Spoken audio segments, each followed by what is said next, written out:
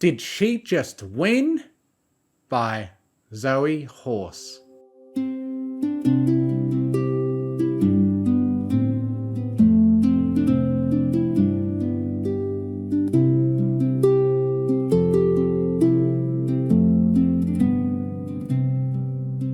In the kingdom of Equestria, Princess Rarity of the House of Bell was strutting among the knights that were about to take part in the grand galloping gauntlet, preparing one to be her champion. The 12 contestants stood firm, faces fixated forward, but eyes lingering on the princess as she passed. Rarity did her best to hide her emotions, yet the tantalizing feeling of power caused the corners of her muzzle to flick upwards occasionally. This was Rarity's favourite time of year. The glamorous princess had stallions, mares and all others falling over themselves to ask for her hoof in marriage. She always declined, claiming that the only way to her heart was by a show of great strength and bravery. It was a lie, of course. Rarity did not intend to marry. She merely enjoyed playing with the hearts of the common folk. The gauntlet was her favourite way to tease those who wished to impress her. Her eyes drifted over the combatants. A grizzled maroon unicorn with a broken horn eyeing her up hungrily. A smug Pegasus with rainbow hair who raised her eyebrows and winked at her. A blank-faced grey earth pony who looked like her gaze could turn the princess to stone. And then there was the yellow one.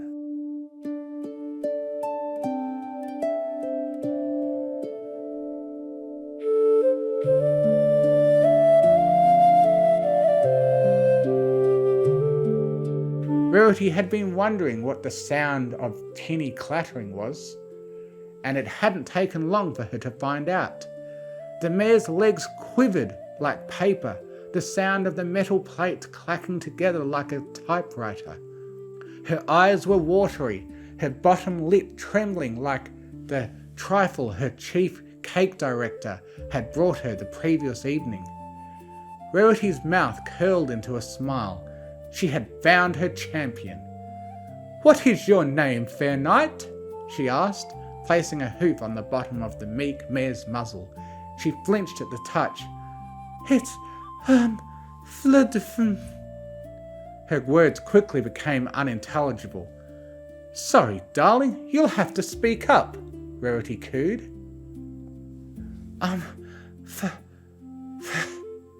The mare squeezed her eyes shut. "Fluttershy." Rarity took her hoop away, her sickly sweet smile in serious danger of turning into a laugh. "That's a lovely name! So, Sir Fluttershy, for which house do you fight?" "Oh, I don't, have a house. I'm fighting for, she mumbled, circling her hoof on the floor. "I'm fighting for you, Your Majesty." Fluttershy's statement pressed into Rarity's side like a gentle tickle from her court jester. "For me?" she exhaled. At that moment, she sounded like she was flattered.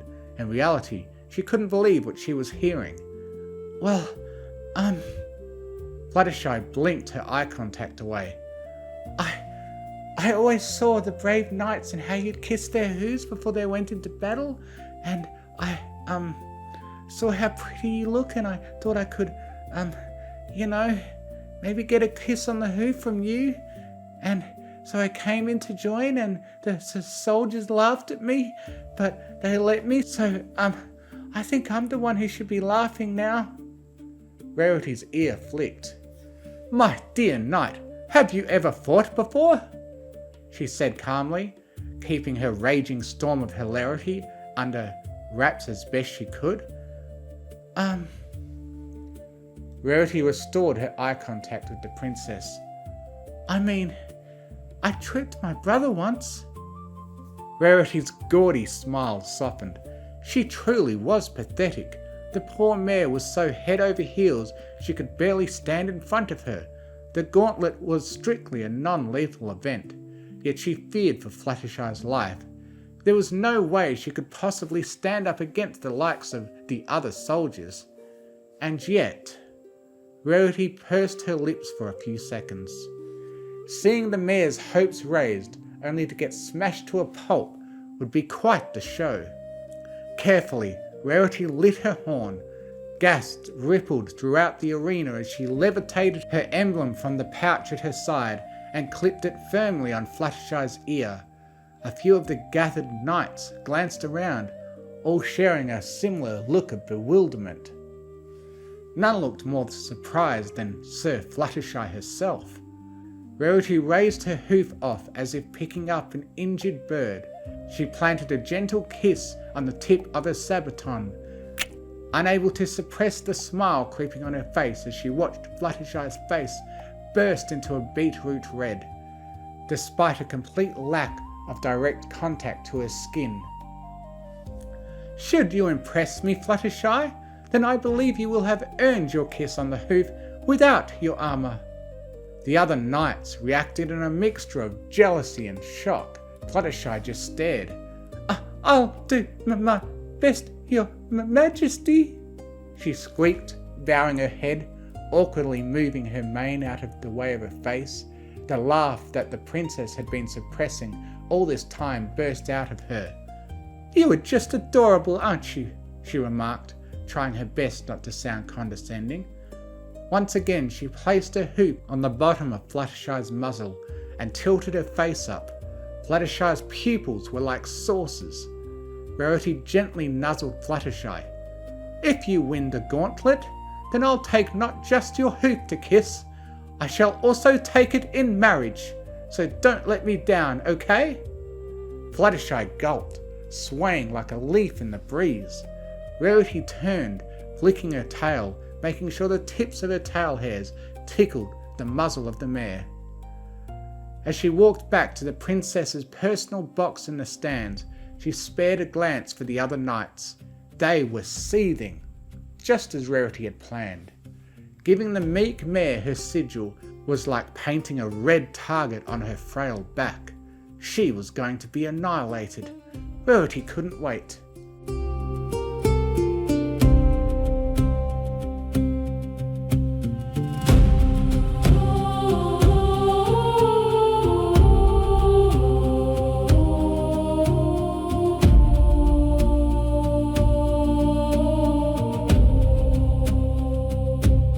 Pinkie Pie, bring me more royal trifles. The gauntlet is almost over. Yes, your highness, 4 servings of my special trifle coming right up. As the High Court jester / royal stew salter / royal cake decorator / royal tax collector bounced out the high box, Rarity laid back in her plush throne. The gauntlet had been even better than Rarity could have hoped. Sir Fluttershy, as expected, had been pathetic.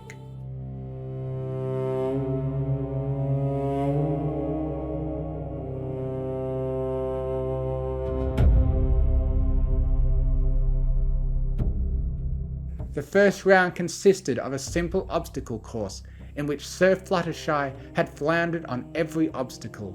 Rarity squealed at every ding, whack, dent and smack she received from the various wooden planks, maces, ropes and traps that hit her as she made her way through the obstacle course like a fish out of water.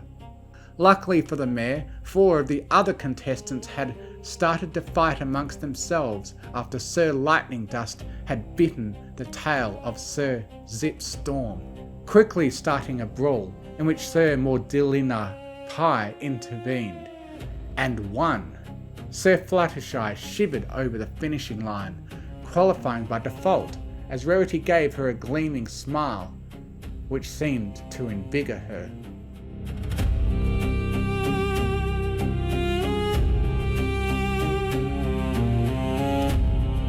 The second round had been a team game of Capture the Flag, in which Fluttershy's partner had been Sir Rainbow Dashthaniel 4. The pair proved to be surprisingly effective together. The vast ego of Dashthaniel drew most opponents' attention, which allowed Fluttershy to dart in and steal the flag, returning it to the base before their enemies knew what was happening. she did not escape without taking some knocks from the foreboding maroon unicorn. Rarity had howled with laughter when the Pegasus was launched from one end of the battlefield to the other. "This is wonderful! Can you believe it, Twilight? She made it all the way to the last round. She must face her teammate in a duel to first blood. Oh, she is going to be pummeled," Rarity squealed, clapping her hooves together like a child excited to meet the birthday jester. "Yes, Your Highness, it sure is wonderful," groaned Twilight, her long-suffering royal advisor.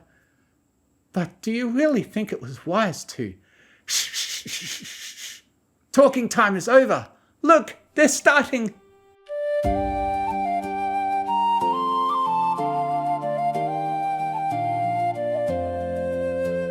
Rarity saw Sir Fluttershy using her wings to place the ill-fitting helmet over her head, which was akin to placing a bowl on an apple.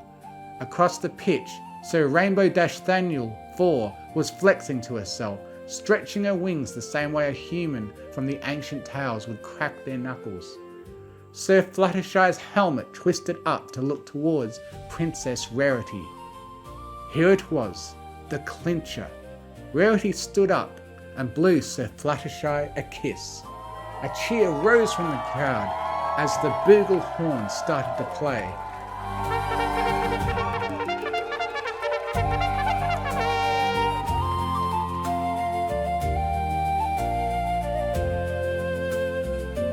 Rarity watched as Sir Fluttershy maintained eye contact for a few moments before turning her head towards Sir Rainbow-Thaniel 4. Rarity was puzzled. Throughout the whole tournament, Fluttershy had been shaking, looking as scared as a dog about to see a veterinary surgeon. But now her body language had shifted, her wings had tightened to her side, and the princess could see her lower her stance. She was really trying, wasn't she? It was so precious. The village girl had no hope against the highly trained Rainbow-Thaniel 4, who came from a long line of Thaniel knights, 3 to be exact. Sir Fluttershy had only reached the final round due to sheer luck. 10, 9,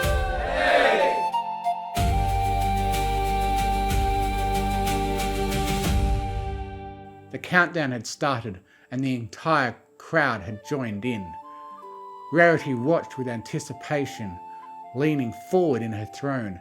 7, 6, 5, 4. Your Highness! Rarity looked around, beaming at Pinkie Pie, who had brought in the aforementioned trifle. Ah, excellent! 3, 2, 1. Rarity rose up from her chair and skipped over to the trifle. Did you remember the red wine? She asked hopefully, the roar of the crowd behind her indicating that the final duel had started. Of course, I always remembered the vanilla sponge you're so fond of, Pinkie Pie confirmed. Excellent! Rarity's hunger drowned out a sudden gasp from the arena as she delicately levitated a large spoon with her horn, dipping deep into the desert. She delicately lifted the spoon through the air and took a bite. The trifle was an explosion of sweet flavour bursting onto her tongue, the cloudy soft texture of the vanilla sponge cake melding with the sweet jelly. My compliments to the chef, she giggled. Your Highness? Not now, Twilight. Now, Pinkie Pie, does this trifle have healing properties? Asked Rarity. I don't think so. Why? Princess! Twilight, I will be with you in a moment, hissed Rarity, not turning to face her assistant as she continued to look expectantly at Pinkie Pie. I wish to feed trifle to Sir Fluttershy after she loses. Give her a tiny hint of sweetness after a bitter loss. Maybe even tease her with the possibility of her participating in... Rarity! Rarity felt Twilight's hoop on her shoulder and she snarled. What? She snapped, twisting her neck around to glare. Twilight gulped and then just pointed to the pitch. It was deadly silent. Rarity blinked a few times and shuffled over to the edge of the box. Sir Rainbow-Thaniel 4 lay on the floor motionless, her wings splayed out and her legs twisted. Sir Fluttershy standing over her like a lion gloating over its prey. Using her wings, she threw her helmet to the floor with a clang and looked up at Princess Rarity, whose jaw was on the floor.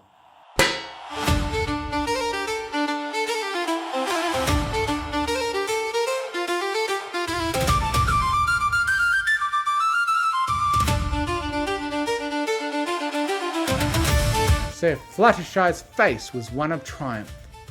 Did Rarity breathed. Did she just win? Behind her, Pinkie Pie squealed. I'll prepare the wedding cake! Extra sprinkles! Wait! Pinkie Pie, wait!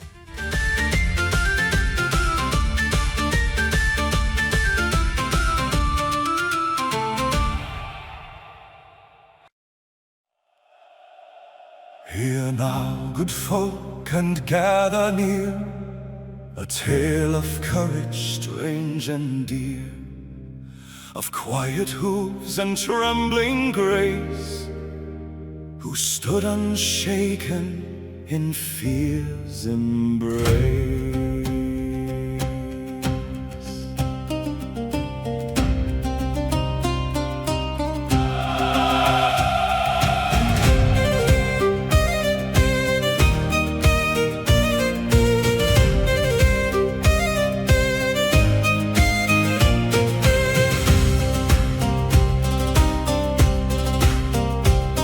In lands where bravest knights would ride, with armor bright and banners wide, there lived a mare so meek, so shy, soft-spoken voice, downcast her eye. No sword she bore, no shield of steel, no thirst for glory on the field. Yet faded calls not just the strong, but those who fear yet still belong.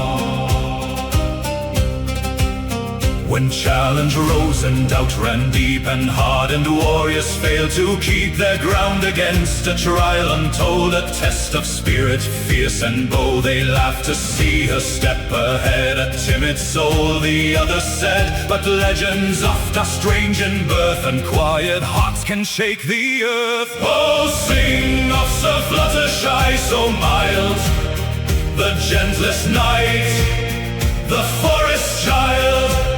No blade, no roar, no battle cry, yet none could match Sir Fluttershy. With kindness as her only shield, she turned the tide upon the field. Let every hall and hearth reply, all hail brave Sir Fluttershy. Where others struck with force and might, she met the dark with softer light. A gaze of care, a voice so true, that stilled what rage and fury grew. For not all wars are won by steel, nor every foe a blade can feel. Some battles yield to hearts that see the good in lost humanity. And so before the watching throng, where all believed that she'd gone wrong, she stood her ground, though knees did shake. For courage is the fear you take and carry forth despite the storm, to break the chain, defy the norm, till silence fell, the trial done, and all bore witness she had won. Oh, sing of Sir Fluttershy so mild, the gentlest knight, the forest child. No blade, no roar, no battle cry, yet none could match Sir Fluttershy. With kindness as her only shield, she turned the tide upon the field. Let every hall and hearth reply, all hail brave Sir Fluttershy. So raise your cups to those unsung, whose strength is quiet on the tongue. For heroes come in forms unknown, and courage need not stand alone. Oh, sing of Sir Fluttershy so mild, the gentlest knight, the forest child.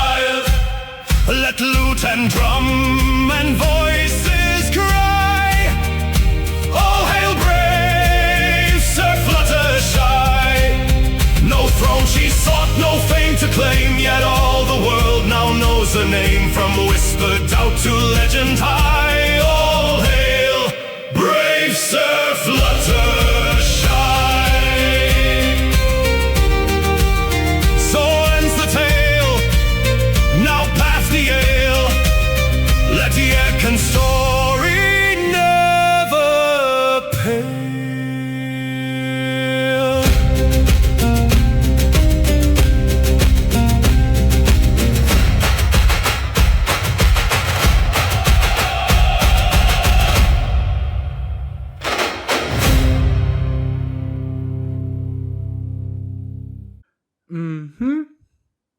By Runic Treetops.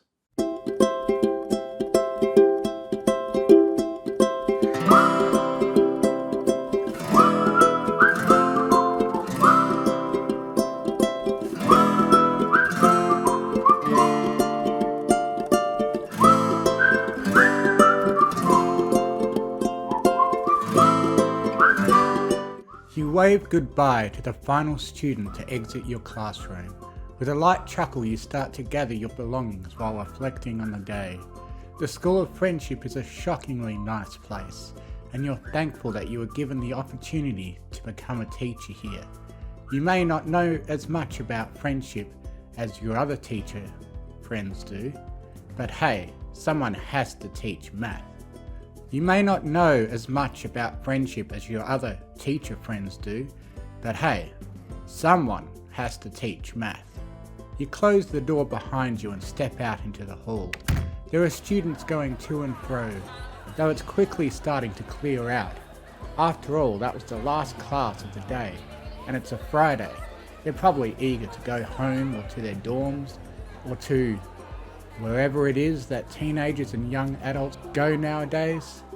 To be honest, you're pretty eager to go home yourself. Your mare friend just moved in with you about a week ago, and you're eager to see her.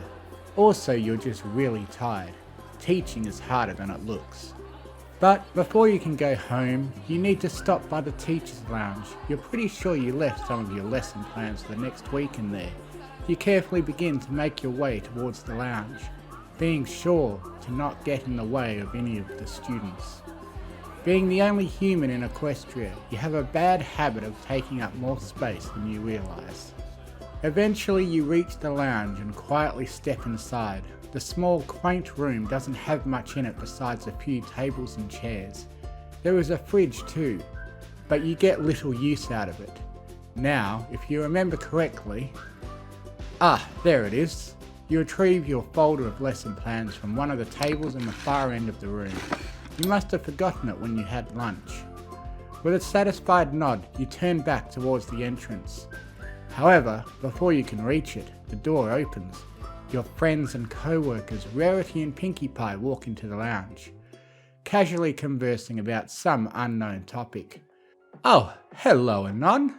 Rarity greets you with her typical politeness and you smile back at her. Hey Rares, hi Pinkie. Nonny, you're never going to believe this! Pinkie zips up to you faster than you can process, the smile on her face so wide she looks like she's about to explode. Guess who I saw on my way here earlier today? I don't know. You know, like every pony in Equestria? Was it Octavia? What? No! Well, I mean, I did see Octavia this morning, but she lives here. Sure, I'm happy to see her, but that's not news, Nonny. You chuckle at your pink friend's antics. In the years that you've been friends with her, you've grown quite used to the way she is. Enlighten me then.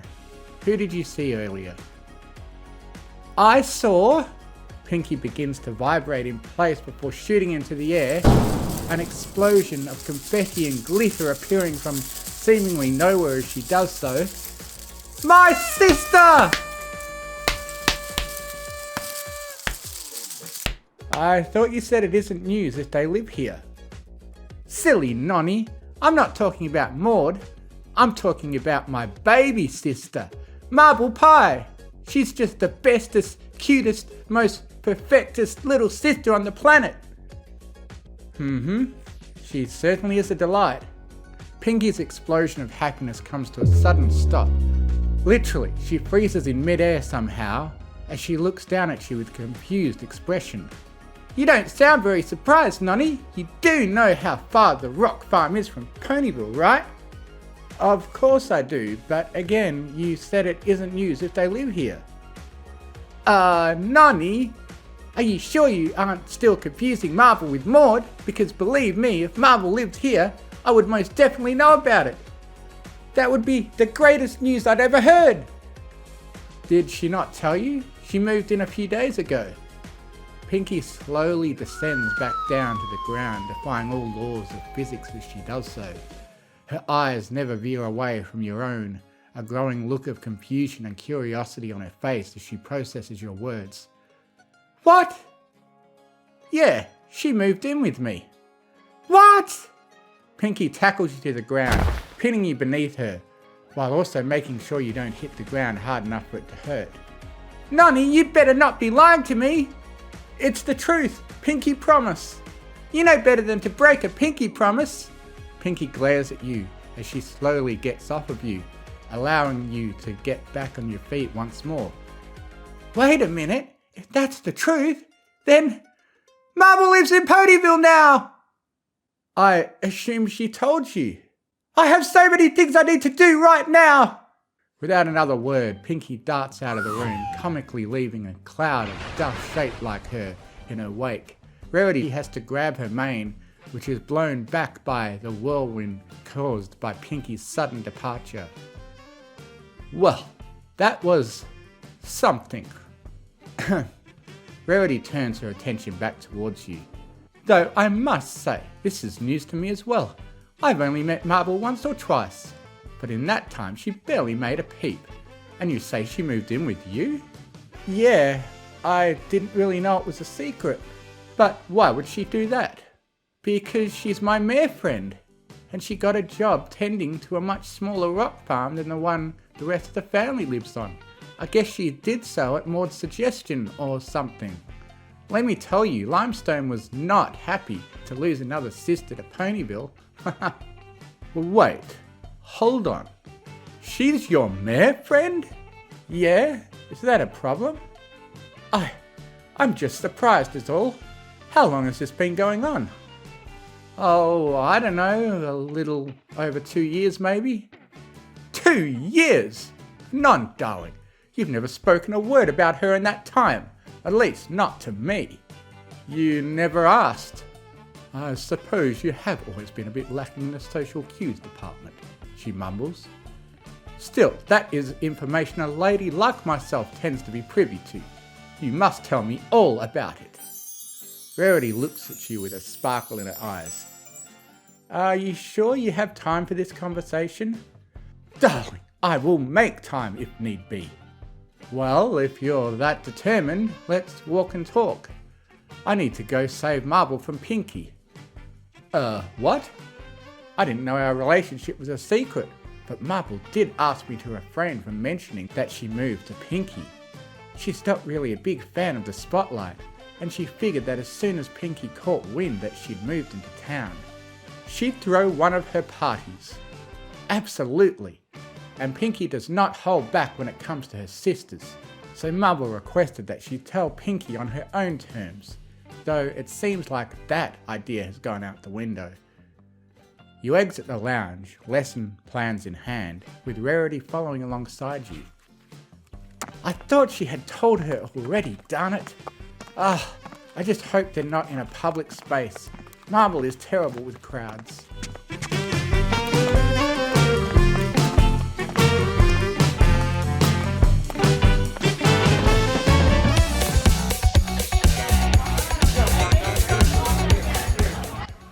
The middle of town, truly the most private of spaces. You and Rarity look around at the area surrounding the Ponyville Town Hall. Sure enough, tables, streamers, banners and every other party essential are strewn all over the place. It's immediately clear that this is a Pinkie Pie party, and the dozens upon dozens of ponies present seem to be having a blast. At least, all do except for one. With a rushed gait, you make your way over to Marvel, who is doing her best to hide behind her mane and blend in as much as possible. She's having a bit of trouble thanks in no part to Pinky proudly showing her off to every random pony that passes by. Have you met Marble? This is my sister Marble Pie, the greatest baby sister in Equestria. In her excitement, she's completely ignorant to how uncomfortable she's making said sister. You and Rarity approach the pair, and immediately upon seeing you, Marble breaks out of Pinky's vice grip and slides up next to you, doing her best, more or less, to use you as a human shield to hide her from the world around her. Hey, Marble? Hi. Did you tell Pinky about me? She saw you this morning, so I assumed you had already told her. I'm really sorry. I should have kept my mouth shut. It's fine, I guess. I just really want to go home. I'll get you out of here as soon as possible, don't worry. Rarity glances between the two of you with a look of complete confusion on her face. Anon, what are you... Hiya, guys! Rarity finds herself getting cut off by Pinkie Pie, excitedly jumping into the conversation, the massive grin on her face making it clear just how enthusiastic she is right now. Nonny, this is Marble Pie, my baby sister! Yes, I know, Pinky. Wait a sec, I know that look! Pinky leans towards Marble, who isn't necessarily cowering away from her sister, but is staying on the defensive so as not to get separated from you. You're uncomfortable right now. What's the matter, Marble? Pinky, I told you I didn't want a big party like this. It's really not a big deal. Not a big deal, Marble. You being here is like the biggest of deals. Though I suppose I could have probably thrown the party somewhere less public. Pinky puts a hoop on her chin and looks around, apparently only having just noticed that this is the worst possible place in town to hold a small party. I'm thankful for the effort, Pinky, but you know I've always preferred the quiet. I didn't know that. I've never gotten a chance to throw you a party outside of the farm. Oh, right. Marble tilts her head down, realising that she hasn't done a great job at really conveying her desires to Pinky, up until now. Pinky looks at her with concern, but you speak before she can. It's alright, Marble. This is just going to be a one-time thing. Marble looks up at you and gives a gentle smile, her face still half covered by her mane. Meanwhile, Rarity finally gets a chance to say something. If I may. I apologise if this sounds rude, but what is happening right now? What do you mean? Well, it sounds like the three of you are having a conversation, but Marble here hasn't said a word yet. She just keeps nodding or shaking her head or mumbling, but you're responding as if she's speaking. Is there some sort of secret code here that I'm missing or something? The three of you look at Rarity with confusion for a second, but said confusion quickly fades as you all begin to laugh out loud. The whole display just makes Rarity even more confused. What? Marble isn't a very vocal mare. It takes a bit of getting used to, but once you've been around her enough, you can understand everything she's trying to convey. You look down at Marble and smile, and she smiles back at you with a slight blush on her face. Isn't that right? Wow, Nonny! Pinky looks at you up and down, with a prideful expression on her face, all the while. And here I thought I was the only pony in town who could speak Marble. It would be difficult for us to be in a relationship if we couldn't communicate, don't you think? Whoa, what? You two are dating? Pinky, I told you she moved in with me earlier. How? When? Where? Why? Pinky begins to nearly hyperventilate, but in standard Pinky fashion, it just gets her going more. Tell me everything! Slow down, Pinky. This isn't an appropriate place for that. Marble blushes again and looks at the ground with a sheepish smile. You could at least tell me how you met. Pinky, you introduced us a few years ago, remember? Oh yeah. We agreed that we felt a sort of kinship then, and we started writing letters to each other for a while after that. It wasn't long before I started going back out to the farm for a visit every now and then, and vice versa. Eventually, Maud discovered a place just outside of town with the perfect conditions for another smaller rock farm, and the next thing we knew, Marble had a perfect opportunity to move in. That's where we are now, I suppose. Darn it, now you're blushing. You love Marble to pieces, but telling others about it feels a little embarrassing. That is so cute! Pinky pulls both of you and Marble into an extremely tight hug. I'm so happy for you! Pinky, too tight? Well, Rarity interjects, I must say, though you aren't exactly a conventional couple, you do look awfully cute together. As Pinky finally lets go, you both find yourselves blushing even harder. Alright, you two, Pinky says with just as much energy as she had all night. I'm not going to be mad if you leave the party early, but I would still recommend checking out the snacks before you go. I made Marble's favourites. Pinky points to a nearby table, which is lined with all sorts of dishes. If you're going to be honest, many of them look completely inedible, but one glance at Marble tells you all you need to know. The poor girl is almost drooling, and her pupils have expanded to take up nearly her entire eyeballs. You chuckle. Don't worry, I'll go with you. Fight off any potential social interactions you aren't ready for, you know? Marble doesn't even say anything in Marble speak. She just nods without ever taking her eyes off the table before practically making a break for it. You can do little but laugh as you and Pinky chase after your mere friend. Rarity stands back and smiles as she watches the chaos unfold.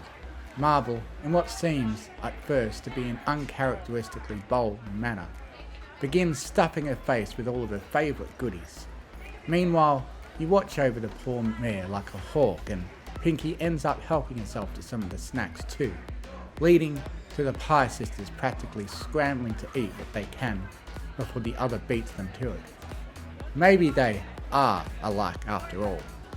Well, Rarity mumbles to herself, strange though they may be, I'm happy for them. She begins to trot away from the party, content to leave the lovebirds and Pinky to their own devices, even if I can only hear half of their conversations.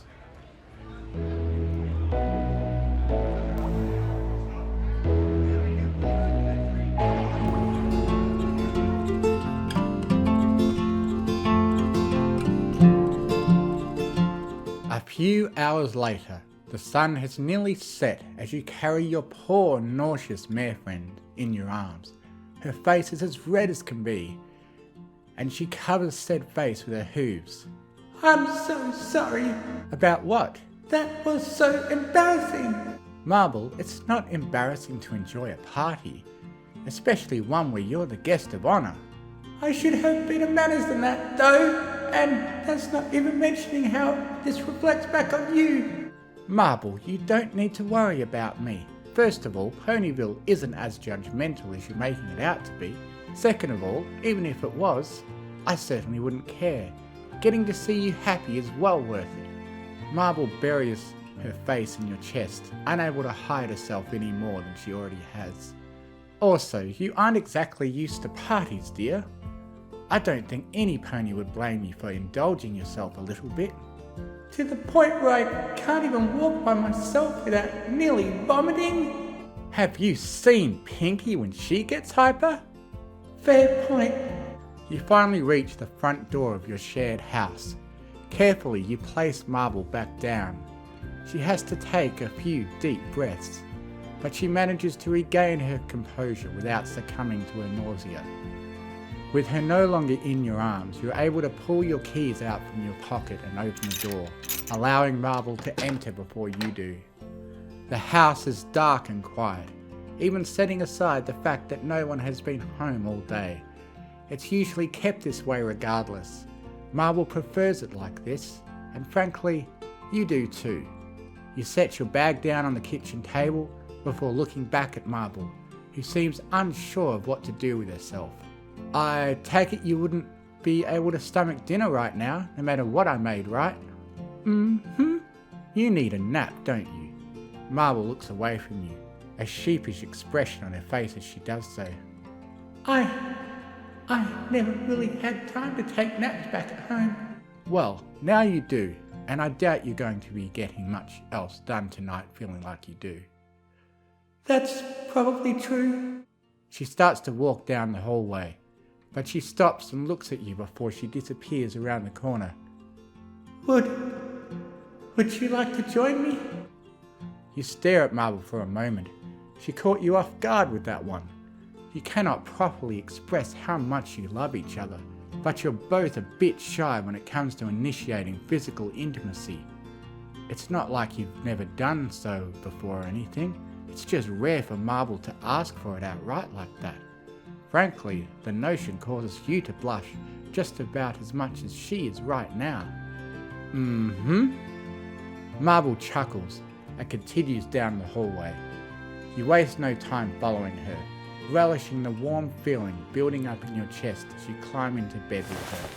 She carefully gets comfortable before reaching out to you, and you happily embrace the grey mare, doing your best to hold her tight, just as she likes it, without upsetting her stomach. Once you're confident that you're both nice and comfortable, you look down at her and smile. She does the same, and you both close your eyes before sharing a quiet, tender kiss. It's true that the two of you make an odd couple in many ways. You couldn't be more different. Plus, most folks wouldn't even be able to tell how you're able to converse in the first place, considering how little is actually said between you. Yet, you can't find it in your heart to care about that. When you love someone this much, there's no need for words.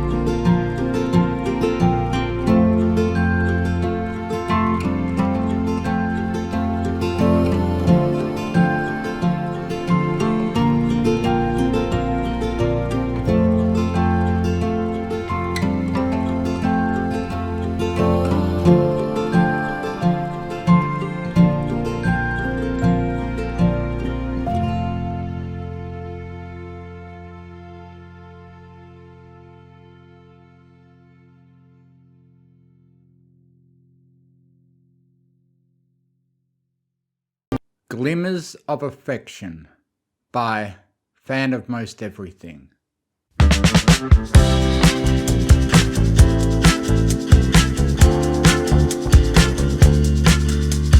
The life-size game of Dragon Pit had been fun. Coming back to the castle after seeing off Sunburst and having to clean up after had been less so.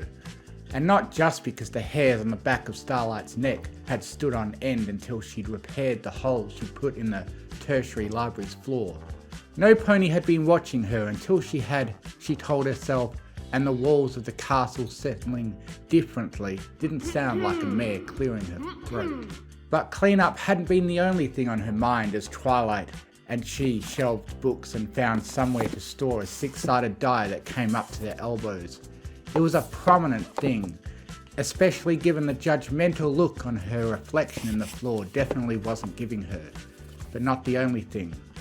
Only as they were dissembling the volcano could Starlight get up enough courage to voice her concern. Twilight, do you have a minute? Twilight beamed as she rolled up the lengths of orange fabric. Of course, how can I help? That hard-won courage faltered as Starlight realised what she would actually say. Okay, going to preface this by asking that you don't get the wrong idea. That got a lopsided smirk. You realise that I'm getting a lot of ideas right now, and most of them are wrong. Consider it fair warning. Starlight steadied her stance, took a deep breath, ran out of ways to stall, and blurted out the question before she could think of any more. How do you know when friendship becomes love?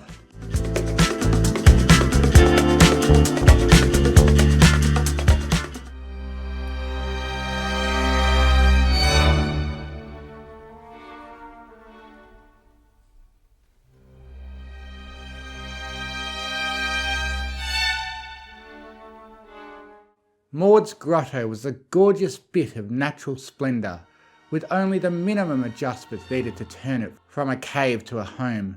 Between the crystals, the mushrooms and the hanging lanterns, it also gave Starlight plenty to focus on other than Maud herself, who hadn't so much as twitched in the minute since Starlight's confession of possible affection. After a few more moments of silence, Starlight's will broke completely. I hope I haven't made things awkward or anything, she blabbed.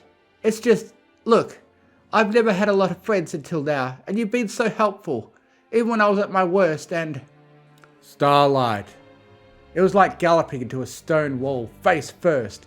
Starlight had never felt more grateful. Yes? She was still learning to read Maud, but she was fairly certain that that was a smile. It's okay.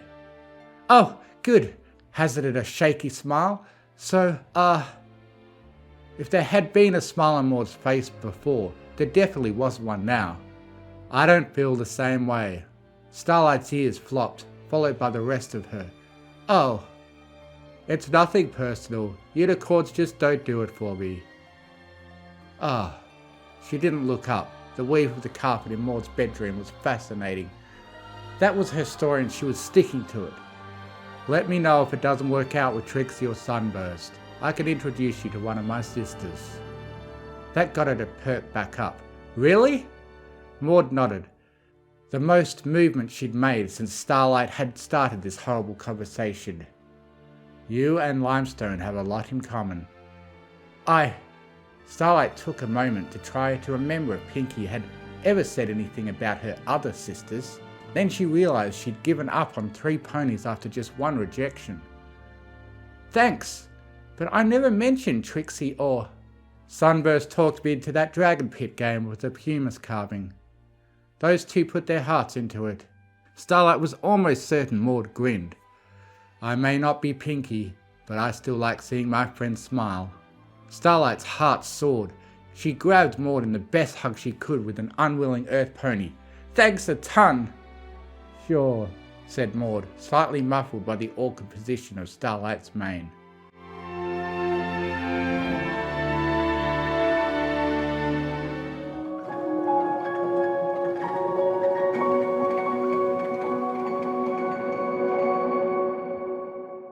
Twilight blinked at the question, moving her mouth soundlessly a few times before shaking her head. I see why you warned me. To be clear, said Starlight, this isn't about you. I assumed as much. Twilight offered a sympathetic smile. Sunburst? Starlight glanced away. Well... A purple wing swept over her withers and gave her a comforting squeeze. I don't think of him as more than a friend if you're worried about that. Thanks, but, well... Starlight pressed her eyes shut and forced out the next sentence. It's not just Sunburst. I've been there. I know it's weird, but... Starlight blinked. Twilight's understanding expression hadn't shifted an inch. Wait, what? Twilight shrugged her free wing. Polyamory is unusual, but it's not completely unheard of. Did you really think I'd disapprove of other ponies making you happy? Starlight cleared her throat and tried not to think about the warmth in her cheeks. That only made the blush worse. It wouldn't be the first time you were shocked by something I thought was perfectly normal. That got Twilight to pull back her wing and give Starlight a flat look. There's a considerable difference between accidentally involving dark magic as a matter of course and feeling affection for more than one pony at a time. She could only shrug. To you, maybe? The resulting face hoof was undercut by Twilight snickering. I'm going to do you a favour and focus on your relationship problem for now.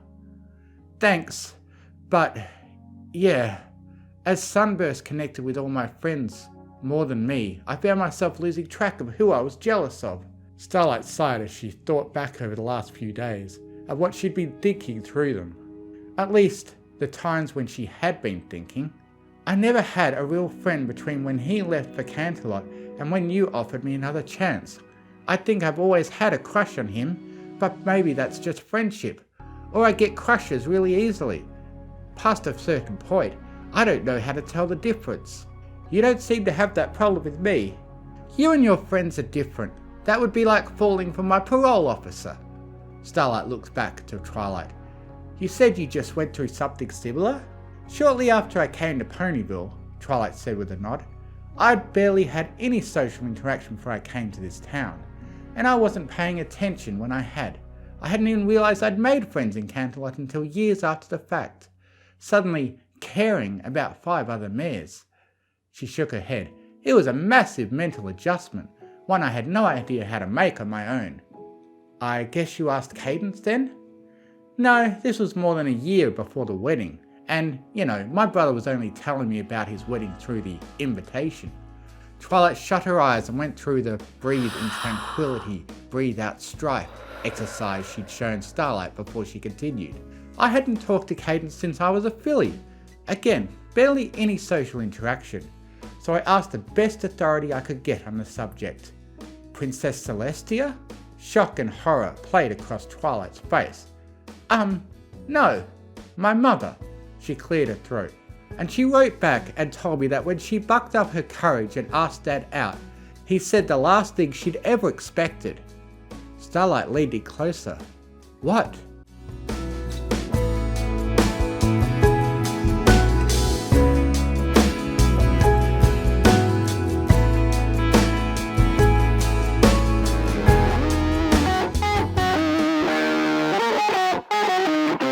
I thought we were already dating.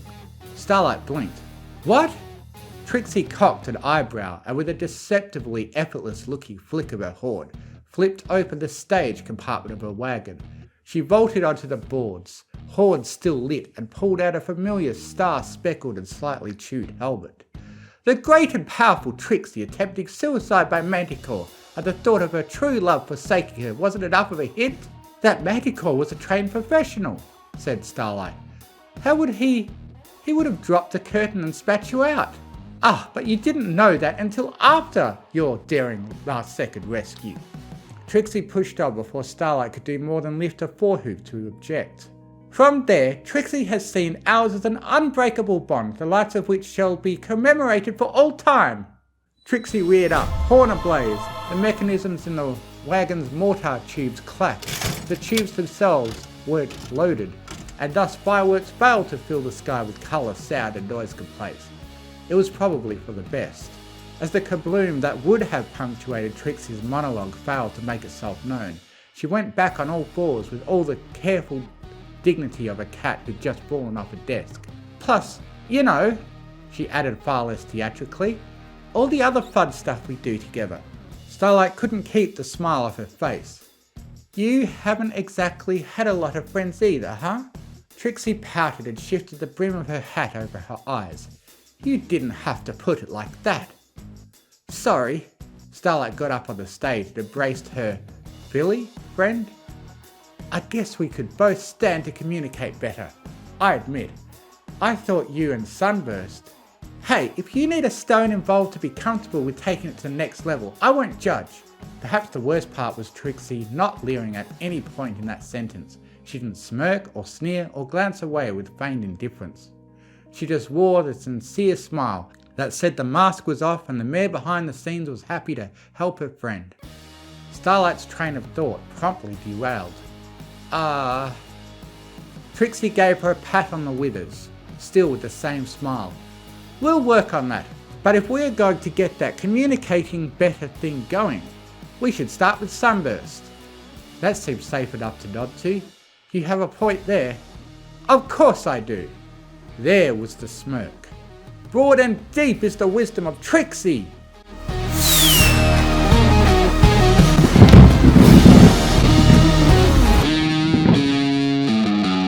As far as Dad was concerned, Twilight continued, the weekly study sessions they'd been having were dates. That is, honestly, exactly what I'd expect from the ponies who raised you.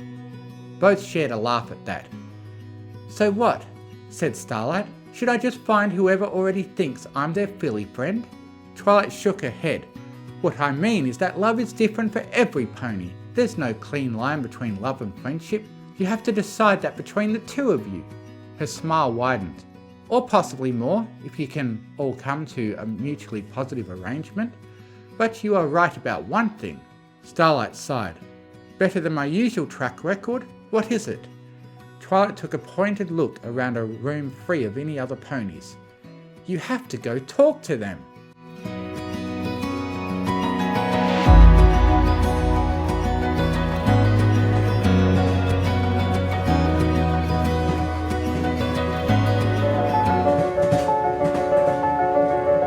The view out of the train was a lot more pleasant when Starlight was actually looking forward to seeing Sunburst, and if she was being totally frank, when the mare sitting next to her wasn't trying to cram alphabetized friendship lessons down her throat. Have you ever been to the Empire? She asked Trixie.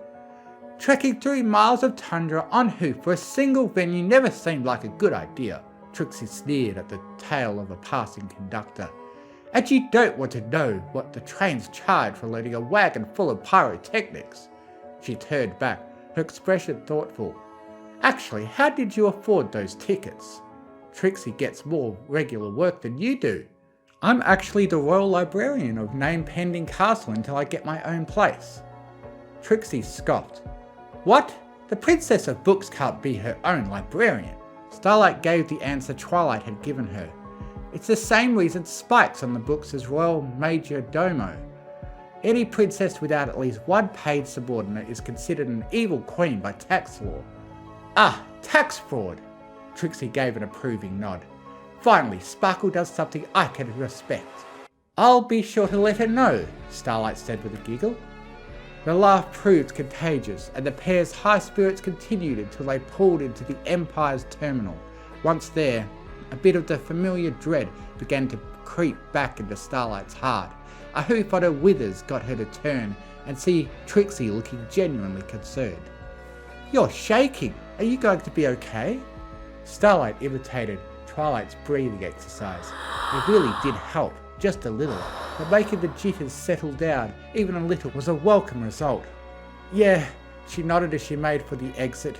Yeah, I can do this. Good. Trixie pressed against Starlight as they moved down the centre aisle of the train car. Just know that I am absolutely prepared to bail you out like we did back at your weird cult village. I don't think that will be necessary, and if it is, I trust you to know. Trixie stumbled to a halt just outside the train. Say that again! Starlight raised an eyebrow. It won't be necessary? No, after that. After a few moments of thought, Starlight hazarded, I trust you? Trixie darted in for a kiss, just a quick peck on the lips, but it was more than Starlight had expected. Likewise, the watery-eyed look of gratitude, as Trixie said, That's the most romantic thing any pony's ever said to me. You're welcome? Starlight gently tugged Trixie away from the train just before the doors closed on her tail. Also, that's very sad. That got a solemn nod. Such is the tragedy of Trixie. The two of them made for the path off the platform, leading to the city proper. As they approached, 3 crystal ponies, one blue as the crystal heart, shining with the light of a nation's love and pushing back the hateful winter that sought to consume it. The crystal princess, literally shining with that same love as new. Especially with given her grinning like Pinkie Pie and prancing like a filly about to meet her favourite pop star. The occasional crackle of magical discharge coming off her body only made fit to burst seem like an even more apt description. Hi. Sunburst stood next to the living beacon of love magic, rubbing the back of his head with a forehoop. The crystal ponies bowed before their ruler. We have brought the crystal as wives, as ordered, your highness, chirped Pink. May you spare us from her wrath, added Anhedral Topaz. Starlight gave Sunburst a look flat enough to level a mountain. The what? He at least had the decency to blush. I, kind of asked for romantic advice.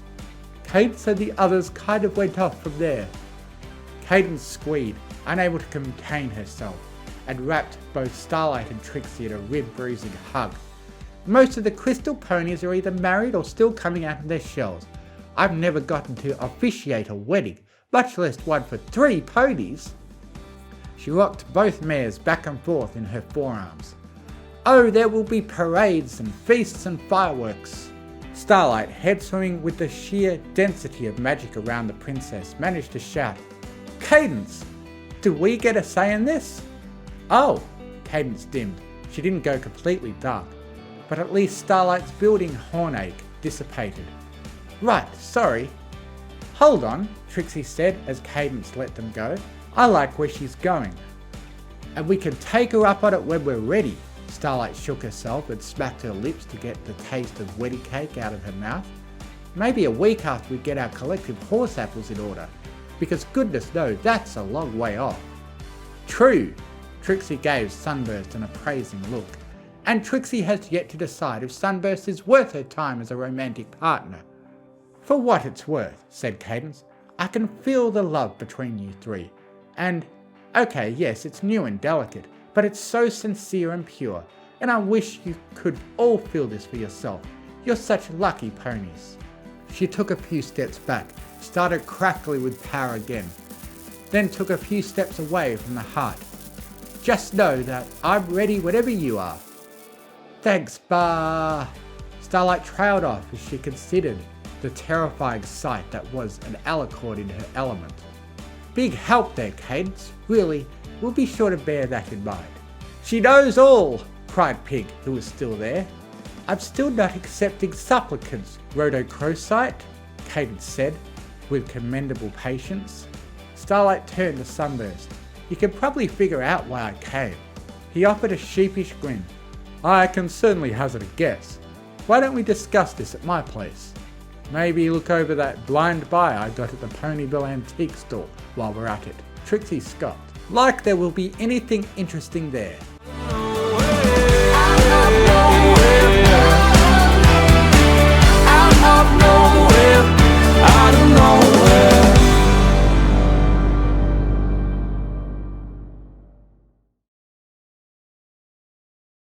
Twilight Sparkle tries to write a Klopfic by Solace. Twilight Sparkle sat at her desk, hunched forwards with a quill rested gently against her chin. She had her mind set to the task, a blank sheet of paper set out in front of her. She knew exactly what she wanted to say, and yet the words just wouldn't come. She tried so many things to get the block to budge, walking around outside, greeting her friends, going to visit Rainbow Dash despite the mayor's protests, even reading some pony else's words, but nothing seemed to work. So now she sat, with so many words and nothing to write. On her last breath she resorted to her last resort, something she promised herself she'd never do: write a Klopfic. The faint niggle of an idea graced Twilight's mind. Her eyes lit and the quill set to motion. It scratched loudly against the rough, sketching out the first words of her grand plan. Clover Frost walked out, and she stopped. The quill lifted up from the page, and she read back through what she'd just written, then quickly scribbled an amendment. Clover Frost, the handsome, walked, scratch that, trudged out through the open snow. A smile spread across Twilight's muzzle. She liked that, but it needed more. She wrote another sentence.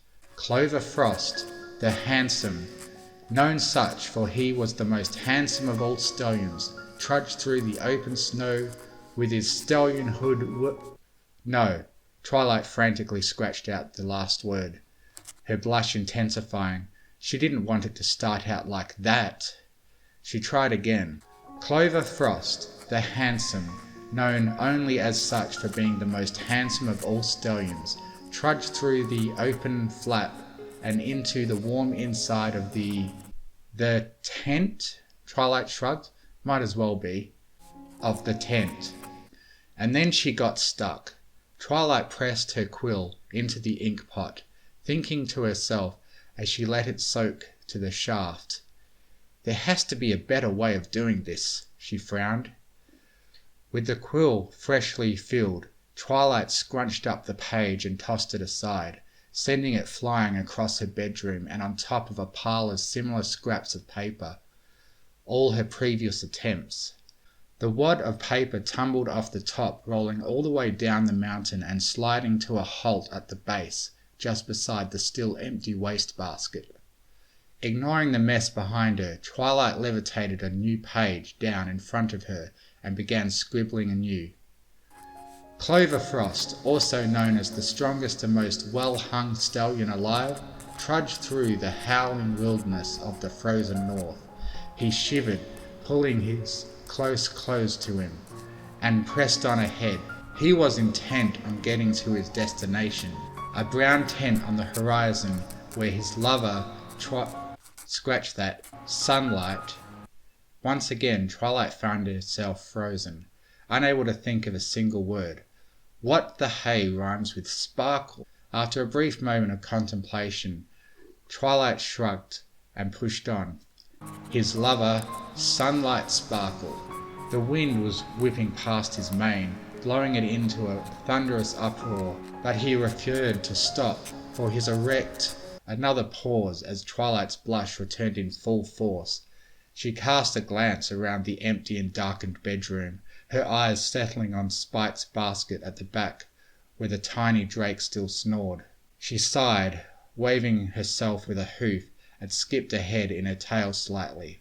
Sunlight Sparkle sat on the edge of her bed, playing with her toys, when her beloved came waltzing into the tent. "My lover!" he proclaimed. Twilight pushed on, intent on making something of this.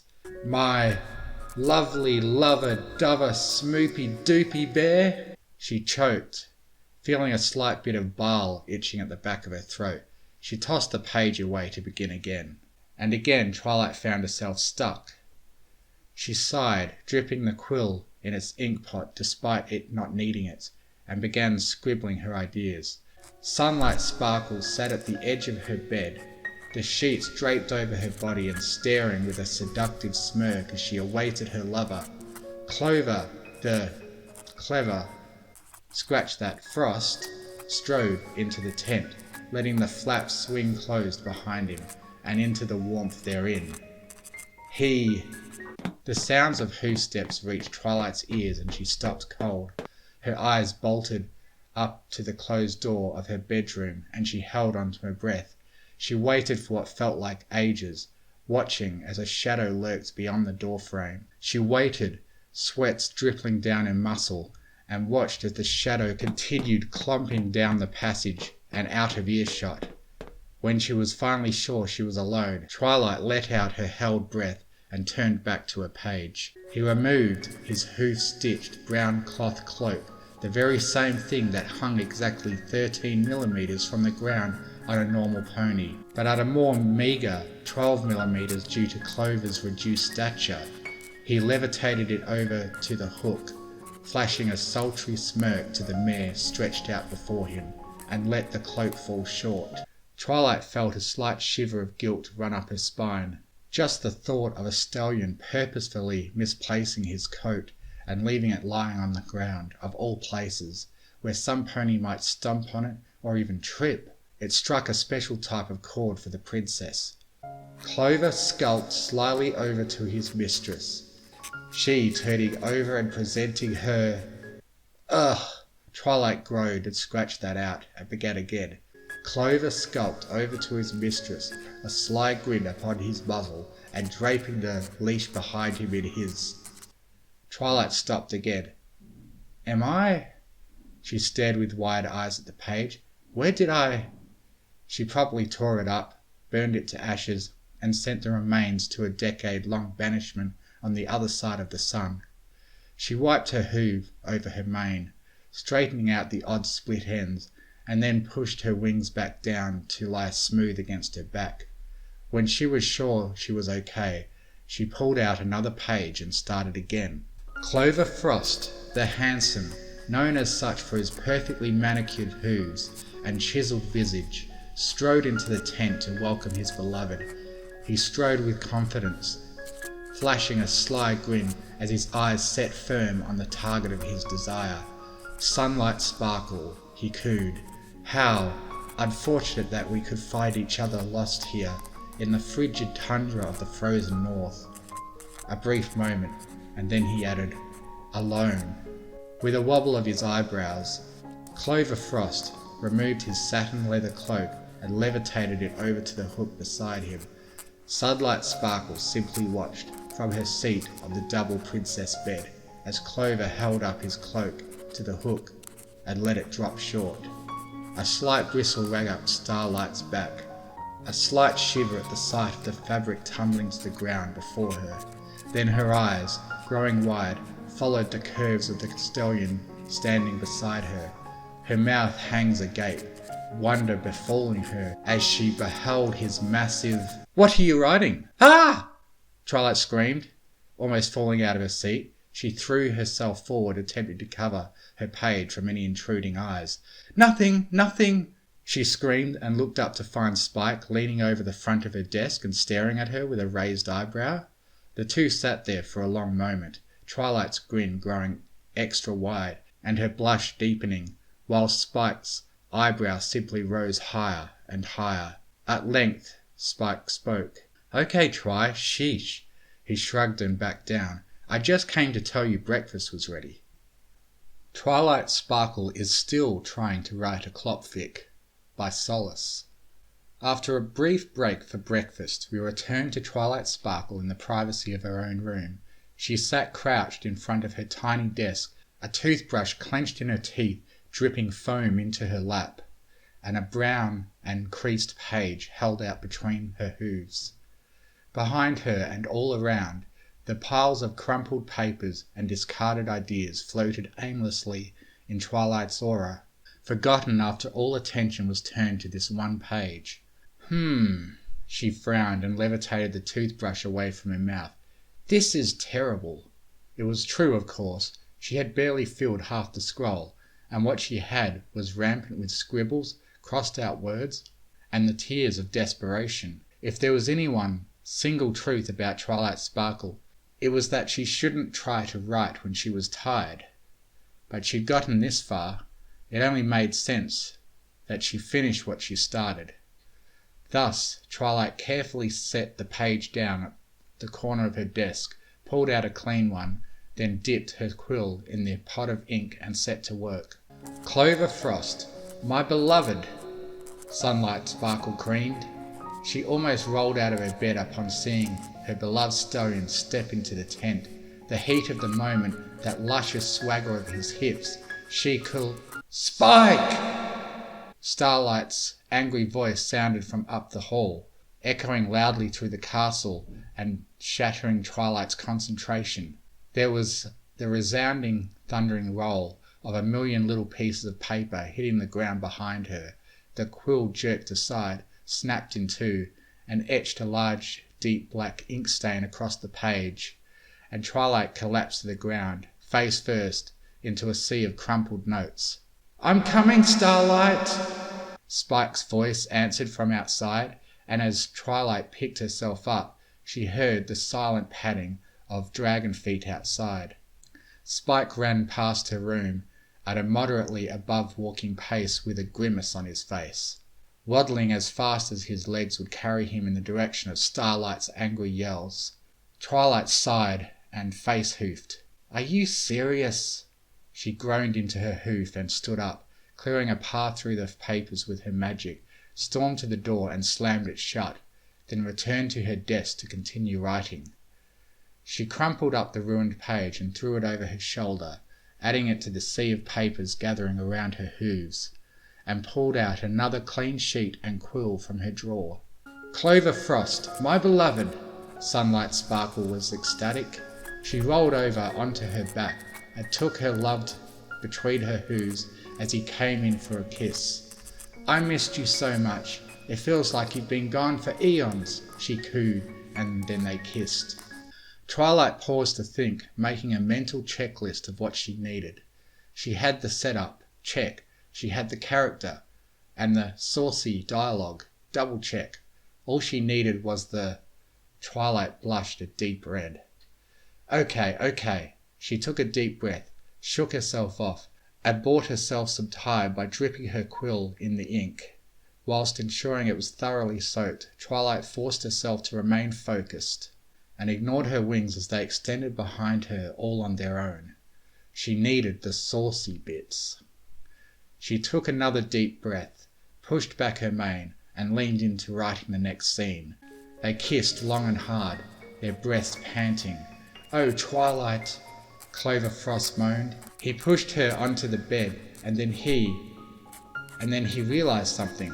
"We can't do this." Clover pushed away, his chiseled chin sparkling the candlelight of the tent.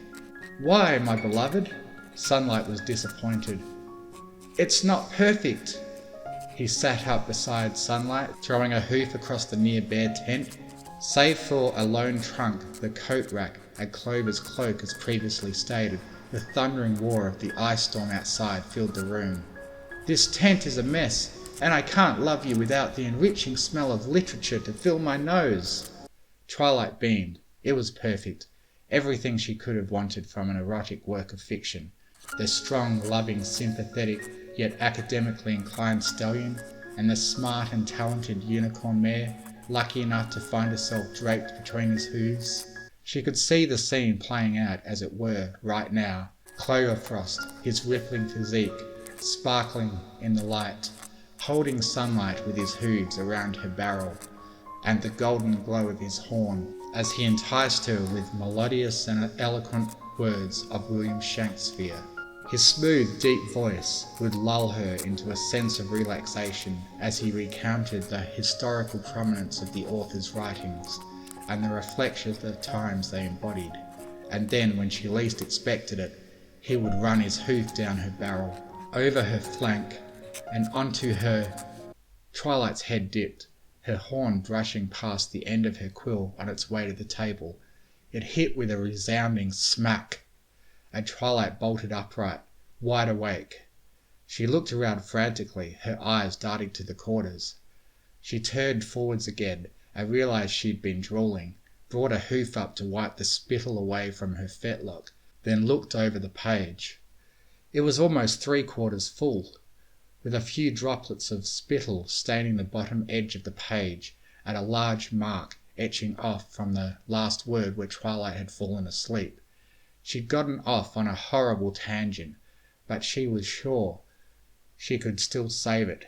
Thus, after wiping away the extra ink and ensure her desk wouldn't be permanently damaged, she leaned back to her work. "Oh, Clover, scratch that. Frost," Sunlight beamed. "Make love to me like Romario did to his beloved." Scratch that. She begged, aching for him. "I will, my bean of sunlight in the twilight, like the millions of stallions who..." Changing her mind, Twilight quickly scratched out the last few words and pulled in her seat to sit more comfortably. Once she was sure she was close enough to the desk that there were no more papers shuffling at her hooves, the quill's movements resumed. "Like a million stallions who could not..." And then they kissed again. And in their flurried motions against each other, Sunlight lit her horn and summoned a frilled silken cotton saddle to wrap around her barrel, the bark straps flapping freely at her sides against Clover's hooves. He leaned into his beloved and... The quill froze, motionless, inches off the page. Twilight's brow furrowed as she fought for the right words. And... still nothing. Twilight clicked her tongue and pulled the quill closer to push against her face. As she thought, her mind had suddenly drawn a blank. She knew what she wanted to do, where the story would go, but she couldn't for the life of her find the right words to describe it. It was like the... "Oh no!" Twilight gasped under her breath and pressed her hooves, came up to press against her forehead. "It can't be!" She groaned into her hooves and began rubbing her temples. She couldn't have writer's block again, and right when it was getting good too. So she had to write something, anything. The quill trembled as Twilight's magic brought it back down to the page. She began racking her brains, trying not to focus on the page, but rather what she was trying to do. And she knew what she had to do, what she wanted, but she just couldn't. And scratched that. Then there was a loud rap on the door, and Twilight's concentration shattered as she spun around, flipping her page face down with a flash of her horn, and looked directly at its handle as she heard mumblings from outside. Two voices argued, muffled by the thick wood. Outside, "Starlight, wait!" Spike's voice yelped suddenly, and something hard collided with the door, making it shudder. There was another bumping, the thud of something rolling to the ground, and the door burst inwards. "I'm sorry, Spike," Starlight shouted over her shoulder, a stack of papers towering above her head as she trotted into the room. "But this can't wait." She waded her way into the sea of crumpled pieces to Twilight's desk, ignoring the princess's preeminent meltdown. "I don't care how busy Twilight is. If you're not going to help me, then I have no choice but to go to her." Twilight was almost knocked aside as the stack of papers levitated up past her and set themselves down with a loud slam in the middle of the desk, rattling it, knocking Twilight's quill to the ground and thoroughly burying her previous work beneath the mountain. "What?" Twilight did a double take, glancing on Starlight, to Spike as he waddled into the room at the back, panting loudly and rubbing a large bump in the middle of his forehead. She turned then to the pile of papers towering in front of her. "What are these?" She levitated a trio from the top of the stack, reading the titles as they drifted past her face. "Equestrian Labour Act of 1405, Mind Control Labour Relations Act of 1309, Equality Inequality Divisions Act of 802? No time to explain." Starlight shook her head, levitated Twilight's quill up from the floor, and shoved it into her face. "I need these documents signed by a princess right away." I told you, Starlight." Spike huffed out of his breath as he ran up beside Starlight, holding up his arms and standing between her and Twilight. "Twilight can't." He wobbled on his feet and leaned against his shins to try to regain his breath. "She doesn't," he huffed. "She doesn't have the authority to. They'd send it to Princess Celestia." "Starlight Glimmer." Twilight shot up from her seat, snatching the quill from her student and staring her down. "I'm not going to do anything until you tell me what's going on. And," she motioned to her desk, "what all of this?" "Please, Twilight," Starlight screamed and threw herself at Twilight's hooves, surprising the princess as she grabbed onto her fetlocks and looking up to her with tears in her eyes. "These are legal documents. If I don't get them signed by a princess right now, I might have to go to jail." "But..." Twilight's eyes went wide, and she glanced to where Spike was, standing beside the desk and looking on with concern. She patted Starlight's mane and grabbed her hoof to pull her up. "Fine," Twilight relented.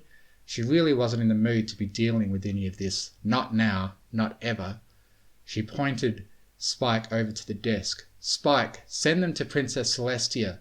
"But..." "No buts." "Okay." Spike sighed and stepped close to the desk. Both Twilight and Starlight moved aside to let him work. Spike stood aside the desk for a short moment, taking deep breaths, until he finally heaved a sigh and blew his flame across the papers. The entire pile immediately went up in flames, a golden magic enveloping them from Spike's side to the far side, and evaporating the pile into golden whips that twisted their way up, out the window, and on their way to Canterlot. With the job done, Starlight relaxed. She squeezed Twilight in a tight hug, thanking her as many times as she could as soon as they were both gone. Alone and left to her own devices, Twilight took a deep breath as she made her way back to her empty desk, brushing the papers across the floor and pulling them neatly into a corner on her way. In a way, she was actually grateful for the interruption. The block was gone, and she was itching with anticipation to continue her writing. She dropped down in her seat, levitated her quill up from the floor, pulled her chair in and went pale, frozen, as she set eyes on her desk.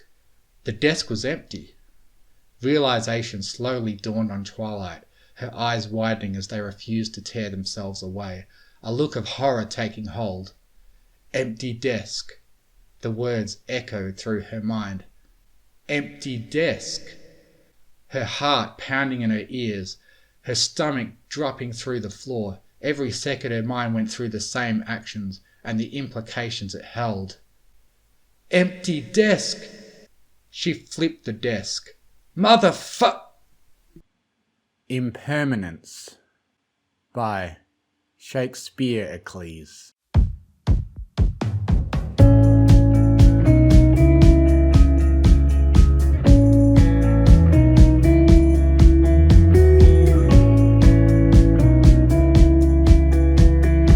It was early in the morning. Drake walked from the royal chambers to greet the dawn. In the dark western sky, Luna's moon slipped below the edge of the heavens. He turned back to face the east. The sky began to glow a deep red, and then orange. It brightened to a yellow, heralding the coming dawn. He turned and ran back inside the luxurious cave, as luxurious as a cave could be. "Dad! Dad! Come on, Dad! We gotta go! Wake up!" he called out, jumping and bounding over his brothers and sisters sleeping about on the floor. "Dad? Dad!" he said, growing frustrated. "Your son is awake," Ember said without opening her eyes. "Before sunrise, he's your son," Spike said. Drake climbed up onto him and nipped his wing, giving it a yank without effect. Drake tumbled away and ran back, trying to headbutt Spike awake. "Dad, you promised," Drake said. Spike opened his eyes and saw his son filling his field of vision. Okay, I'm up, Spike said with a yawn. He and his queen, Ember, each roused from their sleep and walked outside with Drake. Ember was the reigning Dragon Lord, and she had taken Spike as her suitor. They ruled all the dragons and answered to nobody. "Come on, Dad!" Well, almost nobody. "I don't understand why you don't sleep in like the rest of your brothers and sisters," Ember said. "I thought that I'd finally be able to get a full night's rest once I married royalty," Spike said. "But Drake is always up with the sun and makes sure that we are too." Drake sat at the edge of the plateau watching the sky getting brighter. "He reminds you of your Princess Twilight," Ember said, giving him a nudge with her elbow. "Yeah," Spike watched as a sliver of Celestia's sun poked above the horizon with piercing brightness that made his reptilian pupils become thin slits. It had been years since he'd last seen Twilight, or Celestia. Even longer since he'd seen them outside of a foreign relations meeting. And it had been even longer since he'd seen Equestria or any pony else. "Hey!" Ember waved her claws in front of his face. Spike blinked and shook his head, coming back to the present. "Where'd you go?" "Nothing. Nowhere," he said. In the distance, he could see an approaching figure. He recognized the silhouette of her messenger dragon, Mina. "Good morning, my lord," the mauve dragon greeted as she gave a curtsy. "My lady?" "Good morning, Mina," Ember replied. "What news from the west?" Spike asked. Mina made regular trips to Philadelphia to exchange international correspondences. She reached into her bag, retrieving a scroll. "Just the one, sire," she said. Ember reached out to take the scroll. Mina pulled away. "Addressed to Lord Spike, my lady." Spike took the scroll. It was sealed with a stylistic R. It had been decades since he had last seen the symbol, but he recognized it right away. He broke the seal and opened it immediately, reading the contents. He crushed it in his claws and incinerated as soon as he finished. "I need to go back to Equestria. Now!" "What is it? Business or pleasure?" Ember asked. "Neither," Spike said, gritting his teeth. "It's rarity." Ember followed him to the edge of the cliff by the sea. He spread his wings wide, preparing to take off. He looked back at Ember, giving her a kiss farewell. "She's dying!"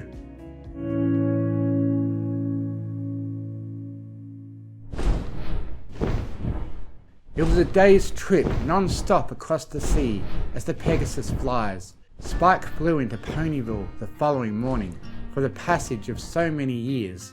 A grand mare now. Beside her, Helping her down was Fluttershy. She hadn't aged a day. Discord's meddling, Spike assumed. Spike! Fluttershy greeted. It's good to see you again. Spike didn't reply. She's upstairs, she said, stepping aside. Even Twilight took a step back to clear his way. Spike slowly walked upstairs to Rarity's bedroom. The stairs creaked beneath his weight, but held strong. Upstairs, her door was slightly ajar. He gave it a gentle push open, poking his head inside. Spike! Rarity whimpered from the bed. Rarity squinted in his direction as he fumbled for her glasses. How did you know it was me? He asked. For someone your size, I don't need to be able to see. I could hear you coming, she said. Celestia's already visited, and Big Mac's been dead for years. It's a little late for him to haunt me. She affixed her glasses and looked at him standing nervously in the hallway. Won't she come in? Spike brushed his crest back a bit and nervously walked in. Please. Rarity motioned to the floor beside her bed. So, he tried, trailing off back into silence. So, here you are, Rarity said. And here I am. How do I look? I want to be ready for my big day tomorrow. Rarity was old, but it would be hard to tell at first glance. Her mane was in curling rollers. It was the same crisp indigo it had always been, but Spike's sensitive dragon nose could smell the chemicals of her hair dye. Her grey roots were nearly indistinguishable from her white coat. Her regular trips to the spa had kept her mostly free of wrinkles, except for the crow's feet at the corners of her eyes. She had been a mare that smiled a lot, but he could see it. The age on her, it was in her eyes. They looked tired. You're beautiful, he said. Liar, I have mirrors, you know, I'm old. You don't look it. I do look old. I feel old. I can feel it in my joints. She winced as she adjusted herself in the bed, but then smiled a little. Not bad for 111. We'll see how you look when you're my age. Rarity, I'm 93, he said. She looked at him. At 93, he was a young adult dragon. He was in the youthful prime of his life. He looked back at her. You're beautiful. Do you really think so? She asked, brushing a couple stray hairs out of her face. You still think that I look beautiful? I said you are beautiful, he said. You always taught me that beauty is in the eye of the beholder, and that true beauty is more than fur deep. You remember that? She asked. Of course, how could I forget? He took a hoof in his hands. I love you. Rarity quickly looked away, blinking back her tears. She wasn't prepared for him to say it so freely. Still? She asked, still facing away. Always, he answered resolutely. She slowly turned back to him. Spike, being a hopeless romantic like this, it's not attractive to carry a flame to some pony for so long, she said. I don't care, he said. I'm not afraid to say it. Have you ever considered how it might feel to hear it? She asked. He didn't know how to respond. She sighed. I wasn't lying when I wrote to you. I'm dying.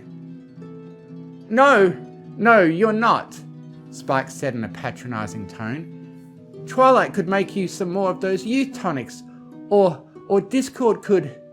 Ray put her hoof up to stop him.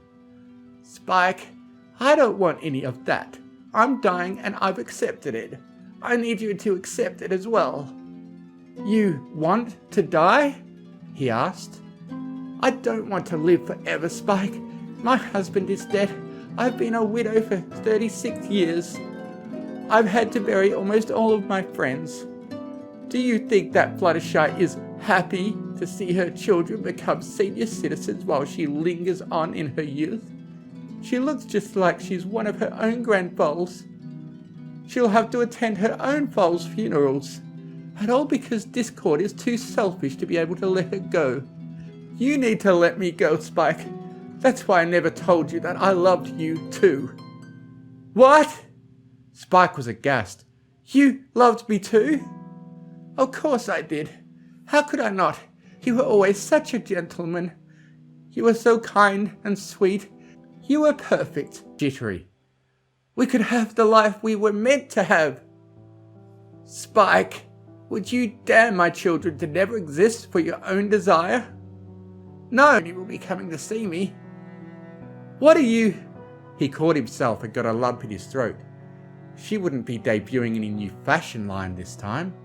The ponies would be coming to see her at her funeral. Rare! I love you! Spike could barely get the words out. Spike, Rarity tried to say, hearing him cry. I'm sorry. Spike, I need you to be strong. When I'm gone, I don't want you to cry. I don't want you to say that you love me.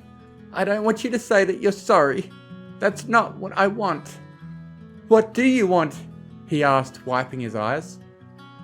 I want you to kiss me. One last time. When I'm gone, I want you to kiss me goodbye. And then I want you to go home to your family and live. I want you to have a good life. I want you to have a fabulous life for me, she said. Spike sat there in silence. Promise me you'll do that. Rarity. Promise me that you'll do that for me, darling. I promise. Thank you, Spike. It means a lot to me that you do that. Rarity laid still for a bit. Spike sat there by her side. Tears ran down his cheeks. He promised that he wouldn't let her see him cry, but she had her sleep mask on now. He cried as quietly as possible. After several minutes, Rarity spoke again. Spike? Yes, Rarity, he said, quickly wiping his eyes. Sing to me. Sing to me that dragon song of yours. You know which one. What? No, it's stupid. Then sing me that stupid dragon song. Please, my love, for me. Yes, my love, Spike croaked out, trying to clear his throat. A dragon is the finest creature ever. There's more to him than just guarding treasure. Be he for a flying ride, or for fighting by your side. A dragon's a companion for now and forever.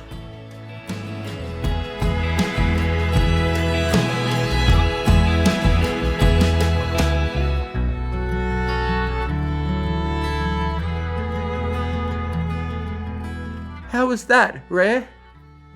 Spike asked after the verse. Rarity? Rarity! She looked so still, one would have thought her asleep were it not for the absence of her chest rising and falling. The realization hit Spike with the force of a train. She was gone! He clenched his eyes, clutched his chest, and quickly turned away. His mouth gaped in a silent scream. He was unable to cry out the long vowels of a wail. Only a few stifled consonants as his throat closed up. For all the pain he felt in his life, all the fights and challenges, falls and crashes, none came close. Nothing compared to the feeling of his heart ripping in half. He breathed at last, in short stifled breaths, but he promised that he wouldn't cry. He'd cried enough tonight. He promised he would be strong. He waited to regain his composure. He would need to go downstairs and bear the bad news. But first, he leaned over the bed, brought himself down to a beautiful face, and he kissed her cheek. I wonder if you'd stay, if you knew the things I've kept away. I wonder what what you'll do?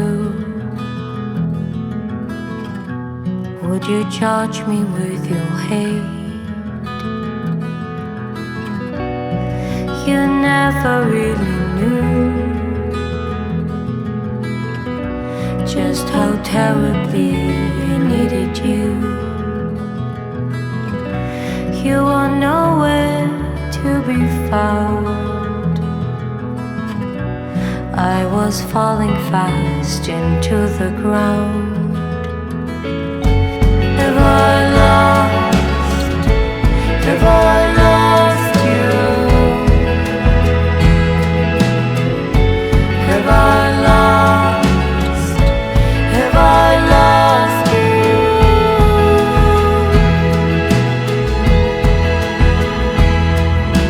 I drank for you and me. Much too much, but not enough, you see. I thought that it's okay, dying slowly just today. Dreaming of a Perfect Gift by And What I See Is Me.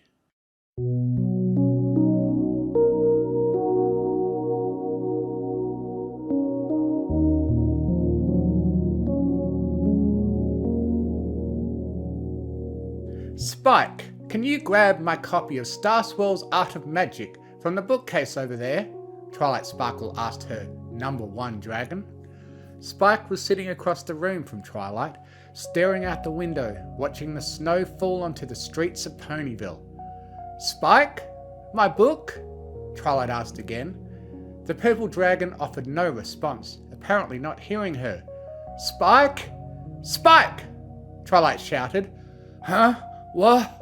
Spike finally responded, aware for the first time that his name was being called.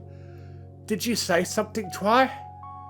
Well, I was asking if you could grab a book for me, but now I'm more concerned with you, she replied. You seem really out of it, Spike. Is everything okay? Huh? Oh, yeah. I guess I just kinda got lost in thought, Spike explained. Sorry. Anything I can help with, she offered. Sometimes the best way to work through a problem is to think it through with a friend. Thanks, Try, but this is sort of personal. I appreciate the offer for help, but I think I need to figure this one out on my own, Spike said. I think maybe I'll just go to bed and try to sleep on it. Maybe I'll think better in the morning. Well, okay, Twilight said, her brow knitted, as she gave Spike a long, concerned look. She knew better than to pry too hard into Spike's personal problems, but it still bothered her to see him look so forlorn. Spike made his way to his room and flopped down onto his bed, burying his face in his pillow.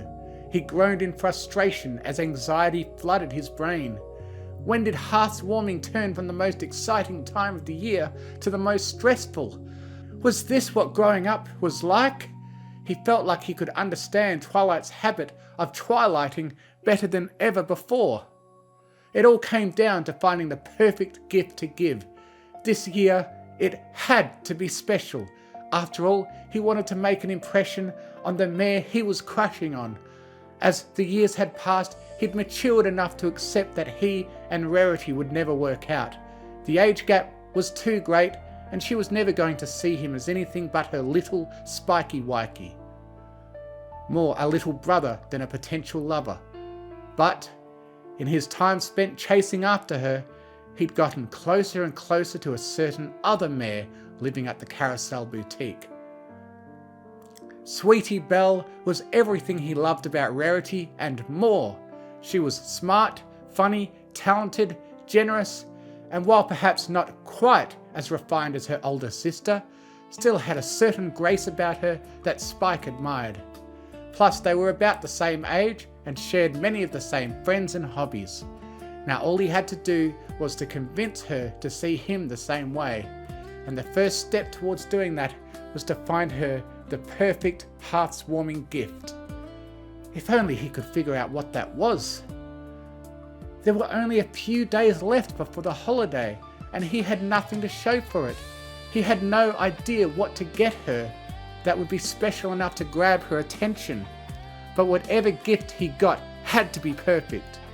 He didn't dare ask Twilight or any of the girls. Sure, they'd probably be better able to recommend what a filly sweet his age might like. Well, most of them at least. Try would probably just recommend books. She always recommended books. But if he let them know he was getting something for Sweetie, and then she ended up rejecting him, he might never hear the end of it. He still got teased about his attraction to Rarity from time to time, and he hadn't seriously courted her since before he got his wings. No, this had to be kept secret from every pony until he could deliver his gift. But keeping it a secret meant that he couldn't ask any of them for help, and not asking for help meant he wouldn't be able to get her the perfect gift. Why did this have to be so hard? Spike rolled over onto his back and stared up at the ceiling. Ideas flashed through his mind, but he rejected every idea he came up as not good enough. He was going in circles trying to think up a gift and not making any actual progress figuring anything out. Maybe what he'd said to Twilight was right after all. A good night's sleep would surely help get his head straight and sort out his ideas. At the very least, it would be a few hours that he wouldn't have to stress out about his gift. That had to be worth something, right? Determined to get some sleep and hopefully wake up with a brilliant idea in mind, he pulled his covers over himself and promptly went to sleep.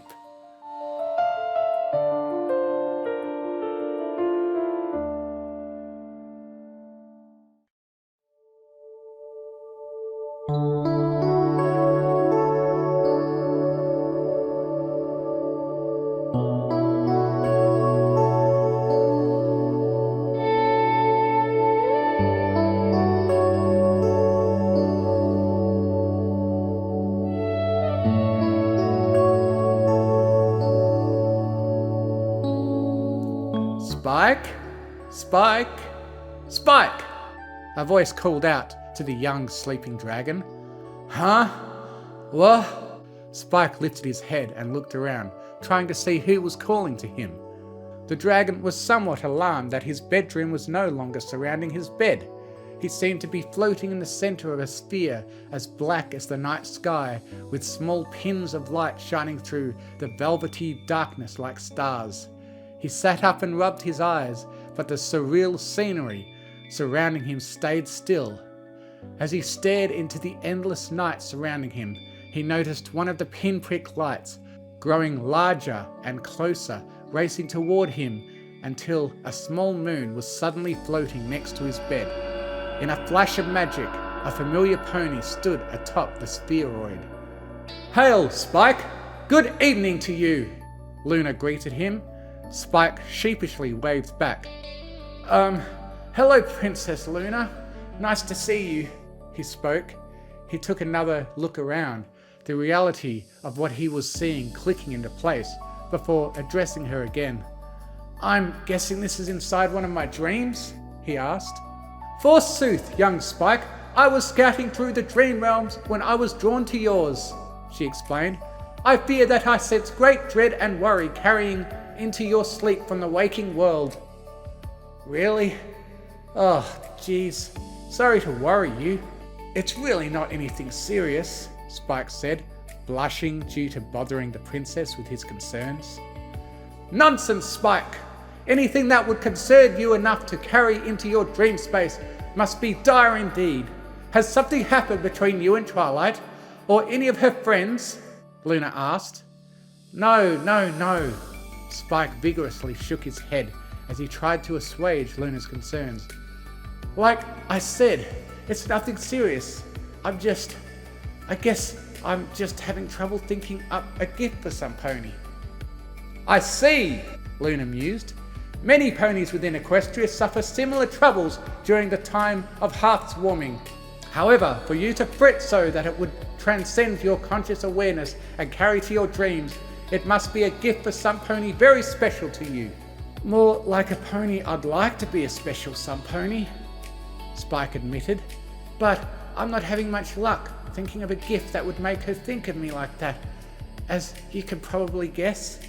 Indeed, Luna murmured.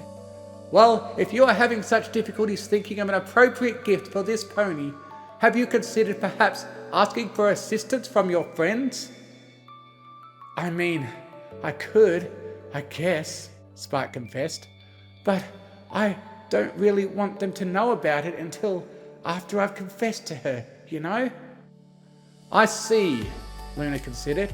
You wish to keep your courtship secret from them until you've deduced whether the mare of your fancy reciprocates your feelings. Yeah, I guess, Spike replied. Well then, perhaps you might confide in me the identity of this secret some pony of your desire, that I might offer counsel in secret from them, Luna suggested. I don't know, Spike said. Worry not, young Spike. I swear upon the moon itself that your secret will be safe with me. May it fall from the sky and crash the earth beneath its might should I ever prove false, Luna proclaimed. That, seems a bit extreme, Spike observed. But I get the point. I guess I can trust you with who it is, if you agree to help me think of a gift. Of course I shall aid you as best I can, Spike, Luna assured him. After all, although I admit it has been some time, I too was once a young filly. I'm certain I can offer ideas that you will find satisfactory to your quandary.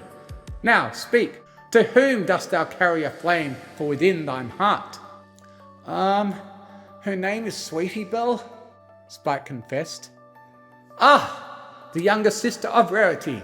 I am well acquainted with the young filly, and find the idea of your union with her most compelling, Luna exclaimed excitedly. Thanks, but can we maybe just stick to the gift ideas and not talk about unions so much yet? Spike requested, blushing profusely. Ah, of course. No sense speaking of galloping before learning to trot, as they say, Luna agreed. Allow me a moment to ponder on a gift worthy of warming this worthy filly's hearth. Luna closed her eyes and lowered her head in thought, thinking deeply on a gift for Spike to get for Sweetie Belle. Spike watched her silently, desperately optimistic that Princess Luna would be able to solve the issue that had been haunting him for days. Well, perhaps it would be best to keep things simple and traditional, Luna suggested. I admit it is somewhat cliché for a holiday present, but have you considered defeating an enemy of hers in single combat and presenting the beaten body beneath her hearth-warming tree? Spike stared at Luna for a moment, unsure if he was supposed to laugh at her suggestion or not. After watching her face for a moment, he was more than a little horrified to realize that she was being serious. I don't think Sweetie really has any enemies, Your Highness, Spike replied.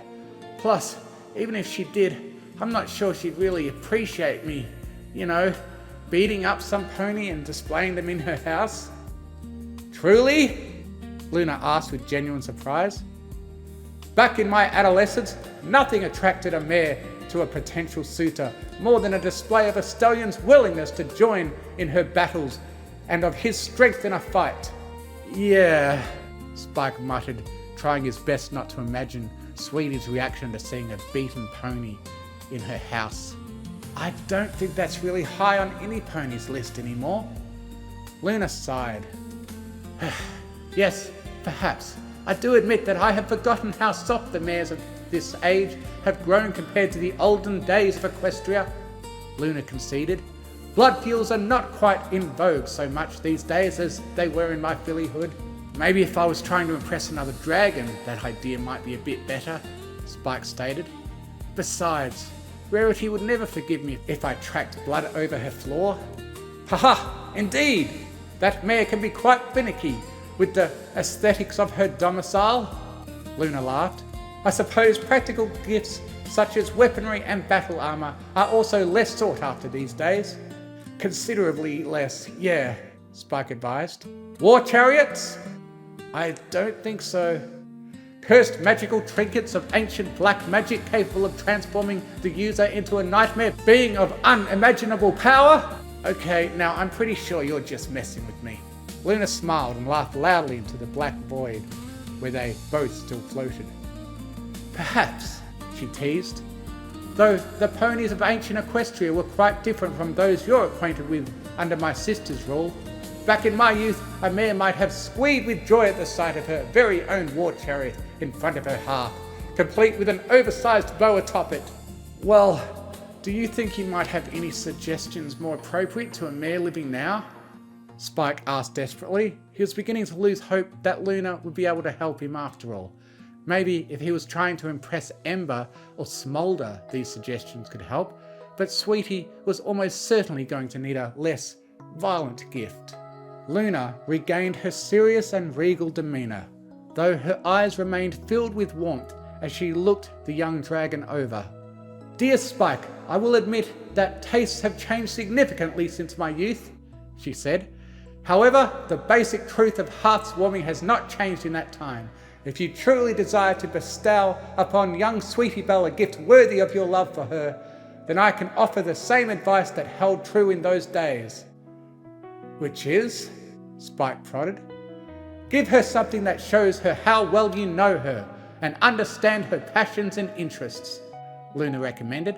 Nothing makes a mare's heart swell with gratitude than to be surprised with a present that she absolutely desires, but never even knew she wanted before it is given.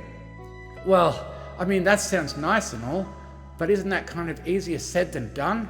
Spike asked, sounding a bit dejected. Is it? Luna asked. Think hard, Spike. If you truly believe yourself worthy of this dear filly's love, then you should be able to come up with such a gift if you think on it for long enough.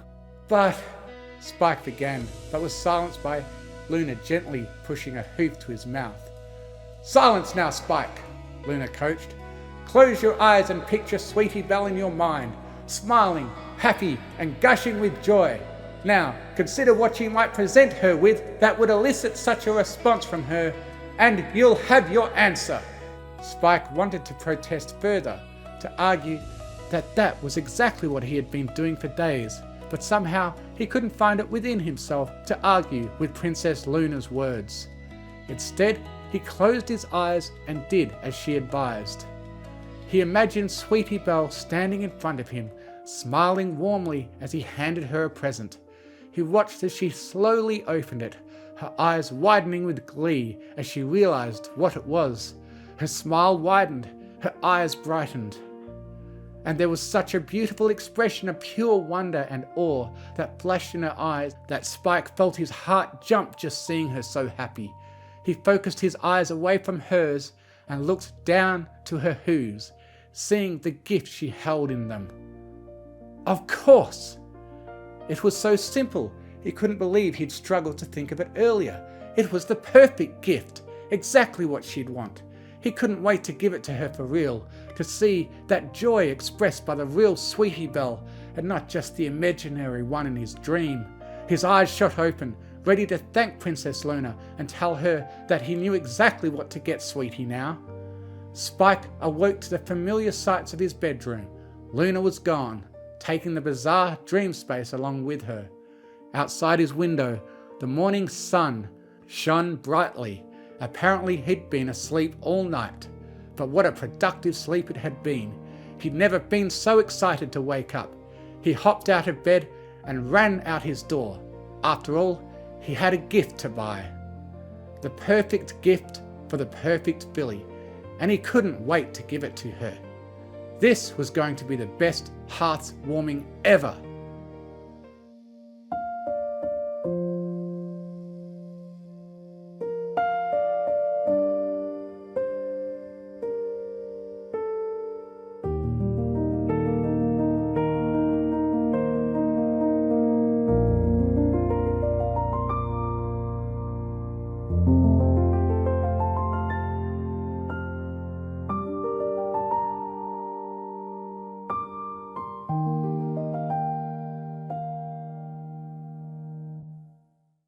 Author's note. This year's Jinglemas I was granted the honour of writing for an author I greatly enjoy, Scarlet Ribbon. I've been beaten by them in enough contests to be very familiar with their work, and so was quite excited for the chance to write something for them. Their exact prompt was for, Spike's crush on Rarity has long passed, but now his sights are set on someone closer to his age and maturity. Now he wants to get Sweetie Belle a heart's-warming present, but doesn't want anyone else to find out about it. The only issue is, he's not even sure what to get for her. Doesn't need to be super sappy, but I'll take super sappy if that is what you want to write. And to be perfectly honest, I may have cheated a bit by A, adding Luna, 2, not really featuring Sweetie Belle much, and 3, not actually revealing what the gift was. I kind of struggled with this one a bit, and in the end used my own experience thinking of what to write as inspiration for Spike thinking of what to get. I didn't get a magic dream visit by a horse princess though. I never actually figured out what gift Spike would get Sweetie Belle, but isn't it more fun for you as the reader to imagine it yourself? Hopefully so. Anyway, hope you all enjoyed the fic, especially you, Scarlett. Happy hearts warming to all.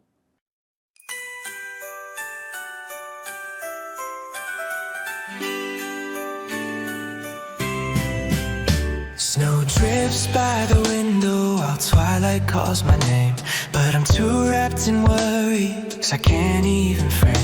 Heart's warming used to sparkle, now it tightens in my chest, because finding the perfect present means giving her my best. Every thought just spirals, every idea falls apart. How do I show Sweetie Belle what I'm holding in my heart? I just want the perfect gift, something she'll remember, something warm enough to carry through the cold of winter. A spark that tells her everything I never said aloud. The perfect heart-warming gift to make Sweetie Belle proud. I flip through every memory, retrace each moment shared, but nothing feels special enough, nothing feels prepared. I can't ask my friends for help, they tease me till next year. So I tuck my secret deeper, mix hope with hidden fear. If growing up means caring more, then maybe this is right. But caring feels like pressure when you're awake all night. I just want the perfect gift, something she'll remember, something warm enough to carry through the cold of winter. A spark that tells her everything I never said aloud. The perfect heart-warming gift to make Sweetie Belle proud. Then the dream world opens and Luna steps inside. Her voice a gentle echo in the starlit tide. Picture her smiling, she whispers, picture her joy. And suddenly I see the answer clear as light. Her eyes bright with wonder, a gift held in her hooves, a vision of Sweetie that makes my whole heart move. Simple, true, brilliant, now everything fits. I finally know what to give her, the perfect gift. I just found the perfect gift, something she'll remember, something shaped by every thought that warmed me through December. A spark that shows her everything I never said aloud. The perfect heart-warming gift that I can give her now. The morning breaks with golden light and I'm already smiling. Whatever happens next with her, at least I'll try. At least I'm sure.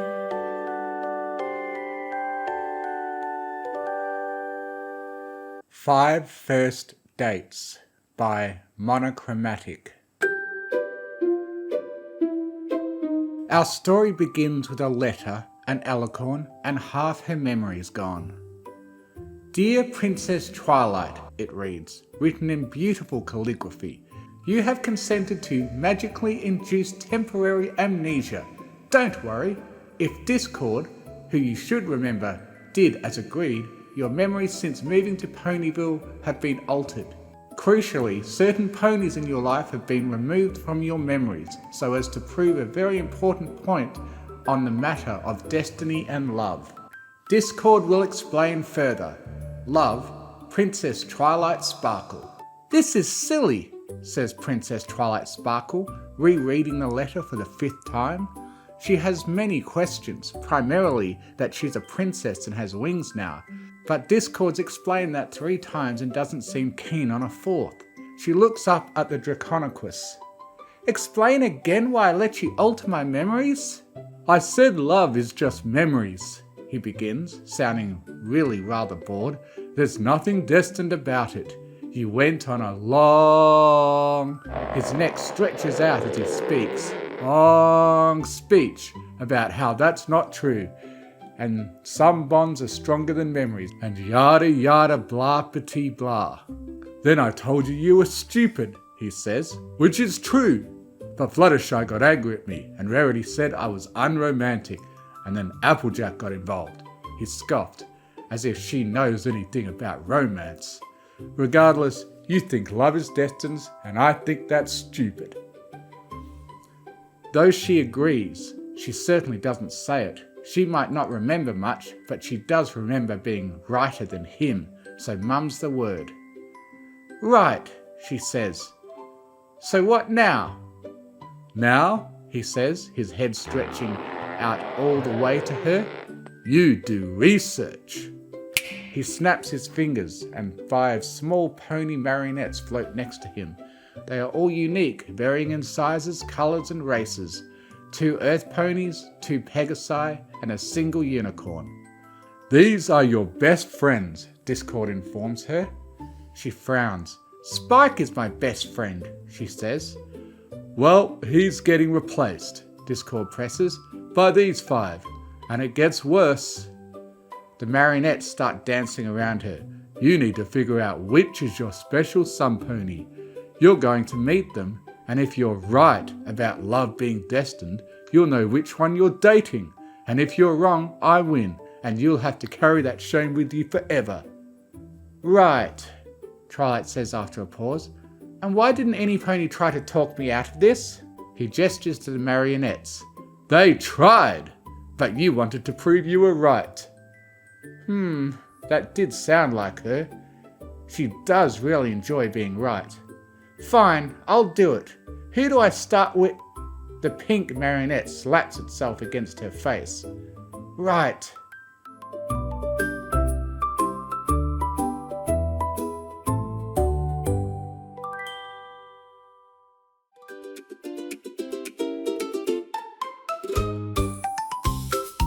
Pinkie Pie, Twilight thinks, is like a particularly sentient and furry pink puffball. She's guiding Twilight to a bakery with mouth-watering treats and morsels as far as the eye can see. And I'm friends with everyone? Asks Twilight, thinking that doesn't sound right at all. Yep, exclaims Pinkie, and that's why you're the princess of friendship. Right, says Twilight, frowning deeply. Are you sure? Yep, Pinkie insists, now leading her down into the basement office. I should know, because I literally know everything about everyone. And I know you're the best at friendship, literally. Twilight frowns. I don't know about that, she insists. I also don't think you can literally know everything about everyone. Pinkie giggles. Yes, I can, silly. Look. She guides Twilight into an office, and Twilight's eyes grow wide as her mouth at the sight of not 1, not 2, but dozens upon dozens of binders inside bookcases, as well as chalkboards and spreadsheets pasted on every wall. What is this? My spreadsheets, Pinkie announced. She takes a binder out and opens it to a very detailed chart on one Lyra Heartstrings. I make sure to learn everything about every pony and then catalogue everything into my binders as per Raggedy Register's archiving method. Twilight's heart skips a beat. Something stirs in her heart. You know Raggedy Register's archiving method? Impossible. Only Celestia and maybe Cadence knows it. Only because it was Twilight's foalhood hyperfixation. Pinkie nods. It's the best cataloguing method. You were super surprised the first time I told you too. And then we spent a whole month redoing it. Twilight blinks. A month?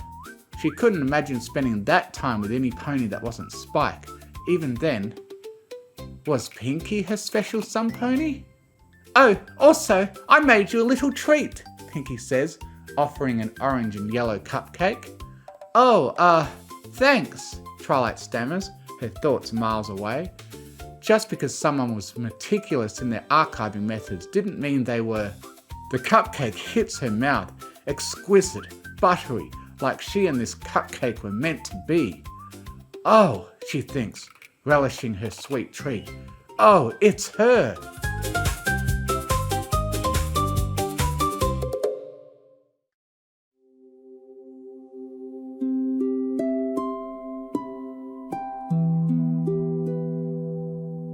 Though Twilight is sure Pinkie Pie is a special sun pony, her researcher instincts dictate that she should evaluate the other options.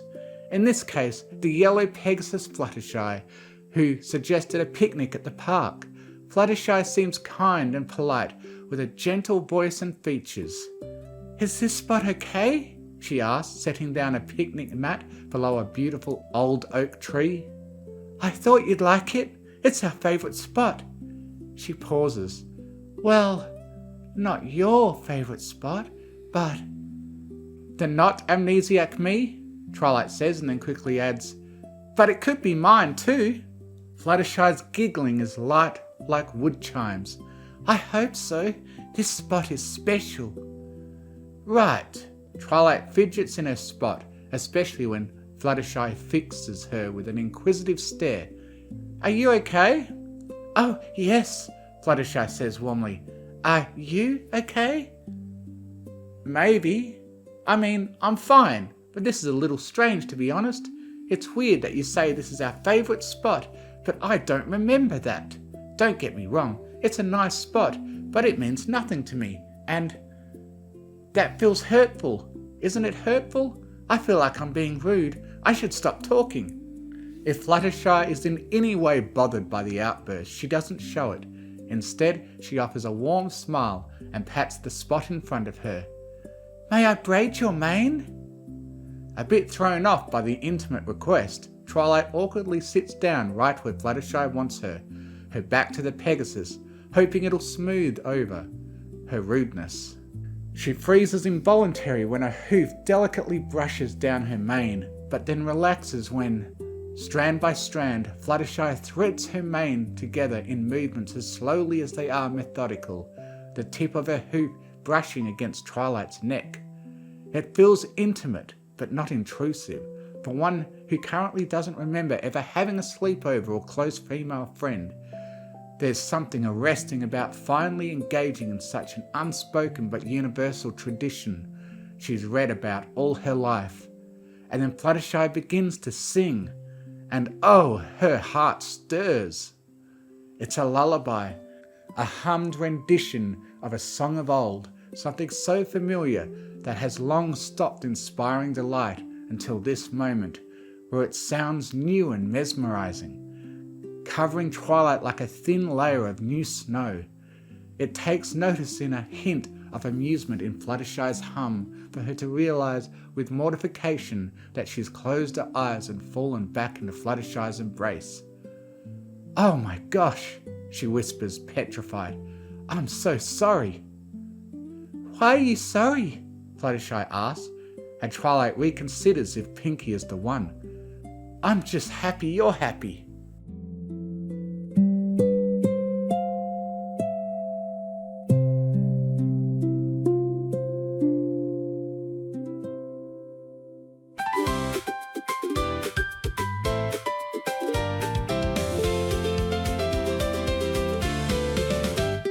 You hanging in okay? Up in the clouds, Rainbow Dash, the Cyan Pegasus, watches as Twilight follows along, deftly navigating her way through. I would have thought I'd forgotten how to fly, Twilight calls out, but I'm doing pretty well. Well, duh! Rainbow turns onto her back, she grins. I taught you, 'cause you'd fly like a pro, memories or not. She realigns herself, aiming for an oncoming mountain. Sweet, we're almost there. I left it all set up. Left what set up? Twilight asks, speeding after Rainbow into an opening in the mountainside. Wait, Rainbow! She follows Rainbow inside the mountain, through dark and damp tunnels, until her breath catches when she arrives at an oasis within a small valley with a lake and a reading nook with bookcases and beanbags. "Oh my gosh!" she breathes as soon as she lands, her wings flapping excitedly at her side. This is... Her next words are a blur as she inspects all the books, rattling through titles and editions, and Rainbow watches her, pleased as punch. "This is even better than the first time I showed you, and we haven't even gotten to the best part." "The best part?" Rainbow rubs the back of her neck.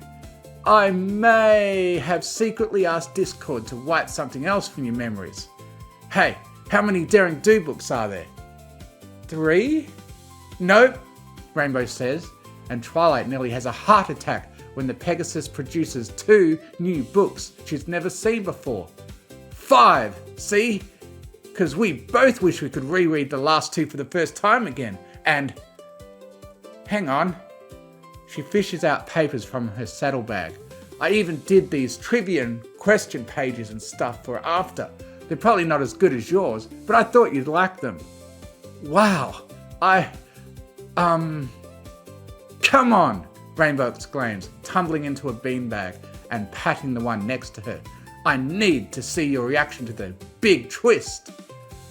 As Twilight takes her place next to the Pegasus, something stirs in her heart and in her mind, because now she really doesn't know who her lover is.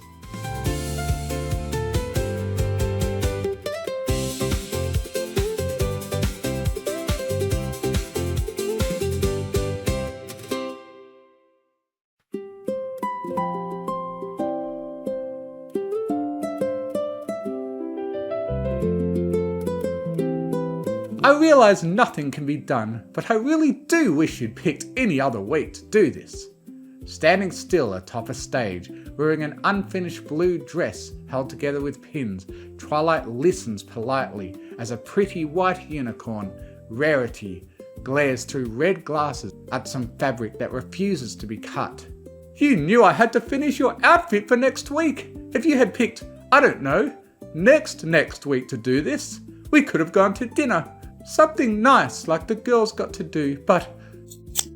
The fabric finally gives in. "A fitting it is. C'est la vie, I suppose." "I'm sorry," Twilight offers meekly. "Why ever so? This isn't your fault." "Well, it is, but you understand." Rarity turns to look at her, the irritation in her voice not matching her fond smile. "Are you alright, dear? Do you need a break?" "No, I'm fine," Twilight promises, braving the stiffness in her legs. "So, what do we usually do during these?" "Chat, mostly," Rarity says, turning her back to the fabrics.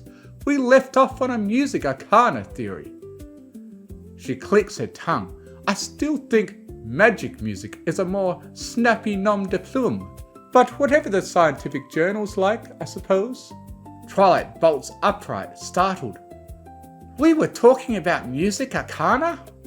"Oh yes, you'd make some notes during your time on the other side of that mirror," Rarity says, "and you were giving particular thought to the metamorphic resonance of it all, and why exactly should someone strumming away in one dimension adopt some of the qualities of their counterpart.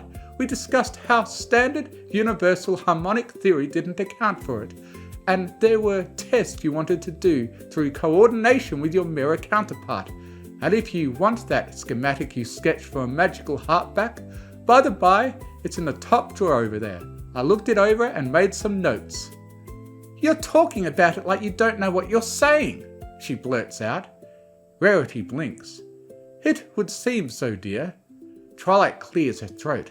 "Sorry, it's just... You care about music arcana?" Rarity hums.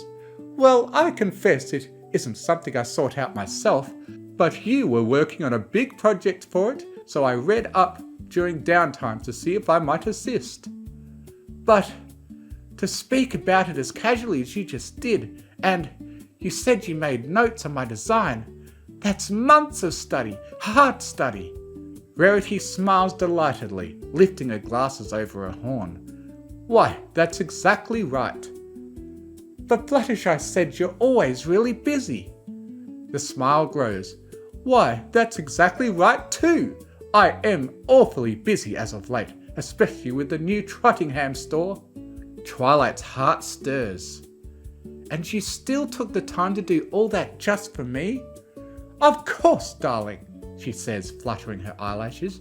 You read all the romance novels I throw at you. It's only fair I read yours.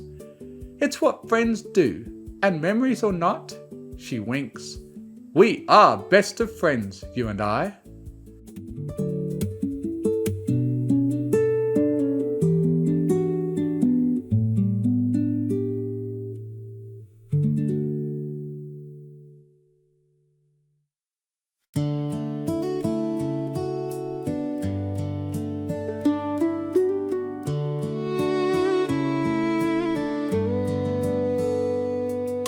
The last is Applejack, whose date so far has been to sit together on a porch swing and watch the sunset.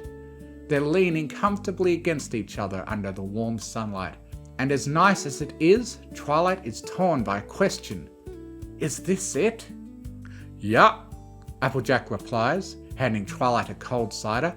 All I planned, first thing I thought of. She hums. Actually, Granny's making dinner for all of us later. But we do that every week, so that ain't real special. Right. Twilight isn't exactly underwhelmed, just surprised, and as far as she can sense it, Applejack continues. This is almighty silly, I think, but you wanted to do it, Sugar Cube, and I don't know if I have to prove a darn thing. Don't matter whether I'm the one or not, she says, watching Twilight from the corner of her eye. I know you always make the right choice in the end, so I trust you to do just that. So, you just didn't plan anything because you think I'm always right? Yup, Applejack says, and then offers an earnest, lopsided grin as she tips her hat. Twilight's heart stirs when she declares, and I reckon I'm always right too.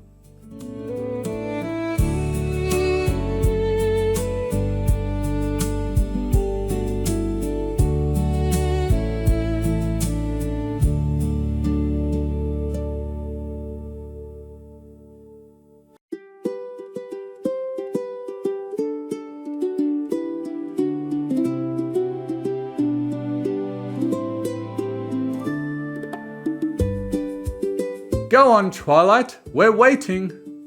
Gathered outside the castle, Discord towers over Twilight, arms crossed. It is deathly quiet, every pony waiting with bated breath for a resolution.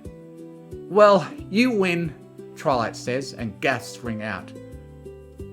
What do you mean, he wins? Rainbow exclaims. I don't know who it is. I have a guess, but there's no way it's right, and if it isn't right, then I just don't know.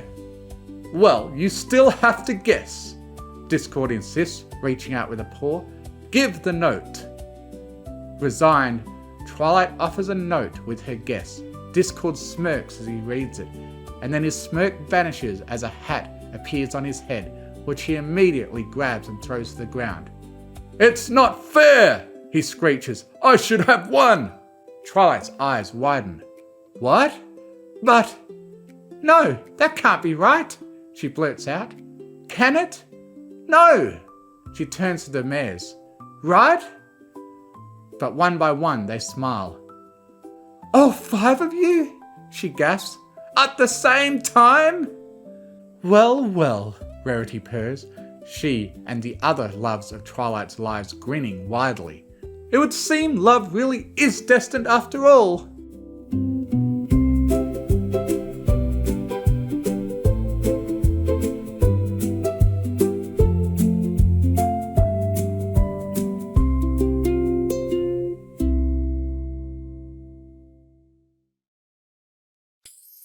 A letter signed by Twilight Sparkle, a past she can't recall, an alicorn with borrowed days, half memories in fall. With Discord's game and daring claim, 5 hearts upon the line. If love is more than memory, the truth she'll have to find. With pinkie pie and sugared halls where laughter fills the air, her binder stacked with every fact, a world of love and care. A cupcake spark, a perfect bite, a joy she can't deny. Is Pinkie hopeful, questioning side.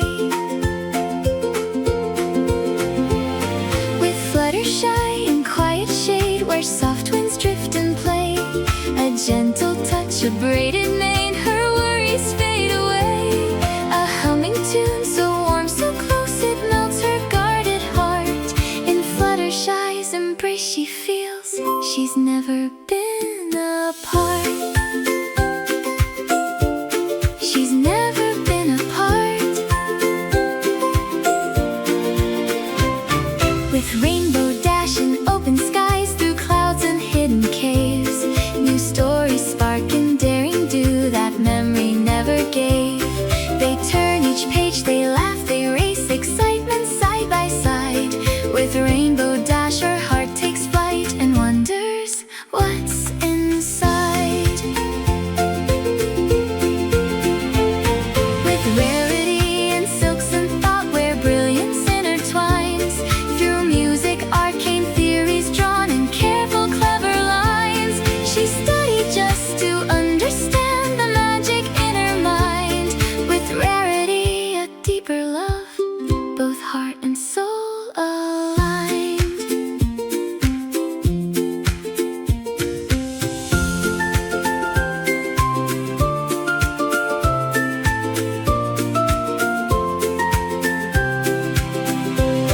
With Applejack at setting sun on sweet Apple Acres view, no grand display, just cider shared, a trust so strong and true. I know you'll choose what's right, she says, no doubt within her gaze. With Applejack a steady love that time could never fade. Somewhere past the missing days, beyond what minds can see, twilight sparkles, heart still finds what shapes her destiny. With Pinkie Pie, Fluttershy, Rainbow Dash beside, with Rarity and Applejack, her truth she cannot hide. Discord's laughter fades away, the answer clear and true. Not one but 5 great loves she holds, each bond forever new.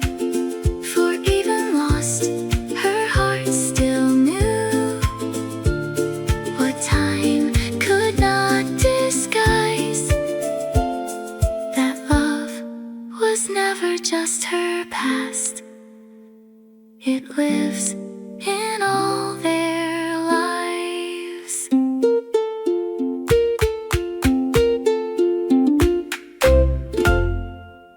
You Comfort Fluttershy by Little Owl. 1:21. 1:22.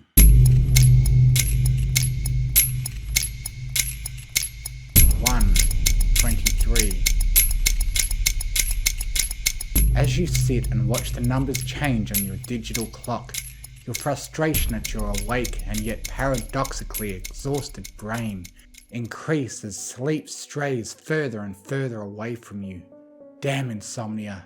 It was something you've had all your life, but recently was becoming a major issue. Initially you think that it won't be a problem as you close your eyes, to take joy from the simple pleasure of having your mind completely shut off from the world, ready to be full of beans and raring to tackle the morning ahead. That's when the minutes start to tick by, about 10 or 15 to be exact, before you realise that you aren't asleep.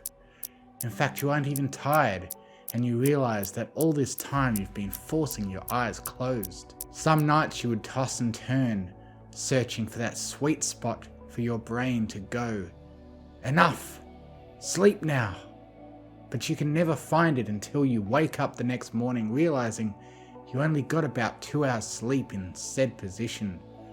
But the worst nights are when you just lie there, still, as if in purgatory, eyes wide open as your clock continues to pass the minutes by as you stare at it, deafening you with its monotonous rhythmic ticking that should be enough to put you to sleep if you weren't so wide awake. Not helping matters is the storm outside. The rain could be relaxing if you were in a especially tired mindset, but on sleepless nights like these, it's nothing but a nuisance. You look out towards the window, completely obscured by the dark, though you could see the outlines of little droplets trickling on the windowsill, ending in a small puddle at the bottom. This eventually becomes completely obscured by the vapor misting the window, and you are left once more with nothing to direct your open, wide eyes towards. The brain buzz continues to keep your eyes open. Part of you thinks about turning the lights on and reading a book to help relax you. Options included a bevy of ones Twilight gave you, before realizing that you have already read all of those during previous occasions of restlessness. However, there was that one book Fluttershy gave you on animals you haven't read yet. Maybe that would be an option. Fluttershy. Just the thought of that name already developed a fog of happy, relaxing thoughts in your brain. There was just something about her, as much of a cliche as it sounds, but not even all the wonderful traits that you could name just off the top of your head. It was just her. Her aura, her presence. Just her being in the same room as her is enough to increase your heartbeat and make you feel a warm sensation inside. As these delightful thoughts caress your brain, you feel your extremities lower themselves against the covers. No conscious instructions necessary. A blink. Another blink. There is still hope. It's only 1:30 in the morning. You can get a half-decent 7.5 hours sleep before you have to get up for work. Such desperation to not spend your working day a sleep-deprived zombie will surely be enough to get you to sleep. You rustle in your covers, pulling your crumpled sheets back over your end of the mattress. You fluff your pillow, making a neatly woven place for your head and the pillow to do the rest as it consumes you with its blissful fluff. Yes, that was a blink. Now is the moment as you lay your head down, getting one last glimpse of the world. But just when you're about to open your eyes, you hear the turning of the knob and the very slow squeak of your door moving inwards towards your room. You feel like swearing every demeaning profanity at this newcomer that has just ruined your final chance at a good sleep. You're about to give them a piece of your mind until a singular yellow hoof is placed on the front of the door, and you can hear a slight tremble as Fluttershy moves her head around the door, the bottom of her teal eyes barely visible as she peers round to reach your gaze as the red mist swelling inside of you fades into an aura of confusion and concern. You smile warmly towards her as she opens her adorable little mouth to speak. "Oh, sorry," she says quietly, as if to salvage some of the quiet in the room so that you can return to sleep, only to realize just how fully awake you are. "I hope I didn't wake you. I know how difficult and rare it is for you to get a good sleep. I sincerely hope I didn't interrupt one of those." You can't help smiling at her. Though her timid nature hindered her confidence, it made her a very considerate and sensitive pony. For all her flaws, there were traits that gravitate you towards her. Your smile fades, however, when she starts to speak once more with a slight tremble. I just came in because..." She seems to struggle to get the words out. I trust you, and I thought the only way I could feel better was if I came to you. Something about you just being there. I thought it would be enough to make me feel better." Your smile grows broader as her face lights up slightly as she continues. "You probably want to know why I'm here," she continues sheepishly, turning her face away slightly. "You see, I had a nightmare." Your face quickly falls to deep concern as your heart twists in your chest as you stare at your dear friend. No wonder she seems so upset. Every part of your human instinct tells you to reach your arms out towards her and hold her close. You even feel droplets forming in your eyes before suddenly realizing that she was the one who was upset. It's not about you anymore. You don't care about falling asleep. Instead, it's about being there for your friend, and not just any friend, but one that's connection with you is firm and true. A friend whose kind personality and natural beauty only make you care for her as equally as you know she cares for you. Here she is, silent and scared, but also the radiant Fluttershy that was so very much worth protecting.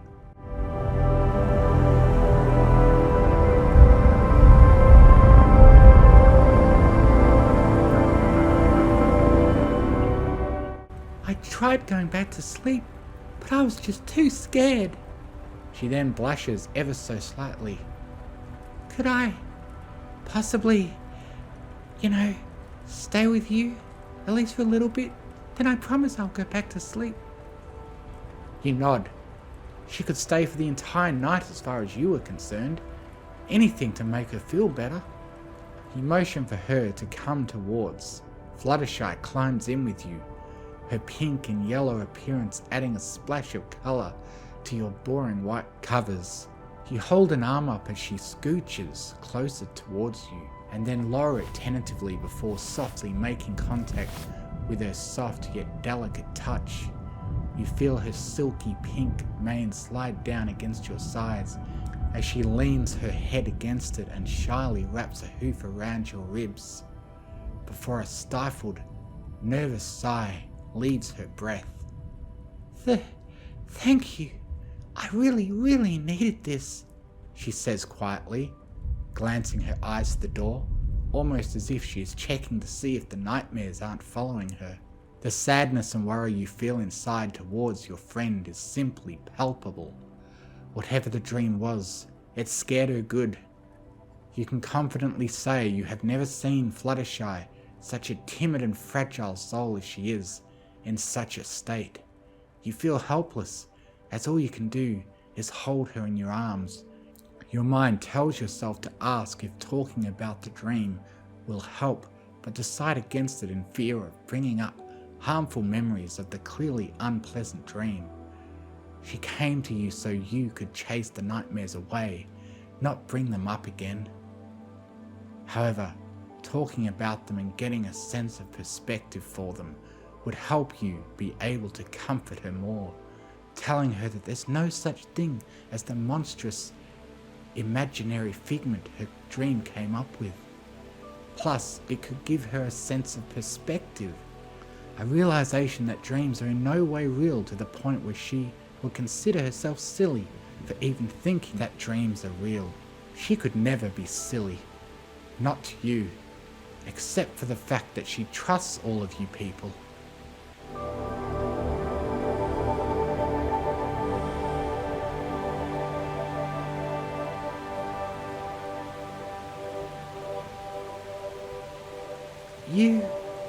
You stir at her speaking once more. You are probably the only one I can talk to about this. I trust you. You wonder for a split second if she had just read your thoughts. You conclude that it was just coincidental. However, you wouldn't be so surprised if she did read your mind. Over the time you have known her, you have gained an almost telepathic connection with her. She knows how much you need to hear that she trusts you, and just how much you know that what she needs is someone to listen to her, but also give her a push so she will have the strength to be more confident, especially when it came to talking about emotions. It's moments like these that you realize the true extent of you and hers very strong bond, despite the fact you have known each other for a brief amount of time. You hear Fluttershy inhale deeply as she was able to speak out her biggest and darkest secret. Well, I should probably tell you about the dream. It went like this. I was playing with Angel. You remember my little bunny? At first I thought it was a good dream. Everything was so bright and vibrant and sunny, and we were playing in the springtime flowers. She smiled dully before her face fell to a sure frown once more. But then the dark clouds gathered above us. An angel started running. I couldn't stop her before she reached the everfree forest. I called out for Angel, but I couldn't find him anywhere. That's when I turned and saw two very big bunnies behind me. Only two at first, but then there were multiple, and they began surrounding me. She starts to shudder as her voice begins to break. They started calling me a murderer as the thunder got louder and louder. And that's when the dream ended. I woke up in a hot sweat and she begins crying, quietly but with uncontainable despair, burying her face into your chest as you quickly held her in one hand and went to stroke her mane in the other. Looking for any way to comfort her, you have to check that she can breathe properly as you squeeze her close to you, never wanting to let go of the sobbing mare. You cannot stand seeing her like this. You will not stand to see her like this. You will be the knight in shining armor she deserves. Chasing away the nightmares so she can sleep and return to a happy, caring self. This mare, it hurts to think about how much you love her. Yes, love her. You care too much about her to not feel this way. She moves her head to over your shoulder and wraps a tight hoof around your neck. Your tears flowing freely as much as Fluttershy's as you start to hear her breathing heavy, stifled breaths, drawn with anxiety and fear. This goes on for a good minute or two. Then her breathing slows, so consumed by the adrenaline of care, you don't fully feel the overwhelming warmth of Fluttershy's fur pressed against you during the embrace. Part of you feels it is necessary to let go and have some space to breathe. You do not want to let go, not until you are sure she is alright, until you feel Fluttershy's mane brush over your shoulder and against your ear as her head recedes and centers itself to meet your gaze. Her eyelashes glistening with the moisture of her tears, but through all of this you can see, faintly but very clearly, a sweet smile spread across her lips. The more she stares into you, threatens for more tears to emit. No, don't you dare say what you're about to say. I'm sorry. You once again press her towards you, your chest cushioning the sheer force of your arms, thrusting her head closer towards you. What could she be sorry for? I just woke you up in the middle of the night, just so I could come to you for pity, like the scared filly that I feel like I am sometimes. Fluttershy says once more, breathing steadying. You cannot believe what you are hearing. You have seen the progress she has made from being that scared filly she once was, to a capable and caring friend. Admittedly though, this isn't the first time something like this has happened. In fact, the both of you have had countless nights of consoling, trying to get over horrible nightmare after nightmare. But you don't care. There is nothing, and not just nightmares, but in this world, you think that is worth causing Fluttershy harm. No matter how silly the thing she is worrying about might be, you will help her through it. Yes, she has grown more and more capable as time has gone on to the point where she needs your help less and less. Doesn't mean you won't give it to her when the poor mare does need help. Of course, you don't want to coddle her, but you don't need to, because she always gets through it. And out from the debris of whatever obstacle she faces, she always comes out the wonderful Fluttershy she always is and always will be. As the both of you lay there, you subconsciously find yourself forgetting your own problems about falling asleep. Thoughts instead focused on the now, shuddering less and less. Pink and yellow mare in your arms. You don't realize it, but you feel exhausted, though you would do it any day of the week. Feeling sorry for another is draining. All the adrenaline of pity, your own tears developing at the sight of another's. It's enough to knock a person out. Eventually realizing this, you begin to relax as Fluttershy releases herself from you, sniffling quietly. You really do care, don't you? She asks softly, before giggling at the sight of your facial expression. You're doing that cute thinking face you do. What are you thinking about? But she doesn't get an answer from you, as you just lay there, eyes wide open, for really you aren't thinking. Instead you are feeling the aura of warmth within the room, having just had a heart-to-heart with Fluttershy. I love you. A quiet voice is heard beside you. Immediately you blush hot pink. A rush of warmth comes to her cheeks as well. It's true, and just you and me alone here reminded me of why. Your heart is pure, and I truly believe you care for me. And you want to know the amazing thing? You don't even do anything. From just you being there, I can tell just how much I mean to you, and how badly you want to chase away those horrible nightmares. You are my hero. You turn away with a modest look on your face. Honestly, to you, caring for another is simply too important to overlook. It's a common courtesy to show one how much they mean to you before your time together runs out. To care for another is something everyone should strive to do each and every day of their existence. What you just did for Fluttershy feels like common sense. Furthermore, you didn't even need to think about said emotions. They just came naturally. Maybe they wouldn't come so easily if you were comforting anyone else. Fluttershy had that effect of evoking empathy from others, but you still needed to feel them. A part of your brain still needed to clock that Fluttershy was upset and she needed someone, anyone to be there for her. You did what you had to do, and in some way it helped you with your problems as well. Hey, the cute soft voice spoke, once again chirps up, tugging you gently by the shoulder. I'm feeling a lot better now, but she yawns and giggles afterwards.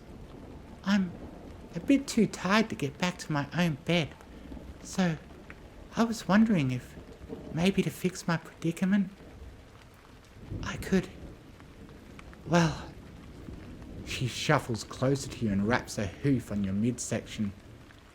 Stay with you tonight, plus I really don't want to be alone, and you are pretty comfy to snuggle. Your only response is a sweet smile. She lifts herself upwards as you shuffle around in the covers, trying to make yourself comfortable.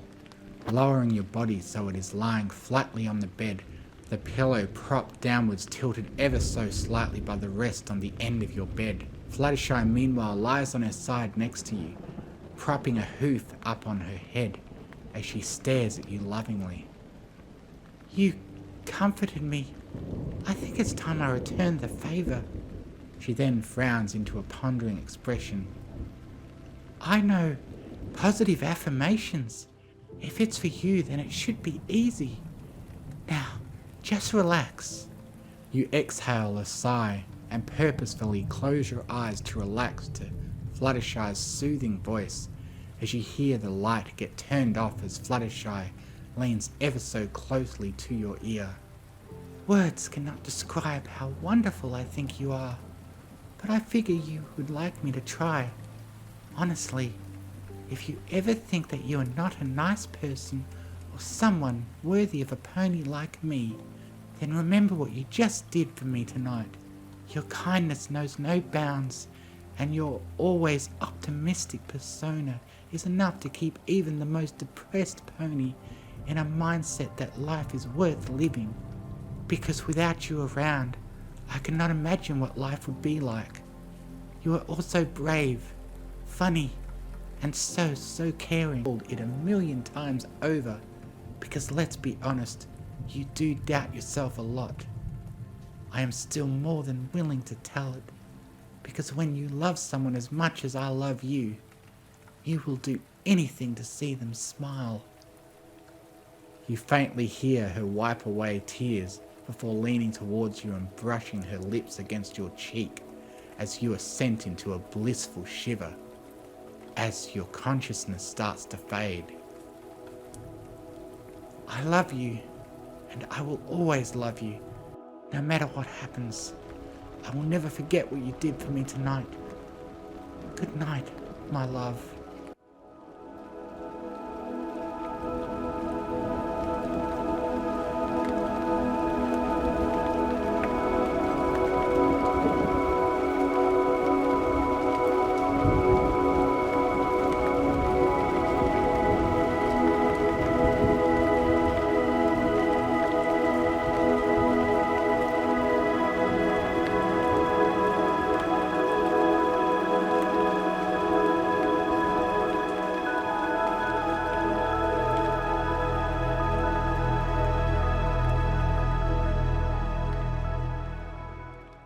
The Light and the Solid by Eileen Says Hi.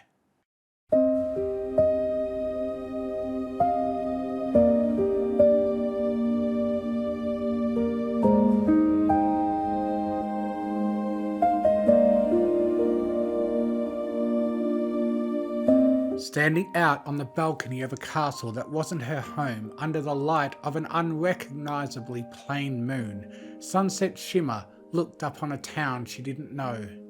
She'd been there often by this point. She hadn't ever visited during her old life, though the town could be seen in the distance from some of Canterlot's higher points. Ponyville, a quaint little farming community in the shadow of the capital that, in the years Sunset had been gone, had risen to a recognition nearly equal to that of the greatest of equestrian cities. Yet staring out at the snow-capped thatched roof cottages with their inelaborate hearth-warming lighting and the empty streets and walkways between them as the residents turned in for the night, one might be forgiven for assuming little had happened in all that time. True, the buildings looked somewhat on the newer side, presumably a result of all the destruction the town had undergone in its time hosting the Bearers of Harmony. But that fundamental small-town character was there regardless, impervious to any villainous assault. Sunset didn't know what to make of that. Sunset was not a small-town pony.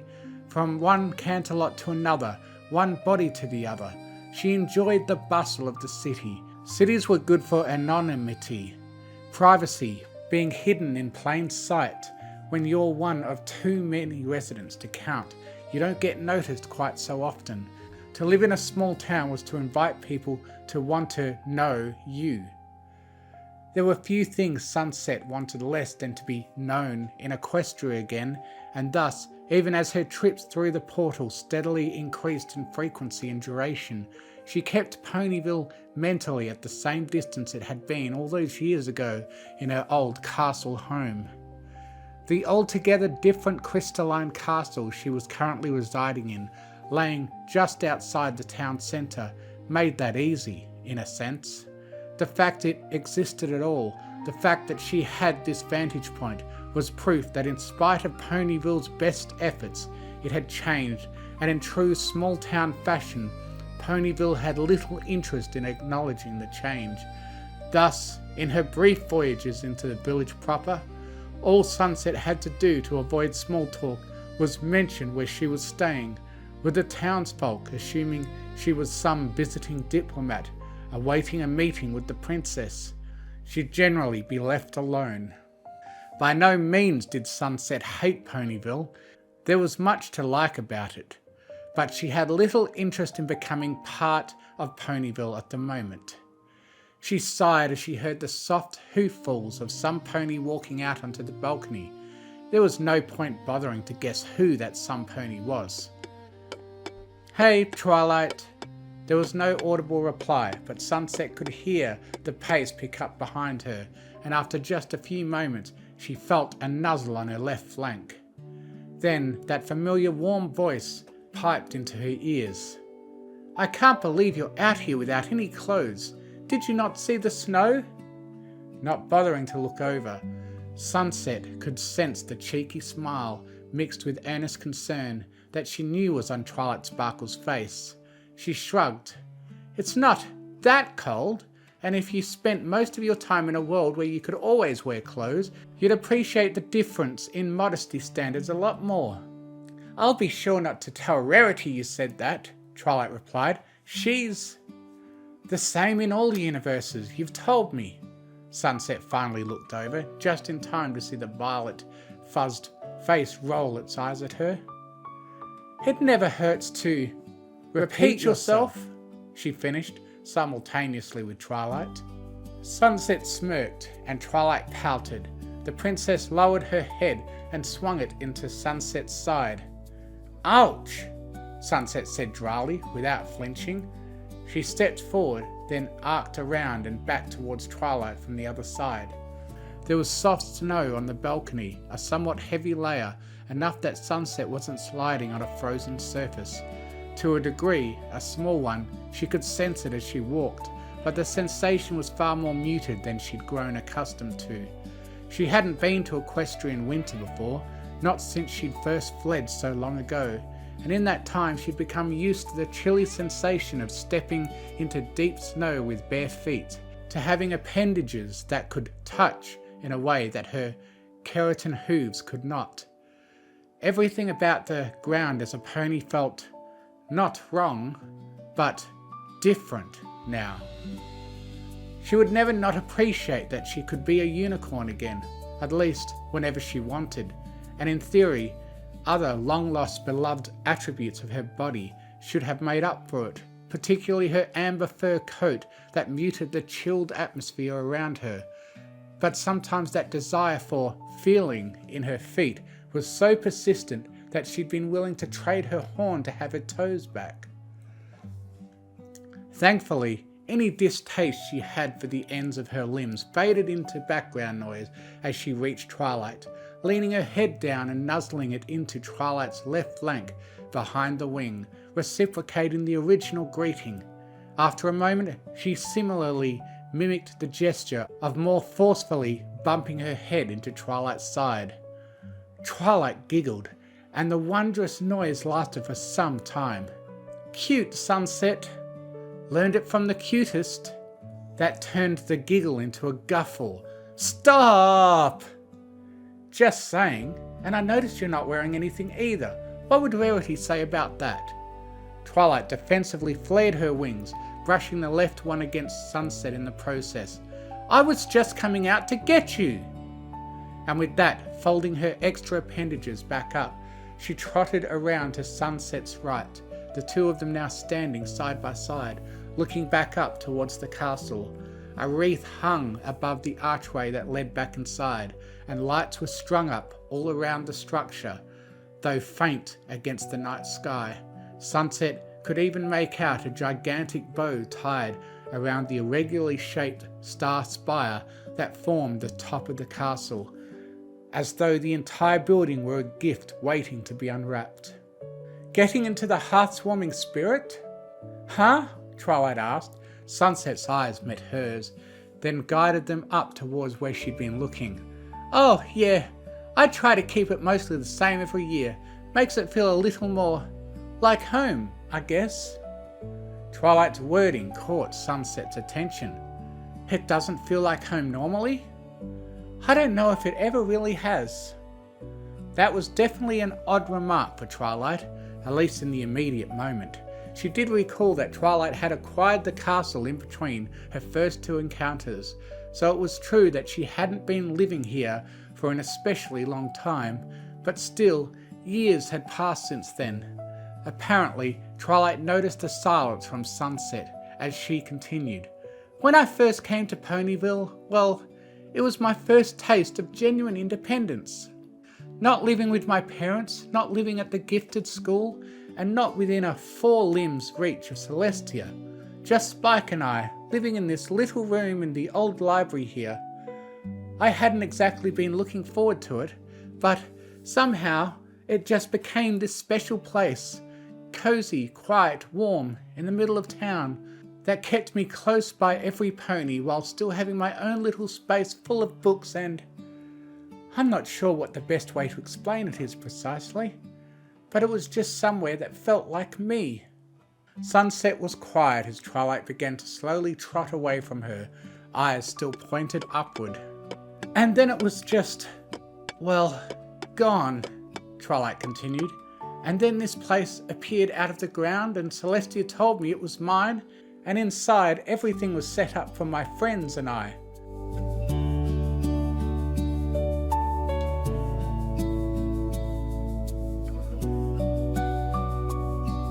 I won't lie, at first it was really amazing, but it took a while to sink in that now I live here, in this big space designed for meetings and gatherings and summits and dinners, and it just feels so empty all the time, especially when Spike and I don't even share a room anymore.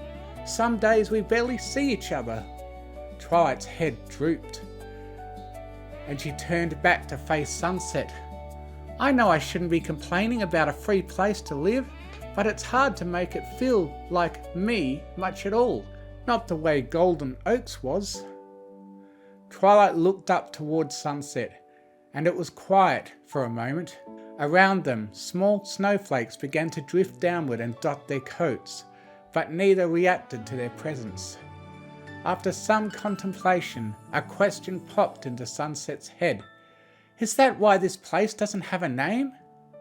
Twilight nodded, her head lifting slightly. Not one from me. Spike called it the Castle of Friendship once. I get why, but it just sounds ironic to me. It doesn't feel friendly. It just feels big and distant. I've got my room, but none of the rooms here really feel that different.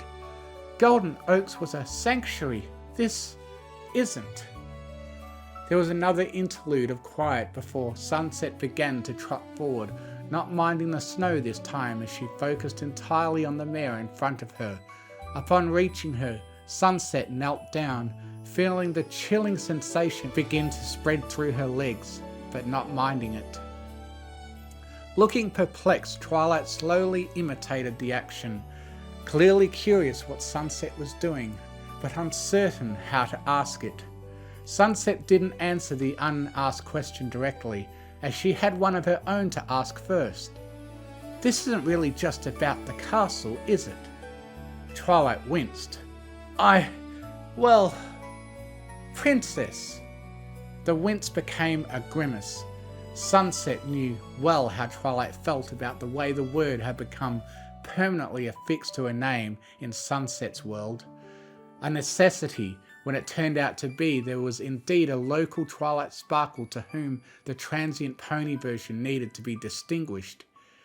It had been a source of private grumbling that Sunset had initially brushed off as tongue-in-cheek humility, only to be rather astonished at just how much Twilight seemed to retreat from her title, even in Equestria, that she tried as hard as she could to be an ordinary pony in day-to-day life, just another respectable member of Ponyville's townsfolk that simply had some offbeat employment choices.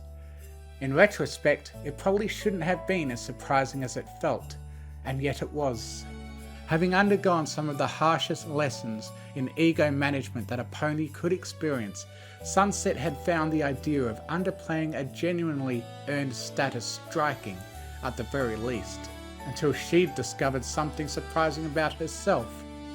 "You're right," Twilight said. She exhaled, breath visible in the night air. "The reminder doesn't help. All the questions I have to think about, all those little stupid thoughts about what it all means, all the responsibilities, all the, everything just feels so much more inescapable here.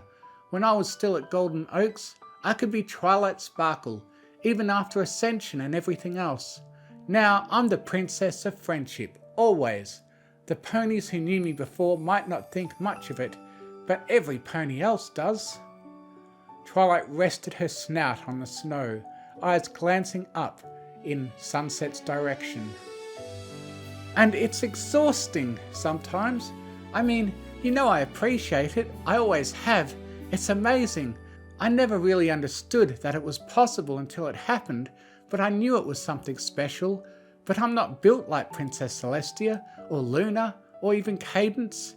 It probably sounds pathetic, but when I try to say things like this to my friends, they just focus on encouraging me, telling me I'll be great and I'll figure it out and I've got this and they've got my back, and I appreciate that too.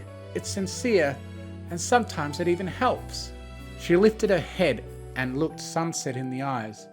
But sometimes I don't want to be encouraged. Sometimes I just need to say that there's just so little that makes sense anymore, and I don't know what I'm doing the way I used to. And I need someone to get that. Twilight rose up to her hoos, breaking eye contact and trotting off slightly toward the side of the balcony. Looking away from the town, Sunset followed, bringing herself alongside once more. It was funny. In a sense, Sunset knew Twilight's problem was almost the polar opposite of hers, craving the Ponyville life where Sunset dreaded it. Feeling like she'd been dragged out of the world that Sunset continued to waffle on, whether to dive back in. And yet somehow it felt the same, that sense of being estranged, of being lost on how to earnestly interact with the place she should feel the most at home in. The knowledge that back to normal is forever out of the cards. She inched closer, and when Twilight didn't scooch away, she brought her body into contact, sides pressed tightly together. "I get it," Sunset said. "I know you do," Twilight replied. "And you know that whatever happens, whichever world I'm in, I'll be here to listen." "I do." They brought their heads together, watching quietly as the snow continued to fall around them, letting everything sink in, the way the flakes seeped into their fur as they stood. Eventually Sunset stuck her tongue out to catch some of the flecks of white. Twilight laughed and, as she had for much of the evening, followed Sunset's lead, and Sunset laughed in turn, and for a few solid minutes they did nothing else but smile and giggle as they engaged in their wordless, scoreless contest to collect as much of the sky's bounty as possible, with the implicit rule that they couldn't move away from each other. Neither objected to the unspoken provision.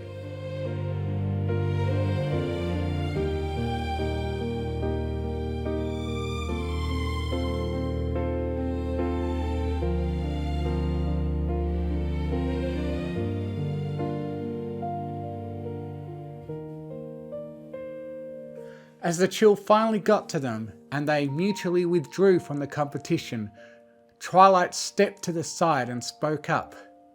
"You're staying here tonight, right?" Sunset smiled.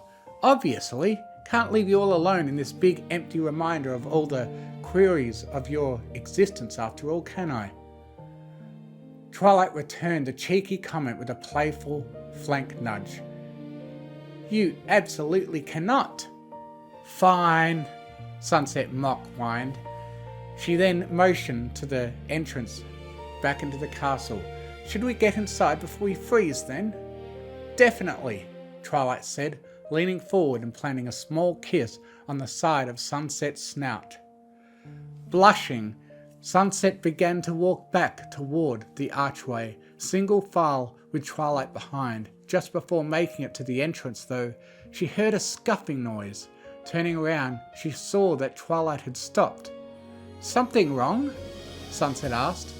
"Oh," Twilight stammered. No, but I was just wondering, can you show me what it looks like in the snow?"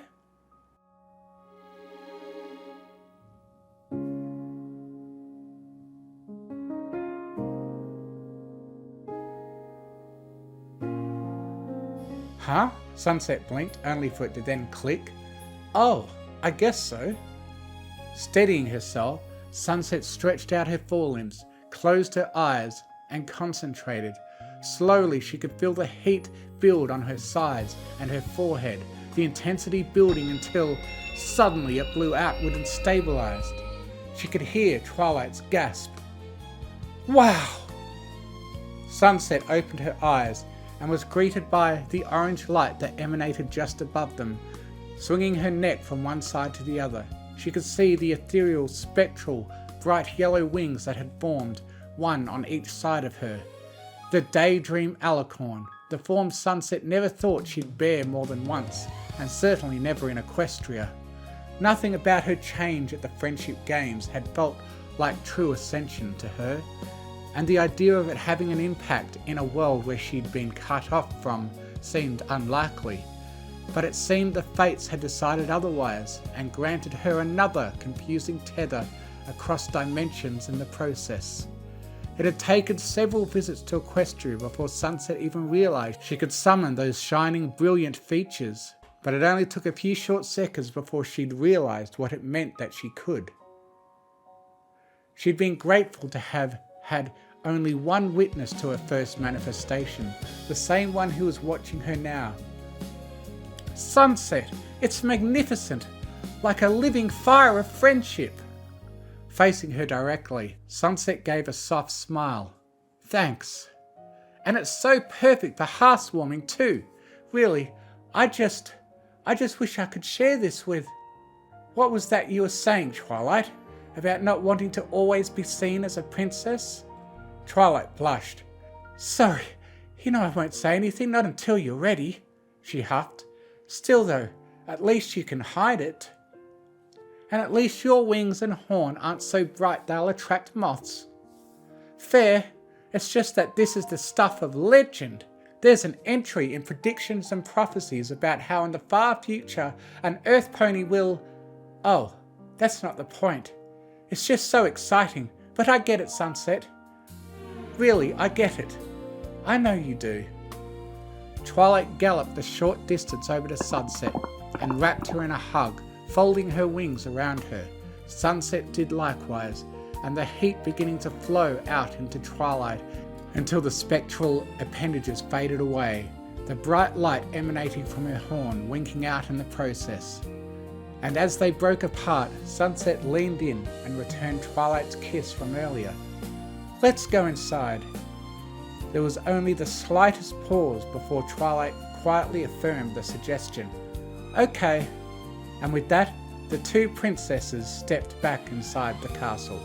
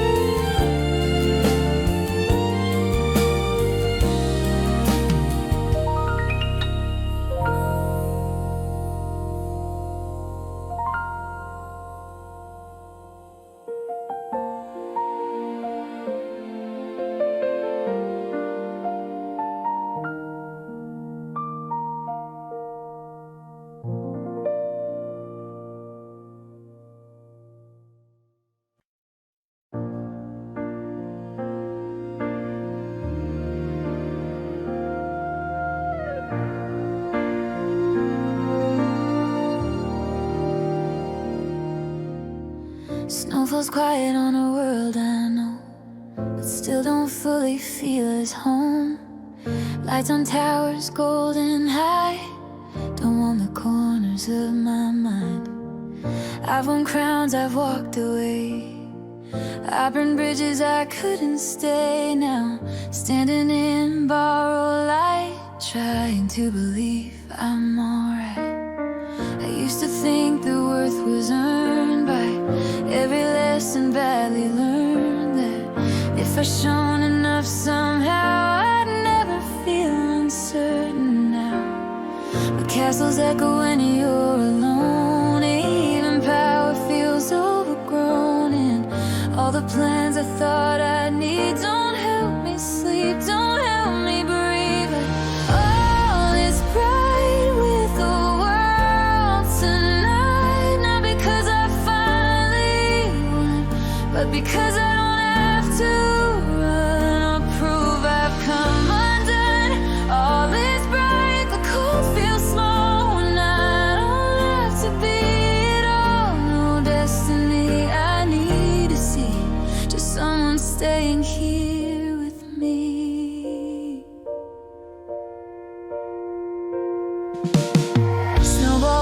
just an awkward cheer, laughing at another year. No great spell, no master plan, just clumsy joy I didn't plan. I don't fix the world today, I just let the moment stay. And for once I don't pretend I know how everything will end.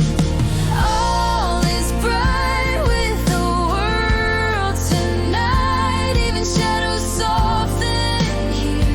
I don't need to rewrite my past to know that I belong at last. All is bright, I let it be, not what I was, just who I'll be. No crown, no role, no guiding star, just being here the way I am. I spent so long becoming strong, I forgot the rest belongs to anyone who dared to stay when the night didn't fade away.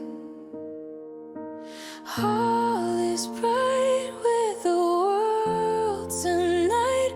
Heartwarming doesn't ask me why. It doesn't care where I've been from. It just says stay welcome. All is bright, and for this year, that's more than I believe was here. Snow keeps falling soft and slow, and I don't feel alone. For the first time in a while, the light doesn't ask me to shine, it just lets me stand inside.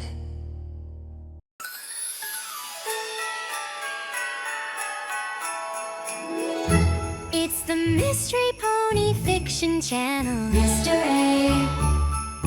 Also available as a podcast on Spotify. Pony and Dizzy Moonbow is best pony, by the way. Fiction. Bro, bandits, set spray!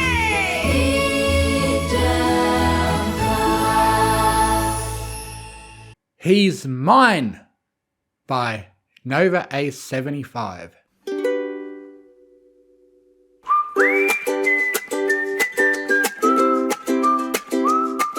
February 13th, it was the eve of Hearts and Hooves Day, and every pony was running around, setting up some last-second arrangements.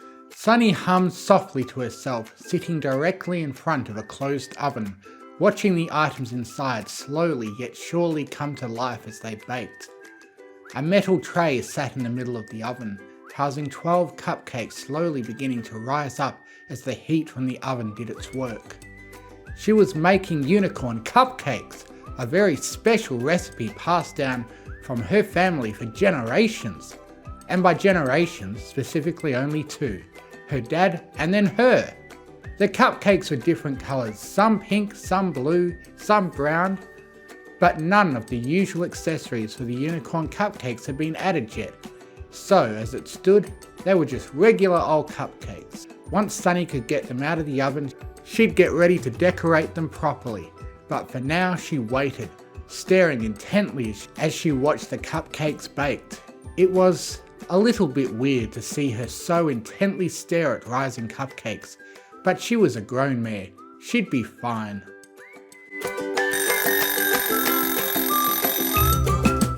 After around 30 more minutes baking in the oven, the cupcakes were finally ready. Sunny used a mouthguard, which was really just a heat-resistant sheet that she could easily wrap around the small ledge of the tray. Slowly, she carefully pulled out the hot tray and placed it down on the counter. It was the decoration phase. She smiled eagerly, beginning to use some frosting to slowly coat the little cakes in a blue layer. Oh yeah, it's all coming together.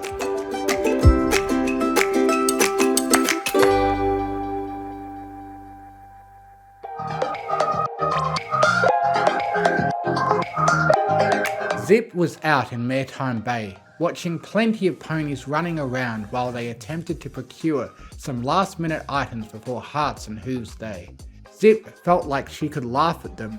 Waiting this long before actually doing anything for Hearts and Hooves Day was a pretty bold move, but then again, she was basically doing the same thing. Zip trotted around, being sure to avoid a bunch of ponies as they frantically ran around. But soon enough she came up towards the sunglasses vendor, who seemed to be beaming with joy. Zip looked a bit confused and soon figured out why, seeing that almost every single pair of his sunglasses were sold out. A few left behind, but really there were only about 4 or 5 left out of the maybe dozens to hundreds of them he had. Zip walked up towards them, shooting them a smile. "Hey, you wouldn't happen to be selling any more glasses, would you?" Zip asked the stallion curiously.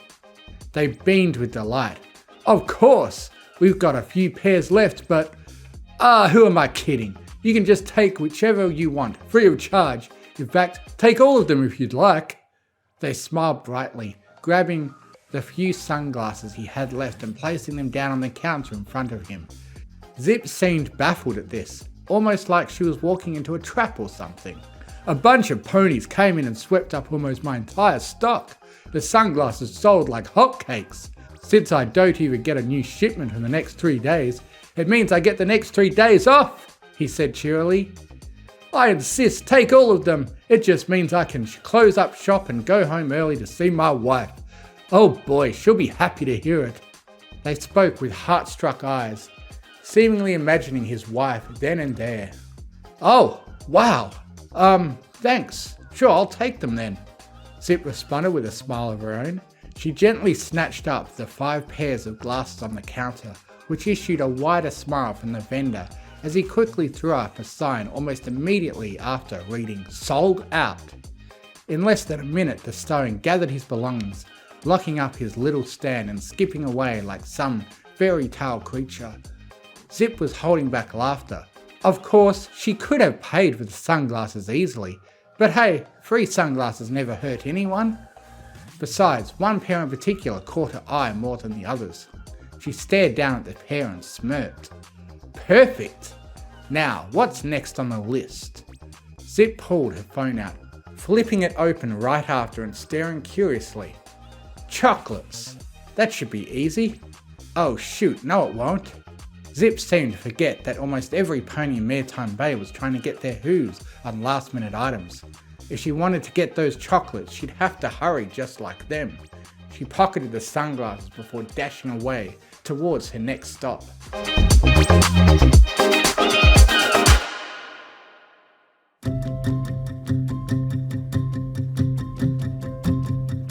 Pip giggled softly to herself as she looked at her phone. She was in Main Melody, laying down on one of the couches as their last customer left.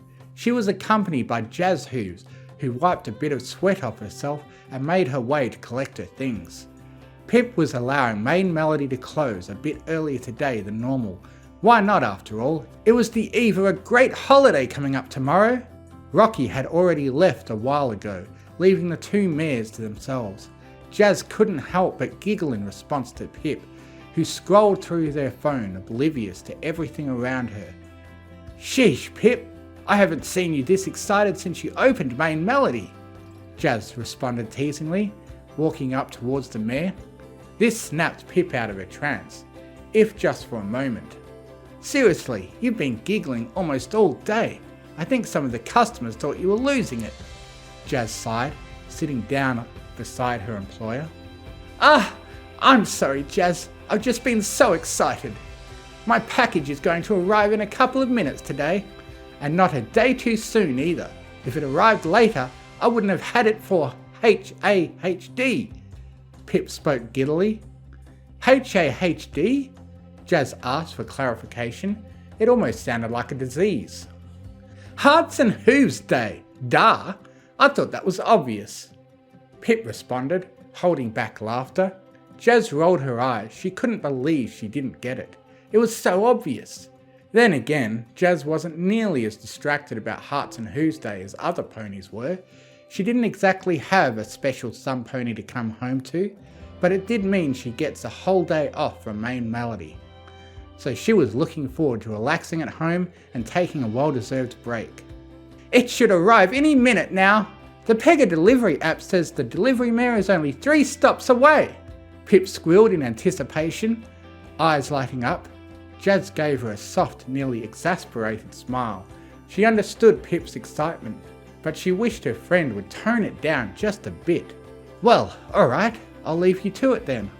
Don't let me get in the way of your, frankly explosive excitement." Jazz giggled, picking up her bag and beginning to make her way out of the store. Pip waved the mare goodbye, only for Jazz to be stopped the moment she opened the door. There was a Pegasus standing there, holding a large poly bag in her mouth.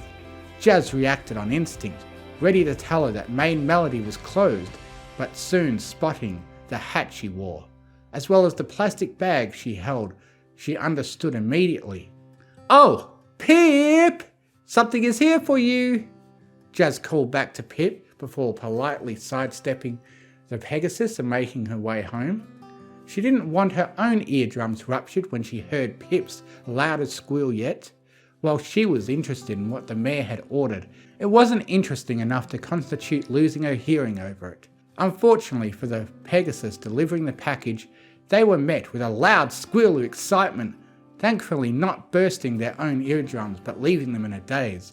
Pip rushed over, quickly snatching the package from the mare and gently grabbing their hoof, placing some bits in them before quickly slamming the door and locking it. The poor Pegasus was a bit bewildered. Everything happened in an instant, but hey, at least she got a few bits, and at the cost of some temporary ringing in her ears anyways.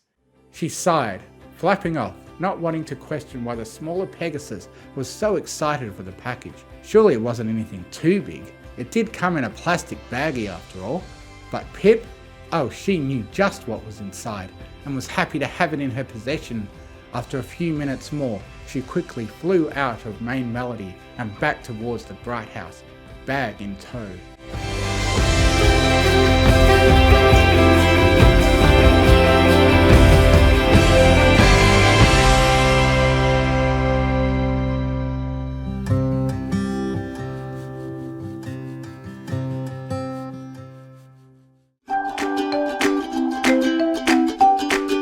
Izzy giggled lightly to herself, slathering paint across a wooden object. Izzy was at the Bright House, in her own Izzy chamber working on a Hearts and Coos gift.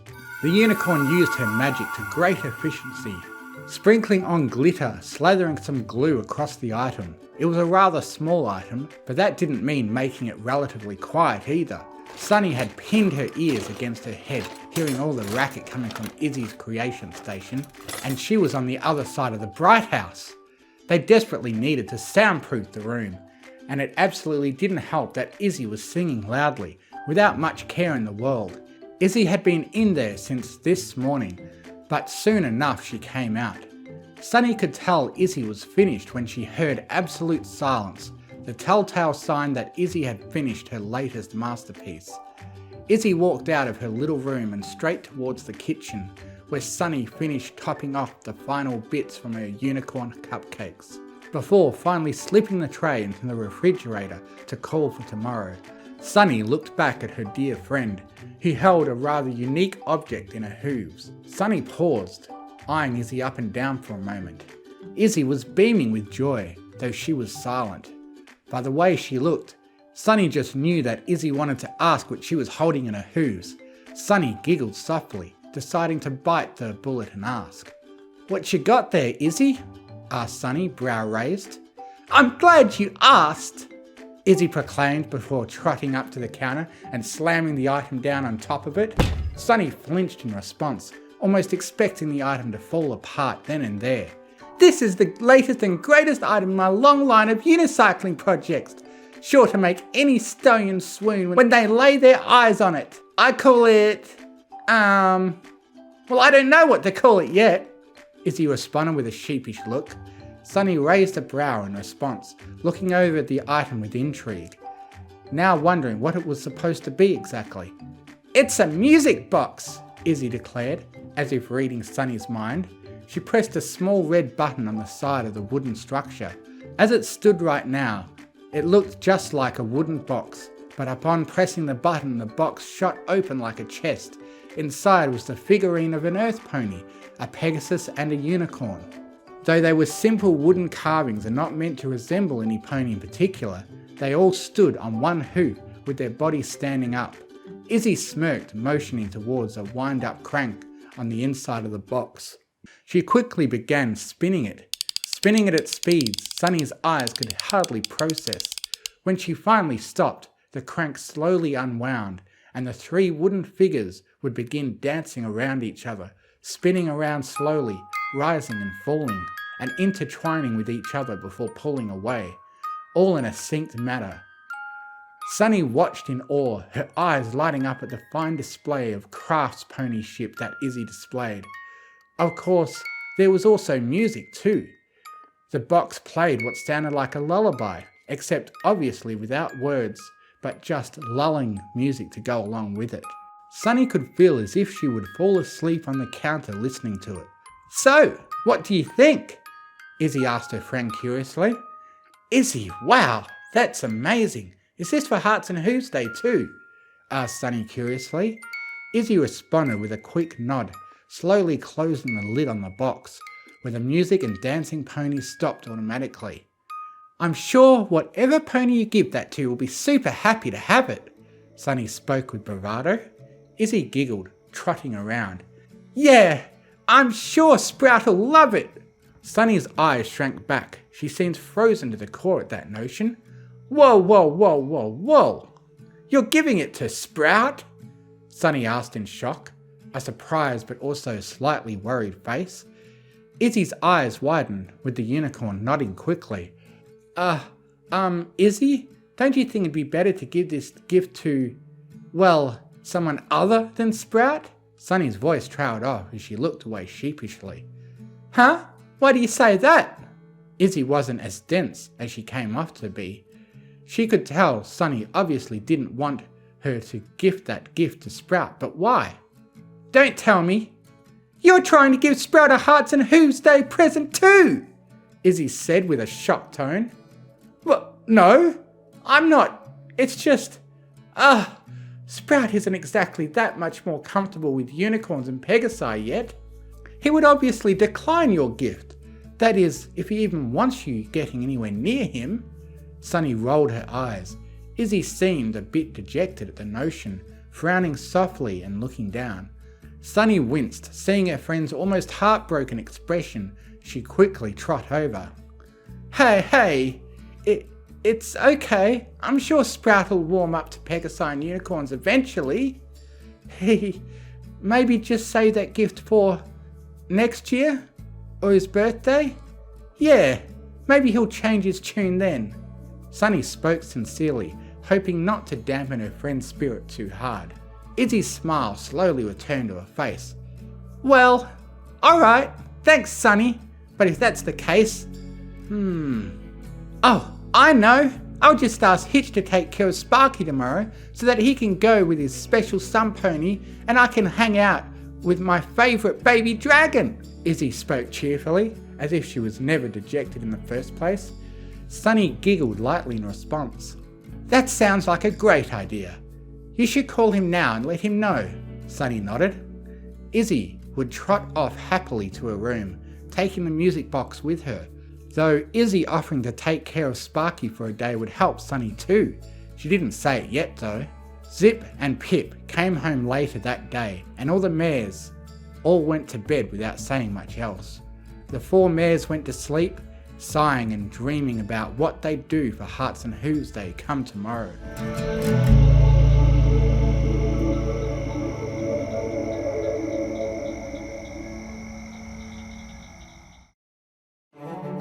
Pip sighed, throwing her hooves into the air.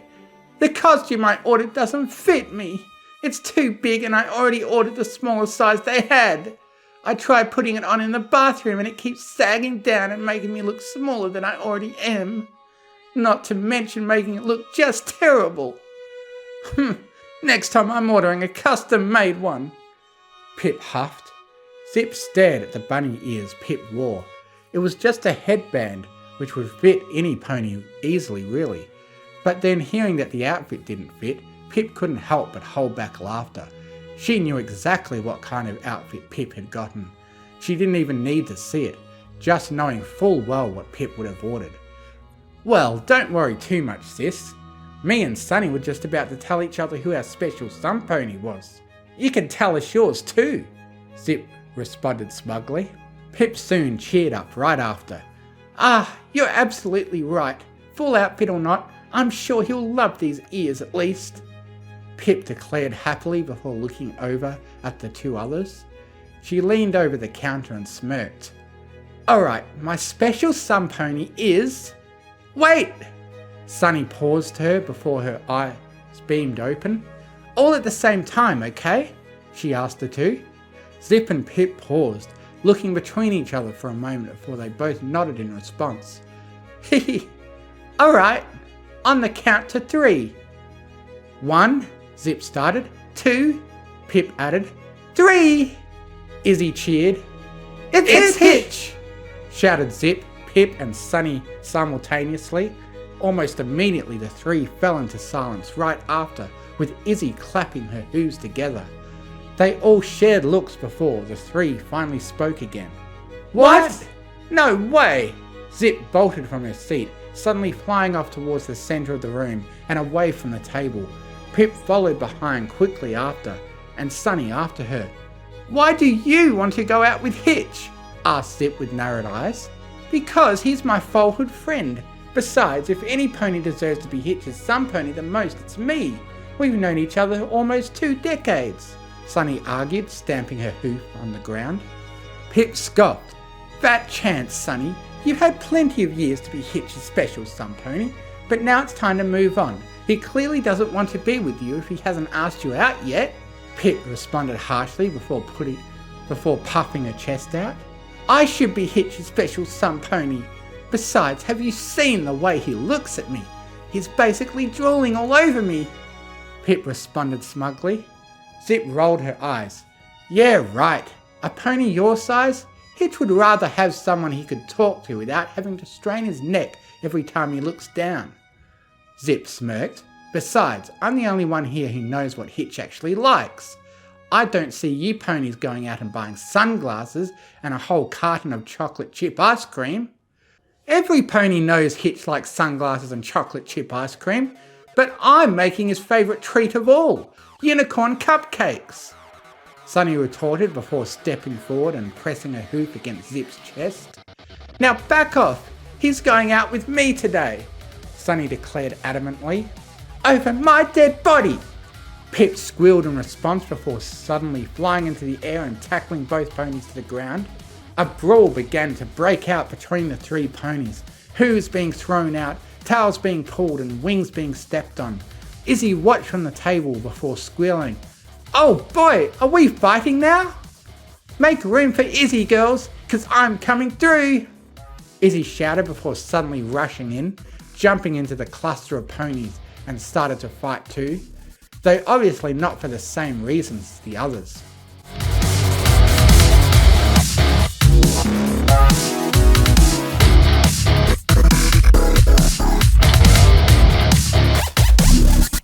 Minutes later, the door to the Bright House opened, and in through it came Hitch. However, no pony seemed to notice as they all brawled in the centre of the room. Hitch was a bit concerned, hearing a few shouts, grunts and moans coming from outside. He pushed the door and was shocked to say the very least. Zip was standing up, yanking Izzy's tail and pushing her hoof against Pip's face, keeping the smaller pony from being able to reach and strike back at her.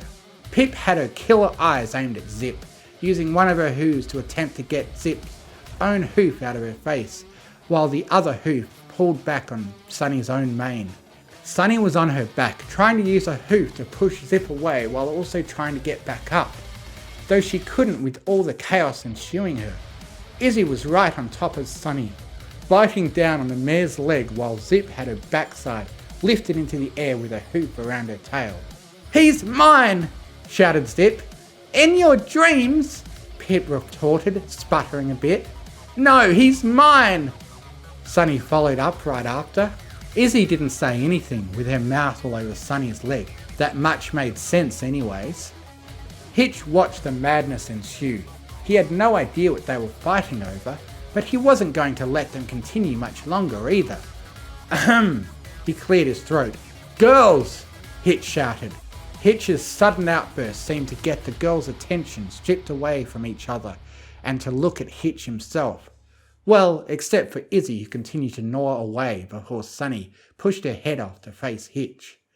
The three mares blushed a bit as they slowly yet surely pulled themselves away from each other, sitting down neatly in front of the stallion.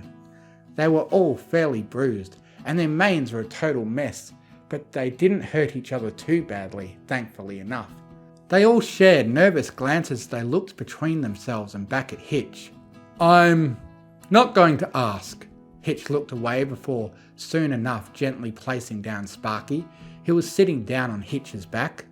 The baby dragon looked around before spotting Izzy and happily making their way over to the unicorn, albeit slowly. "Thanks for offering to take care of Sparky, Izzy. I appreciate your help." Hitch smiled brightly at the unicorn mare. "Sparky!" Izzy said cheerily before suddenly running over and scooping the baby dragon up. "Of course, Hitch. I can't wait to spend the day with him," she said happily before trotting off with Sparky towards the living room couch. "So, Hitch," Pip walked up to him with a sheepish smile, "have any plans for today?" she asked the stone curiously. Zip and Sunny looked on in worry as Pip made the first move. "Actually, yes," Hitch spoke with a soft smile. Pip could feel her heart sink. "Sprout called me today and wanted me to hang out with him for the day. He got really upset when No Pony asked to be his special sun pony yesterday, and he had a really hard time sleeping. So I'm going to hang out with him for the day. No Pony asked me to be their special sun pony either, and since Iffy offered to take Sparky off my hands for the day anyways, I told him I'd be happy to keep him company." He smiled brightly. How nice of him. Poor Sprout. He said he'd even date a unicorn or Pegasus if it meant Sun Pony asked him out. I couldn't say no to him, so we're going to chill out at his place all day. Sunny, Zip and Pip looked like they had just got hit by a freight train of realization that none of them actually asked Hitch out yesterday. Izzy seemed a bit pouty, turning her attention to Sunny, who discouraged her from asking out Sprout the other day as well. She let out a soft before turning her attention back to Sparky. The girls spent a couple of seconds sputtering and trying to find the correct words, but really there wasn't any she could think of. "Anyways, I just came to drop off Sparky. I hope you mares have a lovely Hearts and Hooves day." Hitch waved to the mares before trotting out, closing the doors behind him. The three were left in a stupor, not able to process what had just happened to them before the three collapsed to the ground, unmoving.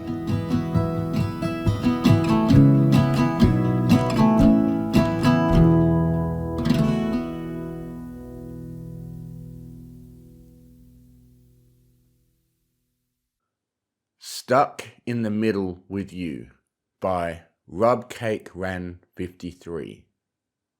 Author's note. Thanks again to Aora, and I hope and what I see is me, as well as others enjoy this story.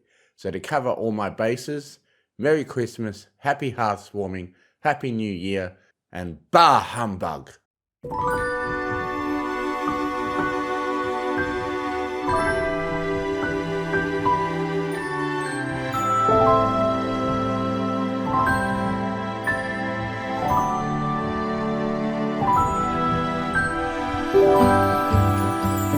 The road was barren, the two-track covered in a blanket of heavy snow which hadn't seen traffic since before it began falling from the bucks of Pegasi hooves. Not because it was a less travelled route, but because every pony knew better, and they were home in their warm beds or before a roaring hearth. No such luck for three ponies of varying sanity and magical peruse, travelling to visit family on Hearthwarming Eve. Kicking up the fetlock deep snow, an orange unicorn bundled up in blue winter clothes, with stars covering the pattern, pushed through, doing his best to follow the barely visible indents of the trail. He pulled behind him a large cart of purples, blues, yellows and golds, done up in a pattern of magical symbols, fireworks and shooting stars. This was not, however, his wagon, but it was his turn to pull so that between the two current occupants, one could continue to rest while the other warmed herself from the laughably small wood stove. Thankfully, inside, a light purple mare cozied up to her blue friend, nuzzling her and sharing her body's warmth. You should have traded a half hour ago, said Starlight Glimmer with a slight frown, yet she didn't relent in rubbing against her friend. Yes, Trixie knows this, but you two have the only clock, so one of you should have stopped me, said the aforementioned Trixie Lulamoon. I know, and I'm sorry, but Sunburst was curled up beside me, sleeping still, and I just didn't have the heart to wake him yet. So you let Trixie suffer longer? Because you love her far less than him? Starlight rolled her eyes, grabbing her friend with a foreleg and pulling her closer. No, Trix, and you know that. I love you both. But well, you know what Sunburst is to me.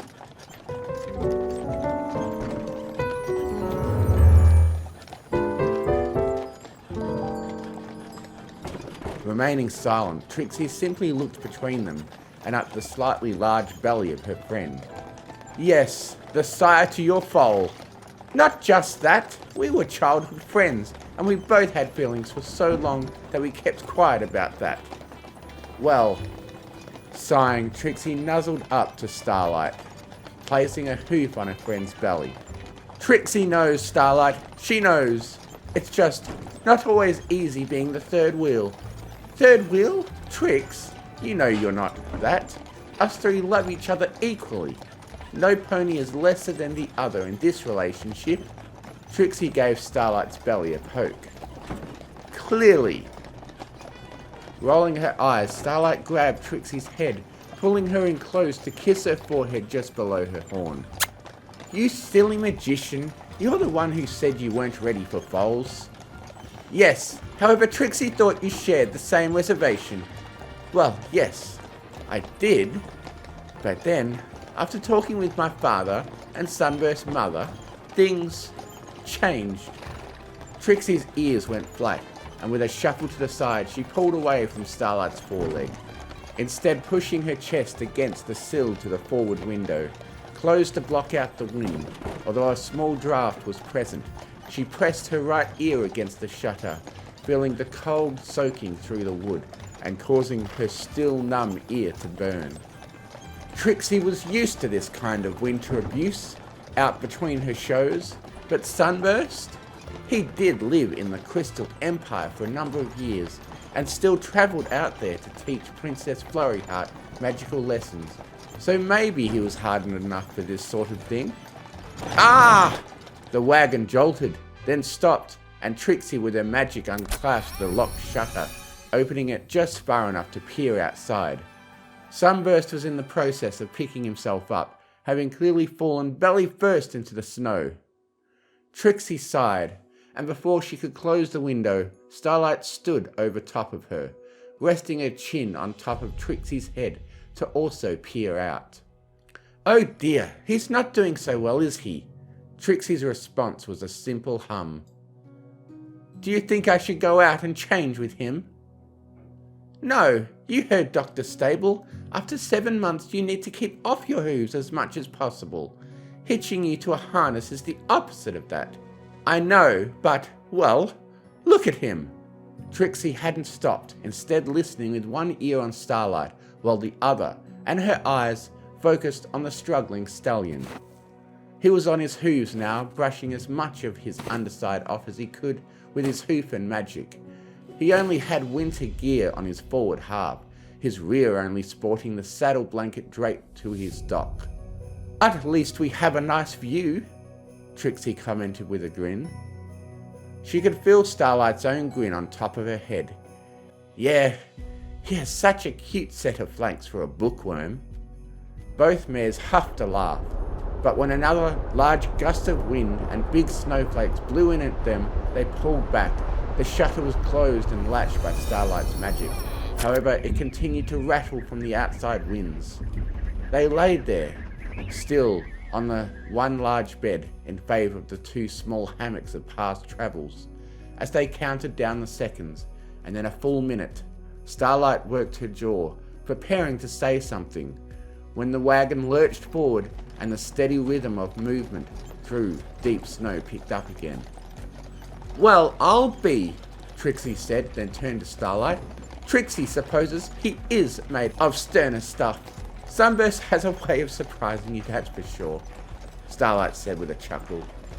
Starlight then returned to the bed, laying on her side and patting the thin mattress with a hoop. Now come here and lay down. You need to warm up and rest. Dragging her hooves, Trixie did as told, laying on her opposite side so the two mares faced each other. With her magic, Starlight draped over a blanket, covering them to hold in their heat, while Trixie nuzzled against her friend's chest and neck. Finally, with a deep breath, Trixie truly settled down, and Starlight gave her another gentle kiss before resting her own head atop her friend's. The two then drifted off to slumber to the rocking of the wagon, allowing Luna to give them pleasant dreams.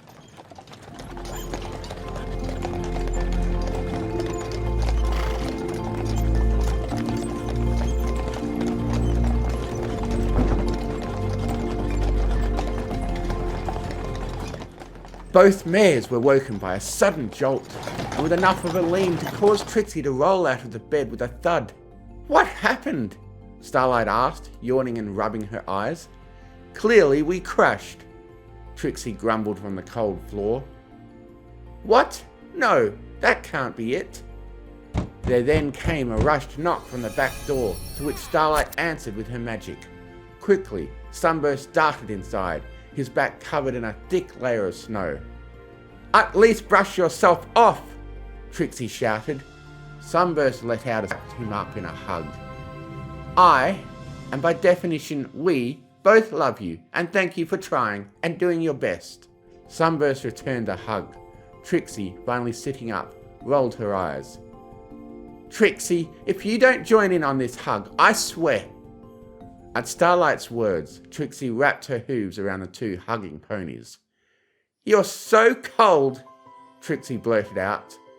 Yes, because it's cold outside, Sunburst said with a roll of his eyes. No, you are really cold. Your ears, they're nearly frostbitten. How long were you out there? Trixie quickly looked to the clock, then gasped. 4 hours? We were supposed to relieve each other every 2. I know, but when I checked in to do so, you two were so comfortable and sleeping together. Starlight cooed, then pulled Sunburst into another tight hug, giving him a passionate kiss on his frozen lips. You goof, that's how you hurt yourself. Yes, and Trixie is all too familiar with that. Come, lay in bed now while Trixie gets some warm water. She needs to check for any lingering damage. With no protest, Sunburst jumped up into the warm bed beside Starlight, who took it upon herself to brush off the last traces of snow before covering him with the large blanket. The stallion was still shivering under the thick blanket, so Starlight joined him under the cover, wrapping her hooves around his barrel. Oh, that's nice, he said with a sigh. Trixie, meanwhile, had placed a small pot of water on the wood stove, warming it to the point it steamed, and no more. Then taking a clean rag, dipped it in with her magic. She approached her two friends, and then started taking the rag in her hooves. She wrung it out and began massaging Sunburst's ears. You don't have to do that, Trixie, Sunburst said between chattering teeth. No, she does not, but she shall anyway, Trixie said, slowly working her hooves around his ears, mixing the warm water with hoof massage to try and restore circulation to the appendages. Silence took over between the three, Starlight resting her head along Sunburst's neck and shoulder, while Trixie stood beside the bed and warmed his ears. Then Starlight cleared her throat. So, how stuck are we? Sunburst let out a sigh, and would have flicked an ear had it not been in Trixie's hooves. Bad, but we might have to wait for some pony to come help us. That's no good. With it being hearth-warming, that might not be until later in the evening. Do we have enough wood? Sunburst looked to Trixie. If not, Trixie is sure there is plenty around outside if we look. Well, at least I think we're only a couple of hours' trot from Sire's Hollow. Sunburst sighed, then laid his head down onto the bed while Trixie soaked and wrung out the rag again. You think? Trixie asked. It was hard to see much farther than a couple yards, My guess is there are some road clouds that some townsponies just let loose, but I did pass the crossroads a bit ago, so we're not too far out. Starlight hummed, rubbing her muzzle against Sunburst's neck. Trixie let out a huff, rubbing Sunburst's ears for another round, then placed the damp rag back into the water. Starlight and Sunburst watched as she walked over to the door, placing on her winter gear. "Trixie, you don't have to try to get us out," Starlight said. "Or at least wait until I've warmed up some so I can help." Trixie let out another defeated sigh. "No, Trixie is going out to assess and then will return momentarily." Instead of her full winter garb, the magician took only a hat, earmuffs, and scarf, then trotted out quickly, closing the door behind her. "Well, she certainly is in a mood," Sunburst huffed. "Yeah, I've noticed that since we invited her to visit with our parents." "Really? I've noticed it since you told her you were pregnant. You don't think she..." Starlight hummed.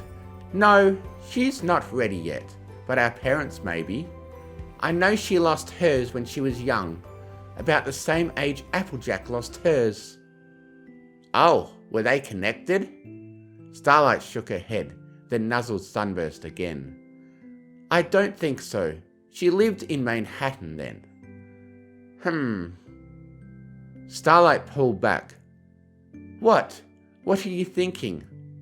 "Well, we are going to be stuck here for a while, and we did have a plan in mind for introducing her to our parents." "So?" Sunburst shrugged. "Maybe we should ask her." "Now?" "Well, I don't know. When she's back in and settled down, we don't have to pry or anything." "I'm not sure. I honestly gave her several openings in the past for her to tell me about them, but she never did bite." "Well, for our heartwarming gift for her to really work out, maybe we should push a little more and ask her." Starlight's ears went flat, the mare looking around the wagon trying to picture where her friend and fellow lover might be. "Maybe, but should we..." Starlight was cut off by the door opening and closing quickly, Trixie rushing inside. "Brr, that wind is getting worse." "I know, I could hardly see. My glasses were frosted over, so I took them off. And then the wind was beating up my eyes, so I struggled to keep them open while I walked." "Trixie has goggles, you know." "Oh." Starlight let slip a giggle, to which Trixie raised a brow at. "Sorry, Trix, you know I know this isn't funny, but well, look at us." "I fail to see any humour in this situation," Trixie said, removing her snow-covered clothes. "We're three close, intimate friends stuck in the snow in a wagon, with minimal heat save for our own bodies." "Oh hey, I think I like where this is going," Sunburst said, only to receive a playful slap from Starlight's hoof. "Not like that. We're close friends, and this really is our first time together, out in the world. We are truly alone." Silence rang in every pony's ears, until Sunburst let out a, "Huh?" "So, instead of seeing this as a problem, let's embrace it." "And how, pray tell, shall we do that?" Trixie asked. "Easy. Turn off all but one lantern, and come snuggle up with us and warm up. The storms will hopefully subside by morning, and we'll go from there." She huffed, she puffed, but eventually Trixie's shivering body told her this was the preferred option than trying to spend countless hours freeing the wagon during a raging blizzard. "Fine," she finally agreed. Trixie went and snuffed 2 of the 3 lanterns' lights, leaving the last on a low flicker so at least she wasn't tripping on anything. While she was up, she also added another log to the wood stove. Sunburst, feeling much warmer, shifted so he was laying on his back, with Starlight laying to his left side and into the crook of his foreleg. Reaching a hoof over, Starlight patted the empty part of the bed on Sunburst's right side. "Come on in, it's nice and warm." There was a brief bout of hesitation in Trixie's eyes, the small flames from the lone lantern dancing in the large orbs, before finally she relented and got into the bed. Laying on Sunburst's right side, Starlight took Trixie's hoof in her own and squeezed, while Sunburst used his magic to drape the blanket over all three of them. Starlight then rested her chin upon Sunburst's chest, while Trixie rested hers on the stallion's right foreleg. "Trixie?" Starlight asked. What were your parents like?" Had it not already been cold outside the blanket, the temperature would have dropped another couple degrees. As it was, Trixie shifted herself so she pulled away from Sunburst, but not totally out of his grasp. "Why ask such a thing now?" "Well, we know you lost your parents when you were young, but you never told us about them. My mother left not long after Sunburst went to Celestia's school." "And I lost my father almost 10 years ago now, not too long after I went to Canterlot," Sunburst added in. Starlight gave Sunburst another nuzzle. "And, well, we've learned to live with just one parent for so long, but you've had neither. I just thought maybe you'd like to share or talk about them. It is heartwarming, after all, a time for family and friends. Trixie has gone so long without family. The blue mare went silent, then with a gulp and a shiver under the blanket. "I don't really remember much. I do recall my father being a magician, much like I am now, performing for little colts and fillies, bringing smiles to their faces and sharing stories of whimsical adventures and terrifying beasts. My mother, she was an astrologist and used lunar stars to predict ponies' futures and give them good advice on how to better themselves." Sunburst shifted his right arm, forcing Trixie to press into his side once more, but the mare didn't fight it. "What happened?" he asked. The winds outside provided the only sound for several long seconds.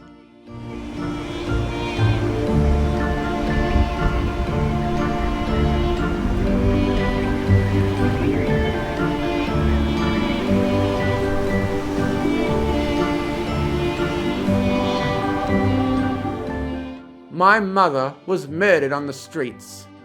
My father couldn't handle the loss, and I know not of where he is or if he's even alive." The stallion pulled her in even closer, and Starlight wrapped her own foreleg around the two. "Trix, it is okay. Trixie has cried those tears and moved on with her life, and it would be best that you two gave her the same courtesy and let it be. You wanted the truth? Well, there it is." It was hard to see in the dim light, but Starlight noticed the show mare was instead shedding a few tears. Sunburst sensed it as well, and leaned his head down to nuzzle her. "We're sorry, if it means anything, and we do know the pain as well." A sniffle broke the pending silence, and Sunburst took the opportunity to wrap his forelegs around both mares and push them against his sides for a tight, warm hug, and gave each of them a kiss on the cheek. "I do love you, both of you, and I'll be there for you." Starlight leaned up and gave Sunburst a kiss. "And I'll be there for you both too." Then the two looked to Trixie, expecting something, but instead the mare was looking off in the distance, lost. Starlight and Sunburst lay still. The two then looked to each other, and with a nod from Starlight, Sunburst cleared his throat. "Trixie, there was a special reason we invited you along with us." She wiggled herself away from Sunburst and attempted to lay on her side so her back was to them. "Oh yes, she's sure, so that the miserable and lonesome Trixie wouldn't be alone." The blue mare was then caught off guard by the normally gentle forelegs of the timid stallion wrapping themselves around her tighter and bringing her back up against his barrel and chest. And then Starlight, draping over Sunburst, nuzzled the mare, giving her a kiss on her damp cheek. "We were going to wait until tomorrow morning to ask you this, but well, since we're stuck here and all, probably for most of heartwarming morning," Sunburst added. Exactly, Trix. We didn't get you anything for hearthwarming because we've already given it to you. Trixie was at an awkward angle, unable to look at Sunburst and barely able to see Starlight. She shifted, and Sunburst allowed her to turn around so she was facing the two. She gave them a curious, reserved look, with one brow at the ready to rise if needed. We want you to be part of our family, Starlight said. Trixie blinked. You know, as in us three, a herd, essentially, Starlight continued. Yes, and while we have been busy already between us, Starlight and I wanted to make it official. Sunburst proposed to me. He was going to wait until hearthwarming, but I had some mood swings a couple months ago, and we got yelling at each other, and he blurted it out. I still can't believe I did that. Starlight gave the stallion a small peck on the cheek. I know, but it was sweet and helped the situation. Anyway, Trix, I told him yes, but on one condition. Now both ponies were staring at a perplexed Trixie. She said I had to ask you too, and well, after all we've gone through and what we've done together, I saw no reason not to ask. So, our hearthwarming gift, Trixie, is would you join us? Be a part of this family? We even thought meeting our parents would help you decide, but since that won't be happening until after this morning, providing we get unstuck, Starlight playfully shoved her stallion. Or some pony finds us and helps, Sunburst gave a shove back with his shoulder. Then maybe, while they're our parents, they'd be in some way also yours. Not that we'd want them to replace your parents or anything, Sunburst quickly added. Oh, no, of course not. Just, well, be there for you, like they were there for us before, you know. My failure at Celestia's school, Sunburst sighed. And my crazy phase, Starlight added with her own sigh. Both ponies had lost focus on the third in their party and now returned their attention to her to gauge her reaction. She was laying on her back, still snuggled against Sunburst's side, but looking straight up at the ceiling. Trix? Starlight asked. She continued to remain quiet. Starlight and Sunburst shared a glance, and she shoved his chin with her muzzle. Sunburst leaned over, having to pull partly away from Starlight and give Trixie a passionate kiss, causing her eyes to widen. Slowly he drew back and settled down on how he was before, which gave Starlight a chance to lay over his chest and at Trixie and do the same, giving the mare another long kiss on the lips. She pulled back and rested her chin upon her forehooves. Have you been rebooted? Starlight asked. Or do we need to try again? Sunburst asked with a waggle to his brows. Only Starlight saw. No. It's Trixie. That is I mean... The two had expected some sort of reaction from the mare, but crying was not one of them. Tears welled up and ran down her cheeks as she stared at the space between them, struggling to focus on only one of them. Sunburst didn't hesitate, removing his foreleg from Starlight so he could pull Trixie over himself. Starlight caught on quickly and shifted aside so that her mare friend, hopefully future wife, could be swapped with her future husband. Trixie, throughout all of this, was limp as a noodle, being hoofed about until she was pressed between Starlight and Sunburst, and hugged until she could barely breathe. Starlight placed her head under Trixie's chin, while Sunburst placed his chin atop Trixie's head, and both ponies hugged her for all they were worth. While they wanted her answer, they also knew she was currently emotionally vulnerable, and therefore remained silent as all three laid together, under a thick wool blanket, stuck in the snow, in a ditch, on hearthwarming eve. Before too long, all three's breathing was even and gentle. Trixie let out a shuddered breath, but then gave each of them the best attempt at a nuzzle as she could from her sandwiched position, and placed a hoof on Starlight's bulging belly. Through one eye each, the two watched as Trixie pulled her hoof back, kissed it, and placed it lovingly once again on Starlight's belly. Smiling, she swore she felt something return the touch. She closed her tear-stained eyes and whispered a single word to them. Yes.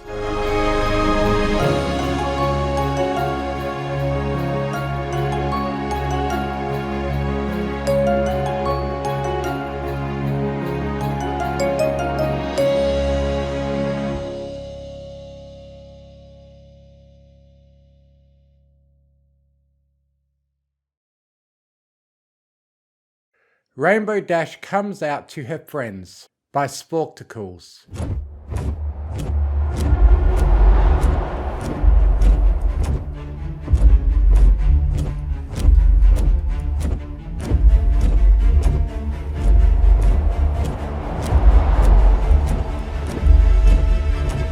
Rainbow Dash soared across the skies above Ponyville, heading towards the bar.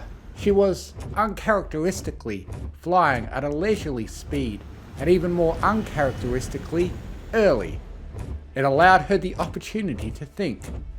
Am I ready for this? Yes she was. Rainbow Dash wasn't afraid of anything. Carpe diem and all that. Pausing was for sissies. And then, when she tried to descend, her wings somehow had a moment of totally involuntary stiffness that forced her to continue gliding. Instead, she spent another 15 minutes dithering through the clouds and eventually circling the airspace above the bar. It'll be fine, she thought. They're my friends, and they'll like me no matter what.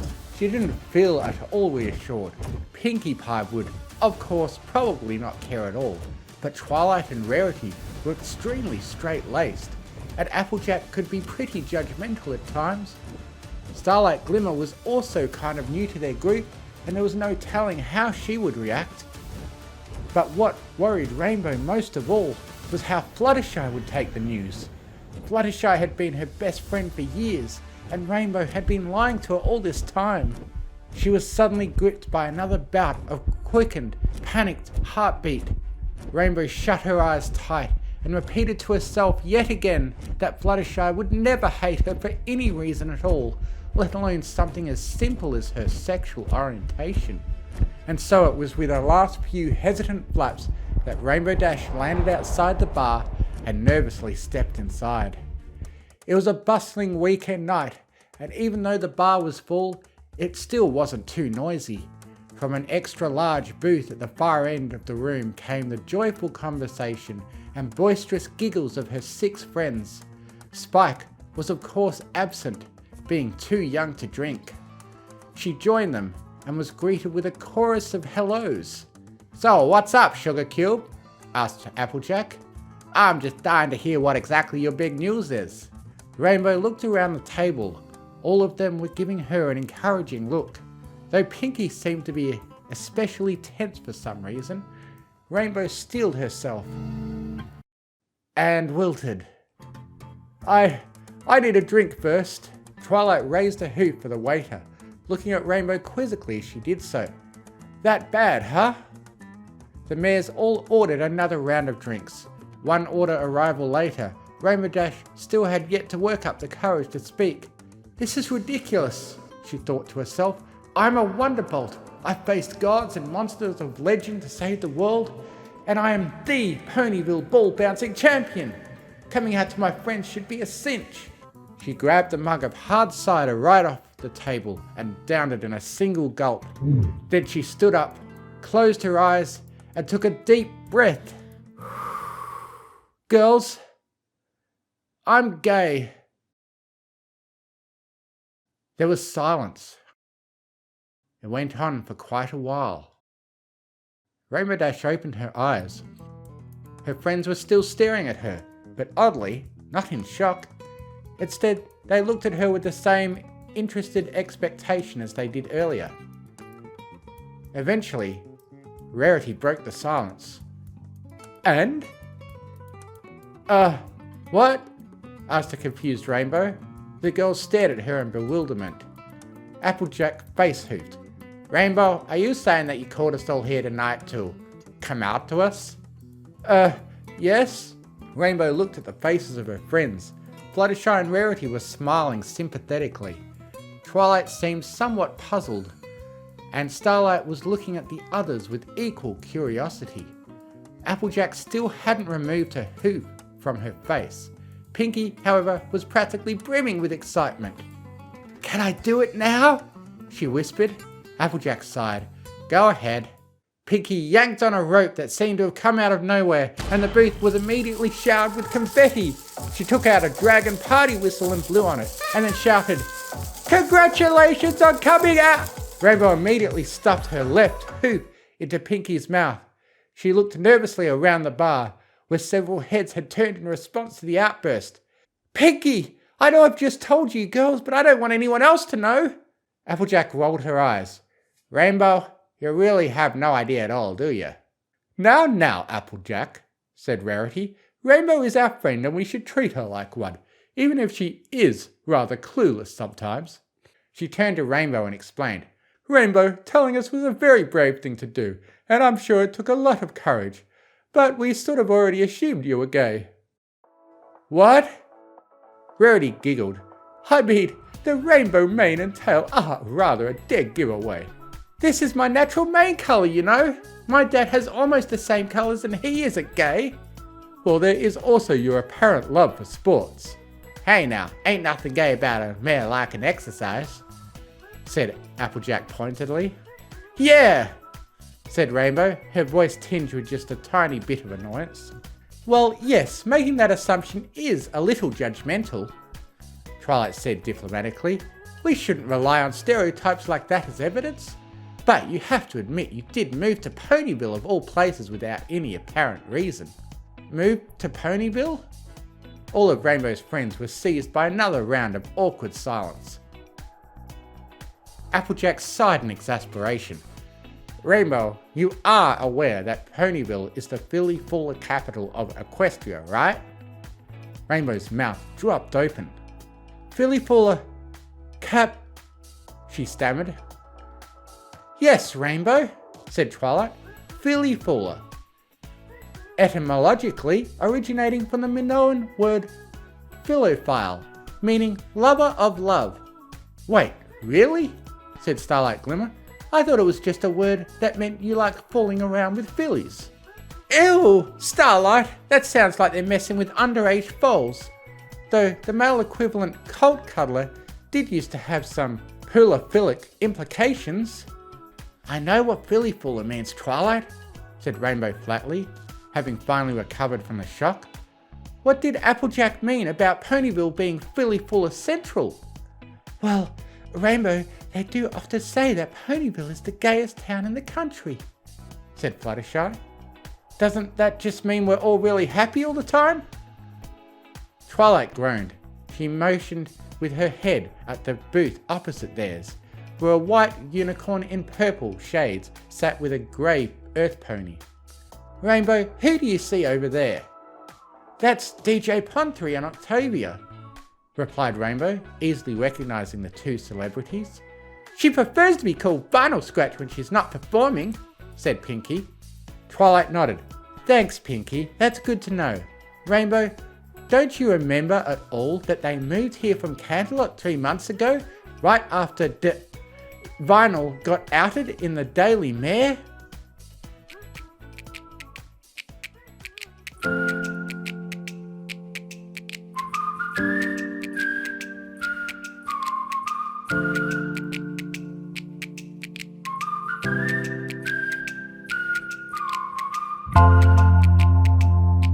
Vinyl Scratch reached under the table and pulled out a large cardboard box.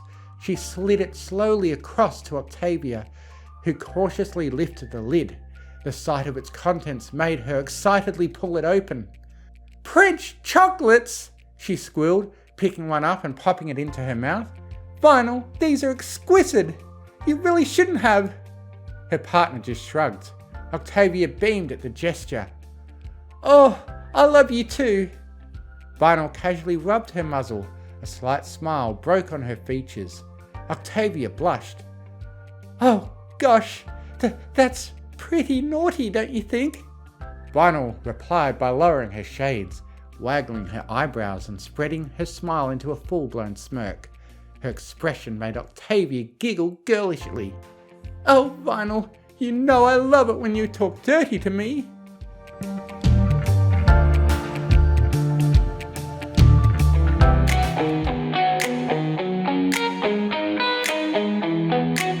Rainbow scratched her head with a hoof. I must have missed that article. Fair enough, I guess, said Twilight. She pointed at two nearly identical Pegasi lounging against each other on the couch facing the pool table. Then how about Cloud Chaser and Flitter? They work on the weather team. You have seen them around too. Rainbow gagged at the implication. They're twin sisters. Nothing strange about them hugging each other all the time.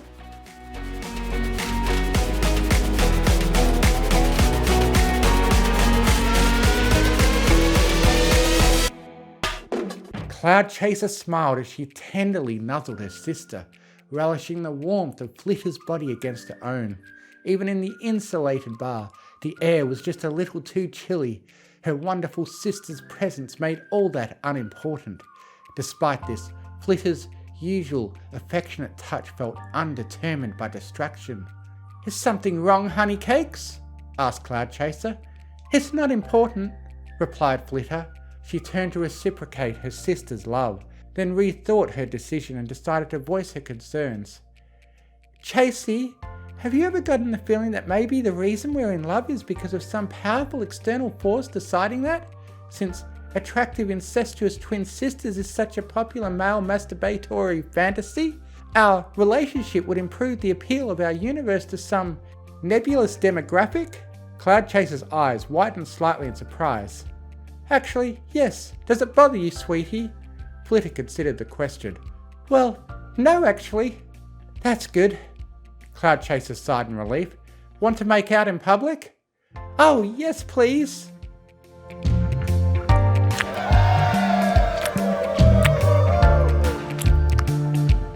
Rarity watched the two Pegasus sisters tenderly lock their lips together.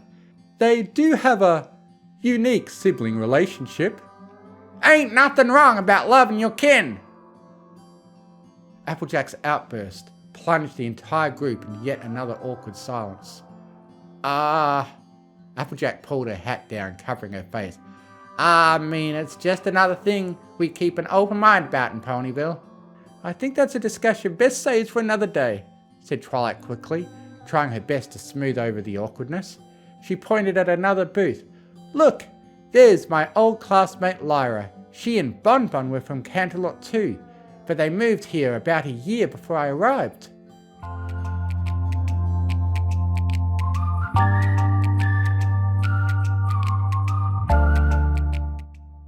Lyra, I'm not going to put on that ridiculous costume. Please, said Lyra, foreheads clasped together as she begged. It's not that weird. Bon Bon rubbed her temples. The hoof sleeves have these ridiculous bits at the end, like blunt claws. They look like tiny penises. Those are called fingers, Bonnie. Minotaurs have them too. Oh, for heaven's sake, Lyra, this crazy obsession of yours is really getting out of hoop. Bon Bon huffed and grumpily looked away. Hey, it's not crazy, okay? Humans do exist. Someday I'm gonna find the mirror from that book and... Look, tell you what. You remember that time when you made me dress up as a sexy bugbear so we could play Hunt the Prey? I'm calling that favor in right now. You wouldn't! Bon Bon blushed, visibly shrinking. Totally am. Bon Bon sighed in defeat. Fine, give me that bag. I'll put it on when we get home.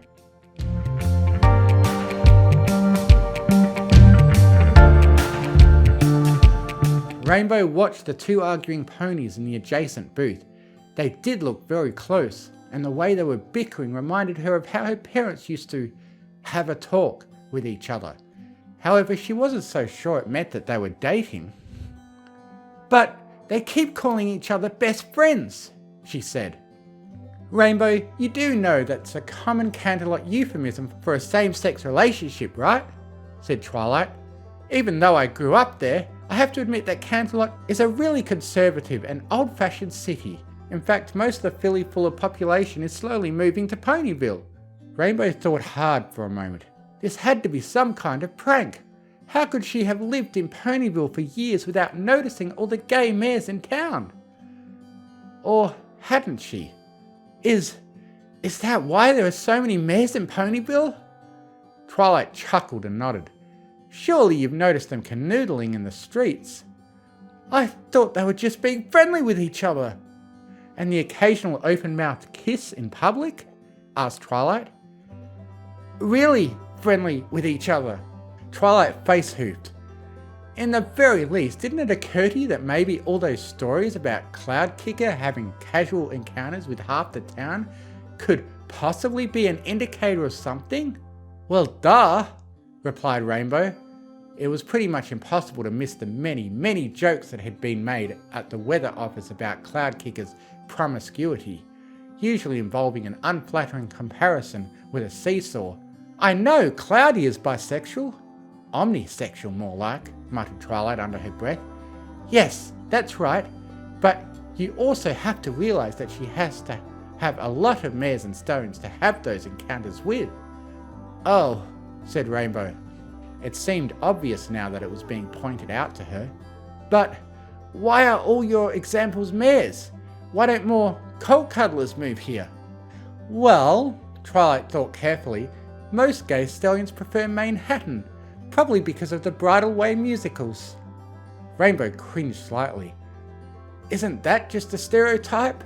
Let's ask an expert then, deadpanned Twilight. She stood up and shouted out to a brown-maned orange stone at the bar. Caramel! Could you tell us why so many gay stones live in Manhattan? Bridal Way musicals! He yelled back. Woo! Twilight sat back down with a self-satisfied smirk. Some stereotypes exist for a reason, you know. Rainbow gaped at the stallion. Caramel's a colt cuddler? Rarity nodded. Yes, he is, darling. One of the very few in town. You wouldn't have guessed, would you? He looks the very picture of a perfect gentle colt. Rainbow slumped in her seat. This is so much to take in all at once. She gulped as a sudden realization hit her. Wait, does that mean all of you girls are, you know? The mares all looked at each other for a few seconds, before erupting in collective laughter. Rarity was the first to recover, wiping a tear from her eye with a paper towel. Oh dear, no, Rainbow. Just because we live here doesn't mean we are all gay. Applejack and I were born in Ponyville, and we aren't moving away just because we're straight. Applejack beamed. We apples have lived here long before Ponyville became famous for filly falling, and we're right proud the town's so well known for being so progressive like. Oh, said Rainbow. What about Twilight then? She moved here from Canterlot, just like Lyra and Bonbon, because Princess Celestia ordered me to come here and oversee the Summer Sun celebration 2 years ago, explained Twilight. I made friends with all of you and wanted to stay, even if I am straight myself. She was interrupted by a fit of coughing coming from Starlight Glimmer. Twilight glanced at her pupil. Is there something you wanted to say, Starlight? Starlight smiled innocently. Oh, it's nothing. I just found what you said a little surprising, considering what happened at breakfast yesterday morning. What happened yesterday morning? Asked Twilight with genuine confusion. I don't remember anything. Oh, really?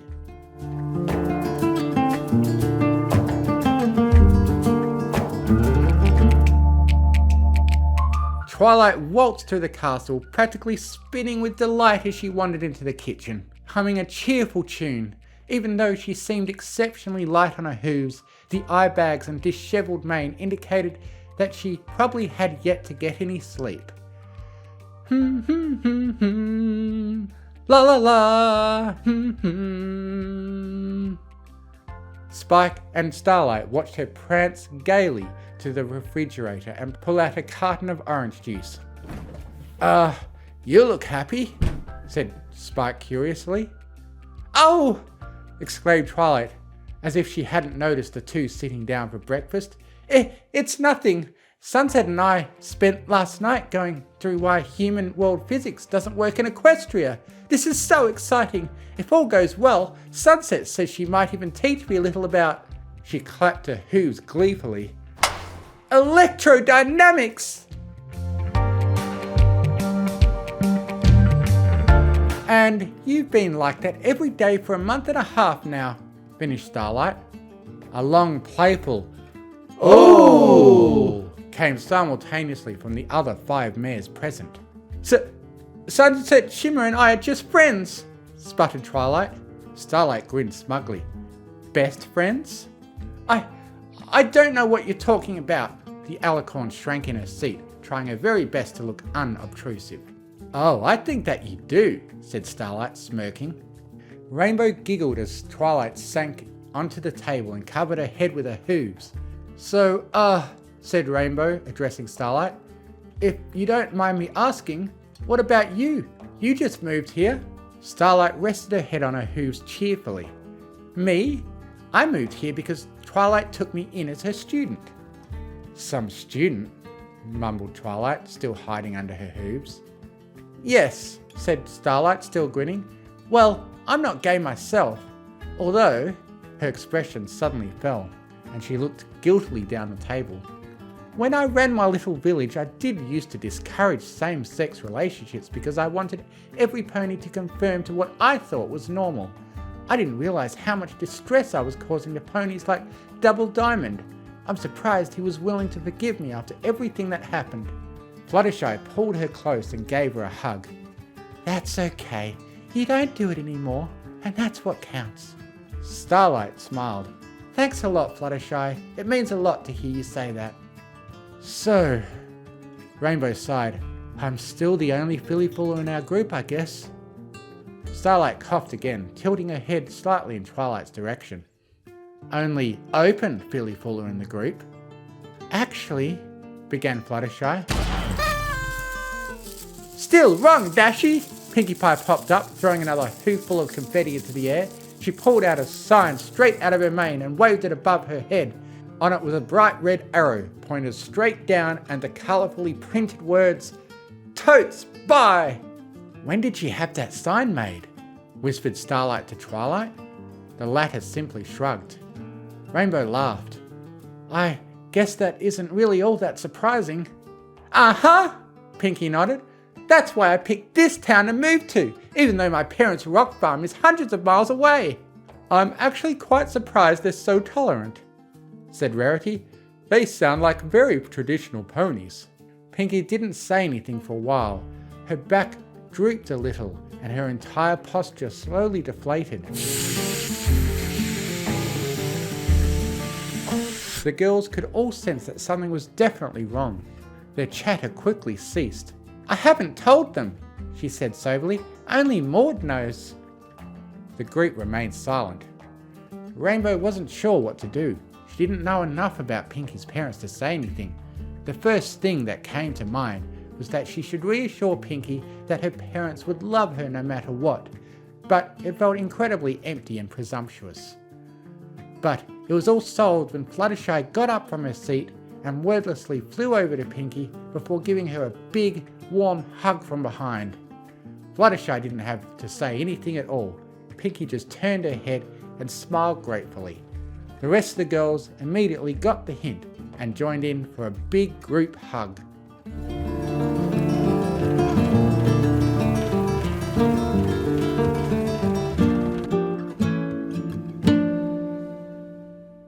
The mood lightened a little after that. Applejack had the sense to call for another round of drinks, and Rainbow downed yet another cider. The girls had settled into the usual chatter and gossip, and after a few more drinks, Rainbow was feeling pretty happy. She felt a little light-headed after 4 pints, but she was absolutely sure she wasn't too far gone yet. Apparently, Applejack thought otherwise. Okay, Rainbow, I think you'd best take it easy on the drinking. Why? I feel fine. Applejack just rubbed her forehead. Look, Rainbow, I didn't want to bring this up, but there's a third reason we all knew you were gay before tonight. What? Rainbow flared up. No way! Oh, for. Applejack, if I may, said Rarity. Applejack shrugged and crossed her forehooves. Rarity smiled and continued. You see, Rainbow, it's just that when you have more than a few drinks, you start making highly inappropriate advances to other mares. Rainbow gaped. I do not. Then perhaps you might consider letting go of Fluttershy. The poor dear is looking very uncomfortable. Rainbow looked down. All wrapped up in her insistent hooves, practically pressed against the seat cushion, was a very intimidated yellow Pegasus. Rainbow Dash sobered up in a hurry. Whoa, sorry, she said, straightening up right away. I didn't even realize.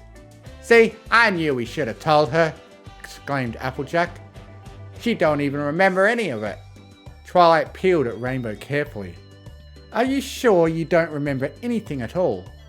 Rainbow didn't say anything. She just sat, mortified at the thought of what exactly she couldn't recall. Oh my, Rarity said. And here we all thought you were too embarrassed to mention it afterwards. And you said we should be too polite to mention it too, said Applejack to Rarity. She plumb didn't know what she was doing at all. Okay, Twilight took a deep breath. I think we should all just be glad we caught her before she had too much this time. How bad am I usually? Rainbow squeaked. Well... Hey, cutie, you want to go search for the pot of gold at the end of this rainbow? Philly, you must be a banana, 'cause I find you appealing. Hey, we should go find the letters O, U, and T so we can make out. Rainbow, that's one of my pony queens you're attempting to come on to. Rainbow winced. Is that why we don't have alcohol at our slumber parties anymore?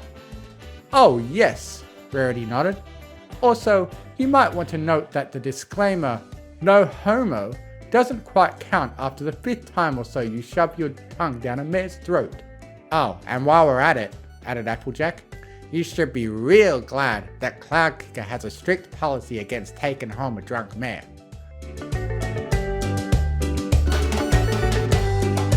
Rainbow stayed as sober as she could until the night was over. It hadn't been quite so bad. The girls laughed and joked and mercifully avoided bringing up her past humiliations, but it did put a distinct damper on her confidence for the rest of the evening. One by one, the girls slowly excused themselves and left the night, until it was only Rainbow and Fluttershy, alone in a nearly empty bar. Fluttershy watched her somewhat rattled friend with concern.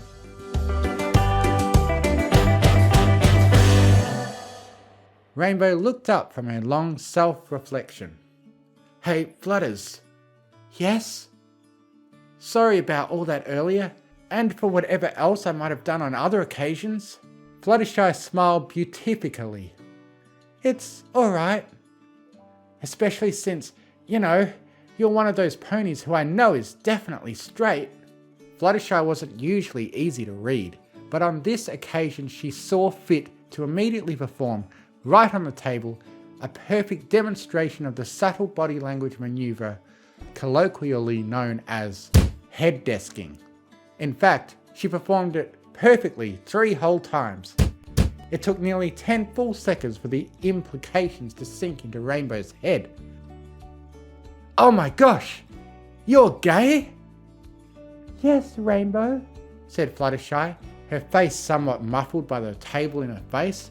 I did move to Ponyville from Cloudsdale after all. I thought it was because you loved animals on the ground. Fluttershy finally peeled her face up from the table. Yes, but it was also because I am a raging filly faller. She shook the numbness out of her muzzle. Well, I'm not raging very much. I don't like being angry, and I'm not very good at filly falling either. I don't know how to talk to any mares, she softly lamented. Rainbow wasn't particularly good at discerning subtleties, but she did understand enough to figure out what Fluttershy was hinting at. So, Rainbow scooted nearer to Fluttershy. Maybe we could go over to your place? I could get a couple of bottles of cider to go, and we could, talk? Fluttershy turned towards Rainbow and smiled happily. It was a graceful yet relieved smile, made all the more stunning by Fluttershy's honestly ethereal beauty, even if it was slightly marred by the reddish bruise on her forehead. For a moment, Rainbow felt as if the sun had dawned and its light had shone right into the bar, illuminating Fluttershy's peacefully beaming face. It was the lunar Misa of bar smiles, and then she spoke. Her voice was soft, yet clear and firm. No. Huh? I said no, Rainbow. I like you a lot, but you're really scary when you get drunk. Fluttershy put one hoof on Rainbow's shoulder, and even though we know each other really well, I don't think we should start off like this. Oh, Rainbow said. Well, slowly, then? Fluttershy nodded. Rainbow thought for a moment. Would you like to grab dinner at Cafe Hay tomorrow evening? Fluttershy nodded again. I would like that very much.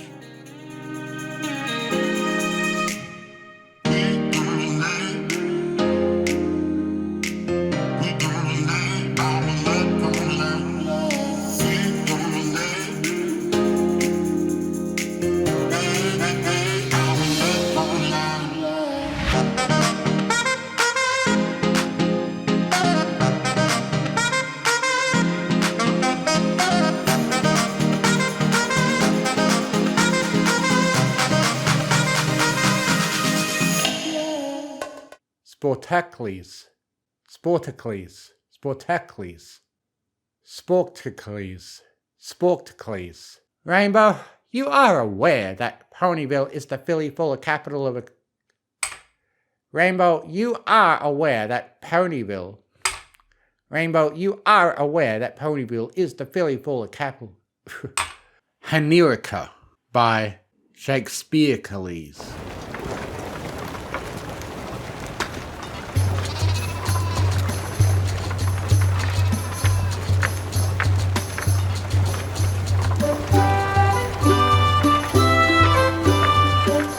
Applejack ducked in and out from between the stalls in the marketplace, looking from one to the next with increased desperation. Come on, something, anything! Barely looking where she was going, the orange earth pony collided with Fluttershy. Applejack, what's wrong? Fluttershy asked, seeing her friend in a frenzied tizzy. It's Big Mac, Applejack said. I'm his heart-warming helper this year. He already knows exactly what to get for me. But he's impossible to shop for. It's not like he ever says what he wants. It's almost heartwarming Eve, and I still haven't found anything for him. I'm sure he will love whatever you give him, the yellow Pegasus assured her. You could just give him an apple, and I'm sure he would love it. But he'll just think I'm re-gifting the one he gave me last. Oh wait, you were joking. Well, what did you get for your brother this year? She asked. Oh, Zephyr was easy. I got him this copy of Wonderbolts Illustrated with a 3-page folder spread of Rainbow Dash signed by her. Fluttershy looked around nervously. I didn't even tell her it's for him. Fluttershy turned to put the magazine back into her saddlebag. That was when she noticed that her cutie mark was glowing. Oh dear! Looks like the map is calling you, Applejack said. Fluttershy looked at Applejack. Her flank was glowing too. It looks like it's calling you as well, she said. Dang it, why now? Applejack griped. It's almost heartwarming. I ain't got time for this. But Applejack, it means that some pony is having a friendship problem right now. We have to help save the holiday for them. Alright, come on. Applejack and Fluttershy trotted briskly to Twilight Sparkle's castle.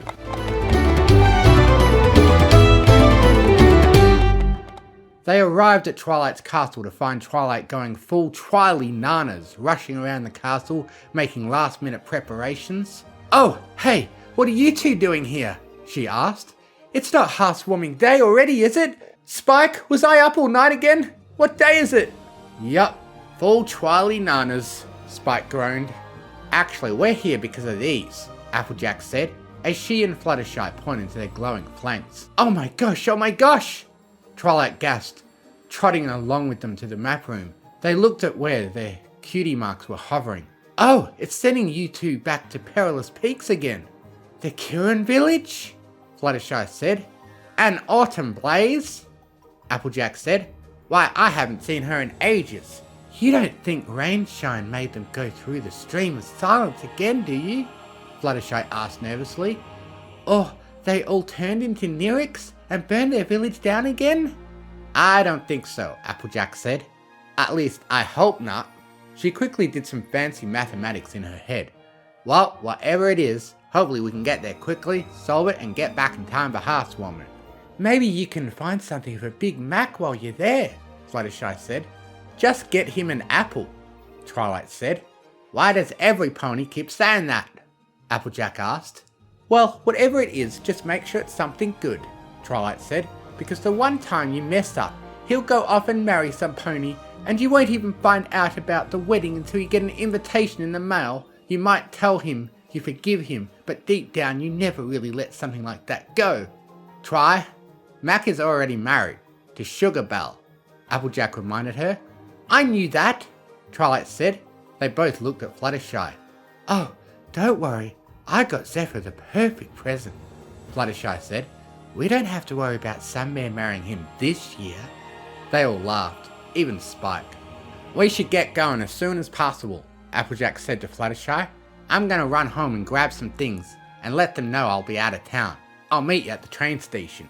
After trotting across town, Fluttershy entered her cottage with haste and was immediately paralysed with anxiety, drawing a complete blank on what she should pack for the trip. Is something troubling you? Discord asked from the couch, making Fluttershy shriek as she turned around in shock. Oh, Discord! I thought you were going to Manhattan for the midnight release of Ogres and Obulettes 5th edition, Fluttershy said. Yes. It is a few hours away by train, Discord said, looking at his bare wrist where a watch would be if he wore one. But I can get there in a snap. He snapped his fingers, and his packed travel bag appeared beside him on the living room floor. Oh, well, I need to pack a bag myself, Fluttershy said. The map called me back to Perilous Peaks. Discord raised an eyebrow. With Applejack? He asked. Yes, like last time, she answered as she looked in her refrigerator for her clothes to pack.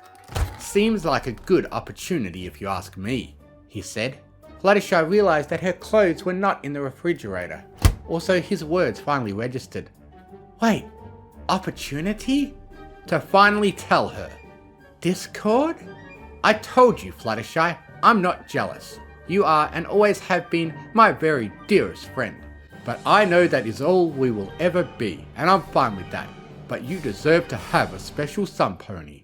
Discord, please, Fluttershy sighed. She doesn't even have any idea how I feel about her. Shame on you, Fluttershy, he scolded. You do her a disservice with such an assumption. Just because she's better at masking her feelings than you doesn't mean she doesn't have every bit of your intuition. But isn't she dating Rainbow Dash? Fluttershy asked. Is that a fact? Discord asked. Well, I don't know for sure, she said. It wouldn't hurt to ask, would it? Seems rude, she said. It's not really any of my business, is it? If you're interested in her, isn't it? He asked. Discord snapped his fingers. Fluttershy's packed saddlebags appeared on her haunches. I packed you an extra scarf and sweater. Dress warm. I hear Perilous Peaks is expecting a cold snap in the coming days.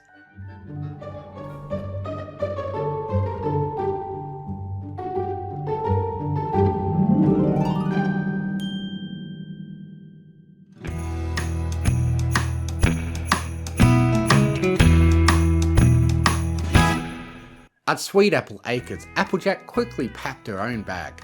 So, hopefully we can finish our friendship mission and make it back in time for Hearthwarming, she explained to Big Macintosh and Sugar Belle. Be sure to let Apple Bloom know when she gets home. Actually, Big Mac started to say. Apple Bloom is staying with her special sun pony for the holiday, Sugar Belle said. Wait, what? Applejack sputtered. When were you all gonna tell me this? She asked. Now-ish, Max said. They have been dating for a while now, Sugar reminded her, and she is a grown mare. Applejack grumbled something about traditionalism and sighed as she grabbed the last of her things for her travel bag. Well, if I'm not back in time, tell her I said, happy housewarming. We will, Sugar assured her.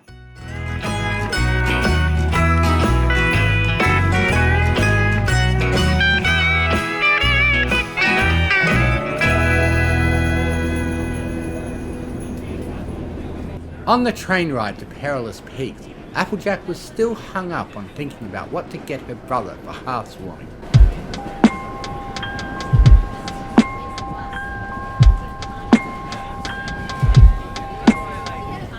Look, I just don't get why every pony keeps telling me to just get him an apple.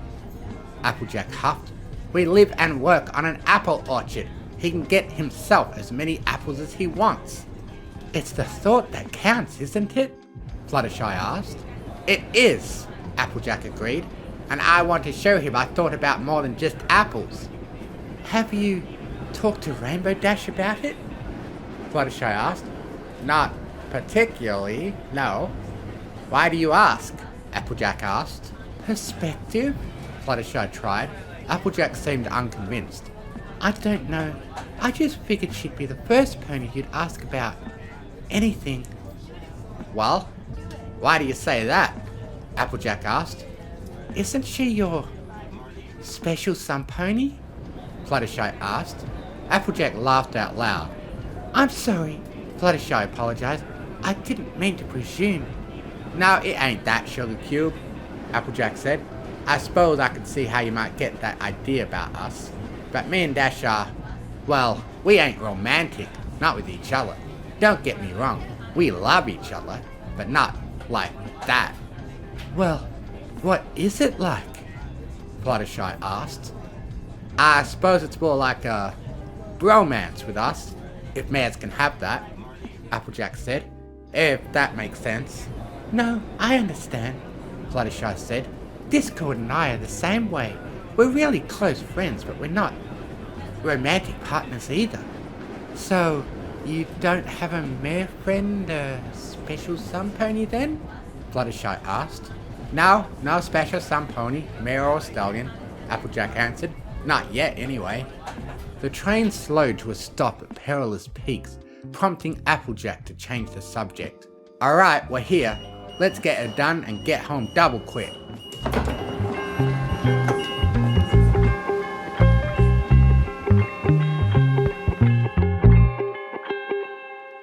With the experience from their prior trip, Applejack and Fluttershy found the hidden passage to the Kirin village without any difficulty. The squirrels that had caught Fluttershy's attention before were nowhere to be found this time, likely hibernating for the season. Without the chatter of woodland creatures, their approach to the village was a quiet one. But that changed once they arrived. The Kirin village was a bustling den of conversations in the courtyard marketplace.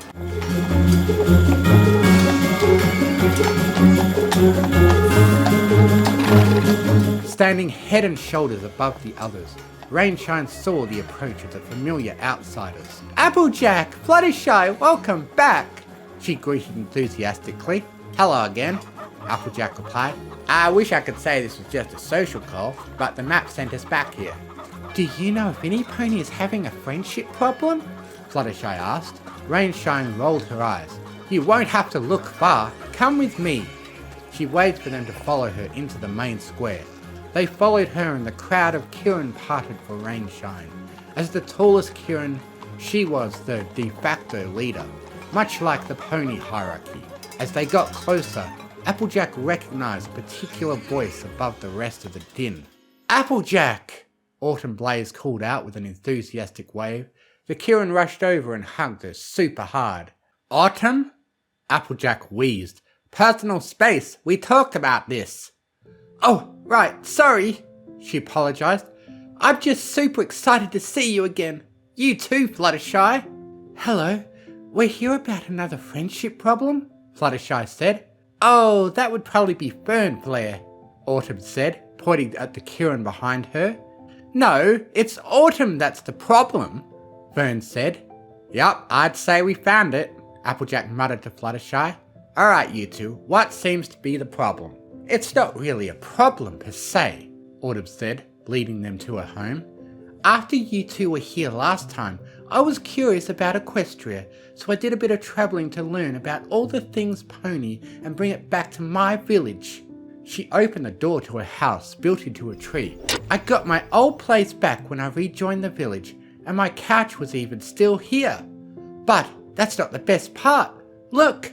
Autumn showed them around the inside of her home. I have the whole place decorated for heartswarming. It was true. She had the whole home trimmed to the nines with heartswarming decor. The front door had a wreath. There was a heartswarming tree, presents and festive ribbons. Even the halls were decked with bows of holly. On a second glance outside, it became obvious that Autumn's was the only home decorated as such. Oh, yeah, the other Kirin haven't really warmed up to the idea yet, Autumn explained. They have their own thing, but I just love the tale of heartswarming, the compelling story about the 3 tribes overcoming their differences and coming together in the magic of friendship. Autumn held up her copy of A Heartswarming Tale. I've read this book like 100 times. I read it for them too, but they don't seem to find it as interesting. You said they have their own thing? Fluttershy asked. What's that? Oh, they still celebrate Hanarika, Autumn said. Hanarika? Would you like to tell us about it? Applejack asked.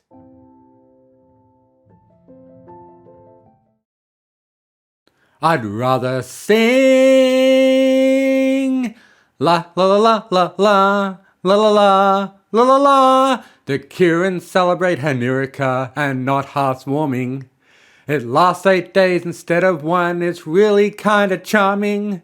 Long ago in days of old, in the midst of winter cold, Wendigos all filled the skies, or so that's what we're told. My happy village huddled close around a tiny fire, but the flames went out, they were about to all quickly expire. One Kirin that had had enough of hiding in her shame, uncaged in rage they were aflame, salvation quickly came. They all made it through the night, but one was not enough. The storm went on for 1 week more, those 8 days and nights were rough. No Nirik had ever burned for more than 1 day at a time, but on she went, though her rage was spent. That's why we sing this rhyme. But Wendigo stayed in the sky until the 3 tribes came together in the magic of friendship. No, we can't forget the Nirik that saved her village from the cold, but it's the story part that maybe we could skip. Really, I was just trying to tell them that the real heroes were the ponies that banished the Wendigos, Autumn said.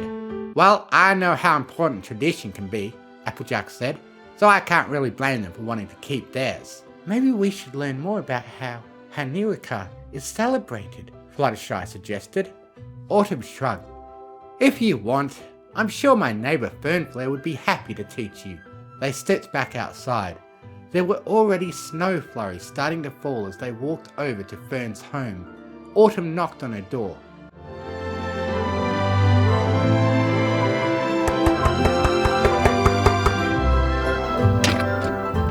Hello again, Fern, Autumn greeted. Hello, Autumn. What can I do for you? My pony friends wanted to learn about Hanarika, and I told them you were the Kirin to ask. Oh, really? Fern grinned. Oh, don't be so smug. They're just curious. It's not like they're planning on converting. Come on inside, Fern said. I was just about to make dinner. I'll put out some extra plates. Autumn gasped. Oh my gosh, yes! You guys must be hungry from your trip. I don't want to be a bother. I'm fine, Fluttershy said, her stomach audibly objected. I insist, Fern said, waving them in. I hope you like hay burgers. Love 'em, Applejack said as they all sat down. Fern worked in the kitchen for a short while and then came into the dining room with a couple serving plates. Applejack looked at the hay burger on her plate. It was just a plain patty between 2 thin slabs of hard bread. Looks like your bread forgot to rise, Applejack said. Can I get a slice of cheese for mine? What? Fern gasped. You can't have cheese together with your hay burger? Why not? Applejack asked. Because it's against the rules, Fern said. Okay, but why though? Applejack asked. Because, actually the scriptures were never really clear about the why, Fern admitted. Scriptures? Fluttershy asked. The Henerica scrolls, Autumn said. Unfortunately, they were lost with the library in the big village fire when we all went near it that one time. Autumn walked into the kitchen to get the cheese. Come on, Fern, the great Kirin created the universe. Do you really think she's going to draw the lion in the deli aisle? What kind of goddess would send us to Tartarus for wanting a burger to have a little flavour? It's okay, Autumn, I don't want to be rude, Applejack said, waving it off. I can respect the rules, I was just curious is all. Besides, we're guests here. Suit yourself, Autumn said, slapping a slice of cheese on her own hayburger, earning a glare from Fern. So is Henerica celebration like heartswarming? Fluttershy asked. Fern answered. Well, according to Autumn, Henerica is a lot like heartswarming, takes place at the same time around the winter solace, and there's gift exchange. Autumn interrupted. Yeah, but instead of one good present, you get 8 mediocre presents. Oh, like this one. Autumn grabbed a 4-sided top from Fern's shelf and spun it on the table.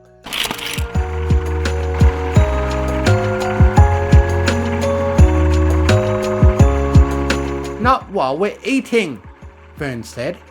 They finished their supper and Applejack helped clear the table. When she and Fern came back from the kitchen, the table was littered with gold coins. What in tarnation? Apparently we're gambling, Fluttershy said. We're gambling for dessert, Autumn cheered. Come on, grab a seat. You too, Fern. Fern rolled her eyes. Don't be like that, you love this game. It's the one cool thing about Henerica. There are plenty of cool things about Henerica, Fern said. Her stern expression broke into a grin as she took a seat at the table. But you're right, I do love this game. I don't know how I feel about gambling though, Applejack said. Don't worry, they're not real bits, Autumn said, unwrapping one of the coins to reveal the chocolate inside. It's just for fun. Fern Flare explained the rules, showing them the symbols on each side of the top. You start out putting in the ante, then you spin, and you either get all, nothing, half, or put in more.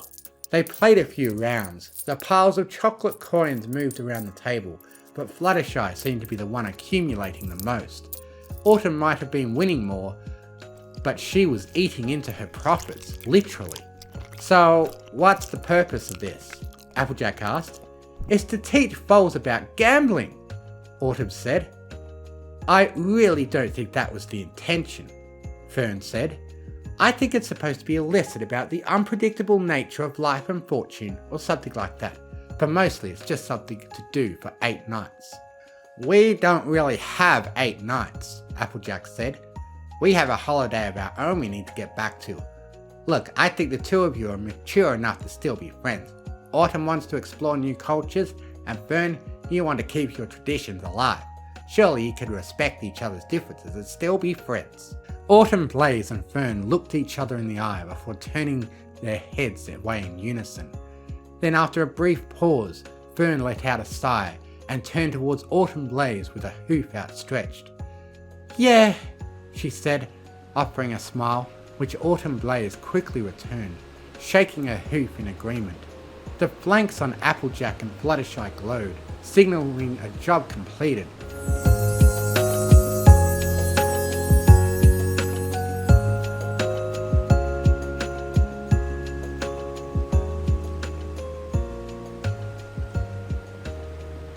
Whoo-wee! Done and done, Applejack said.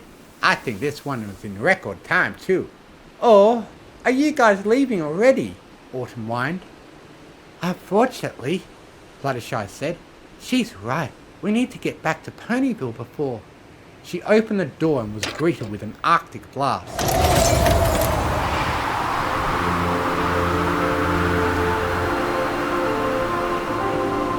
Snow was already piled up around the base of the doorway, and the wind howled as more snow filled the air to the point that they couldn't even see the homes across the courtyard. Guacamole! Applejack shouted as Fluttershy shut the door again. There's no way we'll be able to get back through the mountain pass in this, Fluttershy said. Looks like we're stuck here for the night, Applejack said. She looked at Fernflare. I hate to impose. Fern shook her head and shrugged. I wouldn't even have a place to put you. My bed is tiny, and I don't want to make you sleep on the floor. You can crash at my place, Autumn said. My bed is big enough for the both of you, and like I said, I still have my old couch. Well, alright then, Applejack said. We just gotta trudge through the snow to get next door. You think you're up for it, Fluttershy? Fluttershy nodded as she dug through her bag. Mm-hmm. I'm just glad I packed my extra scarf and sweater. Autumn opened the door and led the way, stepping into the high snowdrifts and pressing forward as her friends followed. The simple trip of going back next door to her home was arduous in the snow that was already up to their hips.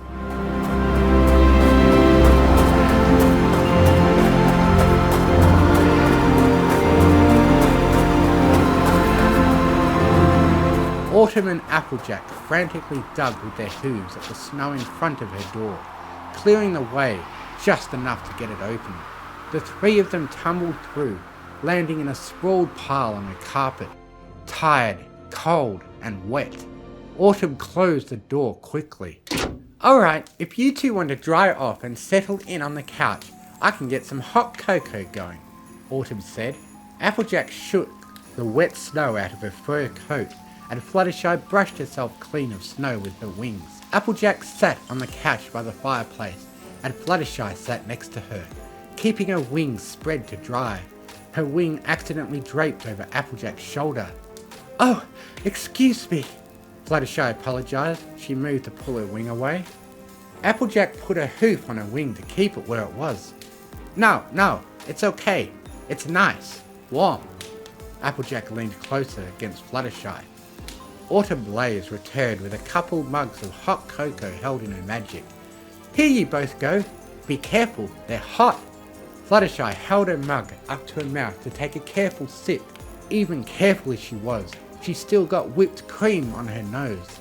Autumn giggled as Fluttershy's eyes crossed, blushing as she looked at the white blob on her snout. Applejack leaned over and gave her nose a chaste flick. Fluttershy blushed a little harder. Autumn turned and opened the chest beside the fireplace, peering inside and looking distraught back at the other two ponies. Oh no, you guys are gonna hate me. I don't have any firewood. What do you mean? Applejack asked. I meant to get some at the market today, but then you two showed up and I got all distracted. Oh, this is bad, Autumn whined. Grr, I always do this. I always screw something up. This is so infuriating. Tiny flames briefly appeared at the corners of Autumn's eyes before vanishing again. Fluttershy looked at the reading material on the coffee table. Are those Power Ponies comics? She asked. Oh, these? Autumn asked. Yeah, ever since I met you guys, I've been into all things pony. It's part of the reason why I wanted to bring heartwarming back to the village. Obviously, you can see how well that's not going. Well, you could just burn these, Fluttershy said of the comics. Autumn scoffed. What? Are you crazy? Well, sure, Fluttershy said. These are the old comics anyway. The new series is way better. Autumn's eyebrows caught on fire. You don't mean Power Ponies Go, do you? She snarled. No, I mean Power Pony Life, Fluttershy said. Autumn shrieked. Whee! Applejack whispered. Fluttershy, are you trying to make her mad? Yes, Fluttershy continued. The best part was when they gave the masked matter horn wings. You can't just give some pony wings. Autumn's whole body erupted into flames as she transformed into an angry Nyrick. Whoa, Nelly! Applejack shielded her eyes. She could feel the radiating heat coming off the Nyrick's flames. Take it back! Autumn screeched. Okay, Fluttershy said. Thank you for the warmth. Autumn looked at her flaming self. I understand what you're doing now. She calmed down and the flames went out. The cold draft coming off of the window glass returned to chill the room a moment later. Applejack huddled a little closer to Fluttershy.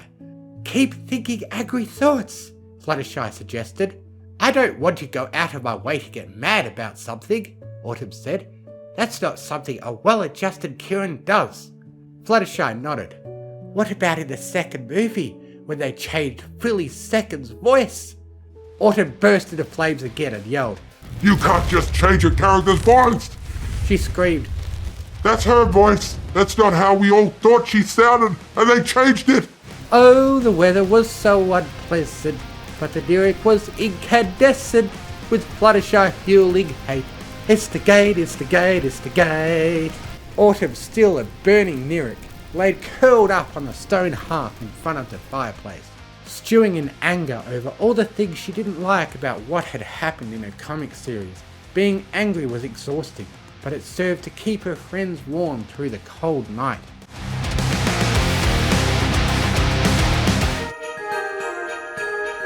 In the small hours of the morning, Applejack woke up to Fluttershy shivering against her. Autumn was back to being a cold Kieran on a colder stone slab. Autumn, Applejack said. Autumn! Autumn Blaze blinked open her tired eyes and looked at her. What? Humdrum and Radiance are the one true pairing, Applejack said. Autumn grit her teeth and reignited, seething for a couple hours more over Applejack's apparent lack of shipping taste. The mere mention of the 7th Power Pony's name was enough to have Autumn ablaze until dawn, and the storm had passed. The sun came out and melted away enough snow for Applejack and Fluttershy to be able to get back to the train station. They worked together to help carry Autumn to her bed. After being awake all night as a Lyric, the Kieran had earned a nice long nap through the next day. Just like the story of Hanerica, Fluttershy said. Heh, yeah, Applejack agreed as they tucked their exhausted friend into her bed. I can't imagine anyone doing that for 8 nights though. I guess that's why they're still talking about it 1,000 years later, Fluttershy said. It was miracle. The tip of Autumn's horn burned for a moment and then went out as she groaned. That pun was awful. And then she promptly fell asleep.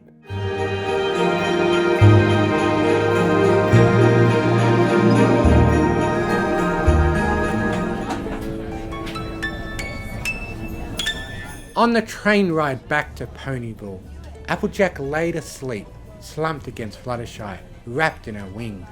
Fluttershy leaned against the window and watched the landscape go by. She opened her bag for something, and a tiny Discord appeared inside. Did you enjoy that little cold snap?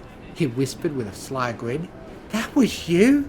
Fluttershy asked, quietly but sternly. We could have froze to death. Discord laughed at Applejack, sleeping curled up inside Fluttershy's wig. It looks like everything worked out, he said. I imagine I'll be extending my trip for another day or so. He winked at her and vanished as a pair of hot cocoa mugs appeared in Fluttershy's hooves. Smells good, Applejack mumbled as she blinked awake a moment later.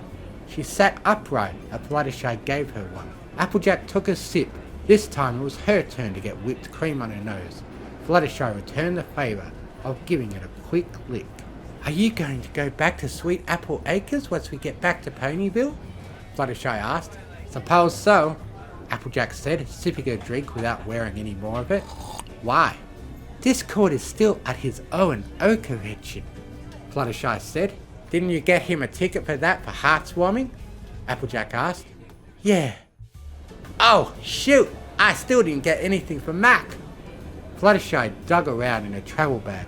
All she could find was an apple that she hadn't eaten. You could always give him an apple, she said. He does love apples.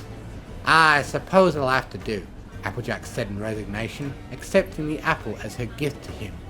Do you mind coming with me? I can't bear the thought of giving him this by myself. Sure, the farm is on the way home from the train station anyway.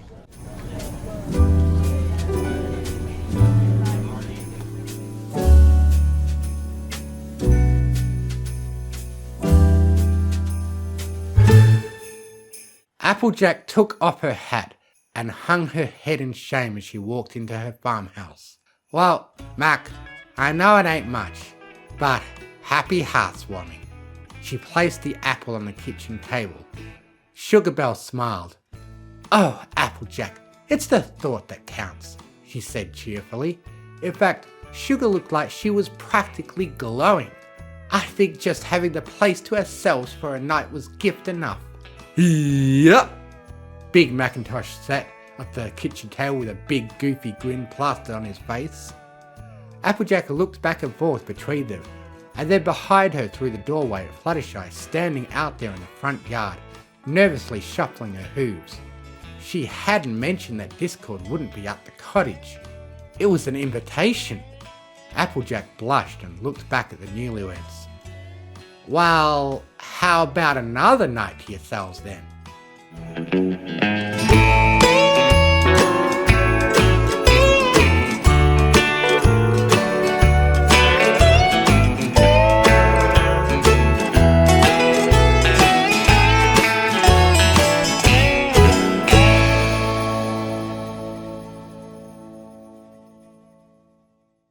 The Performance by Scarlet Ribbon.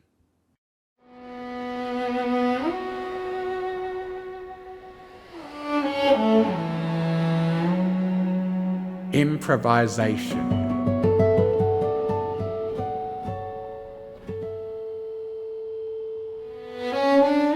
Octavia wrinkled her nose as the sterile smell of antiseptics invaded her nose.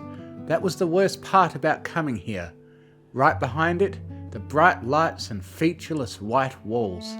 The end result was an atmosphere that was nothing short of oppressive. She hadn't meant to stop walking, but her thoughts had gotten lost in the misery of this place. "Come along, Octavia," her mother's voice called. Octavia scrambled to catch up, pulling her cello case behind her as her mother led the way to an information desk. "Good evening," the receptionist greeted them, and then his gaze fell to Octavia and the case she was lugging with her that dwarfed her in size. He smiled warmly. "I suppose you're here for the Hearthwarming Eve Strings Quartet?" Octavia blushed. Yes, I am, sir." The receptionist and Octavia's mother both shared a light-hearted chuckle.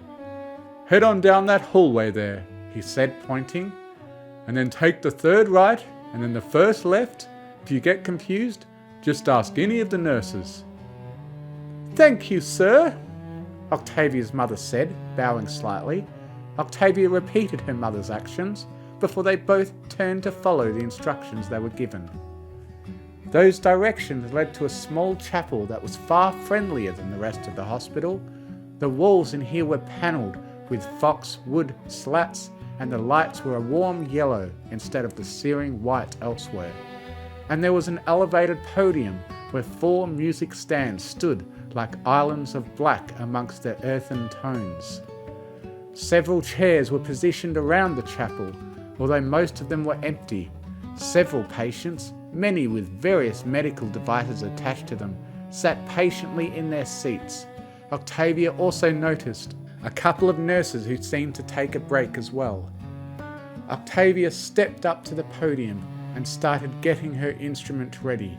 A classmate of Octavia's was already there, tuning his violin.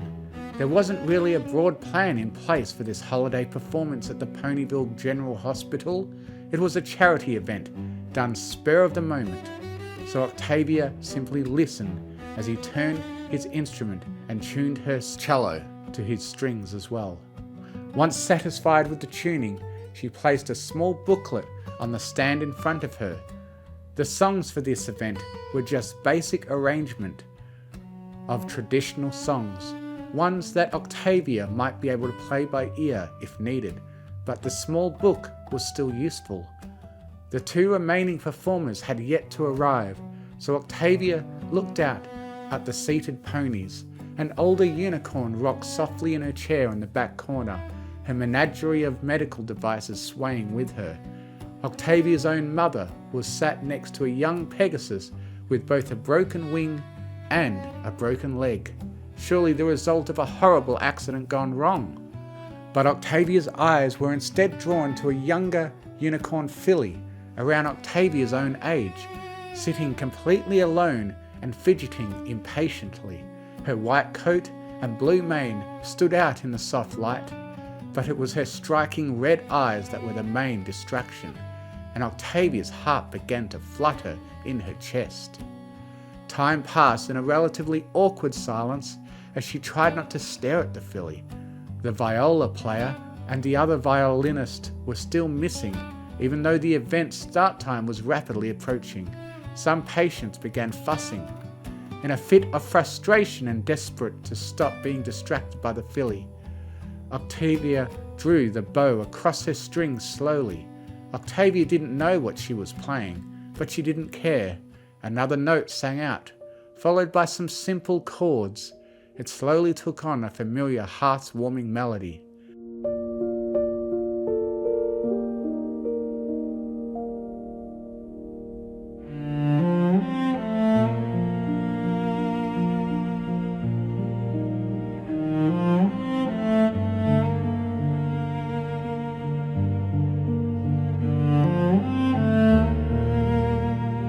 Octavia wasn't normally fond of improvisation, but something about the moment suddenly began to speak to her.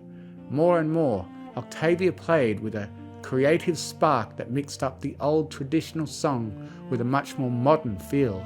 Though it was familiar, it was distinctly different, a song that wasn't written anywhere except her heart. The song grew and took a life of its own as the tempo rose. The melody gave call and response, swelling and ebbing. At a certain point, the violinist joined in, playing a more rote, traditional take on the melody. But Octavia barely paid it any mind. She simply played. In her heart, she slowly realized she wasn't playing for herself, and she wasn't playing for the audience. She was playing for that other filly, the one who seemed to be completely alone. The flash of light coming from her flank didn't even register with her as she continued her vivacious performance.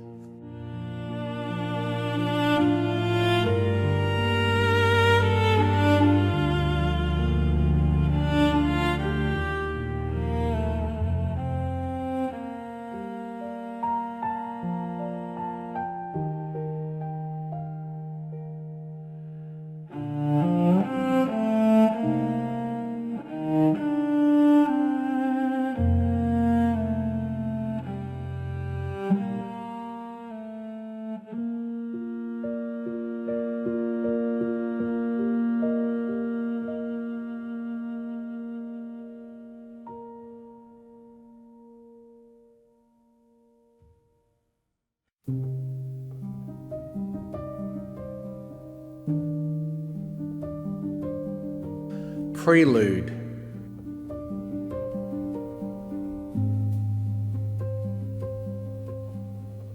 The auditorium was dim. Hushed whispers reached her ears, but Octavia paid them no mind as she took her place at the front of the stage. She peered to her right, where the silhouettes of the rest of the orchestra blocked out the dull red lights from the back of the stage. Every performer was in their place with their instruments: violins, horns, violas, trombones, oboes, tubas, trumpets, a harp, flutes, and a handful of percussion instruments. Octavia smiled to herself nervously. She was the only cellist for tonight's performance. It was a single piece, the introduction to this year's Hearth's-Warming Eve pageant. The composer of tonight's piece was a dear friend, and Octavia was proud to have the chance to perform it tonight in front of hundreds of Canterlot's finest ponies. The lead oboe sang out a forlorn, sustained A. The audience hushed. The rest of the orchestra quietly began to play their own A. Octavia slowly drew her bow across the A string and listened intently. Each performer went through the tuning ritual, producing waves of different pitches up and down the scale as the strings players tested all of their strings, and minute adjustments were made. Each instrument faded away as the various performers were satisfied with the results. The sound reverberated through the hall for a moment, letting the sheer breadth of sound warmly linger in the air, filling the audience with a sense of grandeur. The conductor, an older white unicorn mare with a blue mane and matching eyes, was shuffling nervously back and forth. Next to the unicorn, a green earth pony tapped her with a hoof, and they both approached the conductor's podium. After the unicorn conductor stepped up to the podium, the earth pony trotted to a microphone on the side of the stage. A spotlight came on, illuminating him. "Good evening, fillies and gentle colts," he announced.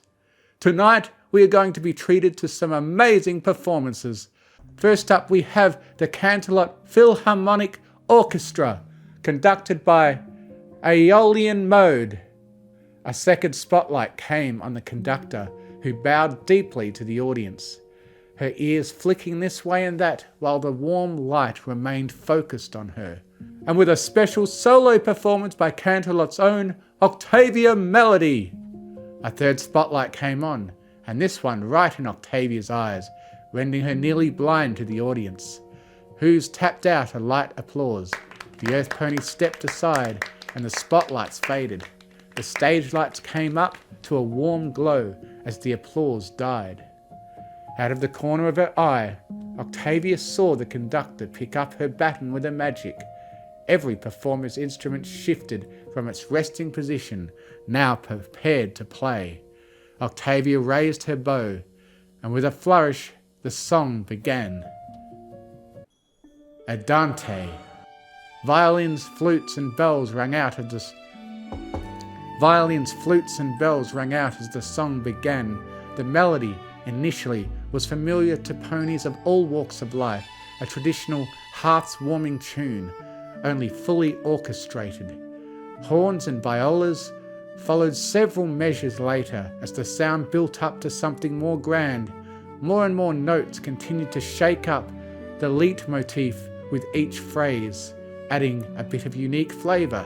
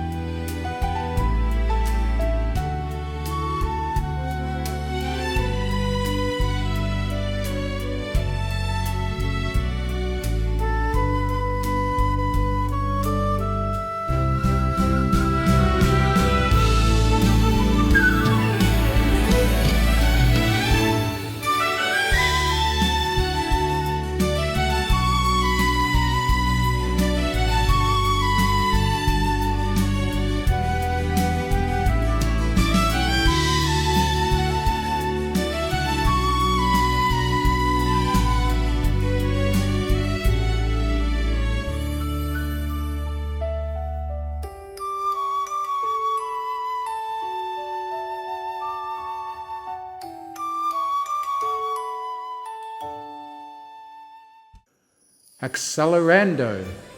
The tempo rose as Octavia's entrance. This was Octavia's entrance. She played her bow to a cello and let her lowing strings sing their song, building up to what would soon be her moment. What was a soft jaunt before was now building into excitement as the old traditional sounds favored in favour of a more modern interpretation that only vaguely resembled the original. The passage was coming to a climax. Octavia mentally stilled herself for what was to come.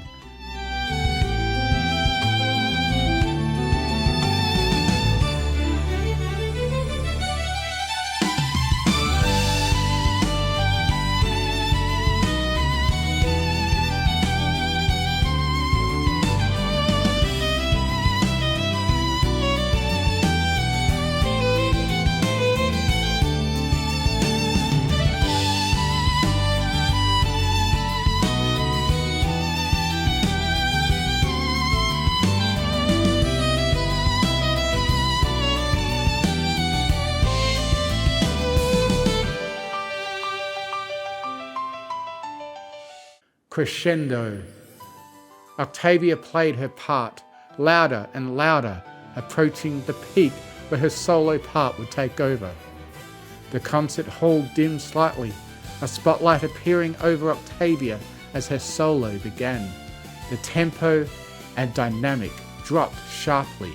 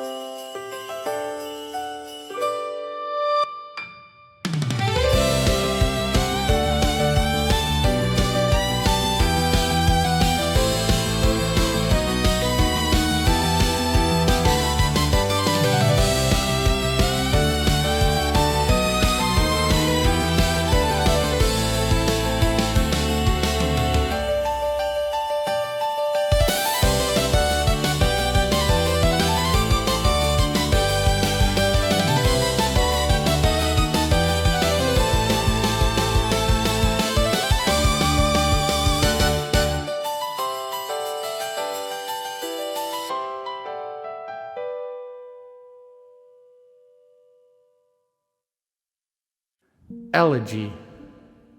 The orchestra faded away to just the soft cries of the horns, which faded away, and then soon Octavia was alone. She had practiced this solo several times. Her bow cried across the strings, a soft wintertime lament that grew into something more. Octavia became lost in the music as she played, a memory that seemed like a lifetime ago coming to her mind.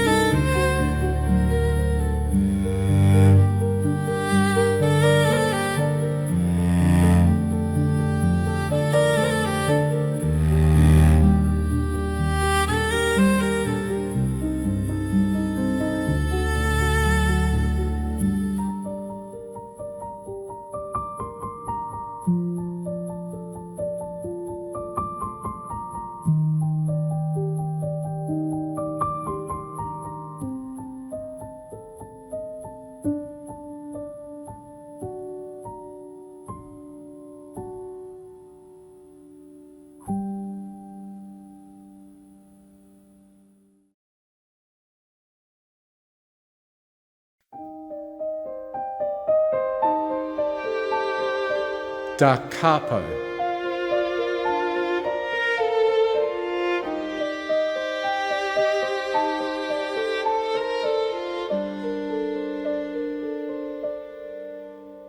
It was lunchtime, but Octavia was taking the opportunity to get some extra credit done. High school was rough. Octavia! Looking up from her homework, Octavia saw one of her classmates approach with some papers held aloft in her magic. Yes? Some alicorn brought this by and asked me to give it to you. The papers floated in front of Octavia and dropped to her desk. The pages were of poor quality and fairly worn, but it was sheet music? The top of the page boldly proclaimed Untitled, which caused her to snort in mild amusement, and the composer was... What? Octavia blurted in confusion.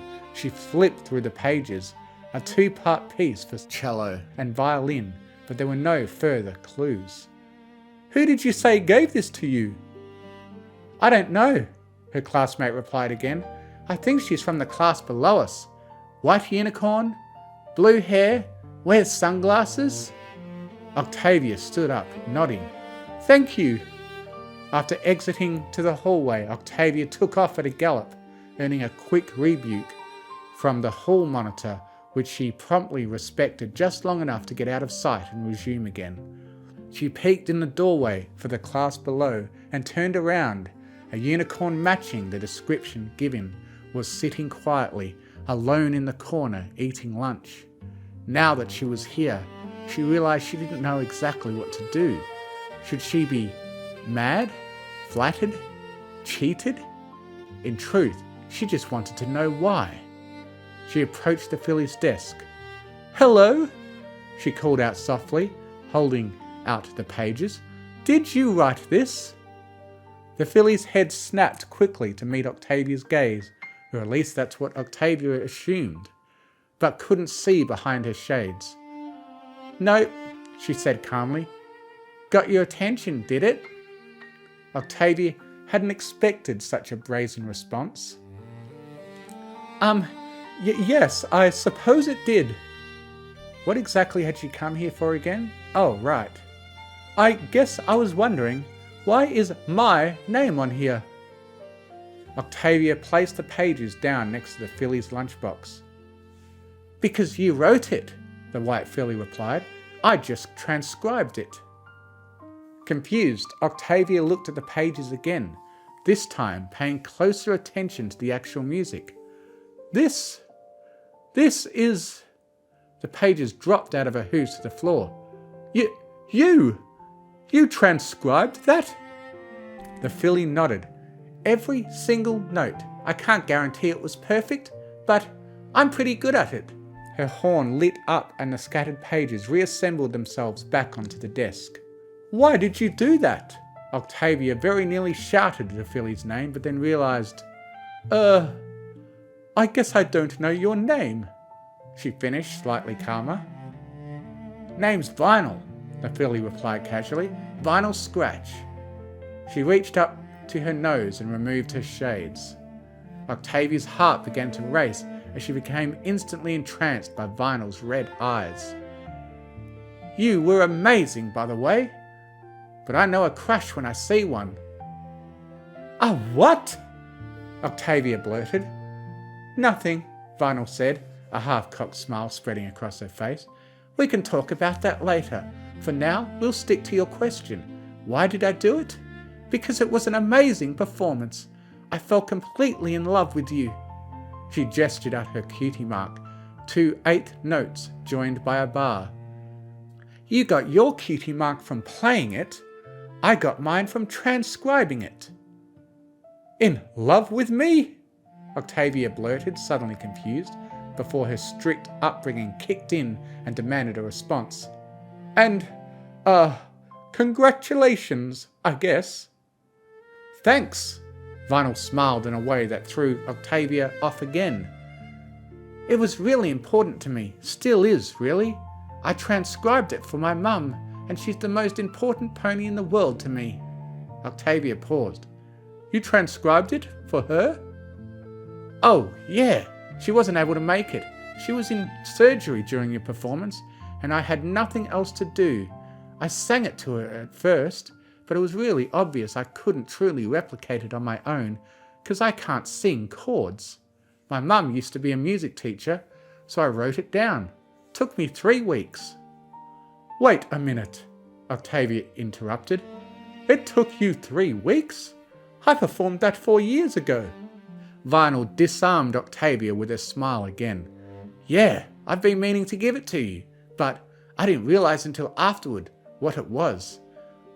Less than an ideal plan. See, my mum, she never regained her sight after that trip to the hospital. She never got to read it. But I don't need it anymore, so I want you to have it. Octavia just stared at Vinyl, her jaw slack with confusion. You seem very casual about this, but this sounds very heartbreaking for you. Well, it is, but I processed it years ago, Vinyl said, rolling her eyes. That sheet music, it's kind of special to me, you know, giving away the very pages that got me my cutie mark. It's all very personal, but I actually want you to have them. It's your cutie mark too. That she was so willing to sacrifice something that meant so much to her made Octavia's heart jump, but it didn't sit right. Octavia's cutie mark didn't come from the sheet music, it had come from her heart. Vinyl, I don't know what to say. I can't accept this. Nope, its purpose has been fulfilled, Vinyl said matter-of-factly. My mum finally got to hear it performed by a professional duet in the next year, and she loved it. And now she and I are working on a really huge project, and we want your help to finish it.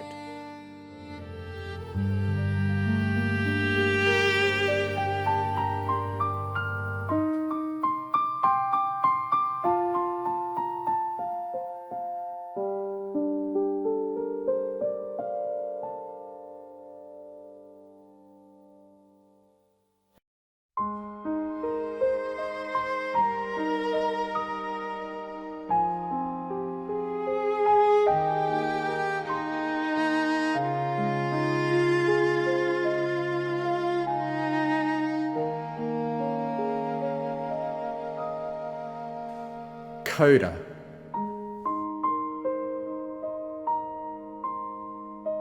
It was such a lovely memory. Octavia smiled to herself as she performed the very same song that Vinyl had written on those pages.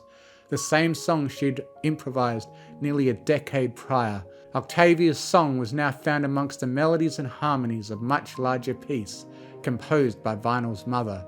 The very same pony who, though blind, was now standing before a full orchestra, conducting a performance in front of a live audience for the first time in 20 years. With that thought in her heart, Octavia poured her entire soul into her instrument. Her solo performance, transcribed entirely from memory by the unicorn who had been listening that day, was now played with the same passion and heart that Octavia had played it originally, because now she played it for a much bigger purpose, to make an old mare's dreams come true. The strings sang a song that touched the hearts and minds of every pony in the amphitheatre that night. A wordless story that no one truly knew, yet every pony could feel. Octavia took them on a journey of self-discovery, of family, and of holiday cheer. And then her solo was over. The rest of the orchestra slowly returned as the spotlight on Octavia faded away, giving her a reprieve from the heat. Her part continued, now backed by the rest of the ensemble, as the final few phrases of the song played out, and then Octavia's part came to an end.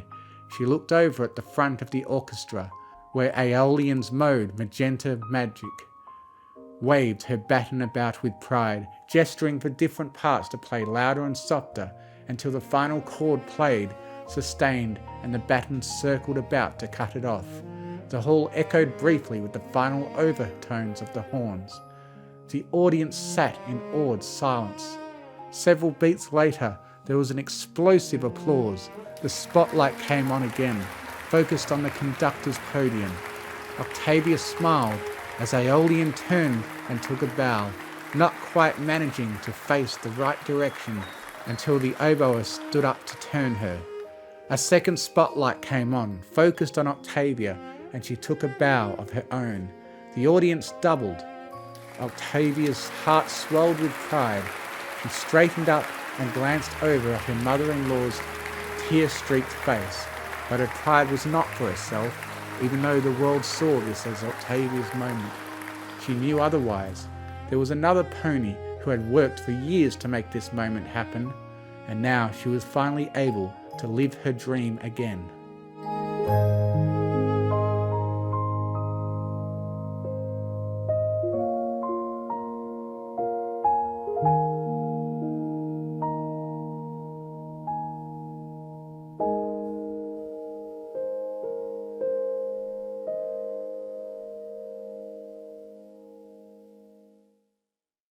Author's note: like what I do? Leave a comment. Love what I do? Give me a follow. Want to give me money for some reason? Ko-fi.com/scarletribbon.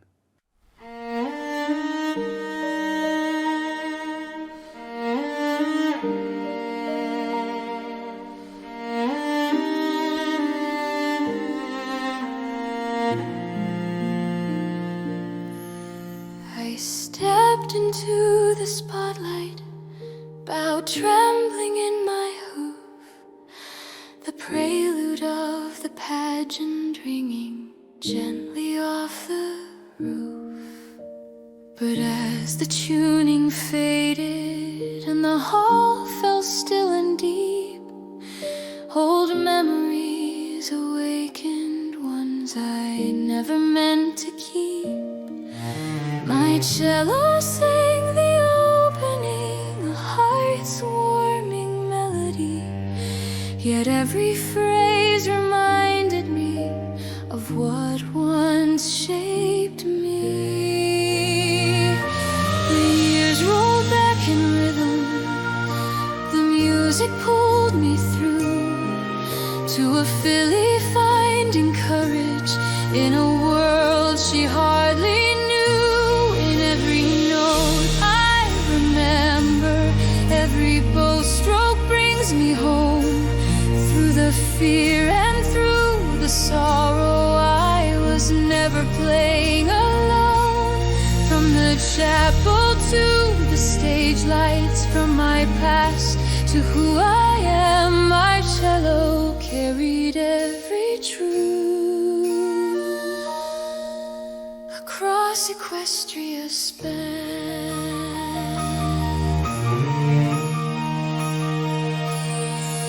I practiced in the moonlight, improvising just to cope, letting every rising phrase become a lifeline made of hope.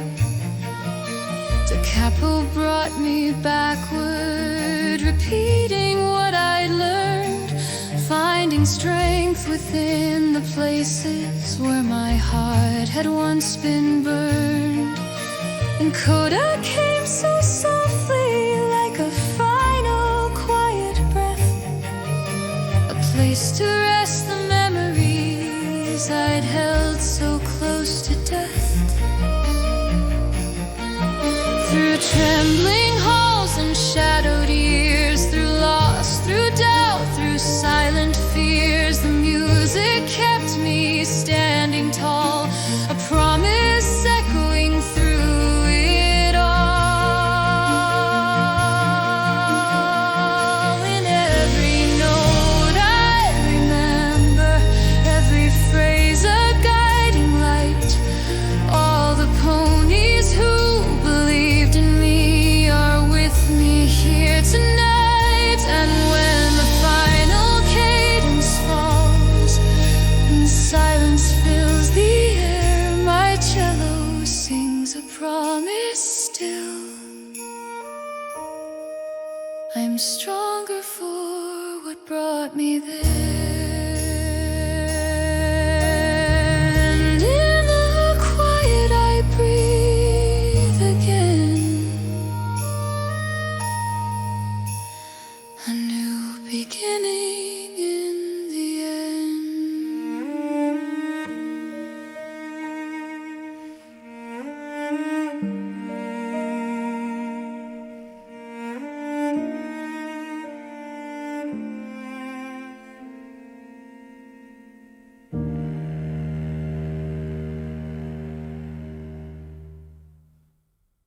Our Voices Matter Too by Princess Cadence. There was that smile again. She hated that smile. It was a smile that said, I know I screwed up. Can you ever forgive me? But it also said, you know you can't get angry with me.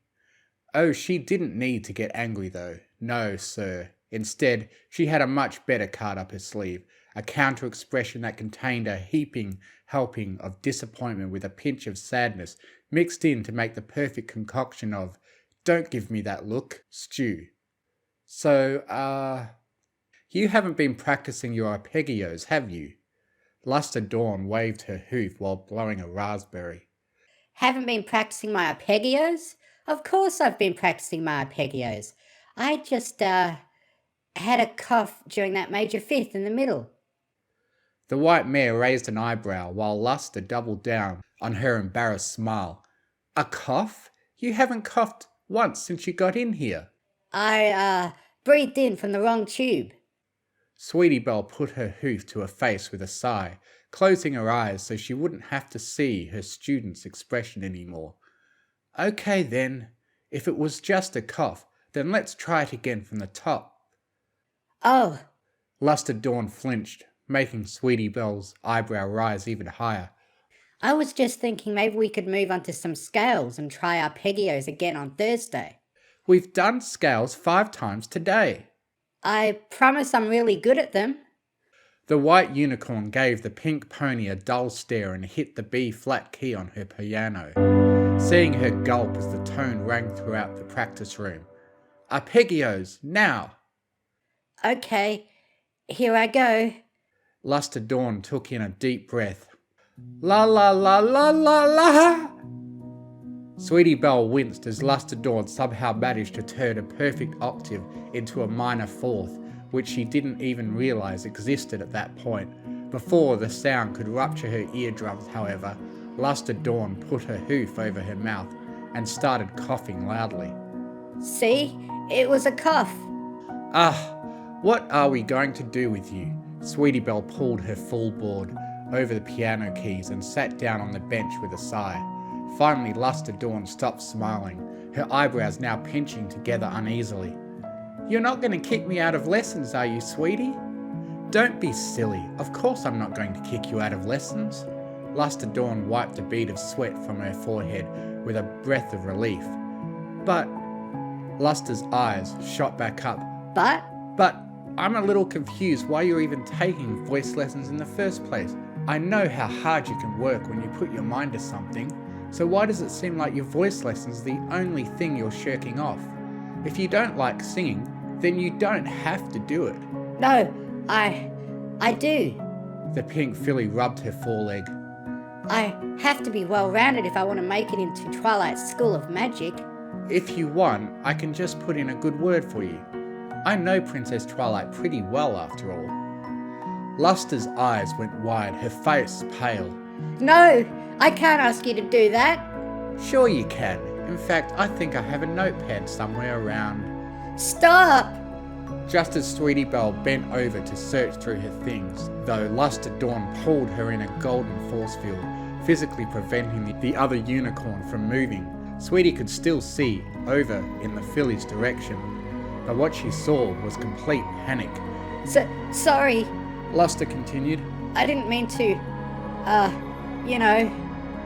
The force field around Sweetie disappeared, but even though she could move freely now, Sweetie Belle didn't move a muscle. Honestly, she couldn't even consider moving with all the questions swirling around in her brain at the moment.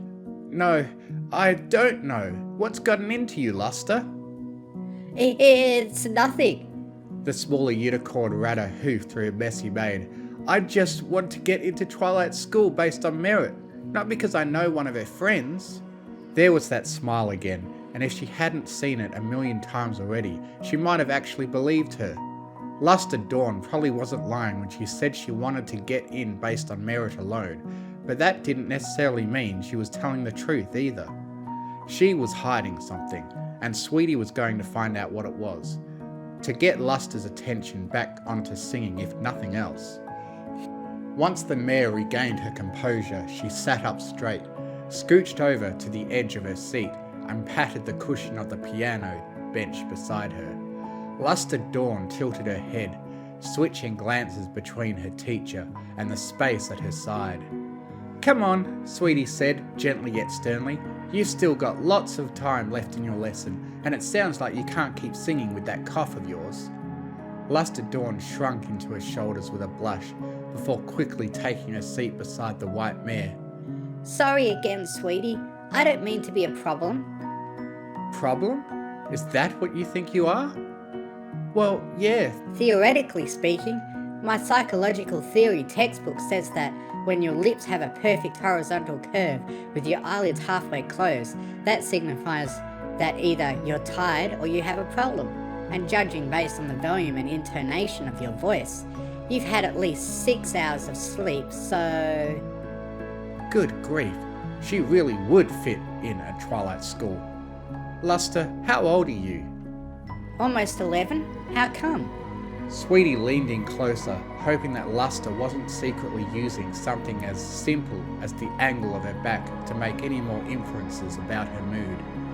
Because that's the cut-off age for your chance to apply to school, isn't it? If you really want to show off your singing talents, then you need to practice outside of lessons too. Luster Dawn's gaze dropped to her knees. I know. Sometimes I get so caught up in my textbooks that I lose track of time. I really do want to practice, but I guess I just want to study more. Magic, science, philosophy, all of it is so interesting. And it's not like singing isn't interesting to me too. It's just not my passion. Finally, the smile was gone, and for the first time all day, Sweetie Belle could actually see the real Luster Dawn, the one she'd been hiding while trying not to disappoint her. You know, singing isn't my passion either. Luster Dawn had to do a double take. Hang on, singing isn't your passion? Then how come you teach voice lessons? Because I think I'm good at it. When my students actually practice. Sweetie Belle didn't raise her voice or tone, but clearly communicated her urgency to where Luster Dawn couldn't help but nod her head with a wince. You can't really tell since my cutie mark has a musical note in it, but my real passion is helping other ponies find out what their passion is. Oh! And this way you can do something you're good at while doing something you're passionate about. Got it. Too bad I've already found my special talent, right? Luster Dawn motioned towards her own flank, which proudly portrayed the image of the sun rising over the ocean. Sweetie Belle had been giving her lessons for a few months now, and she already had her cutie mark when they very first met, which brought up one question that she'd been wondering for a while. When did you get your cutie mark, Luster? The filly smiled again, this time in a way that wasn't smarmy or fake. Oh, this? I must have gotten it ages ago. Not to brag, but I basically learned that I love learning before I even learned how to learn. Sweetie squinted her eyes. Wait, you learned how to what? The reaction made Luster Dawn giggle, but Sweetie Belle couldn't stop scratching her head. What I'm saying is, I've always known what I loved. Oh, that makes more sense. Maybe lead with that next time. The filly giggled again. Got it. Actually, I didn't get my cutie mark until I was about your age. Luster tilted an eyebrow. Wait, really? Not that there's anything wrong with that, but it just seems kind of old to figure out what you really love. Meh, I was a late bloomer. Actually, 2 of my friends got their cutie marks at the same time I did. We must have tried everything before we finally figured it out. That's kind of funny, actually. The pink unicorn laughed into her hooves. I mean, no offense, of course. I guess I can't really relate since I've just always known what makes me happy. I guess maybe my biggest problem is figuring out what I love more sometimes. Sweetie Belle cocked her head to the side. But you just said you already know what you love most. I know, it's just... forget it. Let's go back to arpeggios. Luster Dawn quickly, yet not hurriedly, pushed herself off of the bench. But Sweetie Belle just as quickly grabbed the filly's hoof and gently led her back to her seat. Oh no, you don't. There's still more you aren't telling me. I know, but logically speaking, wouldn't it make sense to move on to more productive tasks? There she went again.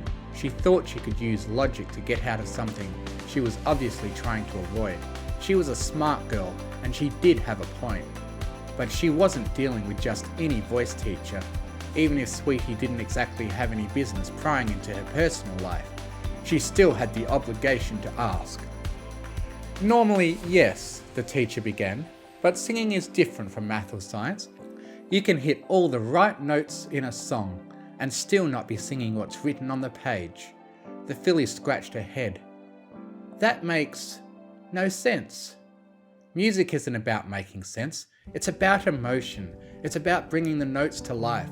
Even if your voice oscillates at a specific frequency or whatever, if your heart isn't what you're using to connect the notes together, then you'll never be able to bring to life what the composer had in mind when she wrote the notes down in the first place. So, The whole concept must have been so vague to Luster Dawn.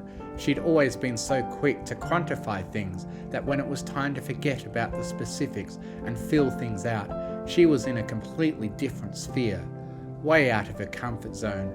Now Sweetie was beginning to see why Twilight wanted her students to be well-rounded and quietly thanked her for it. if I understand what you're telling me, Luster began. then I have to tell you what I'm feeling before I'll be able to sing well? Sweetie Belle shook her head. You don't have to tell me anything. You just need to confront what's bugging you instead of trying to push it to the back of your mind. Trust me, these things always have a way of popping up when you want them to the least.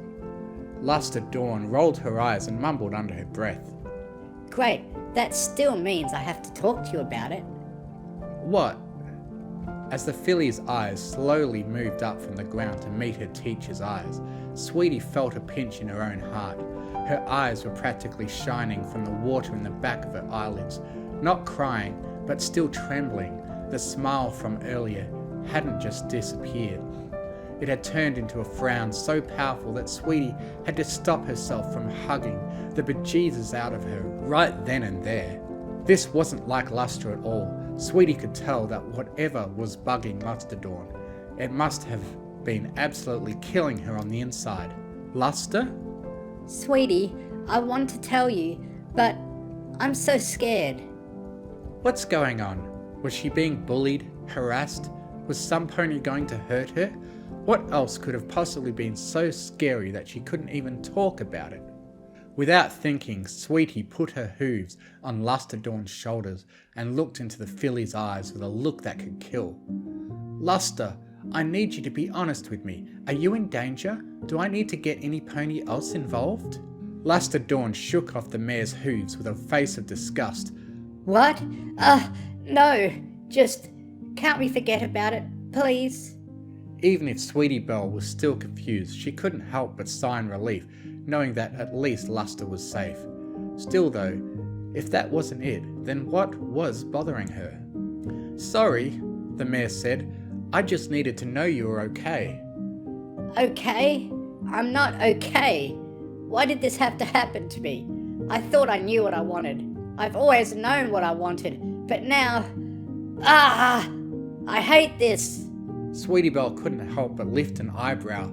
Hate what? As the filly stomped off of the bench into a spiral of frustration, she lifted her head back with a gulp. And even then she probably didn't mean to. A single tear fell down the girl's cheek.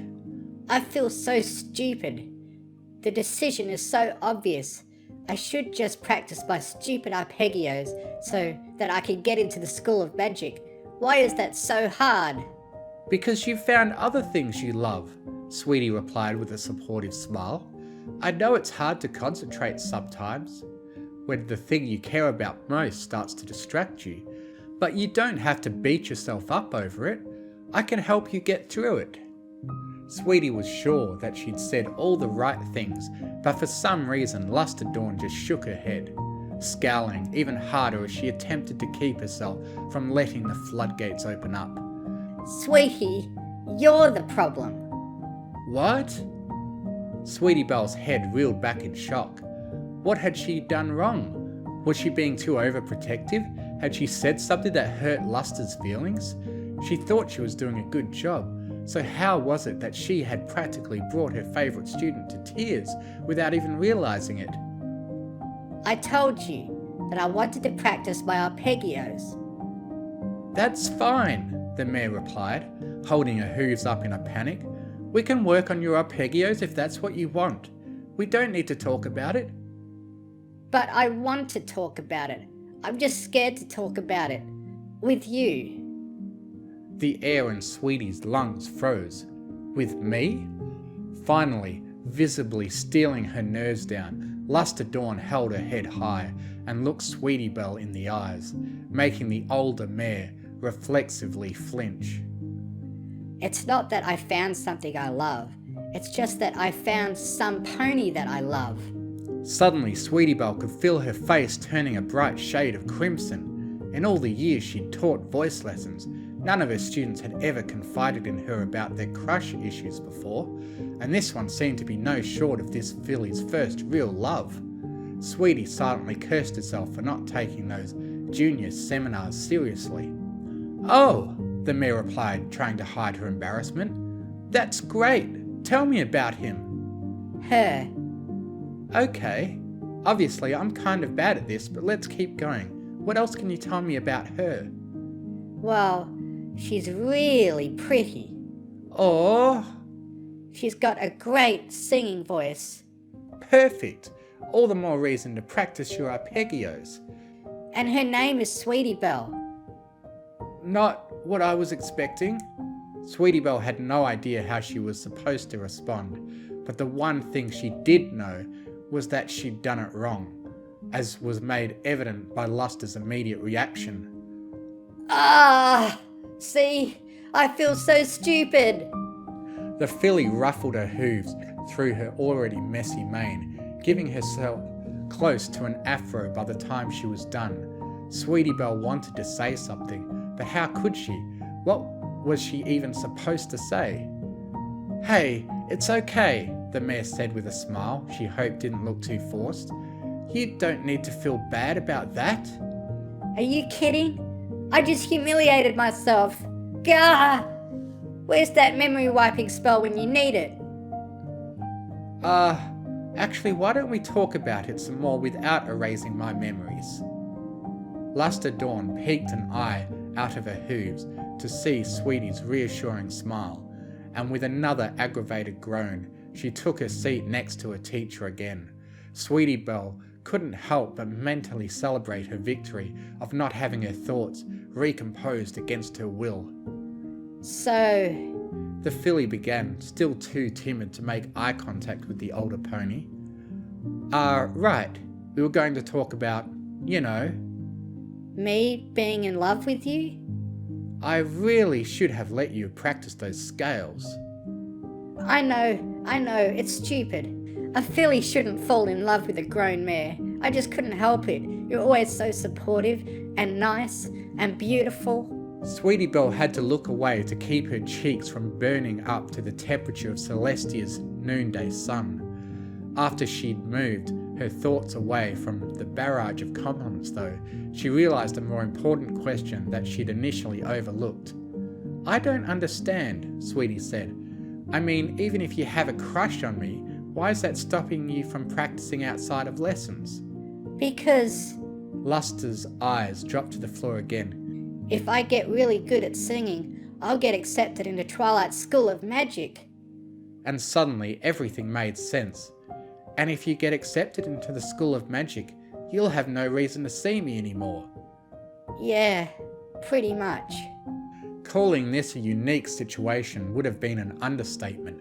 Sweetie didn't even know what to do with her hooves anymore, let alone how she was supposed to continue this conversation. It was becoming more and more obvious that their practicing was basically done for the day. So should she just send Luster Dawn home? No, that would give her the wrong impression. She didn't want Luster to think she was angry at her for anything. Sweetie, can I ask you a question? The white mare shook her head to pull her attention back to her student. Yeah, go ahead and ask me anything. Is Her voice trailed off. it okay that I like you? I mean, I know it's not okay, but... Luster, of course it's okay. The filly's face looked up in surprise. I guess I'm just a little frazzled is all. But we're both girls, and there's such a big age difference between us. Just as Luster Dawn's face drifted back to the floor, however, Sweetie put a hoof around her shoulder, making the filly look up in shock to see her teacher's beaming smile. That's okay, Luster. You're allowed to love whoever you want, no matter who they are. Finally, a smile showed up on Luster Dawn's face again. Not one that tried to hide her shame, but a genuine, honest-to-goodness smile that put Sweetie Belle's heart at ease. Thanks, sweetie. I love you. Sorry. I should keep that to myself for now. Sweetie Belle laughed and shook her head. It's fine. You don't need to worry about it. Think we should do some more practicing? We still have some time left in the lesson after all. Luster Dawn rubbed her foreleg. Actually, I was hoping we could talk some more. Just as Sweetie was beginning to open up her fall board again, she quickly closed it back up, swiveling in her seat to face her student. Sure, what else you want to talk about? Well, I still don't know what I should do. I really want to get into Princess Twilight's school, but I also really want to stay here with you. I know you're going to say I should still try to get in, but... I think you should try to get in. Luster Dawn rolled her eyes. Gee, thanks for analysing both perspectives. The mayor chuckled. I did, Lester. You love magic and science and all that technical mumbo-jumbo. I can't let you give up the opportunity of a lifetime, all because of me. I guess that answers my second question then. The filly's smile disappeared again, and yet again, Sweetie didn't know what she did wrong. Second question? I was just wondering how you felt about me, but I guess that answers that question. Sweetie Belle flinched internally. Yet another question she really didn't know how to answer. What even were her options at this point? No matter what she said, her emphasis needed to be on encouraging Luster Dawn to get into the School of Magic. But if she said the wrong thing, Luster would think that Sweetie didn't care about her, which was the complete opposite of how she felt. Now that she thought about it, how did Sweetie Belle feel about Luster Dawn? Of course, this was her favourite student, and she always loved getting the chance to see her. In fact, it was kind of the highlight of her day. But that was just because Luster Dawn was always so supportive and nice and beautiful. Oh, sweet Celestia! Luster Dawn cocked her head in confusion. Pardon? It's nothing. Sweetie Belle looked away while shaking her hooves and silently hoping that the burning sensation in her cheeks wasn't visible. Crap, right after telling Luster Dawn that it was okay to fall in love with whoever made her happy, Sweetie found herself with her own internal struggle that completely contradicted that theory. Maybe it was okay for Luster Dawn to like whoever she wanted, but not Sweetie Belle. That made sense, right? It sure doesn't look like nothing, sweetie. Are you feeling alright? Your face looks like a tomato right now. Oh great, a tomato. A gosh dang tomato. Have you always called me by my first name? Normally my students call me Miss Bell. Luster Dawn shrugged her shoulders. You were the one who told me to start calling you that. I did? Great, what other mistakes had Sweetie Belle made? Hang on. She still didn't know if this was necessarily a mistake. Wait, of course this was a mistake. She must have something wrong with her. No respecting full-grown adult would fall in love with a girl who hadn't even reached her 11th birthday yet, right? She had to shake this feeling fast. While Sweetie went to war with her own mind, however, Luster Dawn began to cringe. Are you sure you're okay? There's steam coming out of your cheeks right now. Maybe I should go get some... No! Just as Luster Dawn hopped off of the piano bench, Sweetie Belle grabbed her hoof, looking down at her knees, still too nervous to look the filly in the eye. Sweetie? No, don't go. Stay here. Stay with me for as long as you can. The filly giggled, making Sweetie Belle look up in curiosity. I'm only going to get some water. I'm not leaving you. Sweetie Belle breathed a sigh of relief and embarrassment, trying her best to let her heartbeat slow back down to a normal rhythm, although at this point, the secret that she didn't even know she was keeping had probably slipped out unintentionally. The older unicorn looked back at her student to see her reaction, expecting the filly to be confused and concerned, but instead, she saw that Lusterdorn was trying to keep herself from breaking out into a giggle fit. Is there something else you wanted to say, Miss Bell? Well, there was no point trying to hide it now.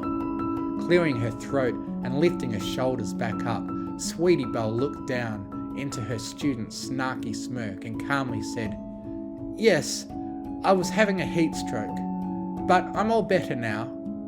Oh, really?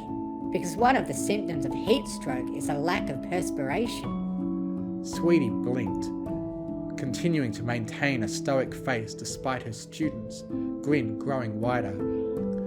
"I'm covered in sweat right now, aren't I?" Drenched. "What's the one right below heat stroke?" Heat exhaustion? "Yeah, I was suffering from that."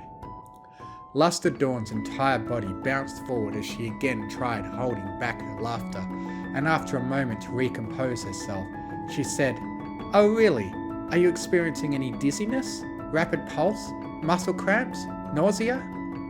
"Actually, all of the above. Shoot, am I really suffering from heat exhaustion?"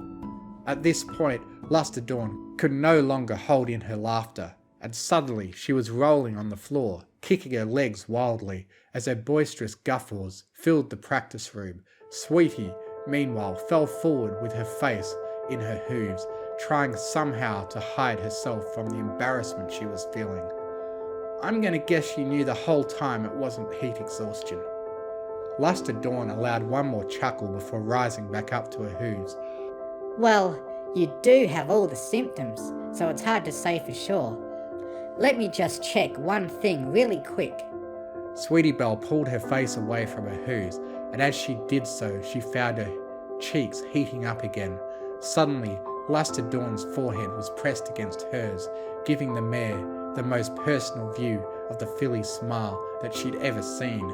Her heartbeat was accelerating, her breathing caught in a mix between stagnant and uncontrollable. Had Lusterdorn's eyes always been so pretty? Had her smile always made her heart jump like that? Finally, the filly pulled away and said, No, I think it's heat exhaustion. Sweetie Belle gulped. "Are you sure?" Want me to check again? The older unicorn froze, but after a few brief moments of silence, she slowly nodded her head, allowing the filly to close the distance between them again, placing their foreheads together and getting another close-up of Lusterdorn's face. The feeling of her mane brushing against Sweetie Belle's cheeks made her back shiver. The way she giggled pulled the breath out of her lungs. If they stayed like this much longer, Sweetie Belle might legitimately pass out, which would definitely be bad news for her 3:30 appointment. The big question though was what now that the problem that Lusterdorn was facing earlier was finally beginning to sink in, and Sweetie Belle finally began to understand exactly what Lusterdorn was going through. Sweetie only realised the expression she was making when she saw the smile disappear from Lusterdorn's face, replaced instead with a look of concern that tore Sweetie Belle's heart apart. Hey, are you okay? The filly asked. You're not really feeling sick, are you? Lusterdorn pulled away, giving Sweetie the chance to rest her head onto her hoof. No, I mean, I am feeling sick, but it's not anything worth worrying about. Sweetie, even if you say that, I'm still going to worry. Of course she would. She was just perfect like that. And it was for exactly that reason that she had to let her go. I think you should apply to the School of Magic. Lusterdorn's mouth scrunched to the side. Huh? Where's this coming from all of a sudden? Luster, Sweetie Belle sighed. I know how you feel about me. Trust me, I really do know. But you can't let me stop you from doing what you were born to do. You're so good at everything, and that includes singing too. All of Equestria would be missing out if you didn't become the best version of yourself possible. But what about you? It's not like I don't love you as much as magic or science or philosophy. It's not like you don't make me a better pony. Exactly. Could you really say I'd make you a better pony if I didn't tell you to enroll in the School of Magic? Luster Dawn winced, and even though Sweetie Belle could feel the same pain in her own heart, this just reaffirmed that she was making the right choice. You can accomplish so much, Luster, but I can only help you in 2 ways. One is singing. And the other is leading me towards my true passions. Luster Dawn looked up from the ground and into Sweetie Belle's eyes, and even though she could tell Luster was putting on a brave face, Sweetie was the one really trying not to let her emotions show. Luster, you know I care about you. Then can you tell me just once? Sweetie Belle opened her mouth, but before she could speak, the filly placed her hoof onto the mare's lips. I promise I'll go to Twilight School if you tell me, but I need you to be honest here. You said we're free to love whoever we want. If that's true, I need to know for sure right now. Sweetie Belle couldn't wait another moment. Without thinking, the mare engulfed the young pony into a giant hug, and even though Sweetie Belle's eyes were closed, she could feel how wide Luster had grown. She could feel the filly's heartbeat accelerating, pounding against her own chest, but after the initial shock wore off, Luster's pulse returned to normal as her hooves squeezed against Sweetie Belle's back. I love you, Luster Dawn. The filly squeezed tighter. I love you too, Sweetie Belle. And then the hug broke. Both unicorns looked into each other's eyes, but neither one cried, despite the overwhelming emotion swelling up within their chests. Then, with either the best or worst timing in the world, a timer went off on the piano, signalling that the lesson was officially over. Again, the two of them looked into each other's eyes, neither one really wanting to leave the other. But they both knew Sweetie had other students who would be there any minute. Their time was up, at least for now. So, Luster began, twirling her mane. My audition is in 3 weeks. Then I'll know if I've been accepted into the School of Magic. Good, good. Let's practice as hard as we can to make sure you get in. right. So, I'll see you Thursday? Sweetie Belle smiled. Send me a letter. You mean when I go to the School of Magic? Nope, before your next lesson. Luster Dawn tried to raise an eyebrow, but her beaming grin completely ruined the cool image she was going for. You know it's Tuesday, right? I know. I feel like I'm going to miss you in the meantime. The filly giggled, and with her smile growing even wider, she nodded her head. Okay, hopefully you'll be able to keep up, because I have a feeling I'll be writing more than one. I'm going to need the practice for when you get accepted. Then we'll really see who gets sick of who first. Sweetie Belle threw in a wink, and at that moment they both heard a knock at the door, pulling their head out of the clouds and grounding them back to reality. Thanks, sweetie. I'll see you next time. The minute Luster Dawn opened the door though, she was met with another filly pushing her way through the entrance with 2 very tired looking parrots standing behind her. Hey, hey!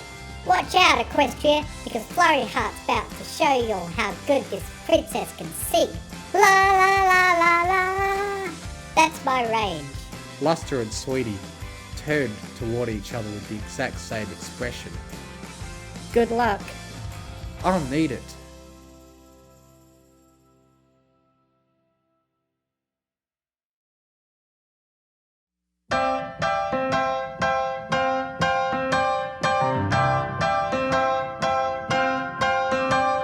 She can look pretty, shine like the city, make him stop and stare. She can cross his path, hope he does the math, that 1 + 1 is 2.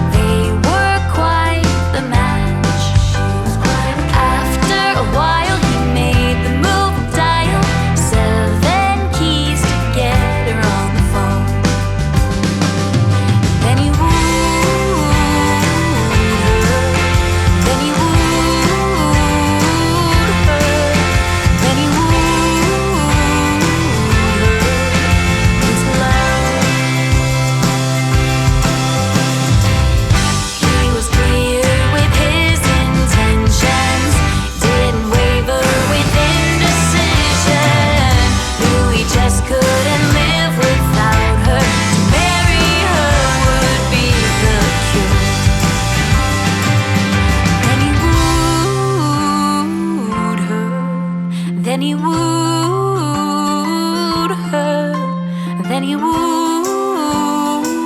her as he should.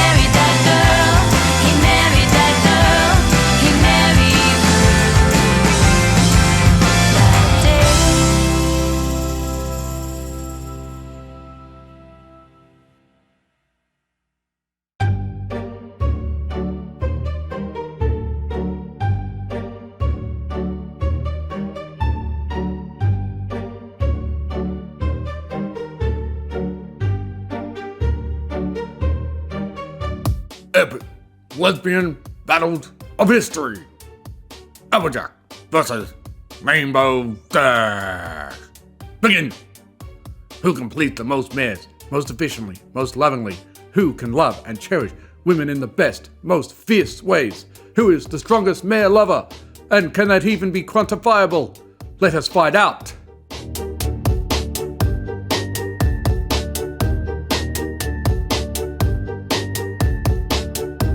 Only the strongest male lover will survive.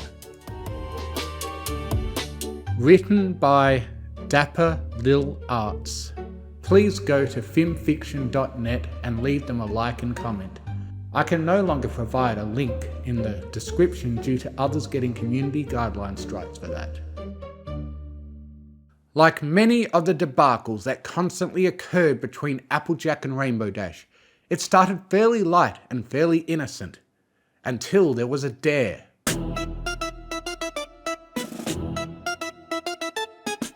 I'm just saying, Dash, I'm pretty sure I've been with more mares than you.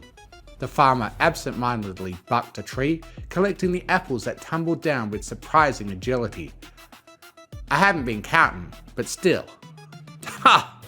Not helping with the chores, the Pegasus lounged on top of a tree. Dude, you're aware they called me the Cloudsdale Heartbreaker, right? Come back at me when you've gotten yourself a title that isn't the best apple bucker or the most dependable mare in Ponyville, because those don't have anything to do with being a lesbian. Breaking hearts ain't got nothing to do with pleasing them, Dash. The farmer raised an auspicious eyebrow. 'Cause I figured you wouldn't know anything about that.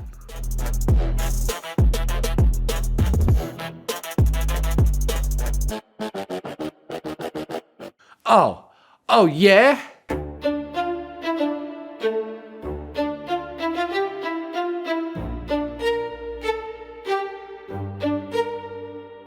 The Pegasus's wings instinctively unfurled as she prepared to leap down. You want to put that to the test? Let's call our latest chicks on the side and ask them. I'm sure my girl will be absolutely delighted to say that I treated her like an angel.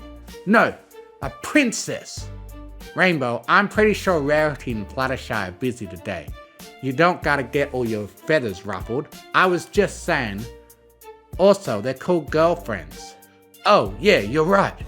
She sat back down with a malicious smirk. I get it though. You know I'd win no matter what, and don't want to rise to the challenge. It's understandable, man, it is. You're being the bigger mare while also accepting defeat. Super noble. Applejack gritted her teeth into an angry hidden grin. Dash, I'm only gonna say this once. Back off. I treated a lot of mares like they were queens in my days, and Rarity will trample you if you say otherwise. Oh, what's that? It's such a weird sound. It must be one of your chickens. Rainbow unfurled her wings and made mocking gestures with them. Bark, bark, bark! Bark, bark, bark! Bark! Consign it! She threw her hat to the ground angrily. Ya go get Fluttershy. I'm gonna get Rarity, and we'll sort this out, ya varmint! Picking her hat back up, she gritted her teeth. Then we meet back here. Ha! Easy! Flaring her wings, Rainbow prepared for flight. And you'll see I'm the best man lover in Ponyville. No, Equestria.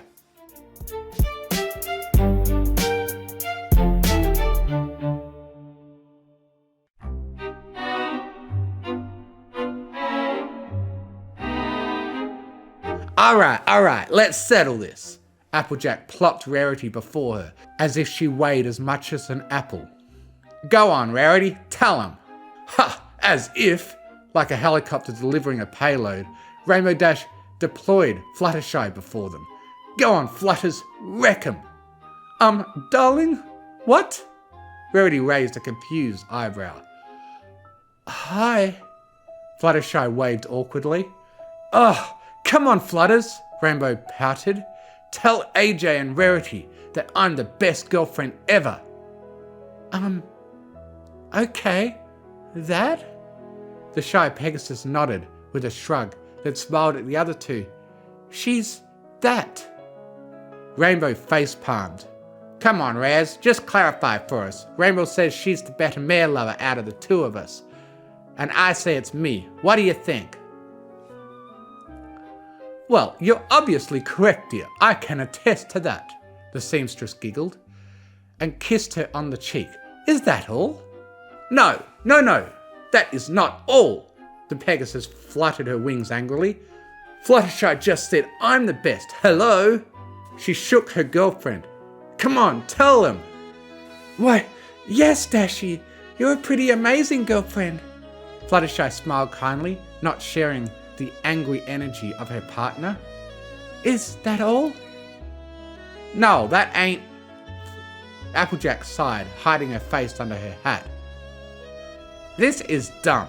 Obviously they're gonna think we're the best. This ain't gonna achieve anything. Ugh, you're right. I hate ties, Rainbow pouted. How can we make this work? I guess we couldn't...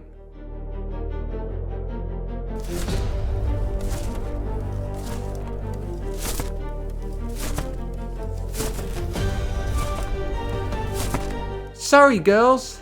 Suddenly they were all startled by the landing of Twilight Sparkle beside them, as the princess looked around frantically.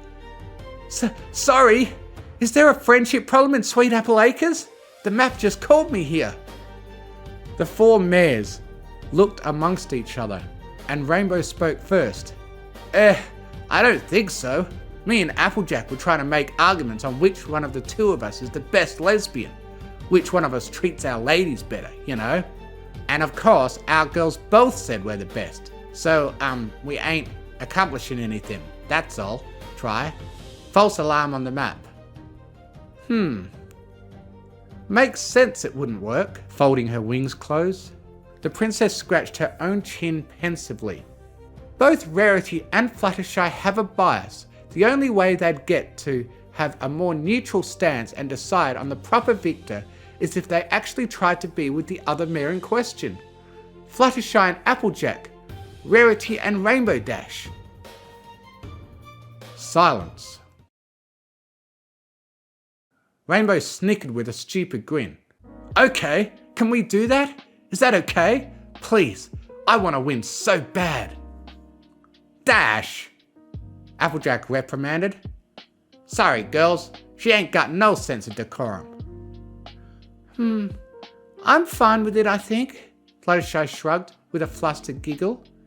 I mean, if Rarity is, I think. A look of both concern and extreme expectation was delivered from the farmer to the seamstress. Sure, why not? She shrugged and smiled. What? Huh?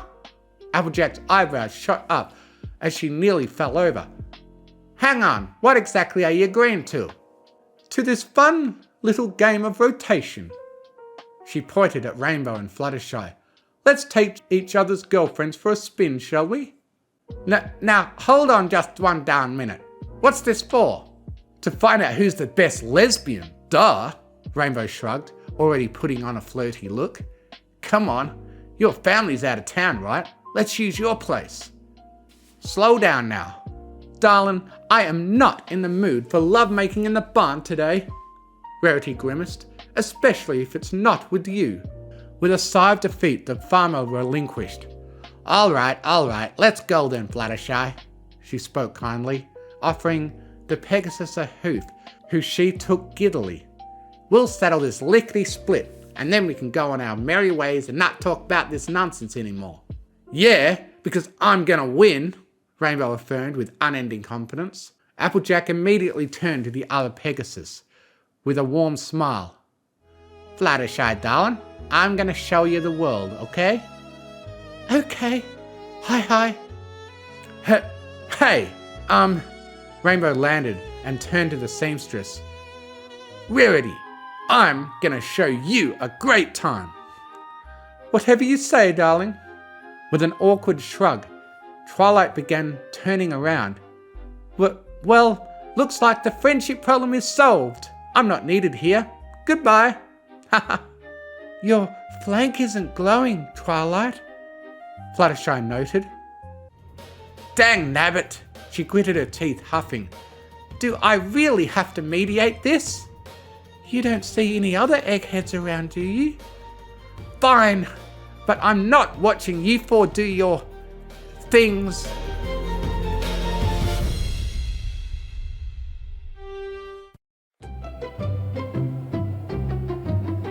Rarity. Okay. Disgruntled, the Princess of Friendship already had a notepad in hoof. State your name, your vote on which of these two is, in your opinion, the best mare lover. And she groaned, explain extensively why. Oh, that's easy, darling. My vote remains on Applejack, Rarity affirmed without skipping a beat, for a multitude of reasons. For starters, I much prefer a strong partner, and our dear farm girl is the strongest there is. Through our many passionate bouts of lovemaking, it is quite easy to forget Equestria itself exists, and simply get lost in the gentle yet fierce tidal wave that is our... Okay, but what about... And when we make love, our bed is a canvas, and oh darling, we only paint masterpieces. She beheld the horizon listless, yet lovingly cherishing each memory. Oh, and I defy you to find a stallion more well endowed than our dear Applejack. She puts them all to shame. Honestly, the girth alone. Rarity! Twilight called out in annoyance. That's enough detail. What about Rainbow Dash? What about her? Dude, come on. Suck a lemon, Rainbow. Ugh, do you have anything to say about your experience with her? You know, instead of just bragging about AJ. For the sake of mediation. The princess frowned. Oh, yes, She took a few seconds to ponder her answer. After I convinced her to shower, she wasn't so bad. A solid 6, maybe 6.5 perhaps. Average? Come on. Is that all? Oh, I could explain more delicately what makes Applejack so good in the sack if you like. Fluttershy, you're up next. I can't believe I showered for this. 1 AJ, RD 0.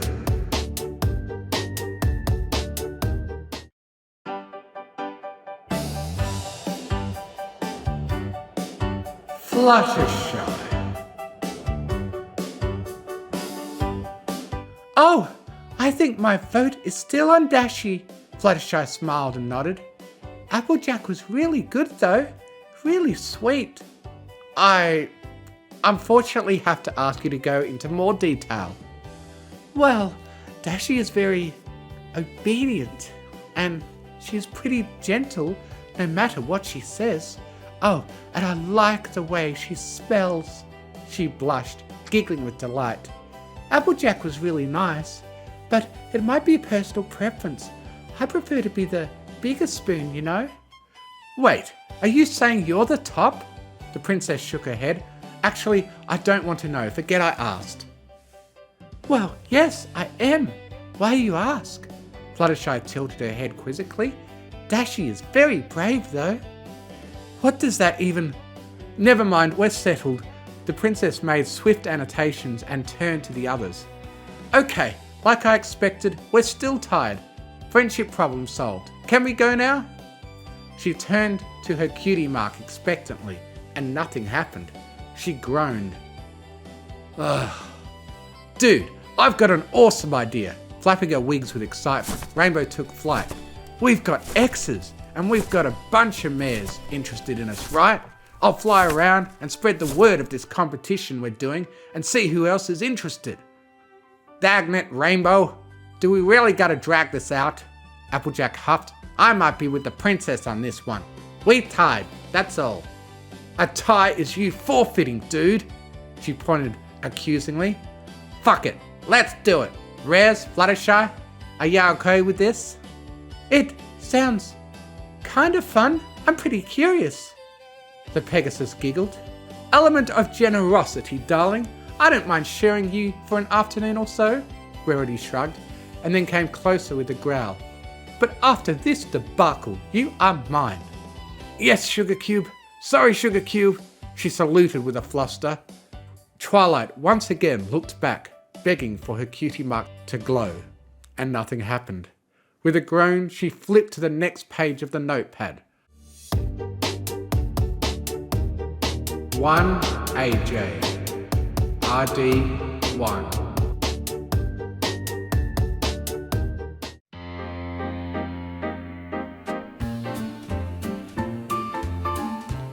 Autumn Blaze. I gotta tell you, this was absolutely worth the commute. I mean, a trek through ravines, forest, a couple train rides, all for the sake of getting a chance to see Applejack's muscles glistening in the light of the afternoon sun, and even get to mac on her? Oh yeah, I'm all in more ways than one. That's great, Twilight nodded unenthusiastically. But what's your vote exactly? I mean, don't get me wrong, the Blue Pegasus has a nice musk to her, and her attitude is kind of fun, but you can't beat that 100% original earth-grown farm worker scent, you know? Her honest streak isn't just about the idea of honesty, but like in her every movement, in her every gesture, you know? In her every thrust. Okay, you're voting for Applejack. Frowning, she made the annotation. Anything else? Have you seen her crush a watermelon between her thighs? Because she makes it look easy. And oh, it's a sight to behold. And gosh, the handywoman of it all. Right after she broke the bed, she was like, don't worry, I'll get fixing it as soon as we're done, Sugar Cube. And oh, I swoon.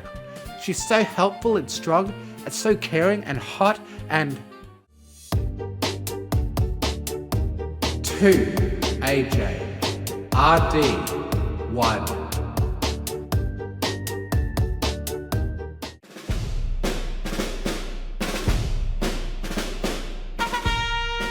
Spitfire. My vote is for Rainbow Dash, she stated simply, without even raising her aviator glasses. Not only is she impeccably confident and has perfect form, but just because she gets there first, it doesn't mean she isn't willing to go the extra mile. She's the pride of the Wonderbolts, and mine as well. Thanks, Captain, you're the best. I'm almost surprised you didn't comment on her smell. Twilight sighed, defeated. What is there to say? That's the smell of victory, she affirmed with a grin. Damn right. Okay, for the record, what did you think of Applejack? Solid, firm, and quite good. Impeccable strength, but strength isn't everything. My vote stays the same. She readied her wings before shouting at Rainbow. And all this fornicating better not keep you from practice tomorrow, Crash. Aye, Captain. Remember to hydrate, both of you. Wonderbolt Captain, out. 2 AJ RD 2.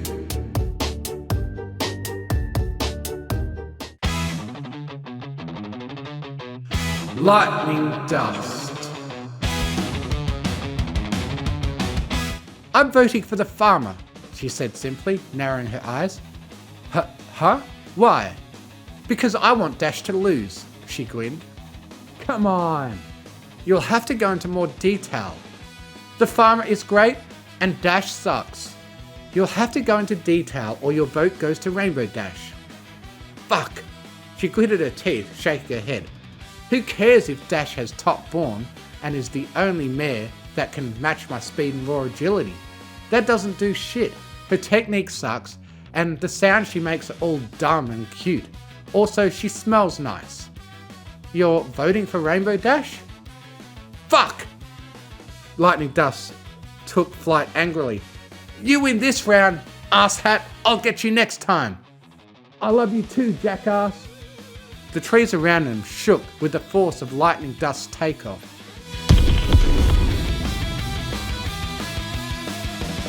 Well, that was a weird one. Twilight frowned and shrugged. By the way, thanks for not letting Trixie participate, girls. Seriously. Oh, it's quite literally our pleasure, Try. Applejack grimaced. Yeah, that whole don't stick your dick in crazy thing isn't a thing for no reason. Dash shared the same expression. At least she cried less than Discord when we turned him down. I don't care if he qualifies as a lesbian or not, the farmer frowned. I ain't fucking him. Ditto. Bleh. 2. AJ. RD. 3.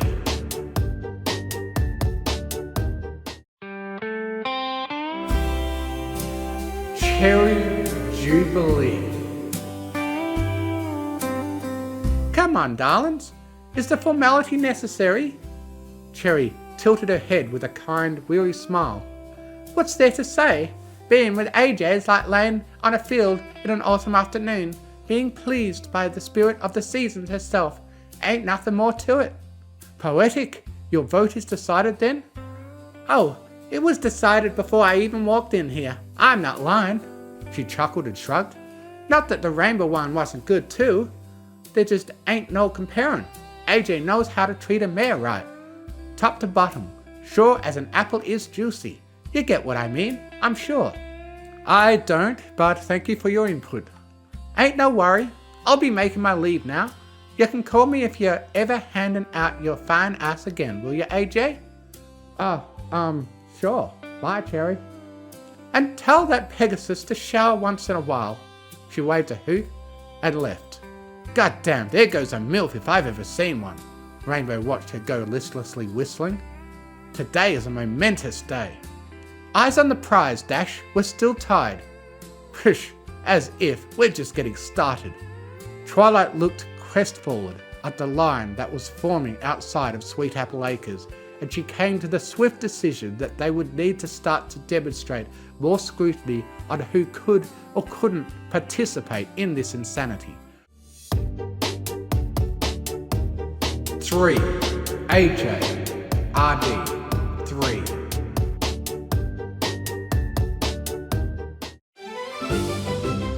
Daring Do.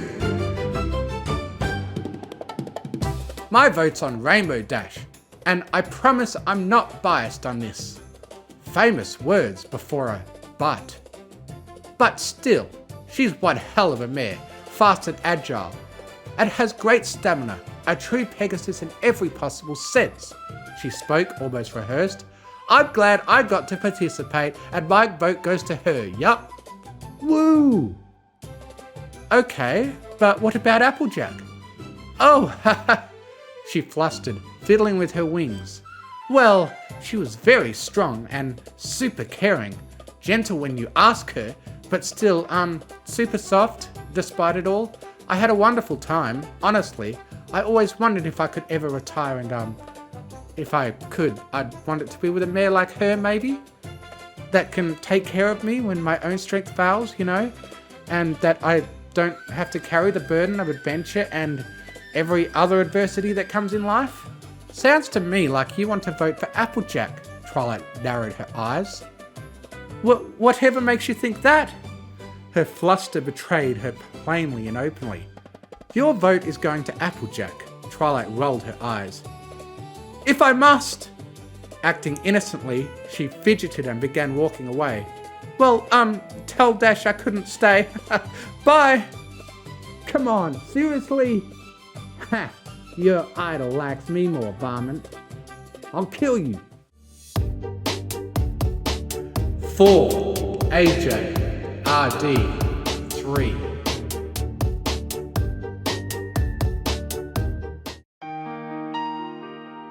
Countess Coloratura. You know, I was touring in Manhattan when I caught wind of this. She spoke with a little grin, doing her makeup, eyeing a small mirror. Oh gosh, I'm so sorry for getting you dragged into this when you had better things to do. There's nothing better to do than Applejack, she smirked, tilting her head, closing the mirror. I thought I had lost my chance with her a while ago, so it was worth it.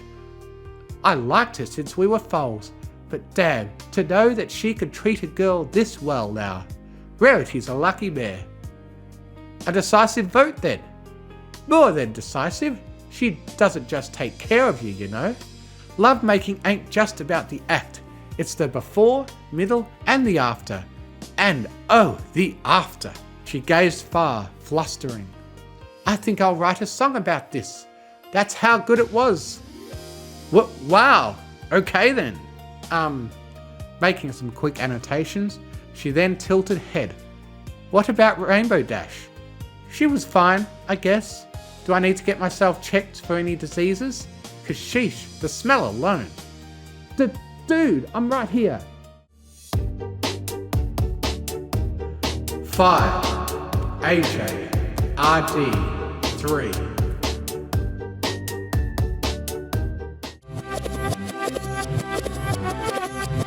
AK Yearly. Hi, can I vote for Applejack? Hey, no double voting. Haha, but you see, it's me, famous book author, AK Yearling. I haven't voted yet. Get out. Oh, okay. Sunset Shimmer. Sunset? You're in on this too? Twilight stuttered out, observing the unicorn top to bottom. Come on, what's wrong, princess? I'm not always having classes. This is a perfect reason for me to take time off and visit Equestria. She grinned, tilting her head. Besides, Applejack and Rainbow are great mares. I can't help but be curious. Curious? Okay. And you don't share the sentiment with me that this is all completely deranged and a monumental waste of an afternoon? She pouted. Says the mare that isn't participating, she winked. Nah, don't worry, princess, I get it. It is kind of dumb. But hey, when I'm in the neighbourhood... Whatever, she blushed. Okay, so, verdict, what's your vote? You know, this is gonna sound crazy, but I'm thinking Rainbow, she pondered. Don't get me wrong, objectively Applejack is definitely the best. But maybe it's a matter of personal preference. I'm not sure I like going for mares bigger than me. The princess was keenly aware of how the unicorn towered over her. Hey, big spoon all the way, you know. Anyways, I'll see you around. Remember to write. Tell me the outcome of this nonsense later. Okay. 5. AJ. RD. 4.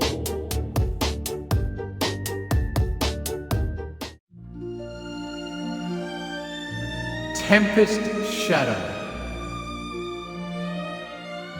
I believe my vote is for the big one, she affirmed strongly with narrowed eyes.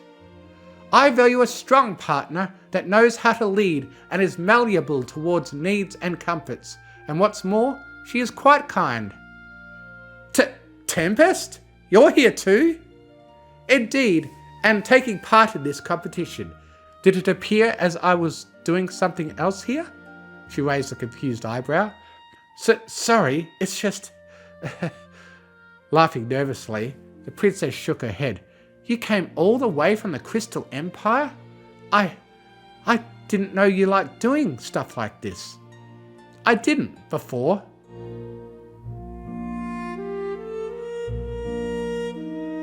Her gaze went far, but since the fall of the Storm King, I have been attempting to allow myself to have fun. Like, by having sex? That too, she grinned. Dude, did we deflower Tempest's shadow? You did no such thing, she frowned. I was reunited with a childhood friend a few months back. She has been an invaluable partner to me.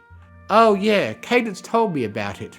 That you called her Droopsy or something?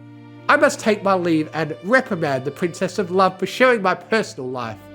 Tempest turned immediately. Wait, what did you think of Rainbow? Irrelevant, smells bad. 6. AJ. RD. 4.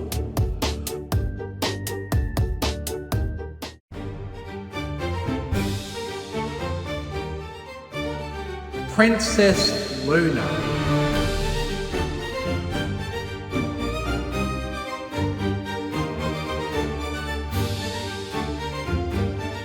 Princess Luna? What are you doing here? Getting laid? What does it look like? She frowned, narrowing her eyes. You're not aware yet, Twilight, but as Alicorns, it is extremely hard for us to find partners. The social pressure to please us makes many be terrified, and others are just hubris-filled perverts. Okay, can we please talk about something else? And you better not tell my sister about this. You know how she gets. She's just mad. She never gets any action. Blowing raspberries, she rolled her eyes with a little grin. I am not upset, however. The fact that she is still a virgin is something I can endlessly mock her for. Please, just cast your vote so we can be done with this. I believe I will vote for the farmer. She is impeccably strong, and a mare fitting of my caliber. Much like her brother, I believe her strength of character as well as their physical strength makes them the ideal partners for an alicorn like me. Also, the rainbow one smells odd. You don't say, Twilight frowned, defeated. Nevertheless, this has been a wonderful and bountiful outing. I do not regret stopping by. Send your regards to your friends, Twilight. With a delighted smile, she spread her wings and flew away. Oh, for the love of... She gritted her teeth, seeing the enormous line forming outside of Sweet Apple Acres. That's it! All of you, get out of here! As Princess of Friendship, I declare this pointless debate settled. Applejack is the best lesbian of Equestria, or whatever it is that were the parameters of this. Hey! Rainbow flew to her undignified. What the heck, man? You can't just decide she's the best. I can, and I have. Besides, the votes actually support her. On average, she's absolutely beating you, she groaned. So just accept defeat so that we can all go home. Oh, nah, no way. The dash doesn't go down like this. She landed right in front of Applejack, gritting her teeth. One more challenge. You versus me, AJ. Right here, right now. We'll see who the best male lover is, once and for all. Tilting her head and grinning, Applejack raised an eyebrow. Really, Dash? You're getting desperate. This ain't a fight you'll win. Oh, what's that? What's that sound I hear? The Pegasus readied herself for rude gestures and chicken noises, but she never had the chance because the farmer pounced on her.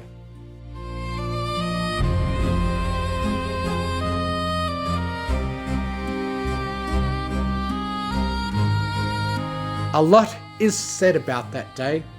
It is said, for example, that Rainbow Dash asked for best 2 out of 3. It is also said she then asked best 3 out of 5. It is said that it took her 3 days to walk again. It is said that a crater was formed on the orchard they made love in, one she laid at the bottom for a few hours before any pony dared move her. It is said that as she laid on that crater, Twilight's cutie mark finally glowed. It is said, indeed, that she could not fly for a week after, and that Spitfire was justifiably annoyed. Many things are said about that day. One thing was for certain, Applejack had officially gained the unofficial title of the greatest lesbian in Equestria. And of course, it is also said that after the debacle was long and settled, Rainbow visited Sweet Apple Acres again. and told Applejack, best 5 out of 10.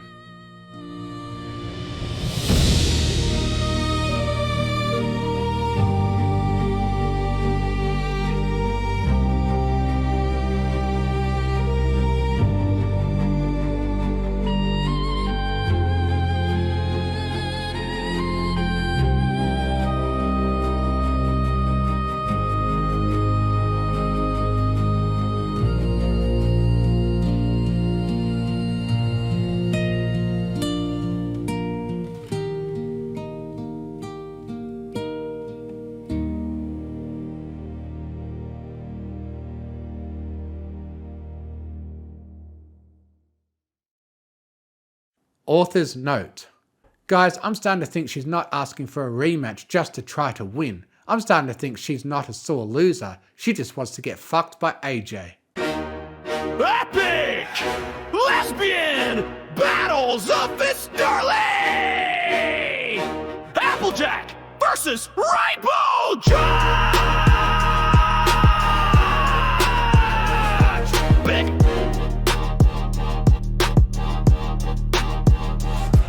In a town called Ponyville, love got intense. 2 mayors in a brawl where the logic made no sense. AJ walked in with a confident flick. Dash, I'm the queen of queer, better back off quick. But Dash wasn't phased, just cracked her neck. Said I've kissed more mayors than you can check. They called it a duel, no magic, no blades. Just a sapphic scoreboard that never would fade.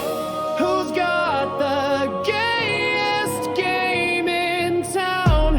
Who made hearts swoon?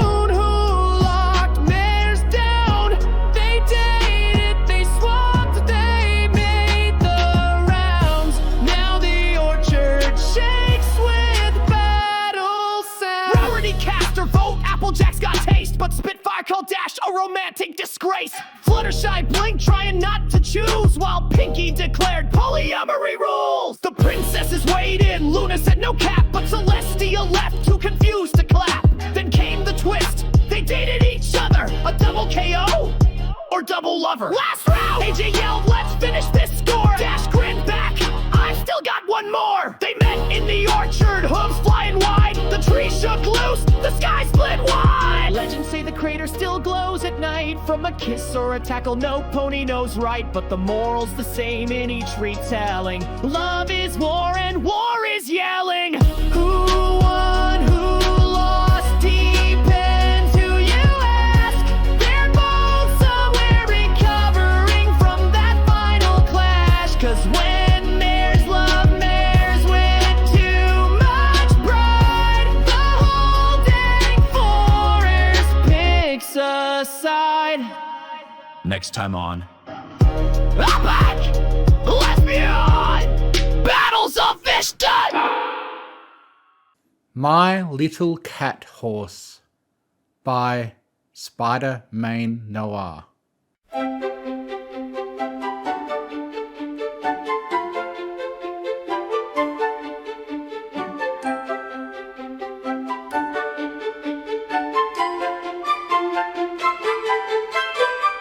If I told you that I was living with a woman I'd met only a few months ago and that she was currently sitting in my lap while I pet her, you'd probably A.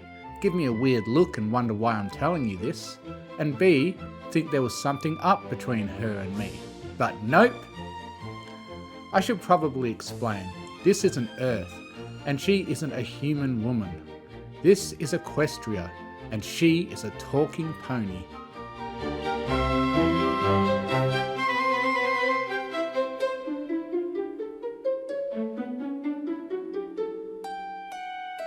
It was just over a year ago that I arrived here, after the expected, "Oh my gosh, what the heck are you? What the heck is going on?" from both myself and the ponies. I got to meet their leader, Princess Celestia. Surprisingly understanding person, pony, whatever, and found a place to stay with Fluttershy. Now Fluttershy is a local animal whisperer. Imagine if Snow White or Cinderella was a tiny yellow horse with a mane and tail that looked like bubblegum, and you'll have an idea of what she's like. Since she spends her time looking after all manner of critters, It seems like she was best equipped to house the weird monkey alien. Since then, with Fluttershy's help, I've been gradually adjusting to pony society. On the surface, it's not too different from back home. But don't let your guard down. Things are not always what they seem. To help myself keep track, I have begun compiling a list of helpful pony facts. For instance, pony fact number 1. Magic exists. Oh yes.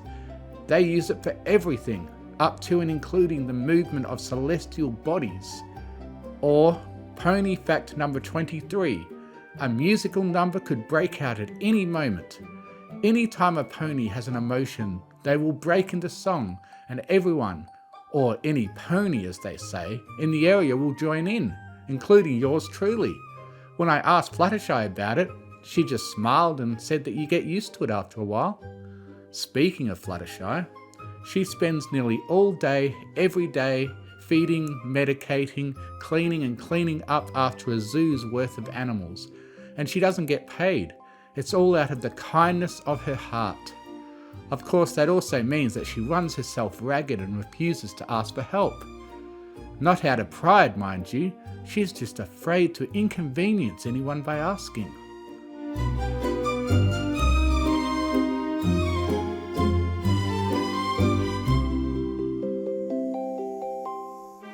Honestly, it would be adorable if it wasn't so frustrating. It finally came to a head after one evening when Fluttershy was so tired that she could barely drag herself through the door, let alone up the stairs to her room. The next morning, as always, she'd woken up early and was preparing breakfast by the time I'd gotten up. Note to self, get an alarm clock. "Oh, good morning," she said with a smile. "I've made some delicious eggs and sausage for you." "Morning, Flutters," I replied, looking down at the meat she'd gone so far out of her way to find for me. After a minute I looked back at her.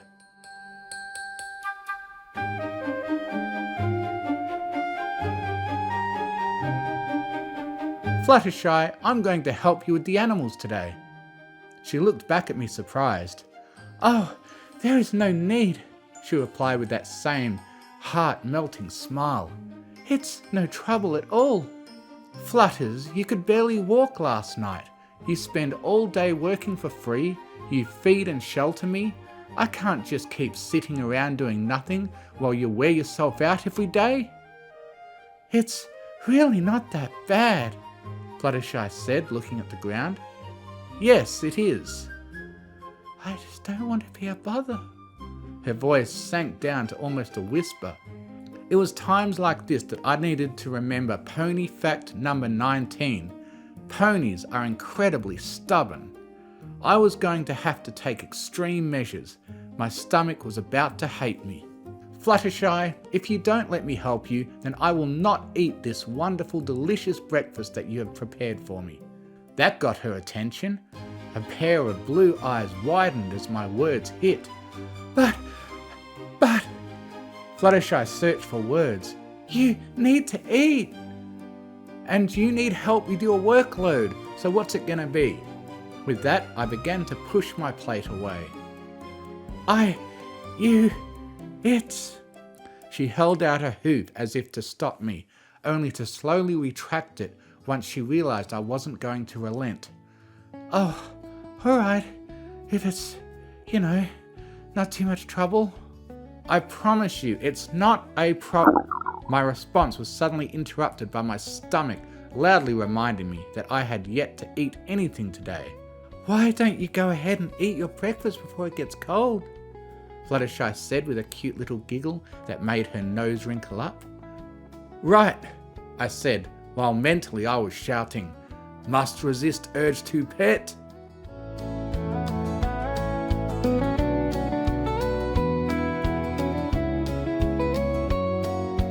Pony fact number 25. Half of all natural processes in Equestria are controlled/guided by ponies.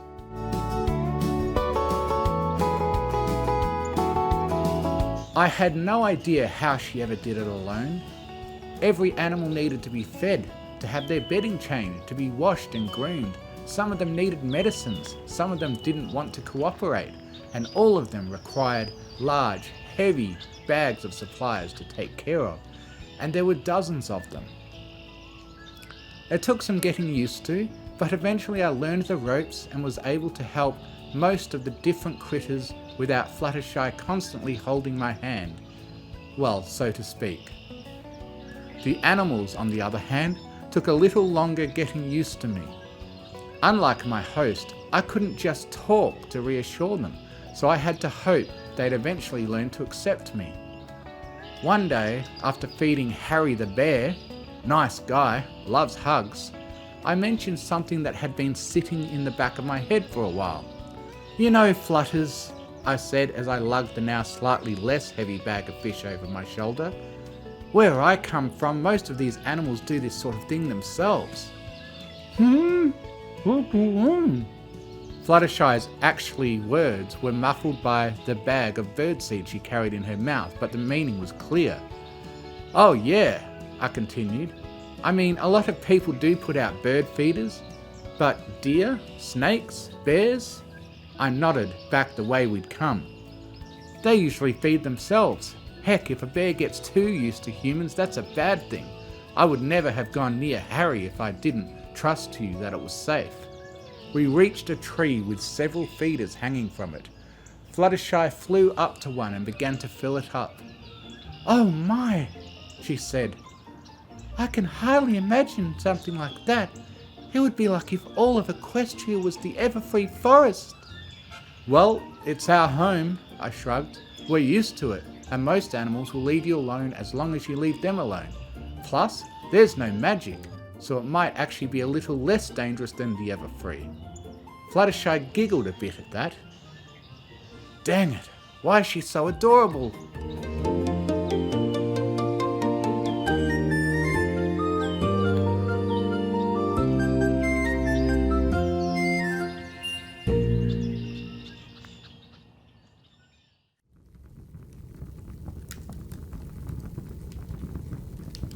Evenings are usually peaceful.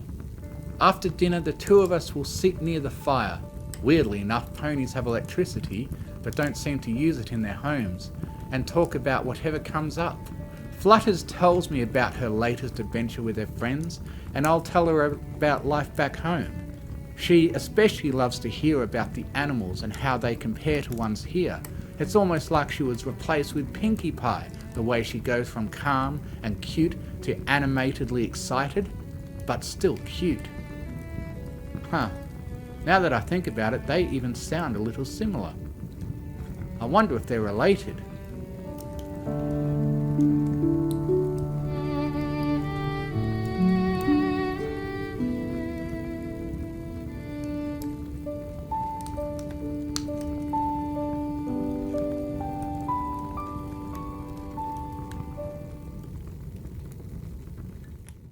Pony fact number 40.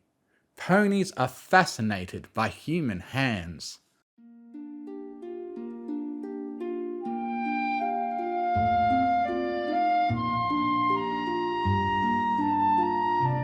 On one particular evening, we were sitting on the couch while Fluttershy read from a book of old stories. The cottage's third tenant, a bunny named Angel, although I could list a few more appropriate names, had decided to join us. This critter had taken quite some time getting used to me, and by that I mean that a good day was one where he treated me like part of the furniture. That had changed, however, when he realised that human hands were very good at petting, and especially good at giving scratches. Angel was currently sitting next to me while I absent-mindedly scratched the back of his neck. After a few minutes, I realised two things. One, I had zoned out at some point, and two, Fluttershy had stopped reading and was now looking at the two of us with a somewhat confused expression. "All right," she said, closing the book maybe a little too forcefully than necessary. "I think it's time for you to go to bed, Angel." The little rabbit tried to protest, but a quick application of the infamous stare shut him right up. As Angel hopped away, I turned my attention back to Fluttershy. This wasn't like her. Normally she'd let Angel stay up until he fell asleep by himself. She kept turning to me like she wanted to say something and then quickly turning away. Someone who'd only just met her might think that sounds perfectly normal, but when Flutters has gotten used to someone, she only acts like this if she thinks it's really important or really silly. "Are you okay?" I asked. She stared at the floor in a vain attempt to make it look like she hadn't been looking. "Flutters? Well, I was just wondering." "It's alright, I promise I won't laugh. It's just..." She paused and took a deep breath. I was watching you petting Angel just now and, well, I was wondering what it would feel like to get pet like that."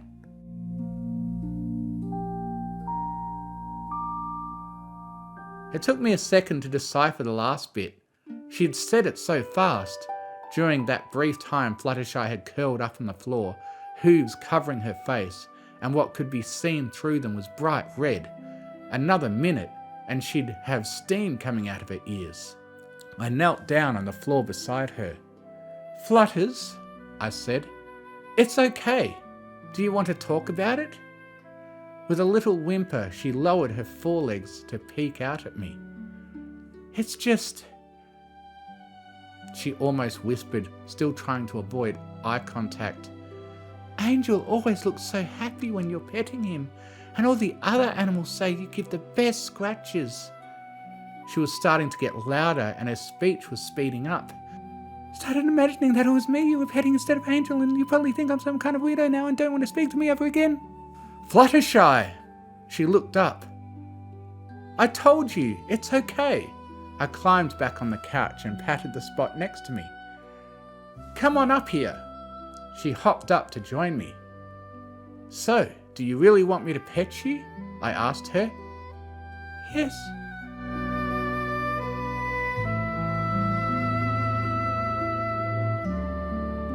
"Are you some kind of weirdo who I'll never want to speak to again?" "No, I was just afraid." "Then it's okay." A few moments later, there was a small yellow Pegasus lying curled up on my lap. "Okay," I said, "I'm gonna start." "Wait!"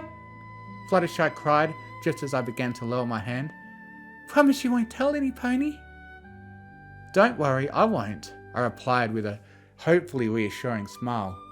"Pinky promise?" From the look of her face, I could tell she really meant it. "Cross my heart and hope to fly," that part always trips me up. "Stick a cupcake in my eye."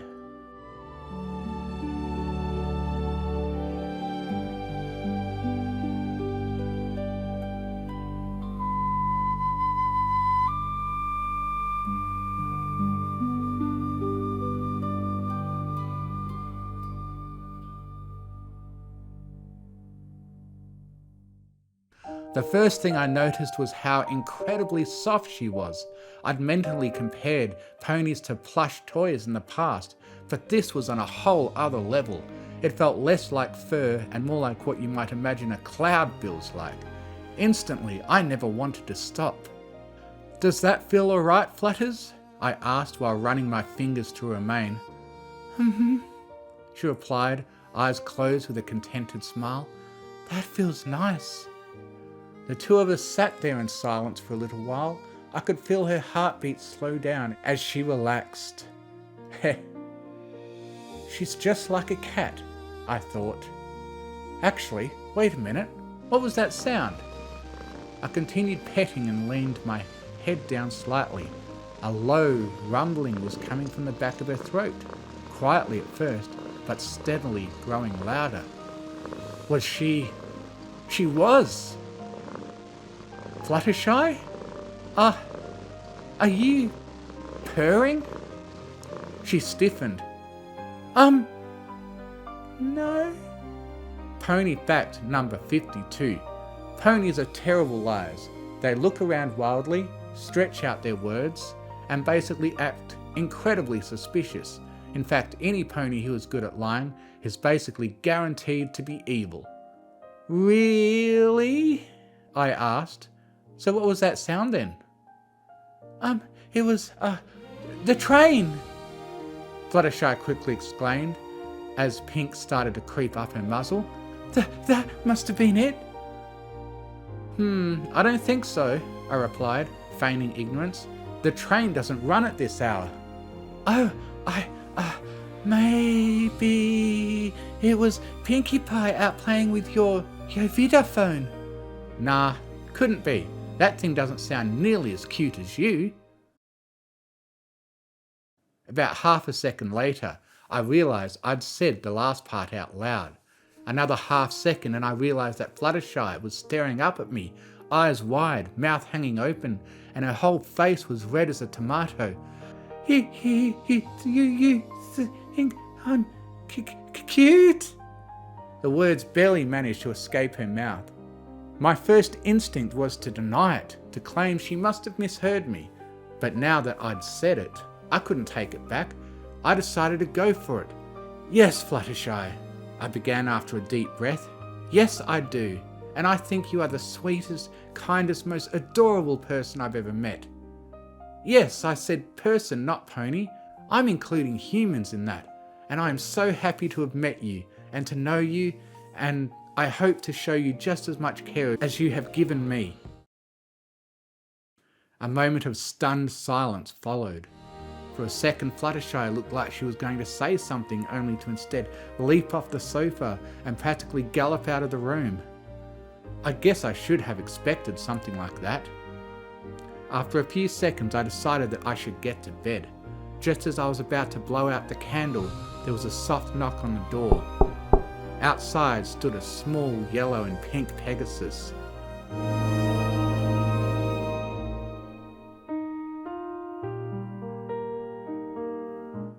I just wanted to say, she looked at the ground nervously, thank you.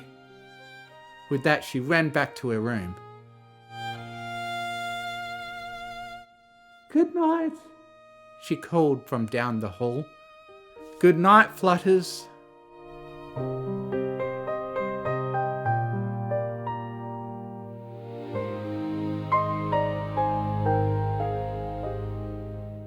Like I said, there's nothing going on between us. Nothing at all.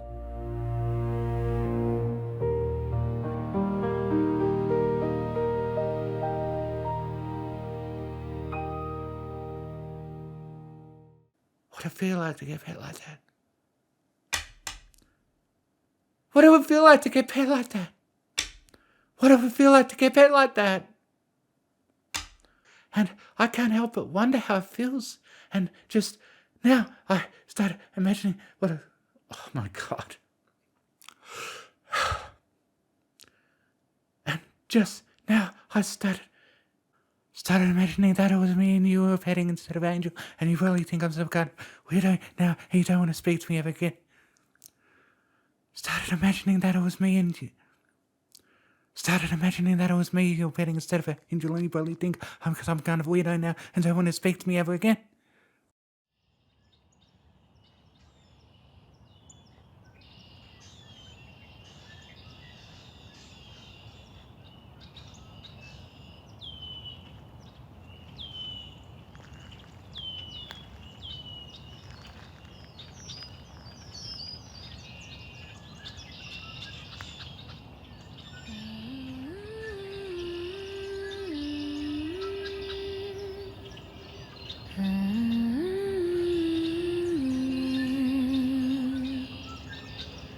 La la la la la la la la la la.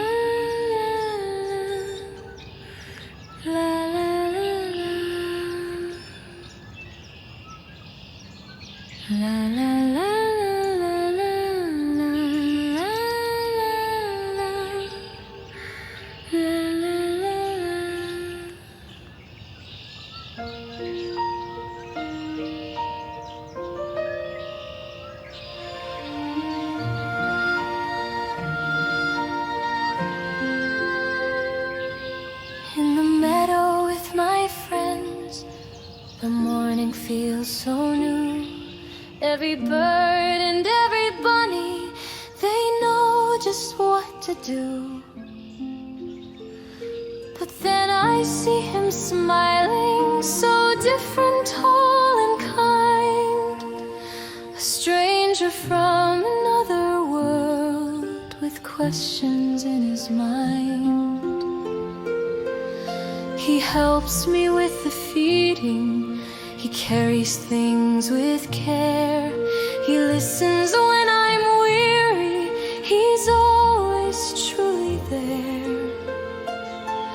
And though he seems so foreign, I see what others can't. The way his hands bring comfort with every gentle pat. Oh, stranger with gentle hands, you calm my heart in ways I never planned. I thought I'd be too shy to ask, too small to understand, but you touch my world with kindness, stranger with gentle hands. At first I felt so nervous, too quiet to confess. I only watched the animals and how they all were blessed.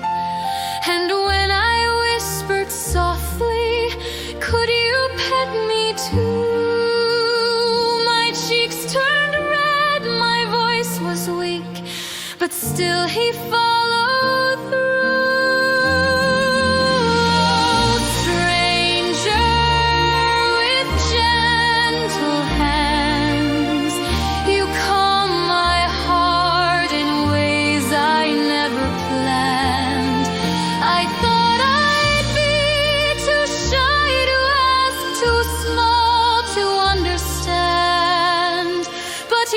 Touch my world with kindness, stranger with gentle hands. I never knew the warmth could be so sweet, like clouds beneath the sky, so soft, complete. And maybe love is blooming where I stand beside the stranger with gentle hands. Oh, stranger with gentle hands, you calm my heart in ways I never planned. I thought I'd be too shy to ask, too small to understand, but you touch my world with kindness, stranger with gentle hands. And maybe I'm falling, yes, maybe I am, for the stranger with gentle hands.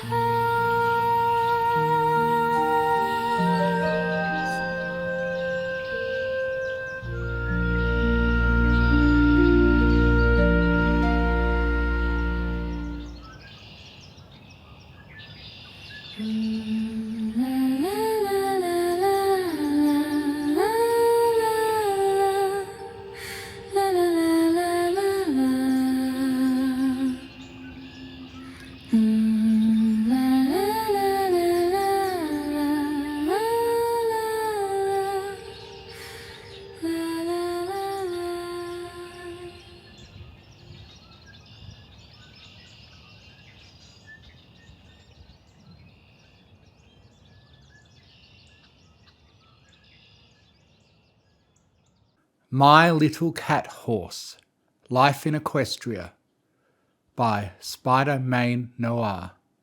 Chapter 1. A Normal Day in Ponyville. It's been a pretty normal day for me. I visited a friend, did a bit of shopping, and went to work where a beautiful naked woman I'd never met before was eagerly awaiting me. What's that? Oh yeah, that last part isn't normal. I should probably explain.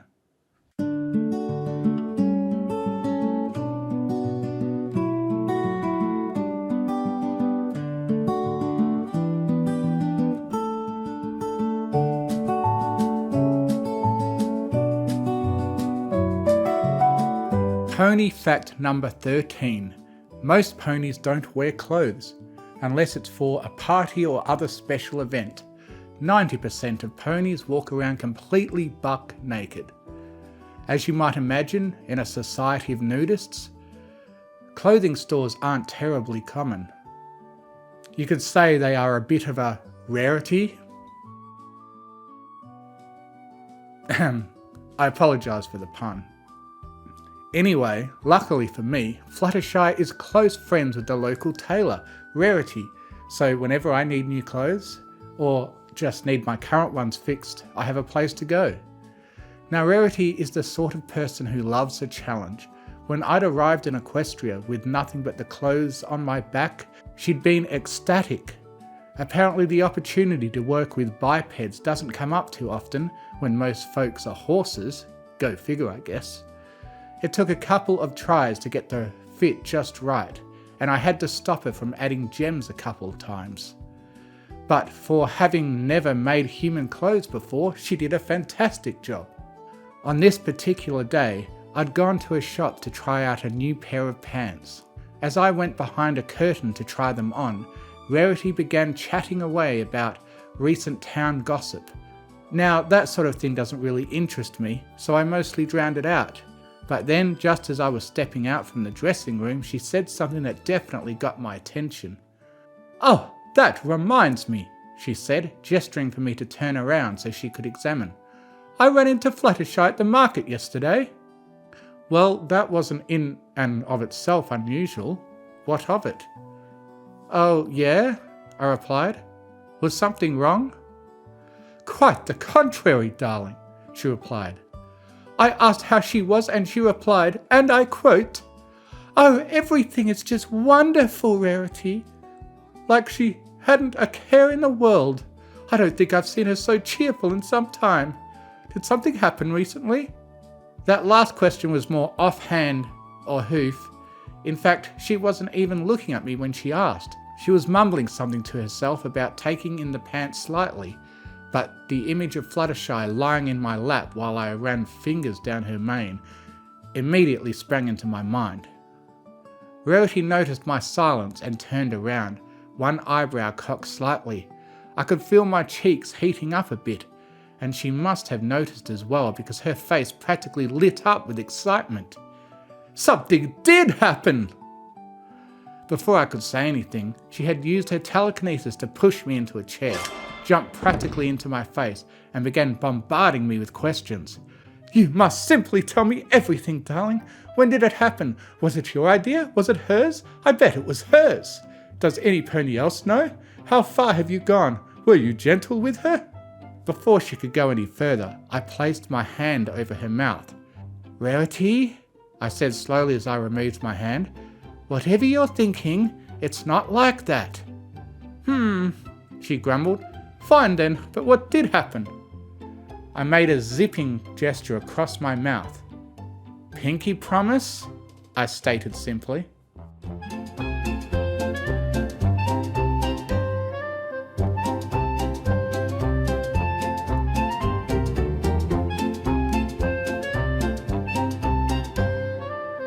Pony fact number 31. Pinky promises are serious business. Back home it might just be a cute little thing you say, but here it's practically a blood oath. Not only that, but Pinkie Pie has anointed herself the official enforcer of all pinky promises. I don't know what kind of Faustian bargain that man made, but if you break your word after making a pinky promise, she will know, and she will find you.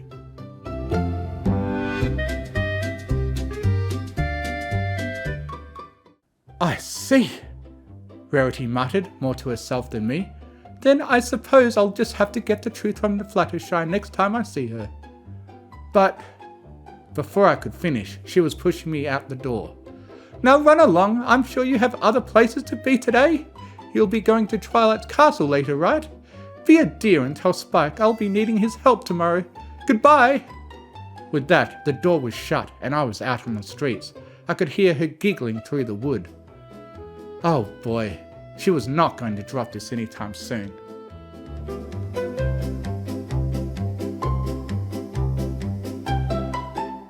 After a few more brief stops, it was time to head to Twilight's place.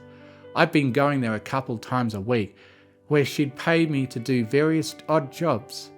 Even though Fluttershy took care of food and refused to charge me rent, it was nice to have some spending money for personal use.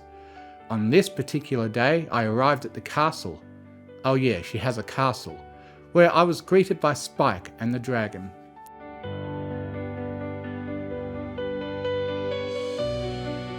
Pony fact number 13. Ponies are not the only sapient species in their world. There's also dragons, griffins, and hippogriffs, just to name a few. Spike's a cool guy. He's a big fan of comics, especially superheroes. You wouldn't believe how excited he got when we found out that the human world also had them. Hey Spike! I greeted him with a high five, or perhaps a low five considering our height difference, which he eagerly returned. You're just in time, he informed me. Twilight's in her lab, said she has something important to show you. Thanks, I replied, making my way in before stopping. Oh, by the way, Rarity said she's going to need your help. I turned to find out he already ran out, leaving a cloud of dust behind. Tomorrow, I concluded, despite knowing there was no way he could hear me by now. Oh well, he wouldn't complain about spending more time around her.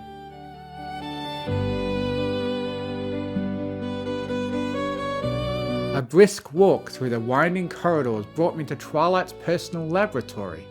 If you're wondering why she has one of those, apparently there's a surprising amount of overlap between the study of magic and the study of science. At least that's what she says. I lost track of her explanation around the 30th time the term Thormic turned up. Twilight?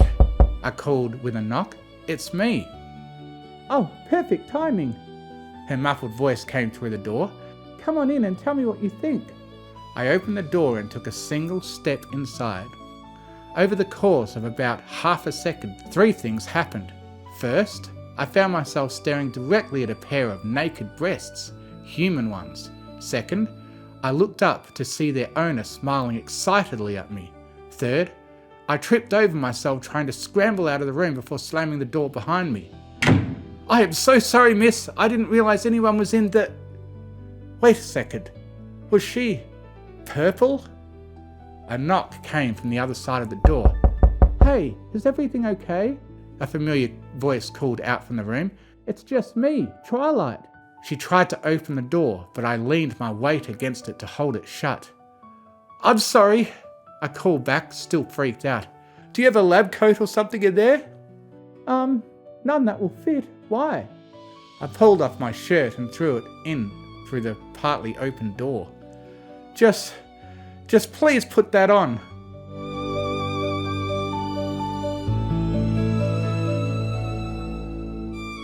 So you're a human now. We were in the castle's library now, sitting on a comfortable and conveniently human-sized couch. How? Actually, it was surprisingly easy, she straightened up. Remember when you first came here and I had to take those blood tests? I nodded. Before I'd gone to live with Fluttershy, Twilight had insisted on making sure I wasn't carrying any diseases. That included checking my blood. Well, since I still had some of the samples preserved, I was able to sequence your DNA and extrapolate it onto my own. Then it was a simple matter of crafting a spell to temporarily convert my DNA into a human's. Really, the only tricky part was making sure I didn't cancel out my own magical aura. That's why I still have my pony coloration. It was probably more complicated than that, but I appreciated her putting it into relatively simple terms for me. There was, however, one more question. So, I said slowly, why? Twilight curled up in her seat, pulling her legs close to her chest. Luckily, the shirt I gave her was long enough to still cover her bits. Well, she began, looking down bashfully, you've been in Equestria for a while now, and I thought you might be feeling a bit homesick and maybe out of place. I know Spike used to feel that way until he made friends with Ember. I thought that maybe if you had another human around, then you wouldn't feel so lonely. I sighed mentally. Princess of friendship indeed. Twilight, she looked up at me. I appreciate the thought, I really do, but you don't have to go this far for me. It's true, I do miss a lot of things from my old world. The internet, cars, cell phones, the internet. But truthfully, I think I'm happier here. What do you mean? Twilight asked, leaning in closer to me. Oh geez, that shirt is loose, isn't it? Well, the human world is very hectic, I replied, doing my best to avert my eyes. Everyone seems angry at everyone else. There's never a moment when you can just be at peace, because if you stop moving for just a minute, you'll get trampled, possibly literally. I thought about the kindness I'd been shown since arriving here, how so many strangers were willing to help some random guy. I couldn't imagine someone as sweet as Fluttershy existing in my world. Here though, I continued, almost everyone or pony seems happy to see you no matter what. Ponies work because it brings them joy and fulfillment, not because they have to. I've made more friends in Ponyville in just a few months than I had in years where I came from. Heck, I still don't think there was anyone I could ever be this open with back there. Twilight had been listening intently this whole time. As I finished, she scooted over and hugged me. Thank you so much for telling me all that, she said. If you ever want to talk about it more, then I'm always willing to lend an ear. Thanks, I replied, returning the hug. After a moment, we separated. Then I remembered that she was still basically naked. So, is that permanent? I asked, looking away. I cared even if she didn't. What? Being human? Oh, not at all. It'll wear off in a bit. Oh, okay, that's good. I wasn't sure if I got it quite right, she added. What do you think? I looked back only to find her poking at her chest in a very suggestive fashion. A human female is supposed to have this much fat deposited here? I feel like I did something wrong. Maybe Twilight! I cut her off. Please stop doing that.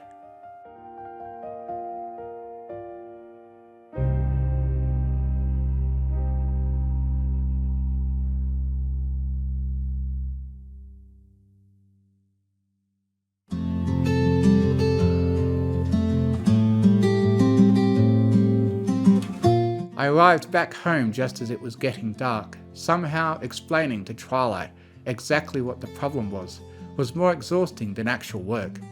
Maybe Cadence can help. Arrived back home. It's funny, it was coming up on a year that I'd been in Equestria, and I was already thinking of Fluttershy's little cottage as my home more than any place on earth. Oh, good evening. I didn't hear you come in. An adult voice reached my ears. You're just in time. I have dinner all ready to go. Hey, Flutters, I smiled as my best friend in the world, or any world, trotted up to me. As she came, I bent down and scooped her up and hugged her close. Eve! She squeaked. Is everything okay? What's this about? Nothing, I replied as I sat her back down, her face bright red. I'm just glad you're here. Well, thank you, I suppose. Now come along, let's eat. As she headed to the kitchen to grab our food, she stopped and turned around. Do you think that maybe afterwards we could, like the other night? I couldn't help but grin. Any time you want, Flutters.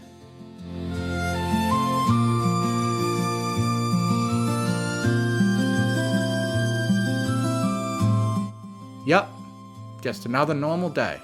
Who could ask for more?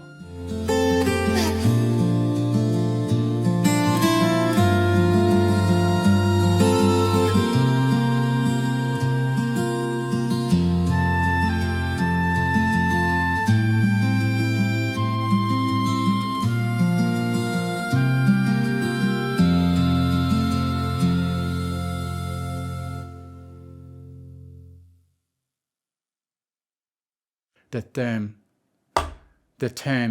thumb. The term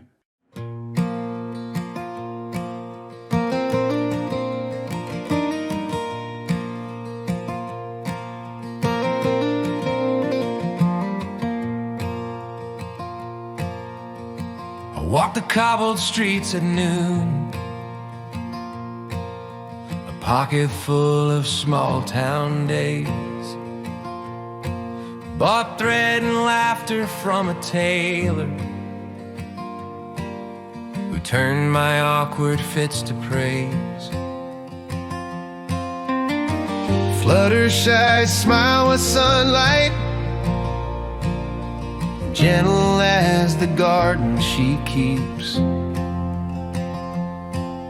I felt at home among their kindness, in a world where quiet comfort sleeps.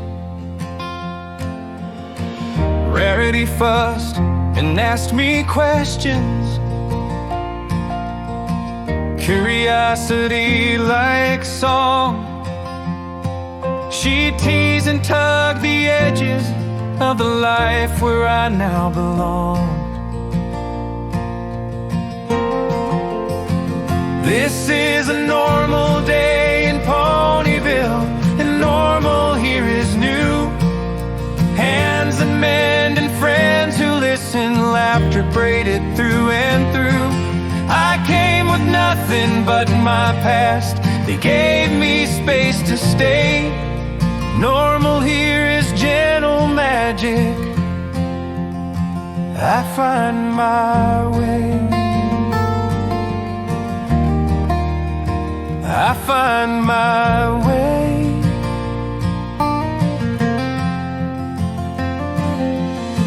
I learned their facts and customs, pinky promises like vows. Spikes, comics, Twilight's tinkering, secret lab coats and new house. Once Twilight stood with human skin, confusing in its grace. She swore that change would help me breathe. She met me face to face. Homesickness unclenched its fingers when small kindnesses arrived. A chair, a hug, a measured joke, the proof that I survived. They taught me how to put my guard down, how to speak without alarm. And every awkward, tender day stitched courage to my heart. This is a normal day in Ponyville, and normal here is true. Friends who patch my tattered edges, who celebrate the new. I came with nothing but my past, they gave me space to stay. Normal here is gentle magic, I find my way. I find my way.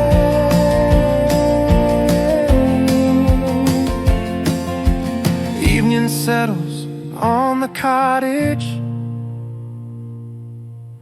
Fluttershy hums our grace. Just another ordinary night in my extraordinary place.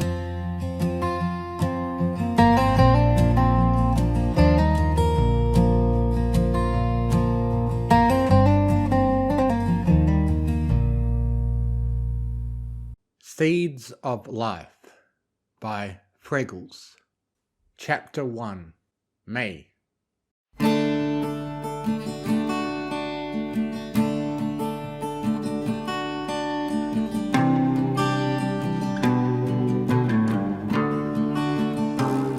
It was August when I found out about you.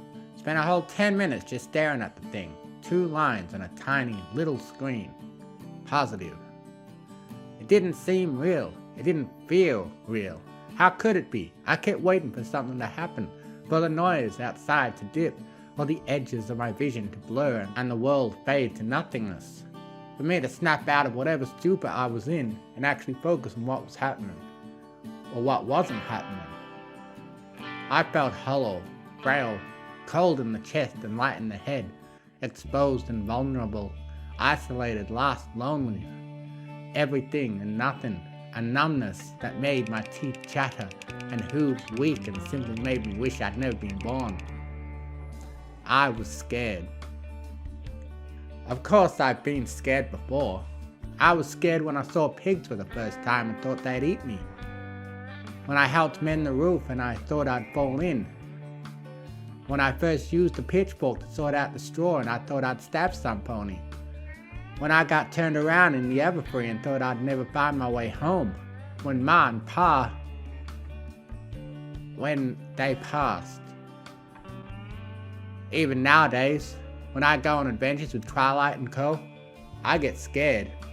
I'm scared I'll get hurt, or will lose, or what my family will do without me if I don't come back, heavens forbid. If anything I face somehow manages to threaten you. But you weren't around just yet, not really, and this was a different kind of scared. This was a feeling that ate away at me from the core, like a disease. It paralyzed me. I didn't know what to make of it or what to do, so I kept on staring, hoping something would change, but nothing did. Everything stayed exactly as it was, and the chatter outside wasn't dying down anytime soon.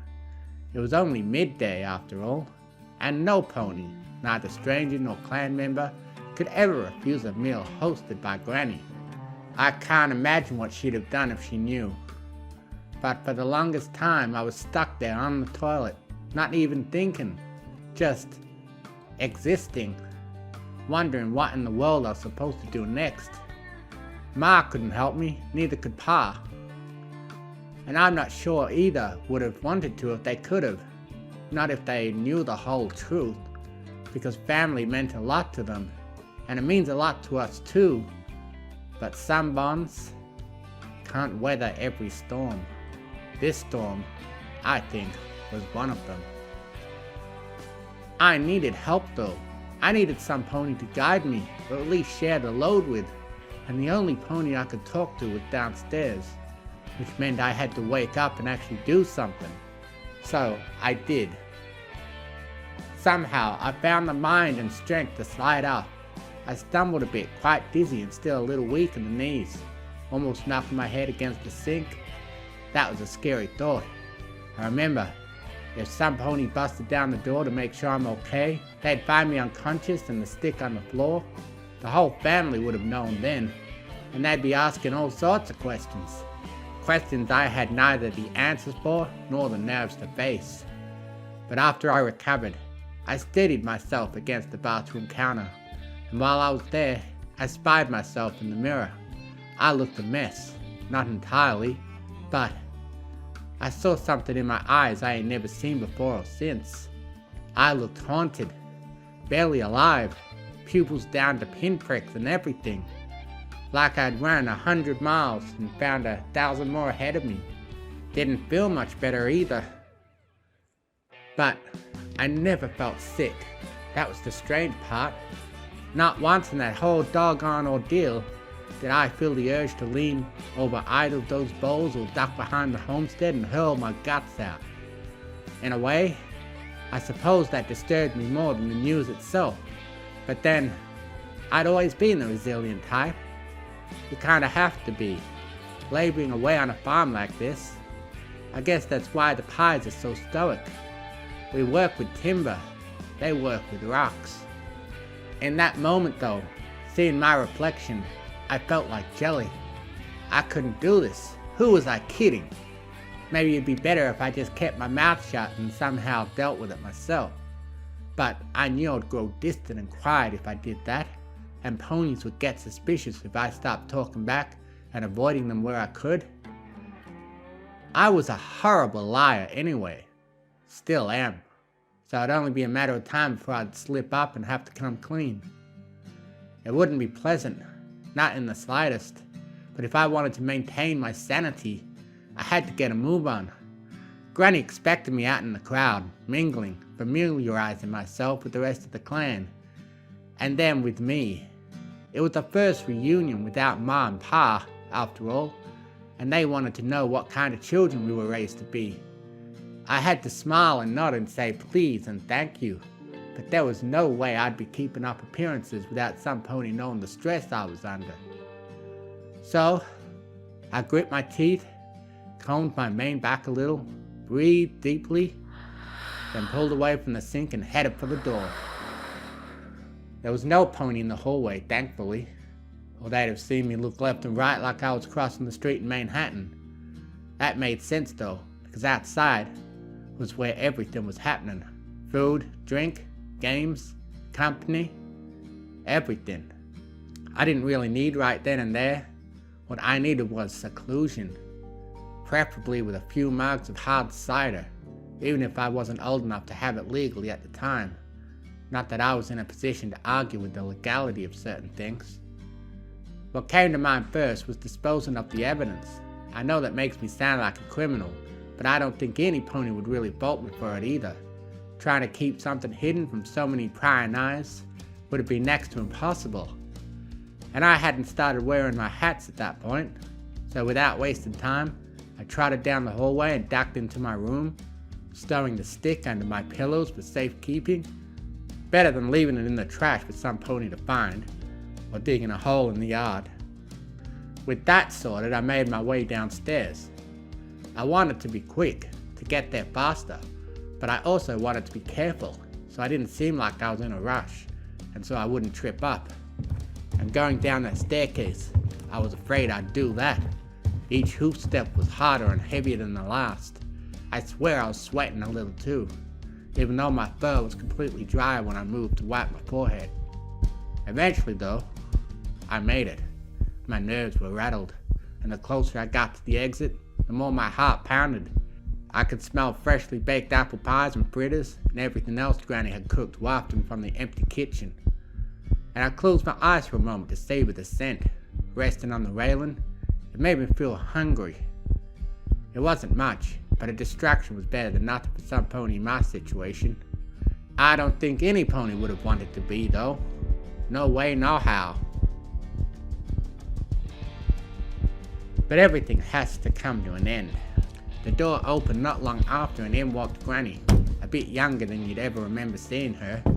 No wiry hair sticking out from her buns and such, and a few less wrinkles. She was carrying an empty platter, heading for the kitchen to restock, but stopped when she saw me.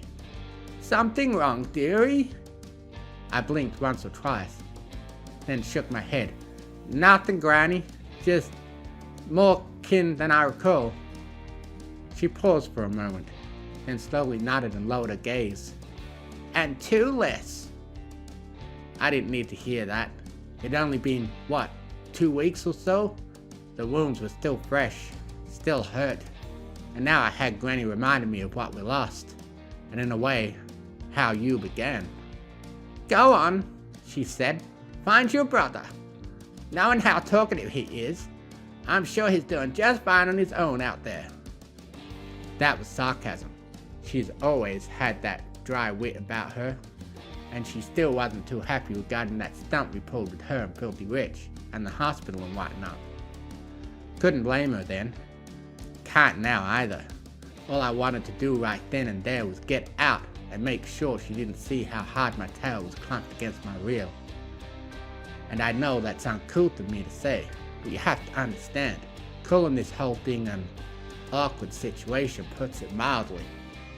As soon as she started off for the kitchen again, I trotted for the door and peered through the window.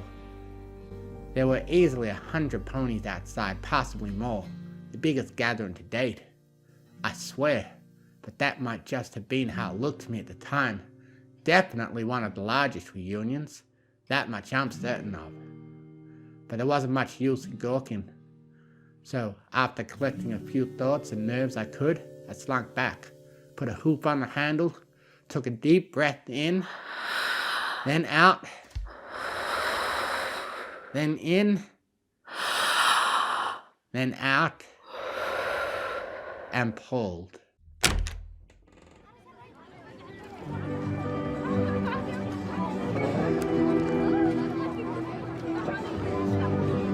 Tables and blankets stocked with all kinds of food welcomed me, occupied by faces familiar or not, and some I've never even seen. They laughed, they talked, they cheered, they ate, and billies and colts darted all over the place. I never really noticed up until that point how many children the clan could boast. 20?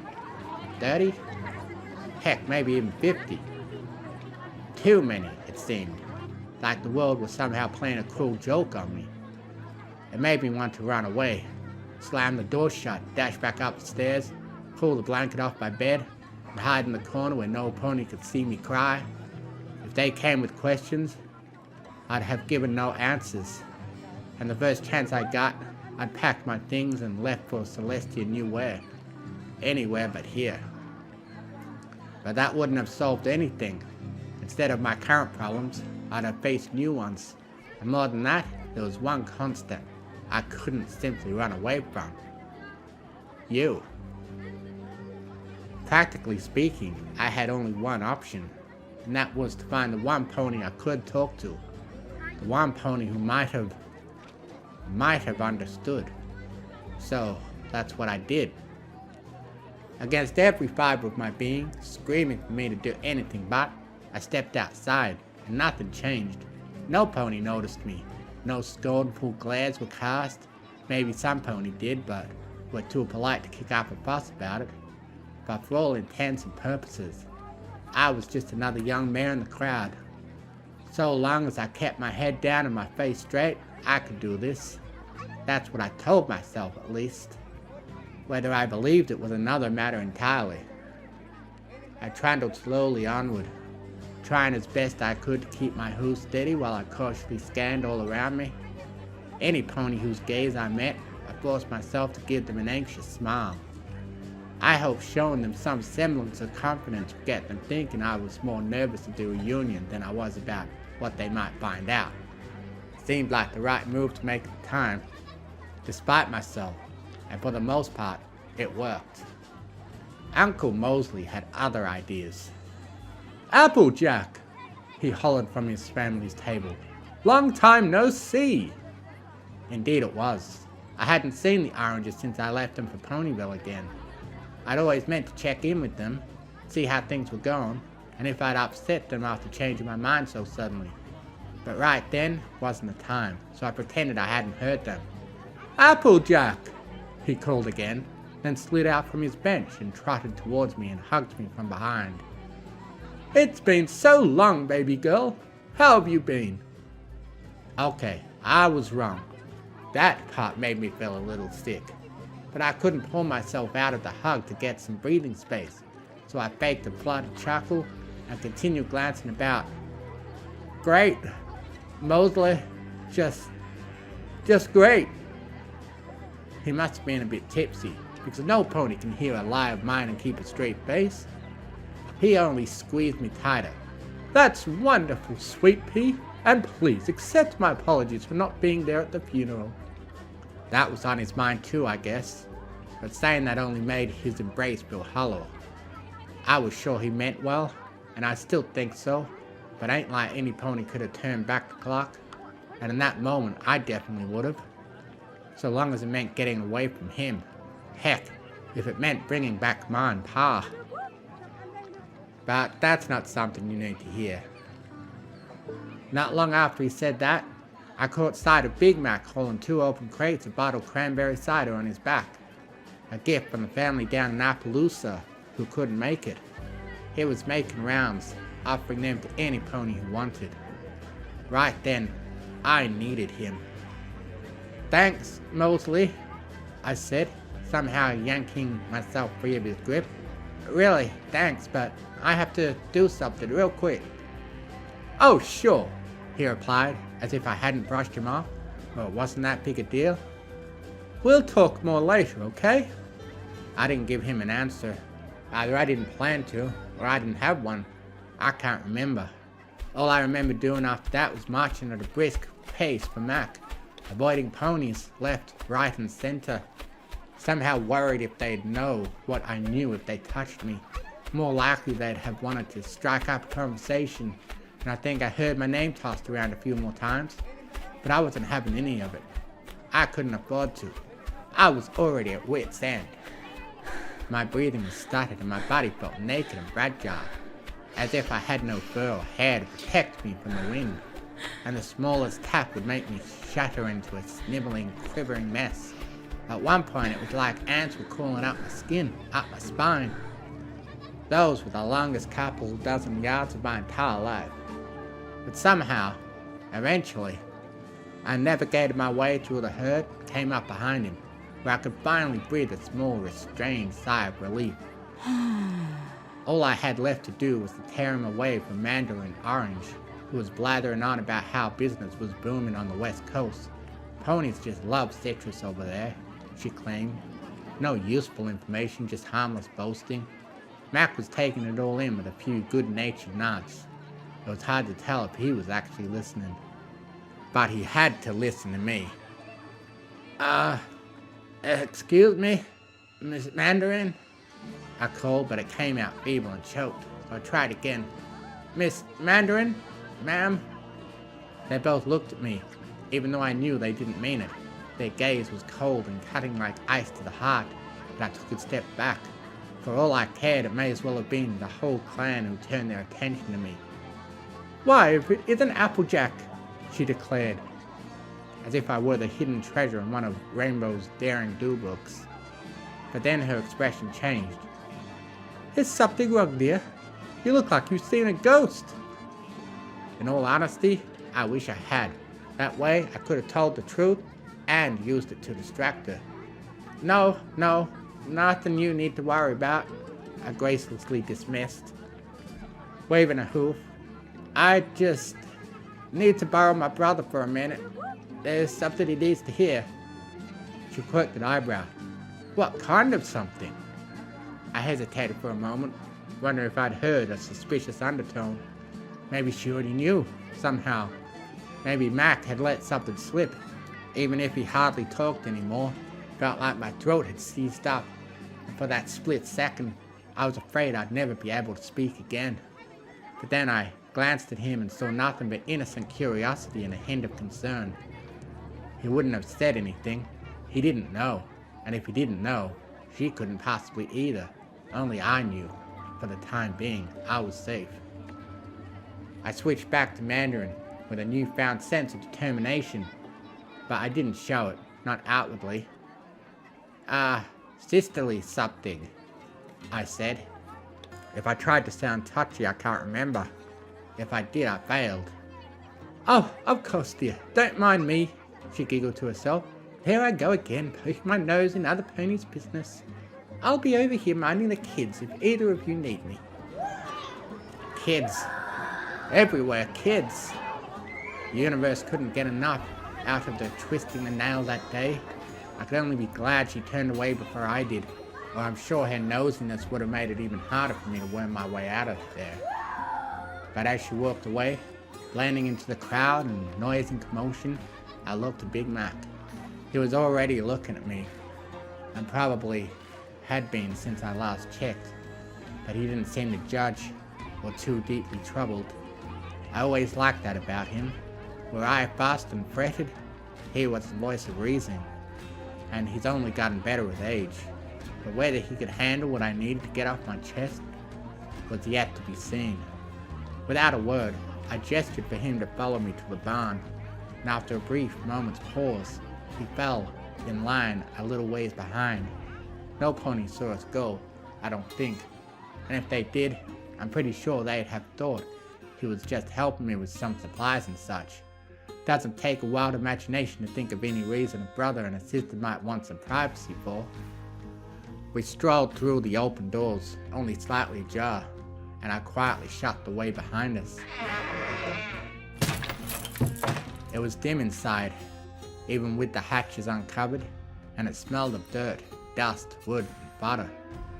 Straw covered the floor, strung up in bales.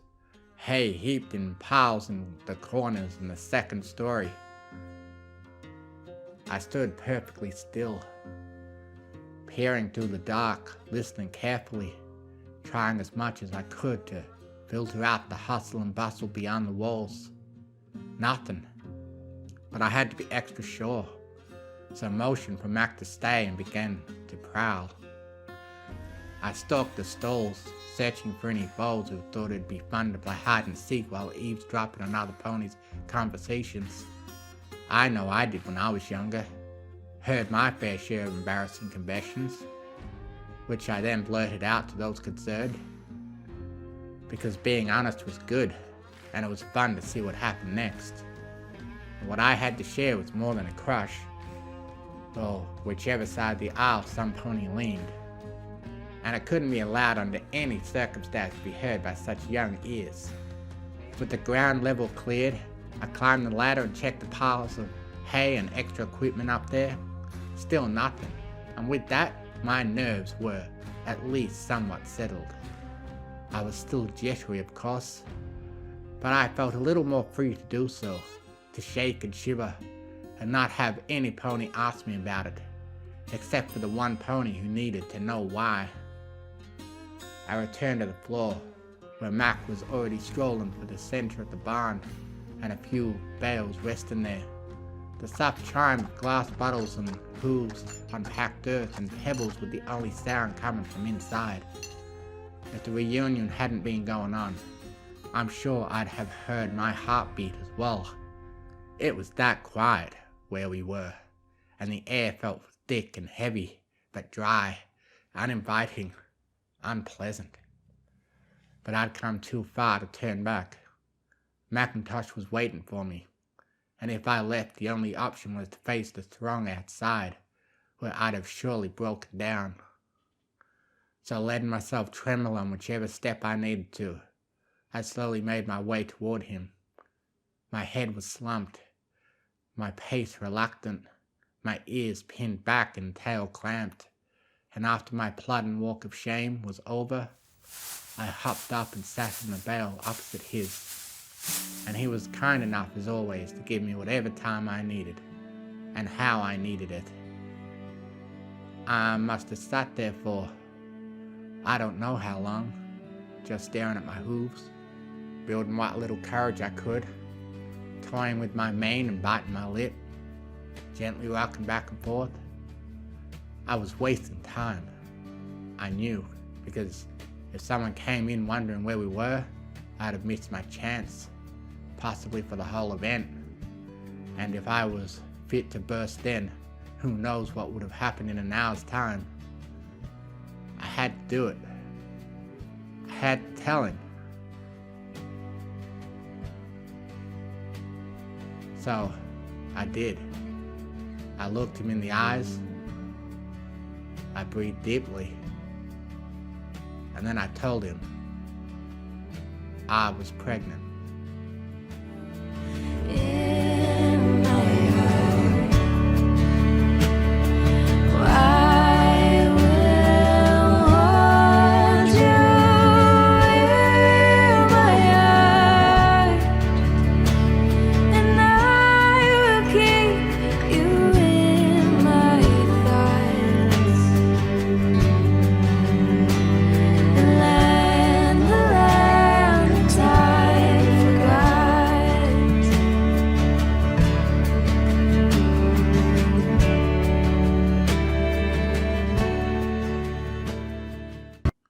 Chapter 2. Him.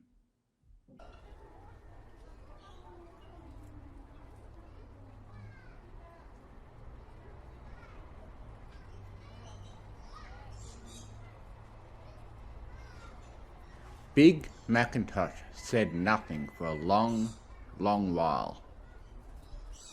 He stared at her, lips parting, eyes widening, ears angling back, a deep, cavernous hole opening up within him. What could he say, if not the obvious? Are you sure? Applejack held his gaze and nodded slowly. Positive, she answered. Her tone was shaky, but he could tell she was trying her best to sound resolute. There's a stick under the pillow in my bedroom. 99% accurate. Then you should try again, right? Take another and... That was the second. I flushed the first. He sat frozen, a chill dancing through him. It can't be wrong, Mac. Not with odds like that. He lowered his gaze and swallowed hard. His throat suddenly felt very, very dry, and there was a curdling in his stomach, the kind he got when he'd had one too many apples. Even as a farmer himself, he had to admit there were limits, and right now, he'd have eaten the whole orchard if it meant getting out of this. Not that he didn't care for her. No, of course he did. But he was pretty sure she was almost thinking the exact same thing. You haven't, been with any? I wish I had. The words stung like the crack of a whip. They didn't hurt his pride because Celestia knew it was something neither of them were all that proud of. But the way she said it, so frank and straightforward, that's what stung. She meant it, and she didn't have any reservations about saying it. And the worst part was, he couldn't blame her. If there was another culprit, this would have still been an awkward and troubling situation, but it wouldn't have been as upsetting. And that was putting it extremely mildly. Couple the outcome here with why they'd done it to begin with. He folded his forelegs and looked down at the dirt through the gloom, trying to keep his breathing calm and measured. She'd come all this way to tell him this, and she wouldn't have risked telling him unless she felt she had to, especially with the reunion going on. She was normally so strong, but it seemed this was her breaking point. He had to be brave for her in that case. If only he felt much braver himself. But I thought... He began squinting and peered up at her. Weren't you... She lowered her focus to the ground, eyes flattening against her head and hind legs pulling in a little closer. Her weight shifted, no doubt making room for her tail. Must have come into here early, she meekly said, hugging her stomach. Explains why I encouraged you. His brows creased. AJ... I shouldn't have.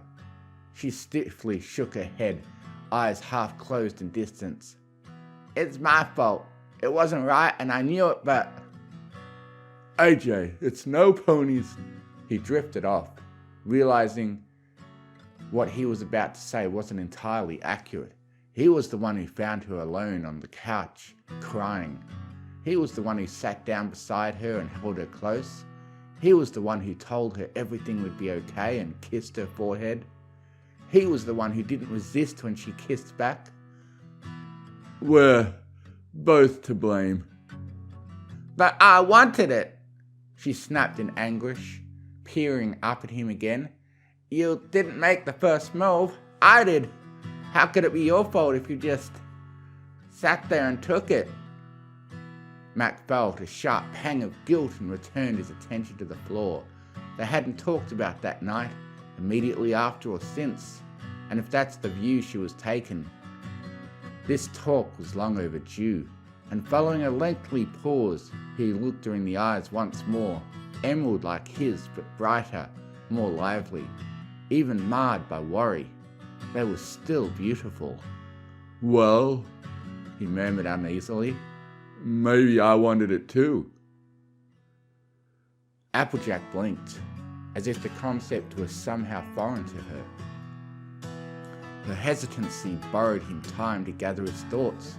He swallowed as he sat a little more upright, hoping to moisten his throat and mouth, then chewed his cheek as he glanced off to the side for a moment.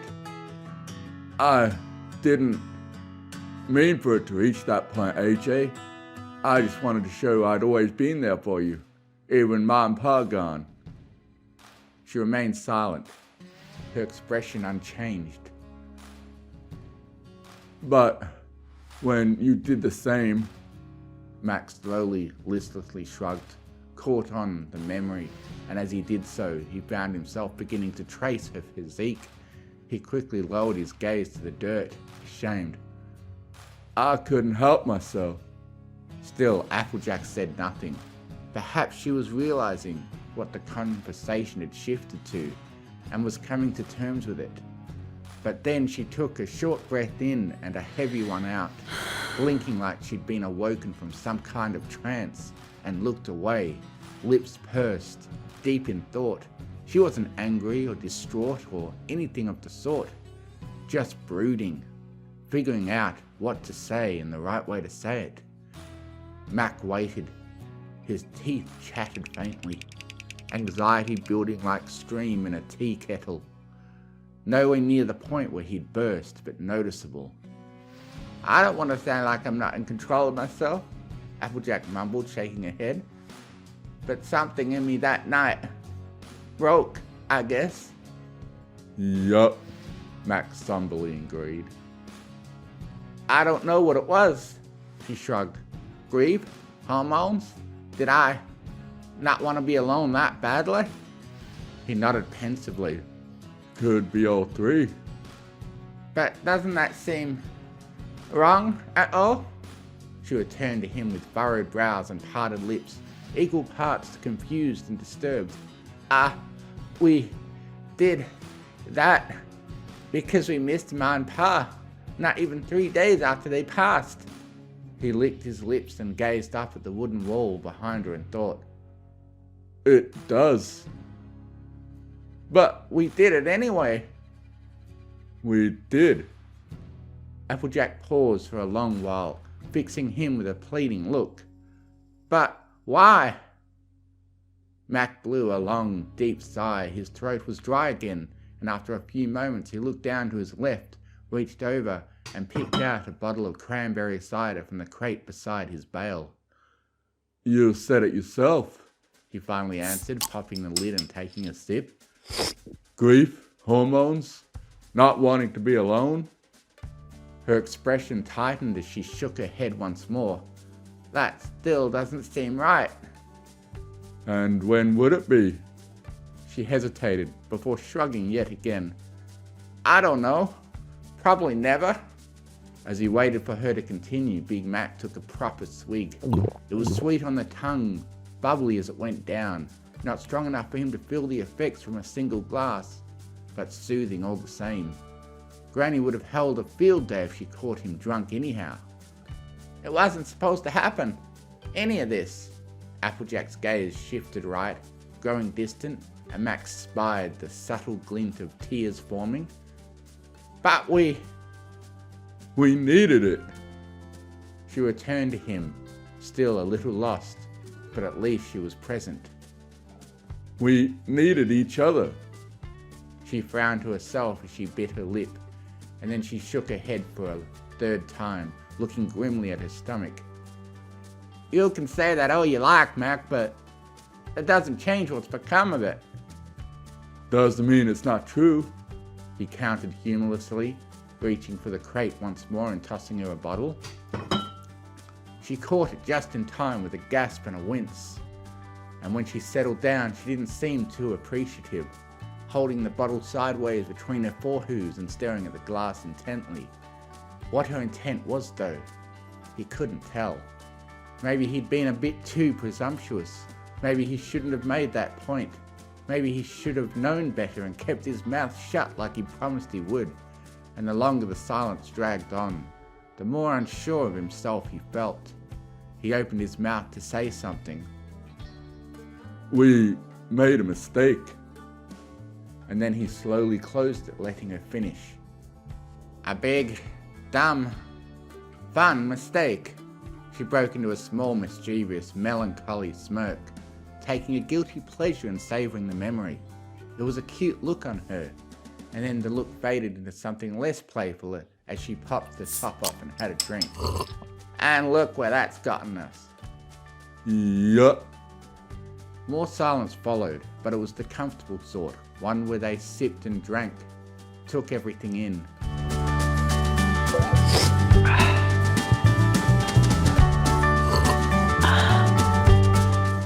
What they now faced, what they could do, what it all meant, and in the background the reunion continued as if nothing out of the ordinary were happening in the slightest.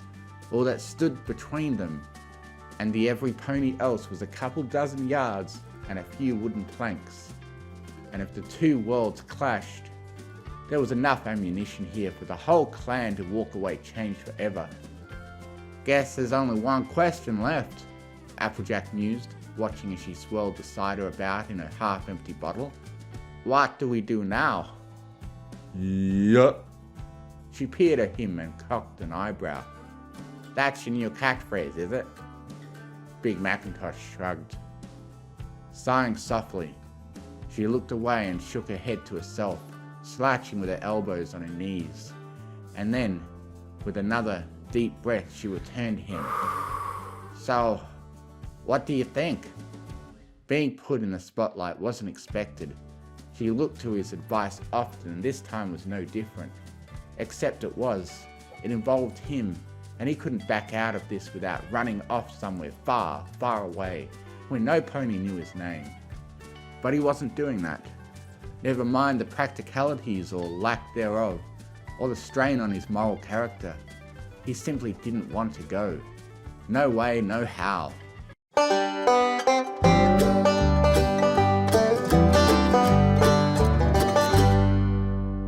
Applejack was here. Granny was here. His family was here. Whatever happened, he knew where he belonged. I think it's up to you. She blinked, confused, drawing her head back slightly and sitting a little more upright. You don't want to have a say in it? He shook his head and took another sip. I messed up. That's on me. But it's your body, your choice. You do what you think is best for you. She paused again, angling her head inquisitively. And if I decided not to have it? Then you'd better do it safely, he advised, even if part of him felt wrong for saying it so casually. With professional help, of course. Either way, you'll have to explain yourself to Granny sooner or later. And in an instant, her newfound strength failed and she sagged. Can't believe I almost forgot about her.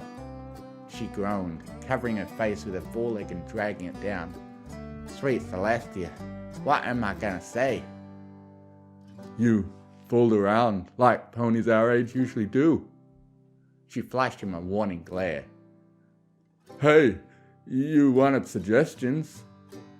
Well, you don't need to be so flippant about it. He cocked an eyebrow. And what you prefer I sound like? She rolled her eyes in exasperation. I don't know. Concerned? Never said I wasn't. He finished off his cider with a short final swig, and after making sure there was nothing besides the tiny droplets always left over, he set the bottle at his hooves. But fretting over it ain't gonna do no pony any good. Us least of all, especially you. Damn it, Mac. Can't you be a little less stoic for once? He lightly shook his head with a sympathetic grin. You know I can't, AJ. Not while you're like this. Not when you need some pony to talk to. Applejack held his gaze for a long moment, then cast it down and hugged herself tighter, slouching forward. She stayed like that for a while, gently rocking, silently staring, brows creased as she chewed her cheeks and swung her hind legs, and then she shook her head. I'm scared, Mac. Me too. He nodded and sighed. Me too. And if there's one thing I know for certain, it's we're never doing that again. His ear twitched and a mischievous smirk of his own tugged at his mouth. Well... Another glare shot his way, and then the smirk was gone. Of course not, he assured, a small understanding smile taking its place. Never again. Good, she huffed, and after a brief pause to make the point stuck, she turned away from him once more. Sorry, I'm just not in a joking mood right now. Fair enough. He nodded soberly and understandingly yet again. Between us, you definitely have the short end of the stick, no doubt about that. Applejack downed the rest of her cider as well, Nope. Can't say I envy you. I can, she said impassively, watching as she swirled the empty bottle around in the loose grip of her fetlock. First time in my life I found myself wondering what it's like to be a boy. I bet there's a spell for that. She snorted and smirked despite herself. Yeah, there'll be a spell for everything soon enough, except the things that count. Mac's smile fell. Applejack? I know there's no use fretting. She waved him off inside. I just wish things had been different. That we saw more of them, did more with them, not got angry at them when they were in the wrong. That we... Big Mac waited. That we were there for them when it mattered. We were. She looked up at him. We always were. He gave a slow, solemn shrug. And they were there for us. Then why doesn't it feel like enough? He paused for a moment, then let out a quiet sigh and sagged. Maybe it never does. Another silence, long and heavy. The air was thick with an invisible fog. They'd reached an impasse, where all they needed to say had been said, and pretty much anything from that point on would be redundant. They'd be treading old ground, finding fears they'd already put to rest. And yet, they didn't leave. They didn't want to face the music, the reality. Perhaps if they simply stayed here, everything would be fine. Perhaps no pony would find them, and the world outside would function as normal, never sparing them a second thought. It was a pleasant fantasy, but it wasn't meant to be. Things had happened. Things were going to happen. It was time to face them head on. Whatever you choose, AJ, I'll be there for you. Big Mac returned to her and watched her soberly. He didn't smile, he didn't pout. Now the honeymoon's over, it just up and died, but it was good, good, good. All the good times and the bad, the best times I ever had. The choice between happy and sad, all the good times and the bad, bad, bad. Chapter 3. Us.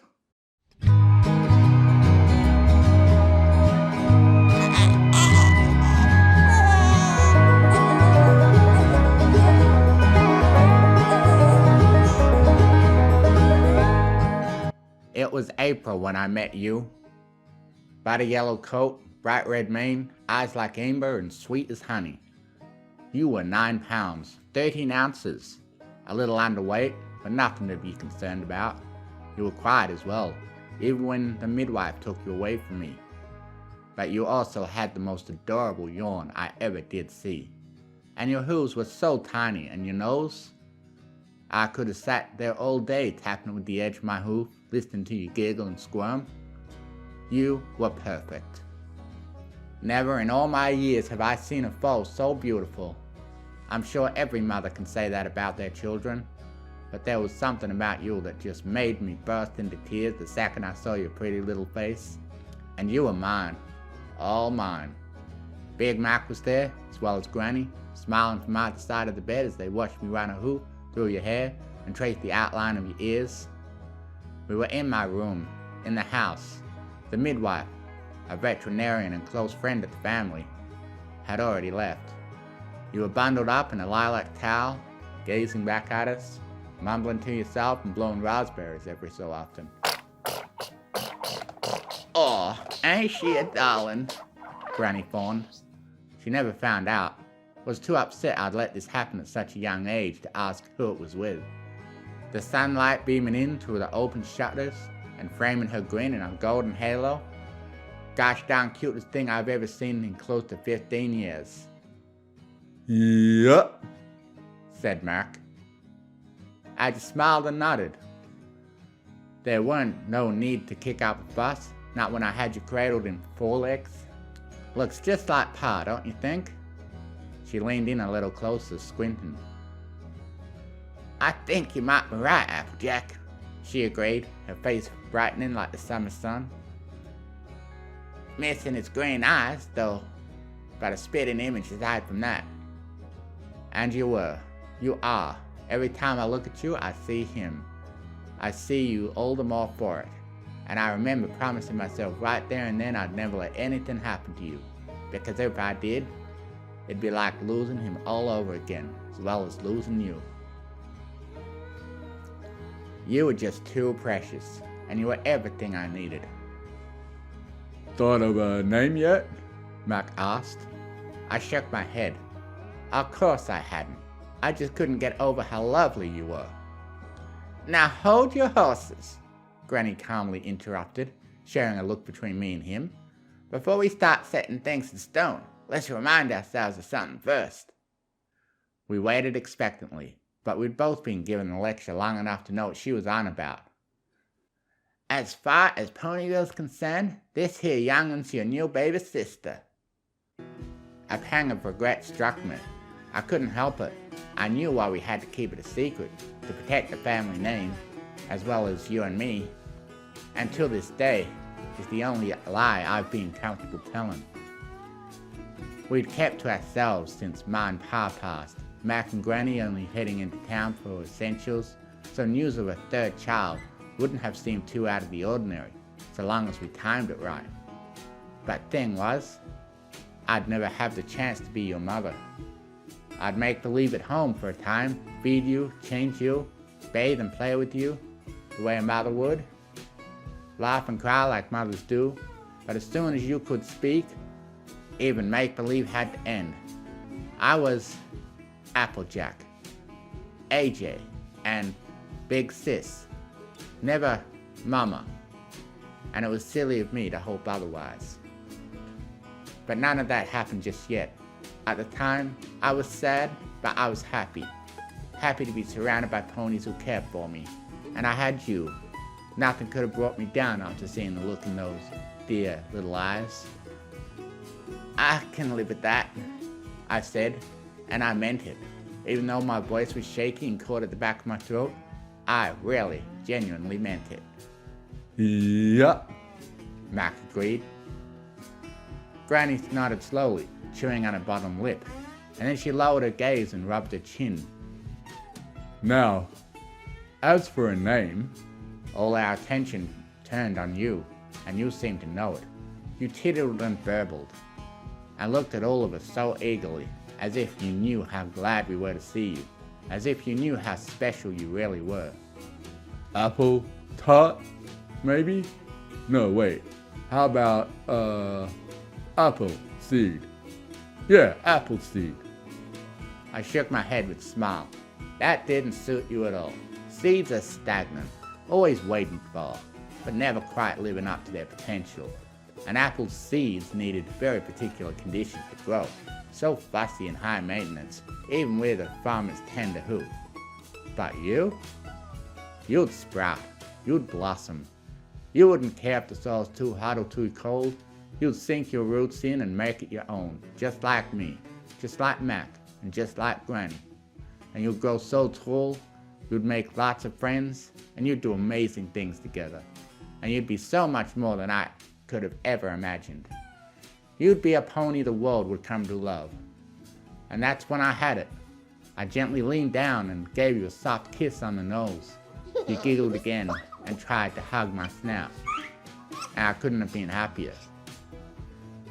Welcome home, Apple Bloom.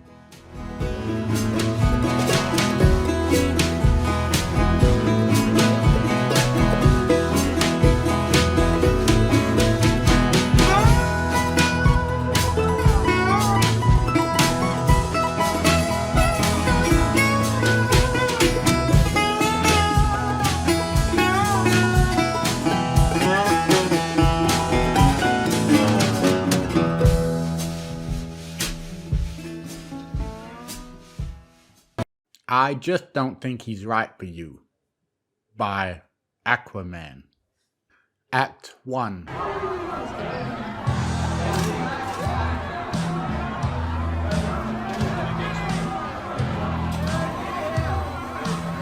The Flamingo, located at the corner of Halter Avenue and 2nd Street in what out-of-towners charitably called downtown Ponyville, was not a gay bar. It was also not a lesbian bar, or a trans bar, or even a bisexual but leaning towards whatever makes their parents not look at them like that bar. Not because any creature of any identity was not welcome there, but simply because it was all of those bars at once. The fact was, Ponyville was a properly small town even with a princess in residence. And there just wasn't a market for multiple iterations of the same core concept, a lesson which the riding crop, the lumber mill, and Switch had all harshly learned in unfortuous years prior. And so rose the Flamingo, an unagalogously phoenix-like from the ashes of economic despair, along with its informal motto, if you're queer, you're here. Frankly, Applejack would have rather been anywhere else at that moment, under a riding crop being beaten black and blue for instance, or being run through a literal sawmill, but instead she was in a half-moon booth at the Flamingo, both hooves throttling a largely untouched old-fashioned, sitting next to two of her closest platonic friends and staring pointedly across the table at her dear cousin Brayburn, instead of at the stallion next to him, who'd he'd introduced earlier that day as his new boyfriend. So, Rarity said, distractedly swirling the stem of the cherry in her Tom Coltlands, how did you two meet? Oh, it's just the cutest story, Brayburn crooned, voice rising from tenor to treble as he threw a foreleg across the broad barrel chest of his boo. That boo, of course, being a hulking, red-horned, midnight black warhorse self-styled as King Sombra, whose hoof alone was the size of an imaginary baby and who Applejack had last seen chaining up an actual living baby. There I was, carrying a load of apples down the road, and I just stumbled right into him. He was lost, didn't have a place to stay, so I took him home, got him fed and watered, and oh, it was love at first sight, wasn't it, my little stray puppy dog? Sombra said nothing. Applejack glared at him. Brayburn stared lustily at Sombra's bulging pecs, his hoofs slowly creeping underneath them. And now, instead of apples, I'm more often carrying his... Oh, how precious, Rarity interrupted in a loud monotone. And descriptive. What? Applejack snapped, her glower briefly changing targets to the other unicorn at the table. Gay stallions have sex sometimes, just like straight ones. You got a problem with that? We're all friends here, Applejack, was Rarity's even-toned reply, punctuated with a sip of her beverage and a sizzling stare. Do try to keep that in mind. Rainbow, you had a question for our guest, didn't you? Yeah, Rainbow Dash said, squinting. She raised a questioning hoof towards Sombra. Didn't you die? Rainbow Dash! Sorry, just, thought we killed you. Rarity shut her eyes, sighed and took another sip, the unicorn's attention thus diverted. Applejack went back to glaring daggers, swords and claymores at her cousin's nonplussed partner. You did, Sombra said plainly, in a gravelly bass that sent an appropriate shudder down Applejack's spine and, from the looks of it, an entirely inappropriate one down Brayburn's. Twice. Huh? Rainbow Dash gestured vaguely with her still extended hoof. So, you got better? That's cool. Much better, Brayburn lustily added. Before Applejack could get her objection out, an interjection interrupted her, an excited squeal from the sixth and final member of their bar-going crew. Oh my gosh, this place is so much fun, Twilight gushed, fluttering up over the table so she could land bodily in the empty booth seat between Rarity and Applejack, a colourful and umbrella-bedecked cocktail held tightly in her magical aura. Pinky and Fluttershy are really missing out. Miss Pie is expecting, darling, Rarity gently reminded her. As a tittering pair who were more pleather than stallion passed their table, her voice dropped a register into something more like a mutter. And I imagine living with Discord makes this place seem rather quaint. Well, I think they're missing out, Twilight declared. I sure feel like I have been. I didn't even know Ponyville had a gay bar. We know you didn't, Twilight, Applejack said quickly and sort of accidentally through her teeth. She meant to say the next bit that way though. Rayburn, can we speak privately for a moment? Sure thing, Sugar Cube, Rayburn replied, ignoring Applejack's grimace as he craned his neck up and planted a smooch on Sombra's chin. Rainbow Dash and Twilight stared after the two family members as they slid out of the booth and headed towards the bar. Once they had gone, the former returned to staring at Sombra, and the latter looked at Rarity. You know what? Wait, what does that mean? Twilight asked. Don't worry about it, Twilight, Rarity gamely replied. Was I supposed to know about it? Drink your Mai Tai, Twilight. Twilight did, and immediately forgot she had been worried at all. Oh, it's good, Rarity. It's so good. Through the years, weekend flights and talk all nights, growing closer, sharing fears. I took you to the mountaintop and bent the knee when we got off. You were smiling ear to ear. We had both loved and lost, but we can start again. This time we're different, so now we say, What's up, cuz? Rayburn asked once they stopped, practically preening as he propped himself up against the bar. The bouncy club music pumping through the overhead speakers wasn't that much louder here than it had been at their table, but Applejack shouted her response anyway. You know good and well what's up, Rayburn. Well, you're heckles for one, came Rayburn's catty reply. You are in dire need of a stronger beverage, sweetheart. Yoo-hoo! Bartender!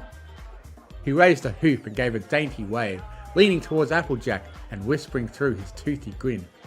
What's the bartender's name? Candy Corn, Applejack said, before she could think better of it. Don't look at her, she's an ex. Focus on me. Brayburn's gasp could have kept him alive in Sequestria for a fortnight. She's your ex? He trilled. Well, now I have to meet her. Rayburn! What? He followed Applejack's glare, or with the NC, NC, NC of the music, maybe it could have been a glance, back over towards Sombra. Ah, hey Jay, relax. You'll love him once you get to know him. Rayburn, Applejack said, each syllable enunciated with surgical precision. I do know him. He's a monster. Oh, tell me about it. I mean a literal monster. The warlord and genocidal kind. Come on, it was hardly a genocide. Not by the international definition anyway. Oh, stars above! Applejack groaned for more than one reason. The bartender had finally reached them and regarded Applejack with a look that needed no poetic embellishment. Hey Applejack, Candy Corn muttered.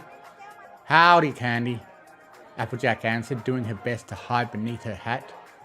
Candy's attention turned to the stone who'd summoned her. What can I do you for? Martini, darling, Rayburn said. Up and dry as my cousin here, if you please. Tell me about it, Candy said under her breath. Thank you, Candy, that'll be all, Applejack calmly informed her. Candy departed, grabbing a bottle of gin from the nearest well as she went, and Rayburn watched her go with obnoxious fascination. Oh, I like her, he said. Why'd you break up? I made bad choices in high school. We're not talking about it, Applejack quickly replied before bracing herself with a sigh and a foreleg against the bar top. Rayburn, I love and support you, always, no matter what. And yet I'm sensing a smouldering cigarette butt in that statement. But I have some concerns, that's all, about things, stuff, your stuff. Brayburn rolled his eyes, his head, and practically his whole body. Oh, element of honesty, my frog, he said, daintily bumping Applejack's shoulder with a just-so angled hoop. Just say what you feel, cousin. Promise I won't be upset. Okay then, Applejack said with a tight nod. Your boyfriend's a psychopath and I think you should break up with him before we have to kill him a third time. Despite the locale, a pregnant pause followed. You understand that when ponies tell you to say what you feel, it's usually rhetorical, Brayburn intoned. Brayburn, I'm serious, Applejack insisted. Sombra's dangerous. He should be on trial for war crimes, not stringing you along until... Until what? Brayburn's tone remained smooth and level, but his gaze took on an unsubtle pointed tilt. Who's been strung along, cousin? Applejack sighed and backed down. Sorry, she muttered. I worry about you, Brayburn. I want you to be happy and I am, darling, Brayburn said, throwing a foreleg around Applejack's stiff shoulders as he giggled. Gosh, I love that word. Your friend Rarity is a visionary. Sure, but, Applejack tried to say. Dry martini, Candy Corn interrupted, sliding a stemmed glass her way. Applejack sighed again, took the glass and raised it to her lips. Thank you, Candy. Candy's eyes widened. Applejack felt a towering presence behind her, and a mouthful of gin nearly splattered all over Sombra's chest. Consign it! Don't do that! Applejack snarled once she'd finished coughing. Do what? Sneak up on ponies. It's rude. I addressed you 3 times in the last several seconds. His gaze rose languidly to the bartender. I wanted to know where the restroom was. Candy Corn's brow rose, but she stood her ground. Down the hall there, on the left. You're a doll, Brayburn told her before his own eyes landed, or rather descended, on Sombra.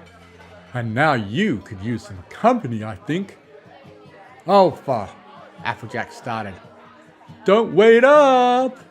Brayburn sang over her. As her cousin dragged Sombra away, Applejack sunk down onto the bar, face in her forelegs, and hat feeling 1,000 pounds heavier on her head. In the blackness around her, she heard some pony click their tongue. Well, no according for taste, Candy Corn murmured. Thank you for your input, Candy, Applejack growled without looking up. There was an uncomfortable trip to the convenience store pause. You still have one of my scars by the way. Stop talking, Candy.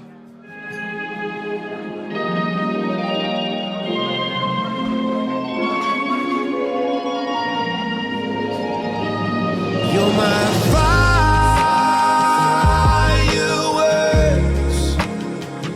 every day. Oh yeah, you're my fireworks.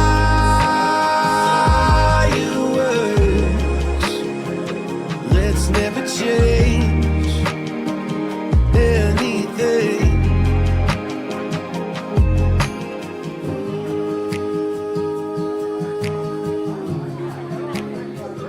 Let's never change anything. At your age.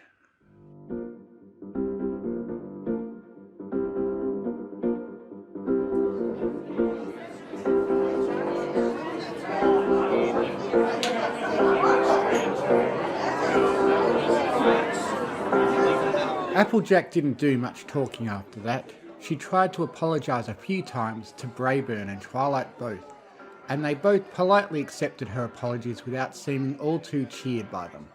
So eventually she just let them go their own ways, let Brayburn retreat to some dark corner with Sombra, and Twilight drape herself over Rarity on the dance floor and sway to the soft rhythm of a deep house track, and Rainbow Dash find a group of old acquaintances to swap shots and stories with. And in the meantime, she had gone the way she'd earned herself, to the bar by herself, battling a cocktail straw back and forth inside a gin and tonic that soured more in her mouth with every reluctant sip. It was a good moping drink, a G&T, like a blanket to smother your brain under, and molasses to stick your tongue to your teeth before it could form around exactly the wrong things to say to ponies you were just trying to help. Or was that what she'd been doing? Had she ever really had Brayburn's best interests at heart, or Twilight's, or had she just been annoyed by the kind of silliness she thought they'd all grown past and gotten too drunk about? And on top of that felt inexplicably uncomfortable in a place that used to feel like a second home, and which now felt like an elementary school classroom full of fond memories she was far too far grown to ever truly relive. That was the trouble with going from a dumb teenager to a somehow dumber adult. Not the bills or the work or even the increasingly rough hangovers, but the nagging dread of knowing that you were never really going to get comfortable with where you were at in life. Because now you knew from experience that where you are at now probably wouldn't be where you'd find yourself in a few years. And there was nothing you could really do but be a grown up about it and hope the next version of you was the one who'd finally figure this life thing out. Maybe she just wanted to spare Brayburn all of that. Her goofy, happy-go-unlucky cousin Brayburn, finally living his best life, and maybe hitching that life to some pony who'd steer him towards an even unluckier one. Or maybe she'd turned 30 years old 3 months ago, same as Twilight and Rarity had a few months earlier, and Rainbow Dash would in a few weeks. Maybe her friends all had great grown-up relationships or great grown-up careers, and she was still here in tiny little Ponyville, tilling her tiny little family farm and scrambling to hold on to the tiny sand grains of the life with those friends that she'd only just gotten used to. And it had finally turned into the kind of pony that her past self wouldn't have liked. Could be that. Probably was that. If she was finally being honest with herself, it had been that from the moment Twilight had gone to Canterlot to take Celestia's place and the last candle on her 30th birthday cake had gone out. "I'm a bad friend," she mumbled towards her glass. "Yes, you are," a booming voice next to her replied. Somehow, Applejack's flailing startle and shout didn't knock over anyone's drink or even attract that much attention from the other patrons. It sure got her heart rate up a tick or 2,000 though, and that was before she had saw who had suddenly spoken up. "Luna bless a pig, Sombra!" she swore. "You ever heard of personal space?" "There's plenty of space," he said, nodding towards the numerous empty bar stools on either side of Applejack, and then wedged himself into the one directly to her right. "That's not what... Don't sit down. We're not friends." "I am aware." "Then why'd you answer me? And for the record, it wasn't a particularly friendly answer either." "You just said we're not friends." Applejack glowered at Sombra, and Sombra gazed impassively back. "Oh, go to Tartarus," Applejack growled. "What are you drinking?" "Whiskey, neat. Go figure," Applejack muttered before signaling the bartender. Candy corn, of course, and passing Sombra's order along. The least she could do at this point in the night was cover a tab or two. It may have been a tiny farm, but it was a very productive one. "I apologize for startling you," Sombra said once he received his drink. "I am unaccustomed to this. To gay bars? To bars. And ponies, generally. Many things. And yet here you are," Applejack couldn't help but grumble, "doing who knows what with the sweetest stallion I've ever known. A war criminal, just." She clamped her teeth down on her bottom lip. Sombra sipped his whiskey. "Sorry," Applejack said for the umpteenth time. I don't know why I'm sorry, but I am. You are a monster. I've seen you be one, more than once, and now you just look like... I don't know what you look like, but you are. Are you any different from what you used to be? Should I pretend none of that stuff happened just because some pony I love seems to like you?" "Would you like a comforting answer or an honest one?" Applejack blinked. then blinked again. She hadn't expected much of anything she'd heard from Sombra tonight, but that outdid all of it and then some. What's the difference? One is comforting, Sombra said plainly. The other is honest. Well, the honest one then. Sombra gave a tight nod. Then you should not pretend everything you said is true. I was a monster. I may still be one, and if you truly believe I will hurt someone you love, you should stop me from doing so by any means necessary. Applejack had to be wasted right now. That was the only way any of this made any sense. What? What the hell am I supposed to do with that? You asked for an honest answer. I gave it to you. And that's supposed to make me feel better? No. He gave her a glance that she could have sworn made him look puzzled. That was what the comforting answer would have done. It was my understanding that... Okay, just... Applejack interrupted, holding up a hoop so Sombra would give her a moment to mesh her thoughts into order. Let's just back up for a second. You said you may still be a monster, as if you don't know. Sombra sipped his whiskey. Do you not know? How could you not know? After a moment, Applejack added the question that had never actually been answered earlier. How are you alive? Something like a smile flickered across Sombra's face, which seemed shrouded in shadows despite the strobes and spotlights flashing from the dance floor. I am not entirely sure that I am, he murmured, nor am I sure you should forgive me for what I was. He sipped his whiskey, swallowed, and continued. When you and your friends first defeated me, I died. My memories are fragmented, to put it charitably, but I remember that. You did kill me. I passed on. To what? To where? I do not know, but it was something other than this. Someplace other than here. And then Discord, or Grogar, as he styled himself then, brought me back. But not all of me. I was different, changed for the worse by whatever I passed on to. Or perhaps there were simply parts of me Discord chose to restore, and parts which, through arrogance or incompetence, he excluded. Either way, I was a monster, worse than before, and you and your friends killed me again. Another sip, and a shudder, maybe from the liquor, maybe not. To directly answer your question, I do not know how I am alive now. I suspect Discord was involved. With what little I know for sure, and for lack of any evidence to the contrary, but the most honest answer I can give you is that I truly do not know. What I do know is that whatever was taken from me when I last returned to this plane of existence is with me now. Or perhaps that was restored with me last time was not this time. Either way, the outcome is the same. I remember what I did, who I was, and it. It hadn't been the liquor. Sombra knocked back the final mouthful of his whiskey like it was water, and set the glass down on the bar top with a clap like the snapping of a whip.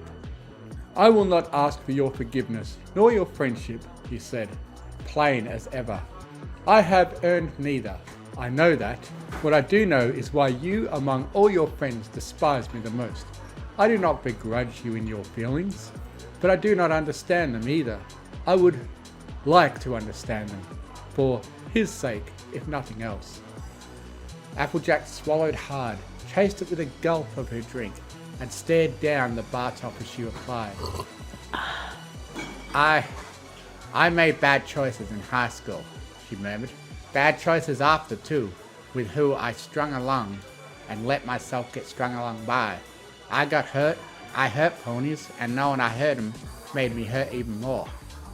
And Rayburn's done enough hurting in his life already. Enough for 10 lifetimes. And you think I may cause him more pain because of who I was? Who I may still be?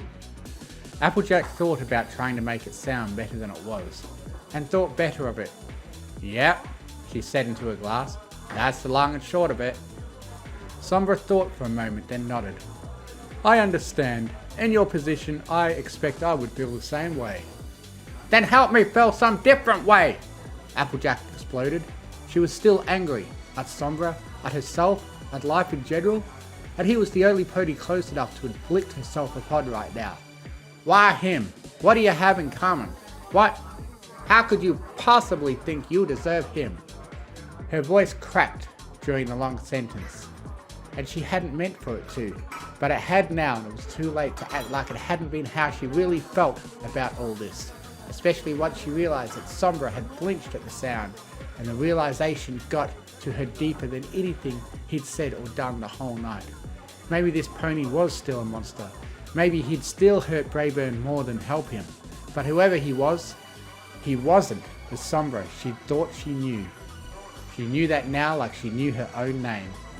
I try not to think about what I deserve, Sombra told her, about what I did, because no apology could be strong enough.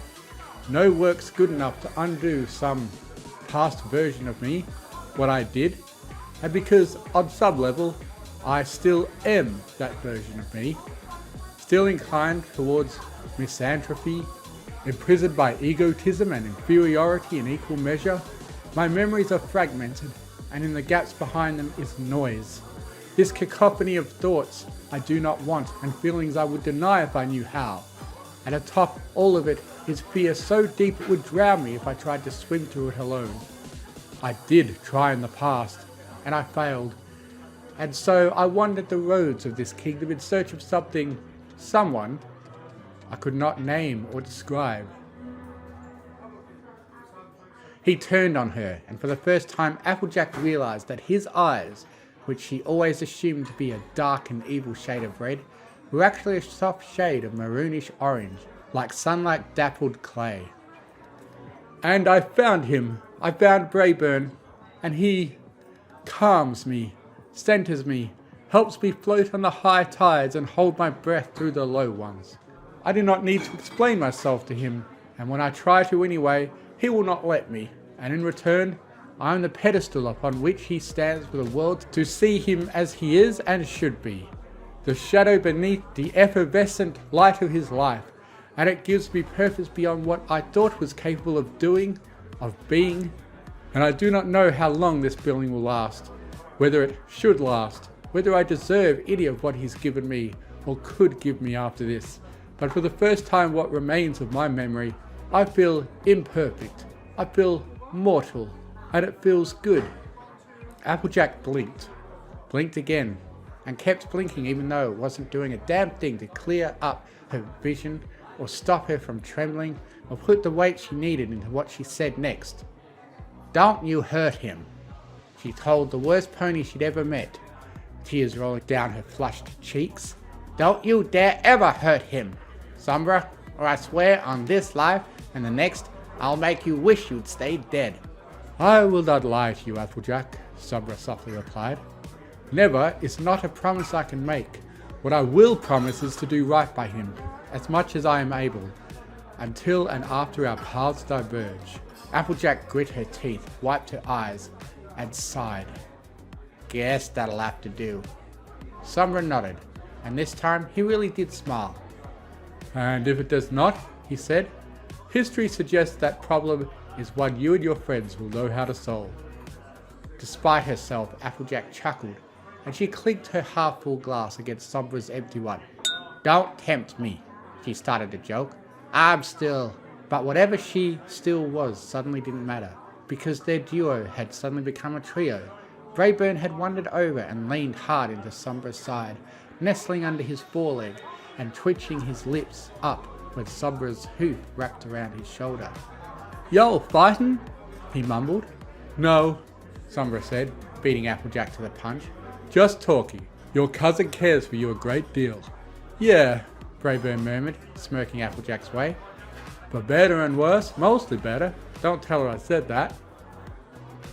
A thin smile crossed Applejack's face, and Sombra mirrored her, but his expression changed first, smoothing into a tender frown. Are you alright? The beastly warhorse said, soft and sweet as candy floss. Fine, Brayburn sighed. Just tired. Would you like to leave? Just a sec.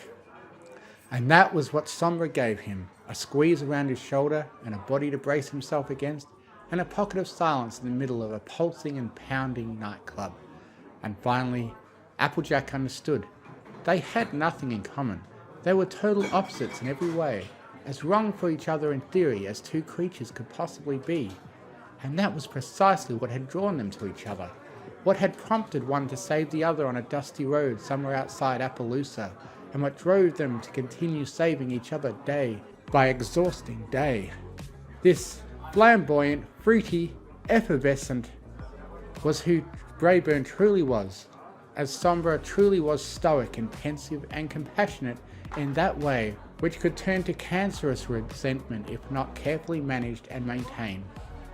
They were both so much more than what they used to be, but neither quite knew yet how to be anything other than what they once were, and so the truth still felt like a performance that would grow less and less taxing with time, and the weight of their old lies still hung heavy on their shoulders, but day by day was slowly slogging off. They would keep growing and changing, and maybe someday change into ponies who wouldn't fit together at all. But they fit now, perfectly, like pieces slotted at last long into the correct puzzles instead of the ones they had looked like they should be forced into. Brayburn, Applejack said. I'm sorry. Brayburn made a little noise under Sombra's foreleg. Said that already, cuz. I said I was sorry for what I said, not for what I thought, she continued. I thought I knew what was good for you better than you did. Tried to make you be some pony I wish I'd been. Not who you deserve to be. I'm sorry for that. And you don't need my blessing to be with whoever you want. But for what it's worth, you'll have it. Another little noise, and then Brayburn smiled. Thanks, AJ, he murmured. Love you. Love you too, Bray. Sombra didn't say anything, but he didn't need to. He caught Brayburn's eye, carried out a silent conversation through small movements of their heads, and gave Applejack a nod before leaving his stool and heading for the bar's exit. Brayburn right by his side. Applejack watched them go, allowed herself one exhausted sigh, then finally addressed the bartender who'd been eavesdropping on them for several minutes now. I owe you an apology too, Candy, she said as she swiveled around in her seat. Oh, was Candy's initial reaction. Was trying to sneak up on you. You're cute when you're startled. Applejack rolled her eyes and didn't acknowledge what didn't really need to be spoken about. Seriously, I know we didn't leave off on a good note, but it was years ago and we're adults. I should have been an adult about it, and I'm sorry. Candy Corn smirked. Come on, AJ, water under the bridge. It's not like I wasn't a head case back then too. You're way too hard on yourself, you know that? Starting to get that sense, yeah. Still though, apologies. Vladimir's I owe him to, I reckon. The bartender's smirk widened. I'll let them know. We have a book club actually. Call ourselves the Cord Apples. Just gotta assume for my sake that was a joke. Probably for the best, yeah.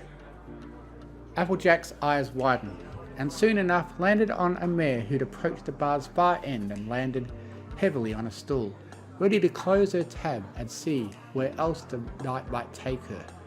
Applejack didn't move, just stared at Rainbow Dash, and felt Candy Corn staring at her. Cadence on a bike, AJ, just ask her out, Candy Corn insisted. Stars know you've spent long enough lying to yourself about it. Applejack couldn't argue with that, and for the first time she could remember, she didn't want to either. Being too scared not to lie, scared of being wrong about how we felt, even more scared of being right. She turned to face her ex. Am I crazy, being afraid of happiness like that? Think being afraid of happiness is the most normal a creature can possibly be, Candy replied. Not joking, though, if you don't ask her out tonight, I'm giving you Twilight's tab, and she's had a lot of jello shots. Thanks for the support, Candy. Applejack grumbled through a grin. Anytime, AJ, and for the record, you can keep the scarf. I'll get a new one. Applejack stayed in her seat for a bit, finishing her tonic and ginning up the courage to do what she should have done years ago. A few minutes before last call, she finally got up and walked to the other end of the bar, and Rainbow Dash saw her coming and turned in her seat to face her head on, pushing her hoof-stamped receipt away as she did. Hey, Applejack began. Howdy, Rainbow Dash replied. They stared at each other.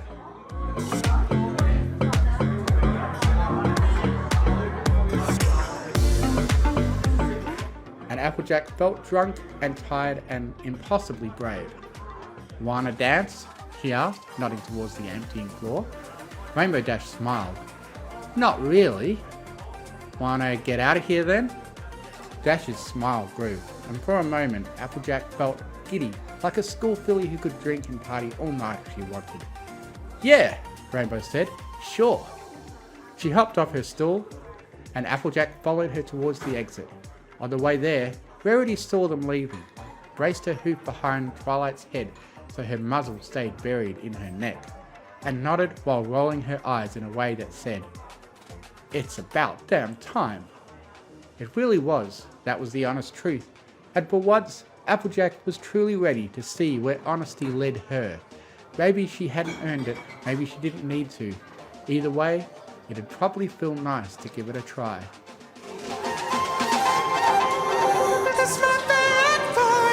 Run through the fire, out the wire. I would sell everything I own. I'd swim the ocean, dance with the dead. I'd sell my soul to take you home. Run through the fire, out the wire. I would sell everything I own. I'd swim the ocean, dance with the dead. I sell my soul to take you home.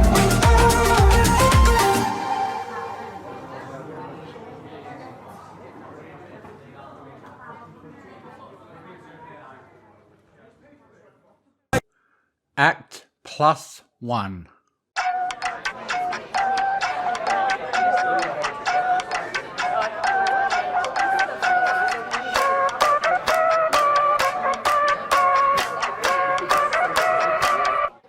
The night more or less continued how it started. To her credit, Candy Corn made killer martinis, but not even the most celibate monks on the planet could have distilled a gin strong enough to keep Applejack's teeth from grinding at the sight of her cousin, who she loved and supported no matter what.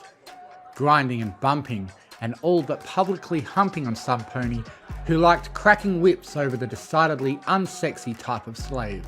She had to put a stop to this, right? That's what family was for. To get you out of messes you'd gotten your damn fool self into. It wasn't Brayburn's fault, really. He hadn't been properly out, drinking or otherwise, for more than a year or so. He just didn't have the kind of experience with ponies that should have taught him to know better than this. To take one look at a stone like King, crystals are a great substitute for basic equine morals, Sombra, and see exactly where even a one-night stand, let alone a relationship, was absolutely inevitably going to end. She had the experience he didn't, that's all. She needed to guide him around the bramble patches she'd sprinted through head first. And more urgently than that, she needed a refill. Applejack swiveled in place to flag down a bartender and found Rainbow Dash next to her, pushing a half-full glass of half-melted ice cubes across the bar top. They exchanged a nod of greeting, and Rainbow Dash's brow shot up at Applejack's deep, involuntary sigh. "Jeez, usually it's the vodka that gets you like that," the Wonderbolt remarked, striking out. "I wish some pony had," Applejack grumbled, nodding towards the impassive black behemoth dominating the dance floor. And, of course, the rakish yellow stallion smeared onto him like butter atop a loaf of pumpernickel. Rainbow gave a commiserating grunt. "Eesh, yeah, be nice if villains would stay defeated for once, huh?" Applejack grunted too, first at Rainbow Dash, then at the stone behind the bar, who asked her if she wanted the same as before. Rainbow ordered a whiskey cola, then turned her gaze back to Brayburn.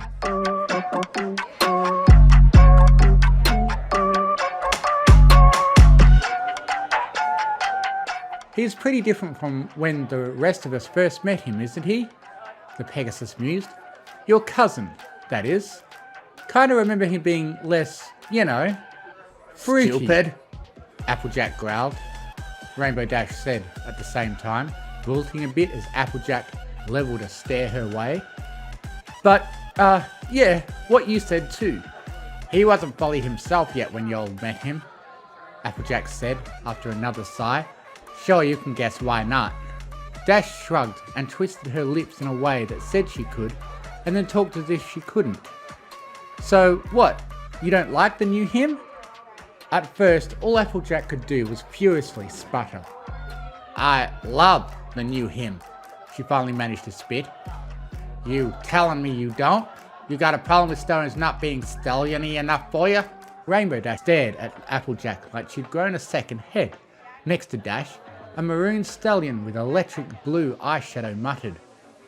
Only in the mornings, honey. Stars, aye, Applejack mumbled, wilting more with each ensuing word. Sorry, I'm on edge. No kidding, Rainbow Dash agreed, though, to her credit, she sounded more concerned than offended. I've seen Mama Bear Applejack before, but sheesh. He's still so new to this, to being who he really is.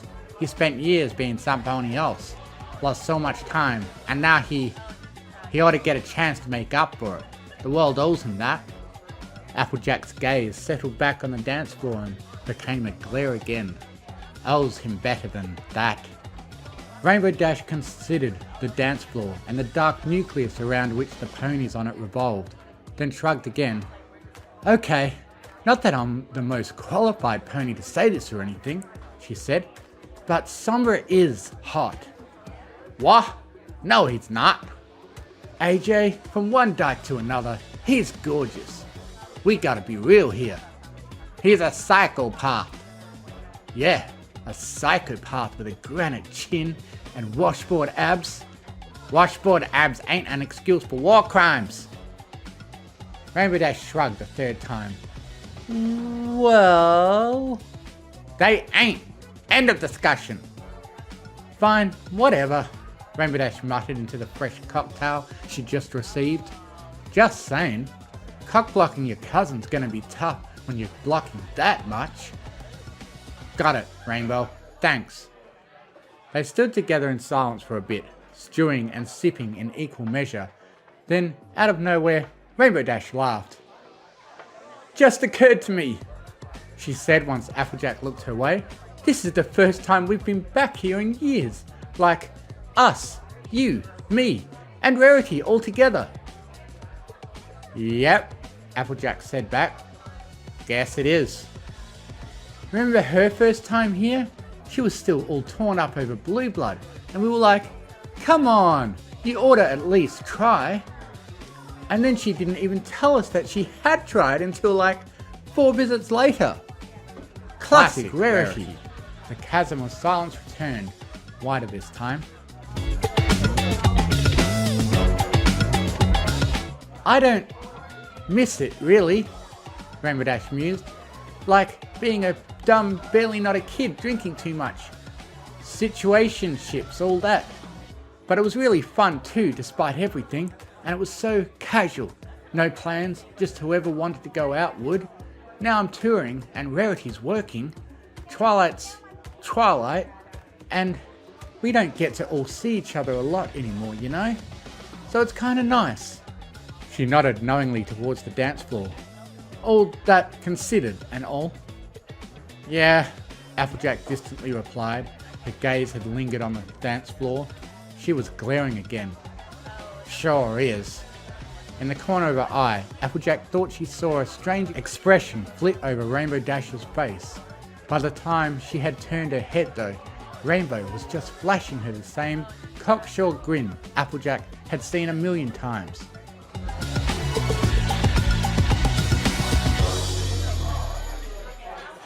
And there's classic Applejack, Dash chuckled. Gets her mind set to something and it's game over for everything else. Sorry, Applejack said, though she wasn't quite sure why she was apologizing. I'm being a bore. You wanna, Nah, Rainbow Dash said, still grinning. I'm a wonder. See what other old heads are still around. Don't start any fights without me. Before Applejack could even think of anything to say to that, let alone say it, Rainbow Dash was gone, drinking hoof, and a wing already raised in greeting to two short-maned mares that Applejack really wished she didn't recognise. She also really wished she didn't spot her wayward cousin heading her way at the same moment, but so far tonight had been full of everything but her best wishes. Phew! Rayburn huffed as he flopped against the bar, occupying the space Rainbow Dash had just vacated. Haven't sweat like that since Sunday school. Applejack acknowledged him with a tight-lipped smile. Rayburn looked at her, looked at the Pegasus she'd just been talking with, and put 2 and 2 together to make 3. Another one of your exes? No, Applejack grumbled. Suddenly, the mares Rainbow Dash had ambled over to were looking past the Wonderbolt's wings straight at her fellow element of honesty, and Applejack lowered the brim of her hat again as they both chuckled at some inaudible joke. They are, though. Rayburn squinted. Which one? Both of them. Now his eyes went from almonds to tickled pink dinner plates. How many mares round these parts haven't broken up with? I made bad choices in high school. Applejack said through her teeth. And you expect me to believe Miss Small, Sleek, and Polychromatic over there wasn't one? She's just a friend, Applejack insisted. A stubborn and obnoxious one at that. Well, don't that just remind me of no pony at all? At this point, Applejack's glares clearly weren't having their intended effect on any pony present, but she gave Rayburn a fresh one anyway, that he answered with an excited tongue. Had enough with Sombra? She grumbled. Oh, he's just taking a breather, Rayburn replied. He tuckers out easy, the poor thing. All that weight he's carrying around, I suppose. You know, he told me last week that... Yeah, I bet he's told you all kinds of things, Rayburn. She wasn't sure where the bite in her voice had come from. Why what she had been frustrating all night long had suddenly become infuriating. She didn't feel like taking it back though, even as Rayburn pouted and all her exes laughed and Rainbow wouldn't look back her way, even as she stared, or glared, or whatever it was right at her. Who was Rainbow to talk about classic Applejack as if she was something other than that now, about old heads, whatever the hell that meant. They weren't old, nothing had changed, everyone was just being stupid. And it was always on her to be the sober, competent mama bear. Applejack, look, Rayburn started to say. Applejack, look! Twilight loudly interrupted. She was still in mid-stumble towards them at the bar, Rarity trailing a couple steps behind wearing a just humour her, she's having a fun smile. Her hoop was extended straight in front of her, pointing at a tray of squat plastic cups filled with wobbling red and blue gelatin. Jelly shots! I've never had a jelly shot! Can I have a jelly shot, Rarity? You may have a jello shot, Twilight, Rarity told her as she lit her horn and gently prized a mostly full cocktail out of Twilight's magical aura. The alicorn bounced in place for a moment, skipped over to the tray and returned with 4 plastic cups stacked atop one another, already squeezing the gelatin out of the topmost one onto her tongue. Oh, it's Buzzy, Twilight said, smacking her lips. Vodka? Is that vodka? Applejack, tell me if this tastes like vodka. I'm fine, thanks, Applejack said to the pro-offered shot. And for a moment, she had 2 gratingly pouty faces pointed at her. They're so good though, moaned the princess. All the drinks in here are so good. Rarity, why can't straight ponies make good cocktails? One of life's great mysteries, darling, answered Rarity, still smiling. But perhaps a water would be good too. What? I'm fine. I'm sure. So fine, Rarity. I'd like a water personally. I want a water too. I mean, okay, if you... Yeah. Face scarlet, Twilight slumped over the bar as Rarity signaled the bartender. Applejack closed her own eyes and bit back a sigh. She knew exactly what was coming next, and the thought of it sent consternation rippling through her gut in a way that felt exactly like bone-deep fatigue. "I'm sorry, Rarity," Twilight groaned. "I'm drunk. I'm straight and I'm drunk at a gay bar." "Indeed you are, darling." "You're not drunk?" "Ladies rarely are, darling." "Don't worry, baby, I'll pull you out," pause followed. And then, "You're so pretty, Rarity." Rarity chuckled and said, "You're very pretty too, Twilight." And Applejack bit her tongue. Here they went again, Twilight getting a few drinks in her, insisting she'd never in her life had an impure thought about any pony without a beard and rancid body odour, and then proceeding to say the gayest things Applejack had ever heard pass through a mare's lips. "All my friends are so pretty," Twilight slurred. "I've never seen a stallion who was prettier than you, Rarity. Not even here. Like, I get butterflies in my stomach, my wings get flappy, and I'm not even... Not that I'd mind if I was. That'd be great. Stallions can be such jerks sometimes. Lots of times. I get so many love letters, and they're so gross. And you're not gross, Rarity. You're so..." It had been an inside joke among their friend group for years. If someone who hadn't figured out their identity yet was an egg, Twilight was a whole bisexual dozen. And Rarity was just chuckling at her now, and even Brayburn was smirking. Even Brayburn could see how obvious it was. And yet, he'd still go home with a monster who'd do nothing but hurt him, and Twilight would sober up and grit her teeth through dates with stones and make miserable puppy dog eyes at Rarity like there was nothing she could do to change her unfortunate lot in life.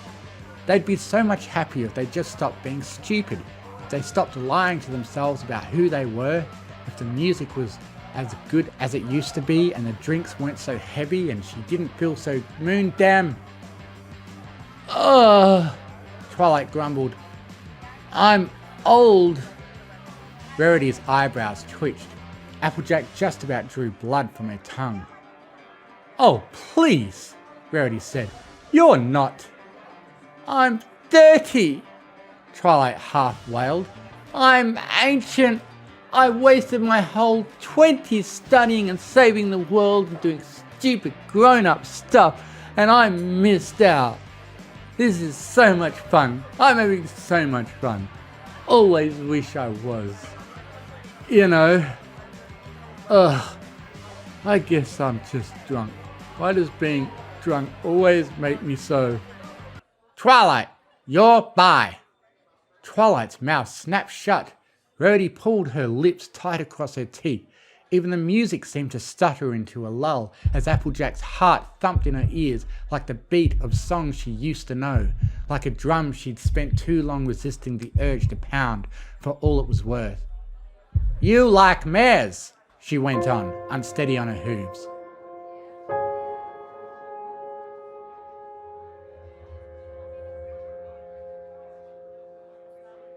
Feeling like she was teetering on the edge of a cliff and could no longer fight the urge to fling herself bodily off of it.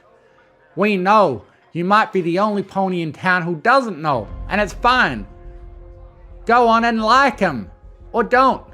And quit carrying on about it like, oh, I wouldn't mind. Oh, wouldn't that be nice? Like it'd be so awful to stop lying to yourself and just do it. Drives me up the moon-damned wall, watching y'all torture yourselves for no good reason, disregarding yourselves for ponies who don't deserve to even..."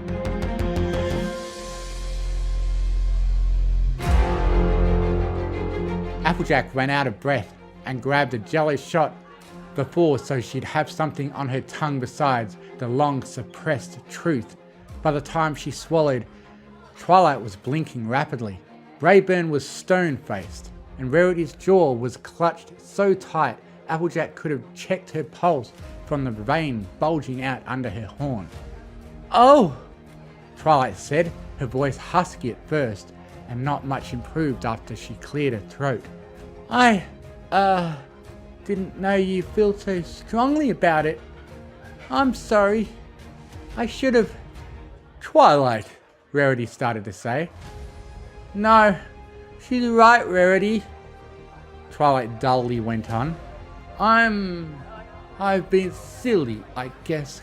Clearly, I should... I'm gonna just... The bathroom's that way, right? Yes, Rarity told her. Would you like me to... I'll show her.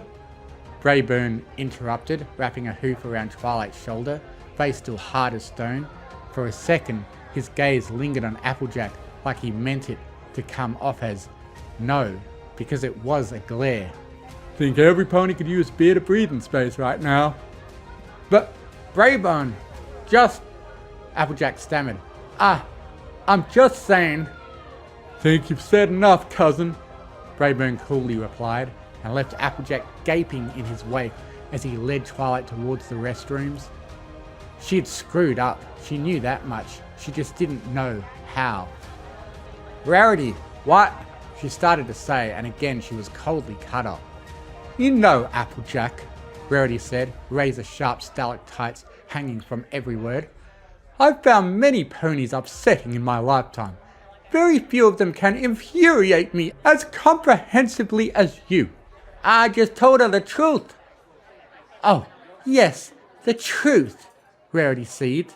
That bastion of all things moral and good in the world, that perfect binary of noble honesty and contemptible lies. Has it ever occurred to you, my fellow paragon, that the innermost complexities of another living creature may extend ever so slightly beyond what seems to be on the outermost surface to be true? Well, no more candid invective for me? No more truth? Well, then allow me to offer some of my own. Identity, who a pony is in their mind and soul, is not a binary matter. There are lies which give comfort to those uncomfortable with themselves, and truths which can stick in the heart like thorns and leave a shell of a pony in their wake. And a substantial component of being a grown adult is learning how to differentiate between the two. But they're just... doing what? Making mistakes? Suffering unnecessary pain? Dearest darling vexations, Applejack. That is what mortal creatures do.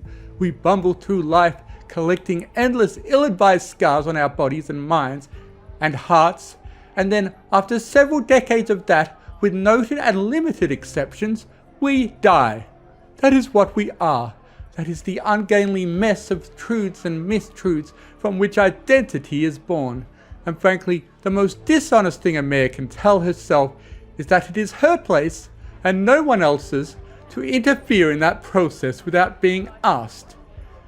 So she can bludgeon another living creature's identity into a shape she thinks is correct. Applejack gaped, then grit her teeth, then growled. Oh, that ain't what I'm doing. Twilight was torturing herself. Sombra's a monster. Perhaps she was. Perhaps he is.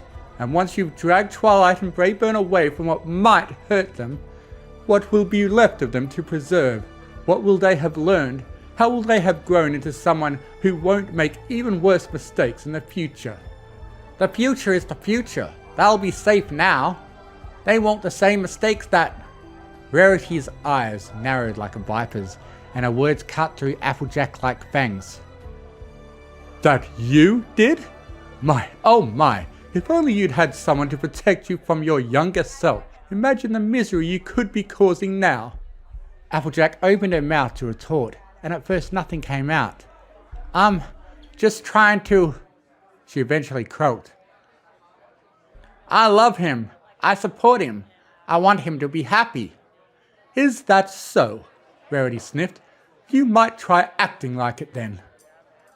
Then she turned away and stalked towards the restrooms, and Applejack stood alone by the bar as the din of the crowd washed over her.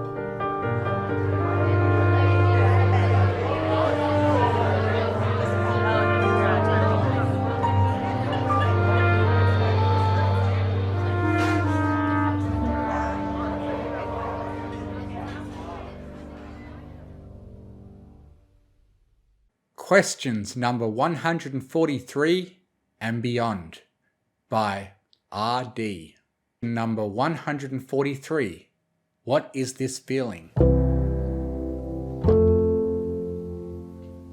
Sunny Starscout was conflicted.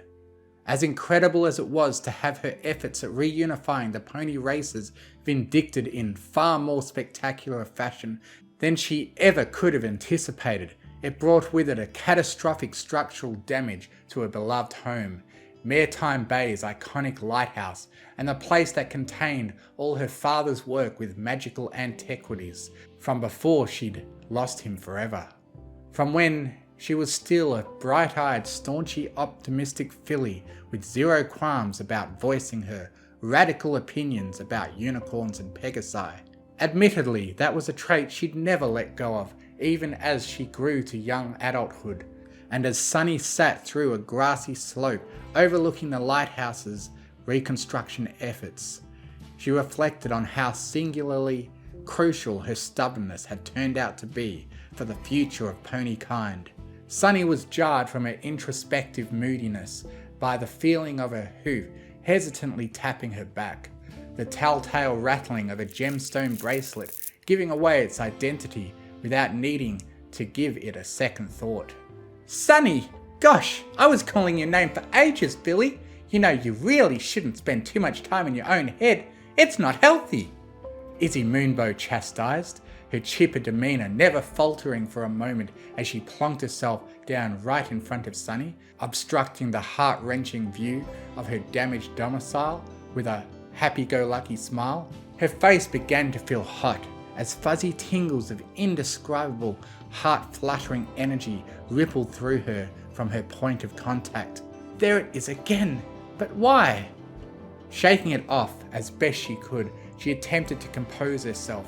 Sunny opened her mouth to reply, and found that, when she stared into her best friend's bewitching amethyst eyes, words simply wouldn't leave her lips. Izzy's eyebrow crept higher the longer her friend stayed, spaced out and silent. Is there something on my face? What's with the look? Oh, is this another staring contest? Izzy squealed excitedly and abruptly fell silent as she returned Sunny's stare with intense concentration, bottom lip jutting out goofily in the process. What? Sunny said breathlessly as her brain finally rebooted, shaking her head in a vain attempt to cover up whatever was fogging her thoughts. Ha ha! I win this time! Izzy exclaimed, pumping a hoof in victory. So that means you gotta start answering me. What's got your mind going all wacky, huh? Well, I've got some more questions I wanted to ask you. New ones, I mean. The ones that came to me while we were, saving the future of Equestria. She quickly pulled out her satchel and unbuttoned the cover, nearly fumbling it in the process. With shaky hooves, she hurriedly flipped towards the end of her list of questions. They're not anything about history or tradition, though. These questions are about you. Oh, like what? Did you want to know my favourite flavour of ice cream? Well, rainbow sherbet is pretty good. Her motor mouth was abruptly halted as Sunny's hoof was held up to her lips. Why do I get this feeling of butterflies in my stomach whenever I look at you? Sunny said breathlessly, the effort of that monumental question feeling like a Herculean weight had just been lifted off her shoulders.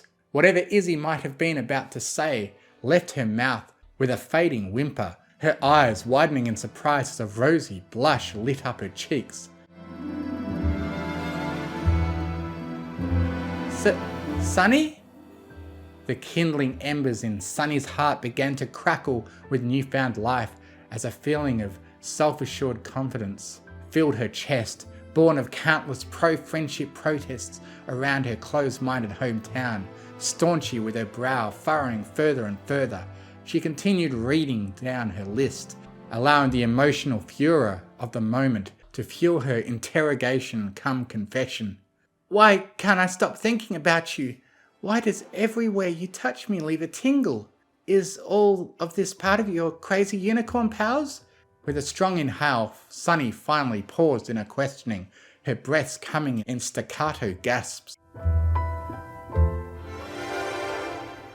Sunny could hear Izzy's horn alight with its newly unlocked sorceress power as that ethereal blue shimmer lit up in her periphery. But before she could ask any further embarrassing and confusing questions, Izzy's telekinesis pushed Sunny's chin upwards and away from the pages of her notebook. Her heart thumped heavily in her chest as Izzy's knowing, half-lidded gaze filled her vision, and she could feel the insistent force of telekinesis against the back of her head, preventing her from pulling away as Izzy's face moved swiftly towards hers. In that singular, magical moment, as sunset gave way to twilight in the sky above them, their muzzles met. A collective shudder rolled through them the moment that they made contact. Izzy's telekinesis fading away to nothing as Izzy dropped her notebook to the grass and gripped Izzy's barrel in her forehooves. All of the questions she'd had, all of the confusing and unfamiliar feelings that had been welling within her from the moment they'd first locked eyes in that hectic encounter in Maritime Bay, resolved themselves in an instant. She could feel Izzy's broad tongue licking against her lips, the older and more experienced mare begging for an entrance, which Sunny wholeheartedly allowed, a muffled giggle passing through her whenever the other mare's tongue ticked a sensitive spot in her maw, with a martial prowess that heavily subverted her childlike, hyperactive demeanour. The unicorn's deft muscle quested through and conquered every square inch of her interior, sending Sunny's head spinning as her eagerness to reciprocate led her completely out of her depth. Wow. The husky, awed voice of their pale Pegasus friend cut through their rapturous union in an instant, the two mares blushing furiously as they hurriedly disentangled and tried in vain to make it look like they hadn't just been snogging at sunset like some kind of stereotypical romance novella. Zip landed hesitantly on the grass as she carefully considered her next statement, shuffling her wings restlessly as she folded them against her sides. I was gonna ask how you two were doing, but I guess I don't need to. Zip, please don't tell any pony about this. Reintegrating the races is one thing, but I don't think every pony would be ready for something like this just yet, Sunny exclaimed, glancing around hurriedly for any other potential witnesses. Whoa, whoa, whoa, slow your roll there, pony girl. My lips are as sealed as long as yours are. Sunny and Izzy shared a meaningful glance at each other's spit-slickened lips as they gave Zip sheepish smiles, getting a good-natured laugh out of the Pegasine princess. Oh, you know what I mean. Geez, keep it in your saddlebags, you two. That was so adorable, wasn't it, guys? Aren't Izzy and Sunny just the cutest couple? Pip purred sweetly into a front-facing camera, although a quick glance at the appalled expressions on the other three ponies' faces caused their sweet smile to falter, returning her focus back to her camera as her wings fluttered anxiously. Pip hurriedly closed her live stream with her signature catchphrase and grinned sheepishly at the other ponies as she quickly stowed her phone beneath her downy wing. Pip, what the hell are you thinking? Zip shouted furiously, getting right up in her sister's face as her wings flared out at her sides. Do you have any idea what less understanding ponies are going to think about what you just streamed to the entirety of ZH? Do you honestly even think about what you're doing half the time? Mouth hanging open in horrified realization as she beheld the hurt looks on Izzy and Sunny's faces, Pip couldn't find any words to excuse her behaviour. With tears quickly welling in her eyes, she at last made an attempt. I'm so sorry. I was just so happy for the two of you that I've ruined everything. Her tears ran in trails down her cheeks as she turned tail and ran, unable to bear the potentially disastrous consequences of her actions. Zip's angered expression broke into an exasperated sigh as her ears flopped downward. I'm really sorry, you two. I'm going to try to see if I can help my sister fix this mess. You two just talk things out, alright? Try not to let what other ponies think ruin this for you, yeah? Without another word, she was off like her namesake, chasing after her distraught and impulsive sister. Sunny and Izzy were left in painfully awkward silence in the wake of the Pegasyne princess's sudden intrusion into their moment. Izzy, taking the initiative, was the first to open her mouth. "So, you wanna talk things out some more?" she purred, wiggling her eyebrows as she gave Sunny that half-littered come-hither stare that she already knew drove the other mare wild. Rolling her eyes and scoffing, Sunny pulled her new mare friend close once more. "You are incorrigible, Iz. But yeah, I'd like that very much." All those thoughts of the uncertainty and strife that Pip had just thrust upon them left her mind as her lips met once more, the two of them flopping belly to belly into the grass as their hooves journeyed across each other's manes and bodies. Whatever the future would bring, the two of them wouldn't go down without a fight. After all, when had Sunny's Star Scout ever been one to play by the rules?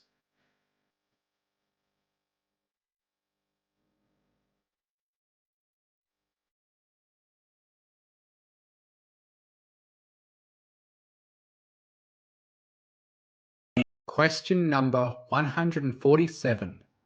What happens now?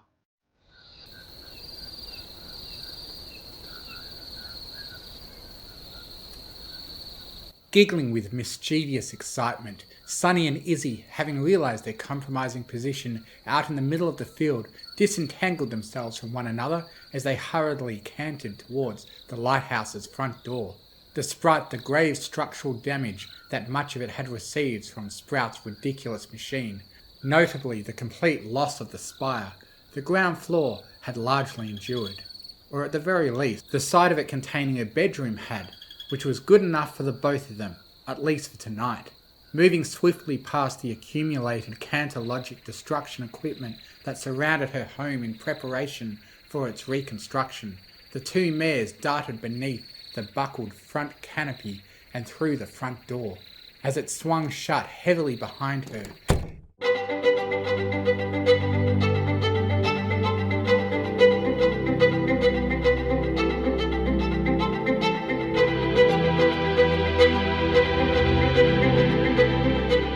Sunny reflexively turned to the space next to the door and straightened out the little picture frame containing her most cherished photograph. As hastily taped together as it now was, it had been swiftly returned to its dutiful pride of place near the front door when clean-up operations began earlier that day.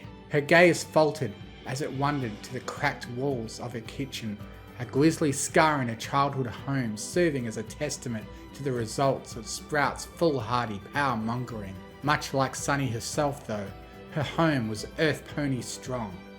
It would take more than a mama's cult, wannabe dictator pony to completely ruin her day, or her house. That the entire place had stood up well as it had was nothing short of a miracle, but that was a topic for a time where she didn't have her drop-dead gorgeous unicorn mare friend. She could still scarcely believe it. A unicorn! Leaning adoringly against her as they strode side by side through the doorway to Sunny's bedroom. The moment that the orange mare passed through that wooden portal, it was as if a switch had been flipped. She hastily removed the bands holding her mane in place and flung the constraining articles onto her vanity with the barest hint of care, tossing her mane like a wannabe rock star to free it of its constrained shapes. Her saddlebag was discarded onto the back of her chair as she trotted over to the shelf that still proudly displayed the nightlight her father had made for her. Though she'd felt it a bit too childish to use the wonderful little construction in recent years, now she displayed it much more prominently, considering it had ended up being instrumental in the reactivation of Equestria's magic, or at the very least the gem that was installed on top of it had been. The very same Earth Diamond now rested there once more, although it had gained inclusions of a spectacular rainbow shimmer ever since its reactivation. It may have seemed odd to continue using such a powerful and significant artifact for something so improper, but Sunny had been its steward for most of her life, whether she was aware of it or not. And for now, it had fulfilled its primary purpose in bringing back the magic of Equestria. The lock to her room clicked shut behind her, drawing her attention back to Izzy as the unicorn cheerfully surveyed her cozy room with unabashed enthusiasm. Sunny realised that Izzy may well have been the first pony she'd let into her most private place since the loss of her father. But as scary as the prospect of such vulnerability was, she could think of no other pony she'd allow so readily into her space. "So, what do you think of my room? Cozy, right?" Sunny asked eagerly, taking the smile on the other unicorn's face as a good sign. "It's so lovely! Oh, but not as lovely as that wild mane you've got going on. You should wear your mane down more often. It looks totally cute," Izzy teased, giggling as she beheld the embarrassed flush that the little earth mare took on in response to her shameless flattery. "Oh, Sunny replied bashfully, batting her hoof in the other mare's direction. With Izzy watching curiously from behind her, she sat down and took the nightlight in both hooves to crank over its winder. That familiar twinkling lullaby echoed through her room as the device lit up and started to rotate in her hooves. With the diamond's new inclusions, the night light's usual projections gained a brilliant rainbow hue, a startling contrast that caused even Sunny herself to gasp in amazement. Izzy was similarly blown away by the radiant spectre of colours that projected themselves all over Sunny's wall and ceiling, though she couldn't have known how it had looked originally with its muted, incandescent hue.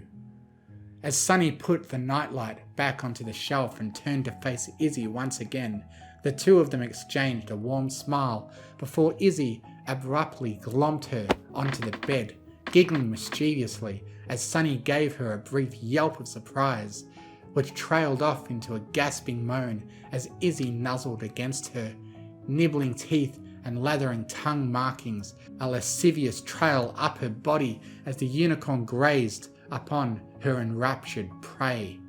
A heavy warm fullness settled in Sunny's gut as her eyes lidded, once dormant parts of her beginning to stir into life underneath Izzy's loving ministrations.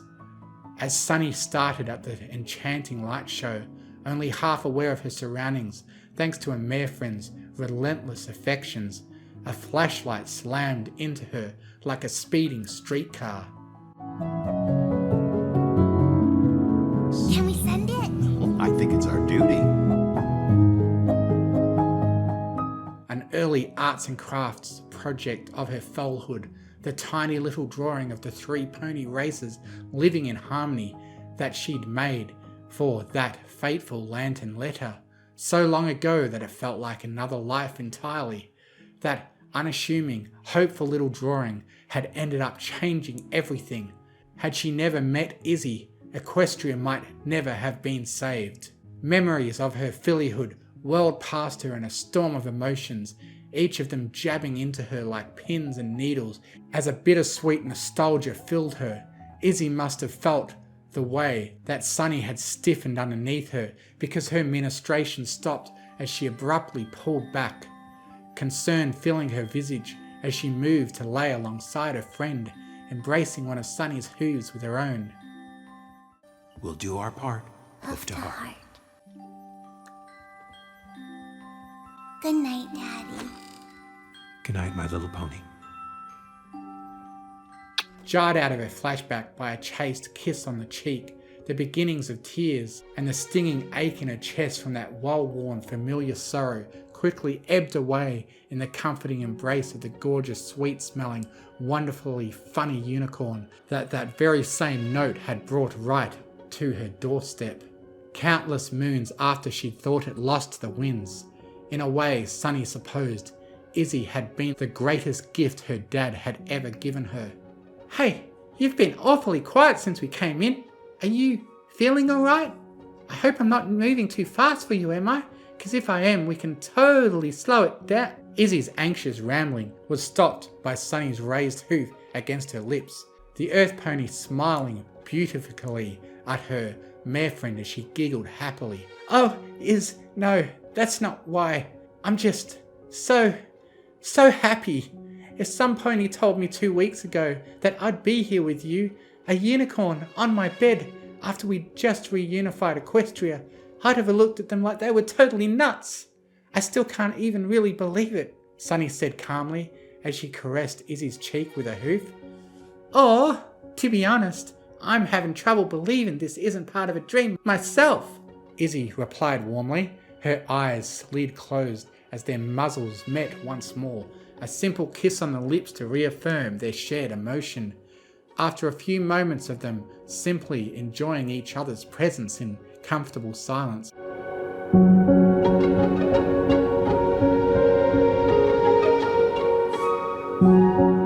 Sunny asked another question she remembered from her list, one that, until recently, she didn't think she'd ever get to.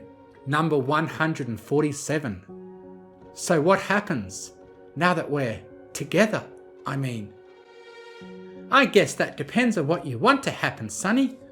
I could think of a few things myself, Izzy purred, her forehoof tracking ticklish circles onto Sunny's underside that had her giggling and writhing even as she blushed and retreated into herself a bit, her self-conscious about her lack of experience catching up with her.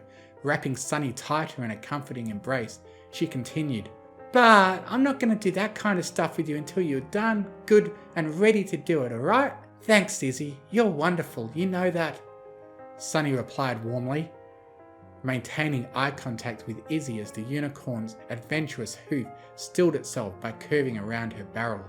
Oh, I try, she boasted casually, although it only took a moment for her to burst out giggling afterward. A giggle fit, which Sunny happily joined in on, the two of them nuzzling firmly into each other as their tails, both hanging off the edge of Sunny's bed, entwined. As that familiar, twinkling lullaby continued to echo from the music box inside Sunny's nightlight, the two mares found themselves drifting off to a peaceful slumber together, under Sunny's roof beneath the cool night sky of a newly transformed Equestria.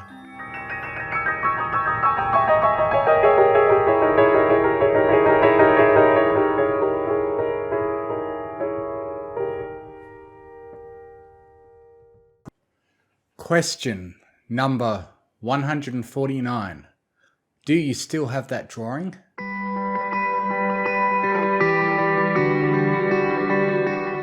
Sunlight shone starkly through the window of Sunny's bedroom. The newfound radiance of colour that had swept across Equestria had even made the sun itself seem brighter and kinder. The sharp tweeting of songbirds outside her window sent Sunny's ear aflutter as the land of dreams left her behind, and as her sleep-crusted eyes slowly slid open, an ocean of brilliant cerulean and pale purple greeted her. She recoiled as her fogged mind took a moment to process why another pony was in her bed alongside her, although it quickly gave way to a contented smile as she hugged Izzy closer against her side, the wonderful series of events from last night rushing back to her in an instant. Sunny inhaled, long and unhurried, taking in the soothing mix of crisp morning air and the vibrant candy floss and lavender scent of her bedmate as she did so. A mild commotion outside alerted her that work on repairing her home had already commenced. Typical for those diligent construction ponies who always awoke not at dawn's first light, but before it. The unicorn next to her moaned sleepily, the gradually building noise outside beginning to rouse her from her slumber. As Izzy's eyes began to open and the two of them made eye contact, Sunny planted a soft kiss upon her cheek, drawing a soft smile from her. Hey there, frizzy moonbow, Sunny giggled as she ran a hoof through Izzy's wavy sapphire mane. A night of bed rest hadn't done it any favours. Quite the opposite, really. Those long, wavy locks had lost any sense of restraint literally overnight, sticking out every which way in a complete mess of mussed mane. It looked like a strange blue beast had attached itself to Izzy's head while she slept, a thought which made Izzy burst out laughing so suddenly that she even snorted. Good morning. Snorty Star Scout, Izzy rebutted with a trademark playfulness, although marred by drowsiness as she rubbed the sleep out of her eyes. If this is what waking up next to some pony is like, I could so get used to this, she moaned, pecking Izzy on the lips as she ran a hoof through the earth mare's equally bedraggled mane in return. After a shared giggle, Sunny shuffled restlessly beneath the purple hoof stretched across her back. Alright, as much as I could spend all morning laying here with you, we've both got stuff to do today. Aw, but I don't wanna, Izzy bemoaned, grumbling to herself as she intentionally went limp, making it as tough as possible for Sunny to get out of her embrace. Unfortunately for Izzy, earth ponies were remarkably strong, especially now that they had their magic returned to them, so rolling the larger unicorn off her proved to be little trouble. Hey! She yelped in surprise from the unceremonious treatment, hoof trawling against the warm spot Sunny had left in the bed with her absence. Places to be is chop chop, Izzy exclaimed, punctuating herself with a series of hoof clops against the hardwood floor. Fine, Izzy grumbled, clambering out of bed into her hooves as her horn lit, remaking the bed in mere moments. Her eyes flashed with mischief as she approached Sunny, a devious smirk widening across her lips. Say, your shower wouldn't happen to be big enough for two, would it? Izzy purred mischievously with a blep for emphasis, flicking Sunny's face with the tip of her tail as she walked past her.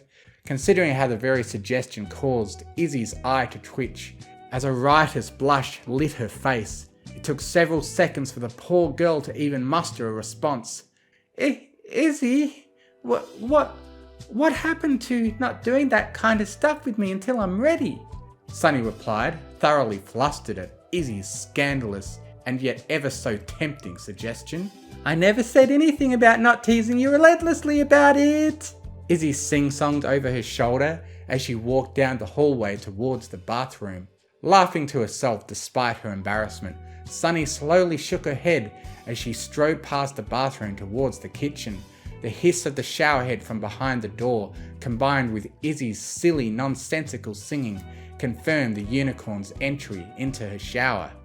When we walk you through the crowd and give you brand new looks, I spin, you're gonna fit right in. Izzy had to stop herself from bopping along to the imaginary beat that she felt in her head as her mare friend's gorgeous voice echoed through the walls. The compulsion to sing that familiar tune from their adventure together was so strong that she couldn't help but hum along, wiggling her flank as she rifled through her fridge and pantry for breakfast ingredients.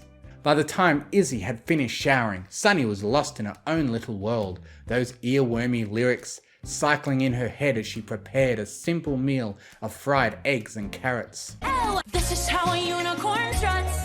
Oh, watch us shake our unicorn. Sunny sang, so lost in her own world that she never heard Izzy's magic shimmer behind her, coiling up the towel she'd previously had draped across her back before she released its pent-up energy right across the earth pony's vulnerable flanks. Izzy cheerfully exclaimed, her sneak attack having precisely the intended effect. What? Izzy yelped, unintentionally rhyming with her mare friend as the sudden shock caused her forehoof to twitch, accidentally executing a perfect flip of the eggs she was frying. Izzy, these could have ended up on the floor or on my face, she shouted, glancing pointedly at the frying pan she was holding in her hoof. Not that she could stay mad at Izzy for anything longer than a second. That mare was weapons grade cute, and she full well knew it. And, well, it wasn't like she hadn't enjoyed having her flank struck by Izzy like that. Holy smokes, what is this mare doing to me? How the heck is a mare who seems so innocent on the surface such a bucking tease 70% of the time? Sunny thought, now thoroughly flustered. She'd best stop that train of thought before it completely sidetracked her from the serious topic she wanted to talk with the unicorn about once breakfast was prepared. Well, they didn't, did they? If anything, I'd say I helped. That was an awesome flip, Sunny Bun, Izzy replied with her trademark bubbly innocence, though Sunny could hear the telltale purr in her voice that meant she knew exactly what she was doing. Gods above, what an intoxicating dichotomy of a mare this unicorn was. Pulling aside for a moment how much Izzy's pet name for her made her heart do flip-flops, the best Sunny could manage was a half-hearted chastisement as Izzy took a seat at the nearby table, her damp towel flung casually across the backrest of the seat next to her. Yeah, well, warn me next time, alright? Izzy's eyebrow quirked. But that kind of defeats the whole point of it being a surprise, she said slowly, wiggling her forehoof in a circle as if to ask, what the heck are you thinking? Sunny sighed in defeat as she rolled her eyes, portioning out the piping hot meal she'd made onto 2 separate plates as she chose to drop the subject. Here you go, Iz, enjoy, she cheerfully stated, setting a plate of food in front of her mare friend before going back to grab her own. After a few precious minutes of companionable silence as the two ate breakfast together, Sunny paused in a chewing as her brow knit thoughtfully, candidly expressing the troubling thought that had been buzzing in the back of her mind since last night. You know, about what Pip did yesterday, how do you think ponies are going to react to that stream clip? Or do you really think so many ponies would get that worked up over one video? I mean, I know it was hot, so I don't think I'd want any young fillies or colts watching it, but Izzy trailed off as Sunny giggled into her hoof. That's not really what I meant, Iz. I'm really worried that it might undo all that we've done to reunify Equestria so far. Bringing Equestria together again is one thing, but a relationship like ours being revealed so quickly after that, a lot of ponies probably got their magic back without knowing anything about what part the other races played in it. So they probably won't be as understanding. And now that they've got the power to do some real damage, I don't know what to think. You mean silly old meanies like Sprout? Come on, he barely did anything. Queen Haven and Alphabeetle didn't even want to fight him when he showed up right in front of them with that crazy machine of his. Izzy replied with cheerful blind optimism. Sunny wordlessly gestured to the severe structural damage on the other side of her house. Right, and destroyed half of your house, the unicorn added tactlessly, causing Sunny to briefly face hoof before mustering a rebuttal. That's exactly my point though. If one harebrained, big-headed young pony like Sprout could accomplish so much herd mentality, aggression, and wanton property damage in such a short time, what's to stop someone more crafty from coming along and taking advantage of ponies' confusion about their magic coming back and using that influence to do something really awful? Sunny bemoaned, propping her head up with a hoof as she absent-mindedly took bites of her breakfast. Is the two of us sitting here discussing how much we need to worry about it really going to accomplish anything? Please don't work yourself up into a frenzy by worrying about could be's and might happens. That's the magic of the future. No pony knows what's going to happen, right? Izzy's expression softened as she tirelessly exhaled, smiling softly at her mare friend from across the table. Heh, thanks, Iz. I guess now that I accomplished what I set out to do, I'm just worried about losing it all over again. I never want Equestria to go back to that isolationist insanity. Neither do I. But we've got this. I'm looking out for you, remember? Izzy replied with a wink before levitating the last bits of her meal into her maw. When you're on track, I got your back. Sunny answered in a sing-song tone as she brought their dishes over to the sink and laid them in the basin. I guess I was the one who got off track there, huh? Sorry I doubted myself. Sorry I doubted us, she added sweetly as Izzy got up from her seat and hugged her tightly. Oh, it's all good. Every pony doubts themselves sometimes. It's just a matter of how you deal with it, the unicorn replied, her carefree attitude quickly infecting Sunny's down mood as the earth mare smiled more and more. As the pair nuzzled into each other, a thoughtful look crossed Sunny's face once again. There was something else I wanted to tell you about. No, that I need to tell you about. It's about... She trailed off, ears flopping down as she glanced at the picture of her and her father. About my dad.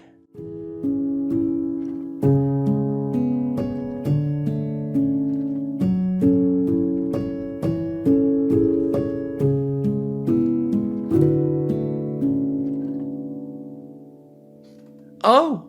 Izzy brightened, pulling back to stare at Sunny with an excited grin, one that quickly died down to an understanding frown when she realised the aura of depression that had become palpable around her mare friend. Oh, Sunny, Izzy said softly as she held Sunny's frowny face up with her forehoof. Your sparkle feels so dim right now. We don't have to talk about this unless you really want to. Moving out of Izzy's grip, Sunny ambled over to the couch and flopped onto it heavily, motioning the other mare over with a beckoning wave of her forehoof. As Izzy took a seat on the couch facing her, the two of them locked eyes once more. Hey, Iz, do you still have that drawing? I think I'd like to see it again. Izzy nodded, softly, as her horn shimmered with power. That faded yet familiar piece of paper, levitating out of the unicorn's mane and depositing it into Sunny's hoof. His name was Argyle Starshine. Sunny began softly as she stared intently at the note, examining its every detail. The clumsy, misspelled crayon hoof writing, the cute little pony she'd drawn as a filly, and the clear signs of folding wear across the creases in the centre. He taught me everything I know about how much better Equestria used to be. All the artefacts he's collected, those knickknacks sitting in the study. He was trying to find some tangible, undeniable proof that the three races all used to live together as friends. But it was all so long ago. Any written word from that time is long gone. Every artifact he showed off was written off as something he'd made up to try and convince ponies of his radical ideas. One day, he went out searching for more answers, and he didn't come back. Sunny's eyes began to brim with tears as her jaw trembled. Izzy gasped as she held her hoof up to her mouth, though she didn't comment besides that. Ever since then, I resolved myself to finish what he'd started. I owed it to him, to myself, and to the ponies of Equestria. And well, she trailed off with a chuckle as she smiled at Izzy despite the tears welling in her eyes. I did my part, Sunny croaked out, sorrow nearly overwhelming her ability to speak. Heave to heart, I'm never leaving your side. Not for anything else in Equestria, you can count on that, Izzy said firmly, the steel of conviction in her voice proving to be a jarring and meaningful contrast to her usual cheery demeanour. I know you never would, Iz. I've never doubted you for a moment. I miss him so much. So much. I know he'd be proud of what we've accomplished, but I just wish he were here to see how beautiful Equestria is with its magic restored, the wonderful friends I've made, the incredible stories of our adventures that I desperately want to tell him. That moment when the 3 gems lit. A strangled sob left her throat as she collapsed into Izzy's hooves, tears streaming down her cheeks. If it makes you feel any better, Izzy said softly, after allowing Sunny a moment of catharsis. I never really knew my parents. Alpha Biddle, he's told me about how they used to be, about how nice they were whenever they'd come in for drinks together, about how one day they just stopped coming, and that right after that I showed up on his front step, in a little woven basket with a curvy note tied to the handle, wrapped in a starry blanket. One of the cutest little fillies he'd ever seen, he always told me. Oh, Izzy, Sunny wailed, wrapping the other mare tightly in an abrupt hug. I had no idea. You've got nothing to apologise for, Sunny Bun. I never told that to any pony else except you. I don't want him to look at me differently, you know. They're better off knowing Izzy the silly fun unicorn than they are about Izzy the orphan or Izzy the accident. It's simpler that way, but better for every pony. I don't have to think about my past, and no pony else has to dwell on it either. Growing up without my parents doesn't make me any less of a pony, and saving Equestria without your dad doesn't make you any less of a hero, Izzy exclaimed, throwing a hoof around Sunny's crest as she pulled her into a soft, reassuring kiss. Thanks for telling me about your dad, Sunny. It means a lot to me that you trust me with something like that. Speak for yourself, Iz. What you told me was way bigger. I mean, really? Wow. Sunny replied incredulously, eyes wide. Hey, I don't want you treating me differently for knowing that now, you hear? Izzy said as she aggressively boots Sunny right on the end of her snoot, causing that cute orange muzzle of hers to wiggle ticklishly as she yelped in surprise. We're 1 for 1 on sharing tragic backstories now. As much as I love parties, I really don't like pithy ones. But both our sparkles are way brighter now that we've gotten that stuff off our chests, so let's try to keep them that way, alrighty? That really smarts, you know? Sunny grumbled to herself as she rubbed her own nose. Her previous worries had completely forgotten after such an unexpected move. Oh, do you want me to kiss it better? Izzy purred, wiggling her eyebrows impishly at the other mare as she inched her face closer to Sunny's. Well, we really should get going on those, Her attempts at deflecting were for naught as the unicorn took her own initiative, capturing Sunny's lips with her own. As the two ponies continued from where they'd left off last night on the grass, the Earth Pony, Pegasus, and Unicorn Craftsman outside continued their work on repairing the lighthouse, completely unaware of the interracial snogfest happening right under their noses. The errands could wait a bit longer, Sunny supposed.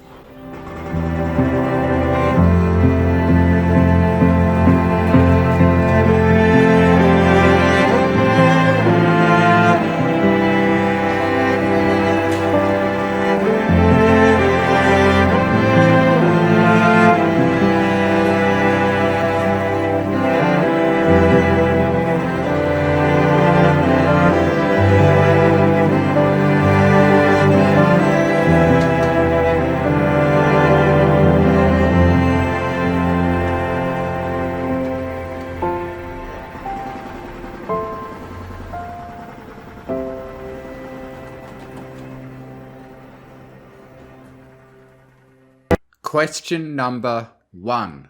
Did you mean what you said? Sunny's front door jerked open as she cautiously poked her head out, giving a cursory scan of her surroundings before looking back at her mare friend inside.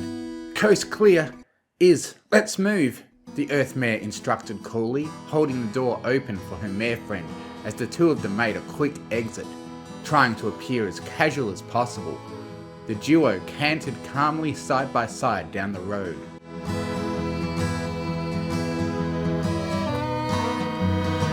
Sunny blushed scarlet as she self-consciously adjusted the strap of her shoulder bag in an attempt to hide the reddened hickey that would have otherwise been plainly visible beneath her coat. As she had rather quickly learned, once the two of them had a quiet moment to themselves, Izzy's enthusiasm really did extend to everything. Everything. Flashing the shorter pony next to her an impish smile, Izzy reached into her mane and took out her phone, a gift from Pip, who'd also helped each of them set up social accounts to stay connected to one another. To contact Pip and Zip, her casual demeanour evaporated in an instant, however, as she beheld the lock screen full of notifications she'd received since she last checked it. Sunny, you may want to look at this right now, like right now, Izzy said quickly, the urgency in her voice vividly apparent. Sunny shot her an inquisitive look as the two of them stopped walking. She squinted curiously at the screen of Izzy's phone when the unicorn presented it to her, and her own eyes widened in astonishment as they darted across the screen. A bevy of news article notifications and Flutter mentions whizzed past her eyes as Izzy scrolled through them with her magic, but a beaming smile quickly grew on her face as she read through the commentary. That wonderful little kiss they'd shared in plain sight had unintentionally kicked the beehive of public opinion, but she'd never expected this sort of positive response so quickly and easily. She was heartened to see that the vast majority of ponies praised the progressiveness of their union and how well the two ponies seemed to match each other.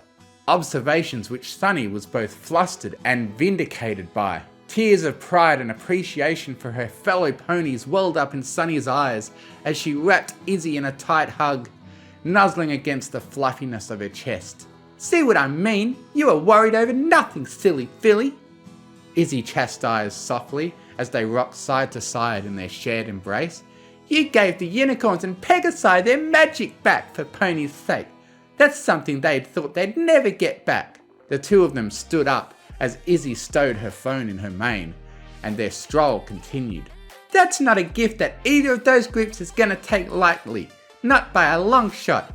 As for the Earth ponies, they know unicorns and Pegasi aren't horrible monsters after they saw how crazy Sprout was in contrast. All of those years they spent cowering in fear of the other races. I'm gonna guess they're realizing it was all just a great big misunderstanding that went on for way too long," Izzy said reassuringly. Sunny kept quiet as she ruminated on her mare friend's perspective and admitted to herself with no small amount of embarrassment that the other mare was probably right.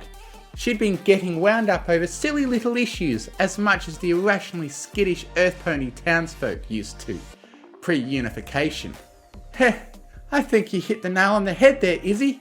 Thanks for being you," Sunny said softly, flashing that winning smile of hers that Izzy cherished seeing. "Don't mention it, Sunny Bun. Now let's put all this grumpy stuff behind us and get things sorted out with Zip and Pip, yeah? I get the feeling those two could use some cheering up," Izzy prompted exuberantly. "To Zephyr Heights!" Sunny whooped, and the two of them set off for the grandiose Golden City in a gallop of hooves. It reminded each of them of their first journey to Zephyr Heights as a duo, that impulsive, fateful trip where the embers of their friendship and mutual attraction towards one another had blossomed like wildfire.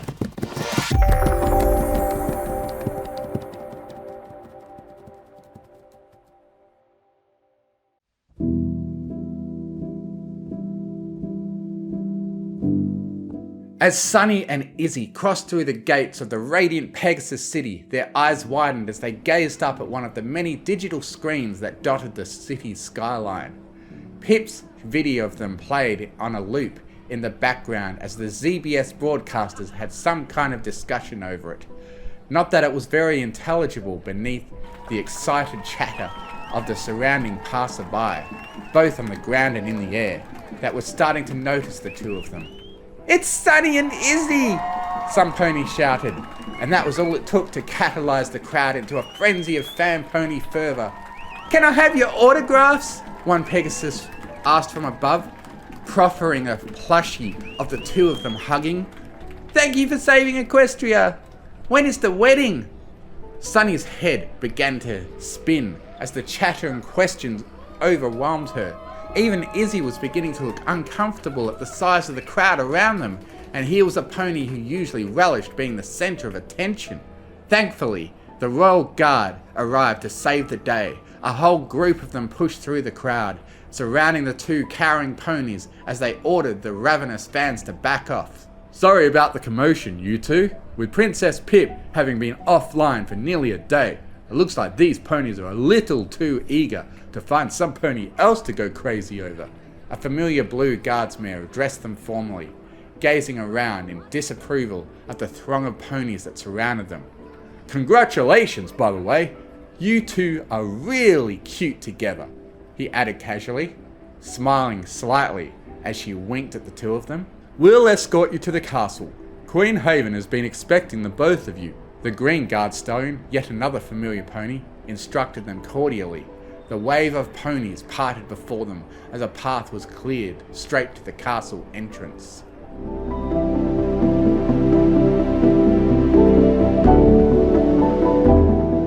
As Izzy knocked hesitantly on the door to Pip's room, it took a moment of shuffling and muted sounds of conversation before Zip, rather than the expected younger sister, answered the knock. The tail end of a thorough crying session was evident in the sniffling sounds that echoed from the room behind Zip, a heart-rending sound that made all three mares wince and the two guards at either side of the door shuffle uncomfortably.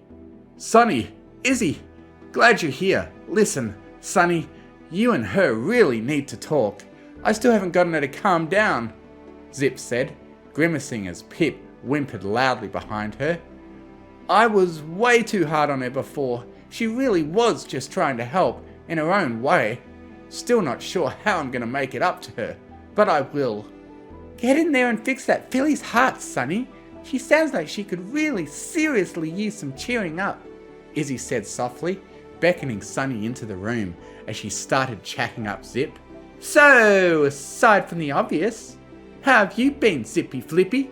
Okay, first of all, save the pet names for your mare friend, seriously, Zip deadpanned, a faint blush lighting her cheeks as she avoided eye contact with the two door guards, one of whom was visibly struggling not to burst out laughing. Other than that, well...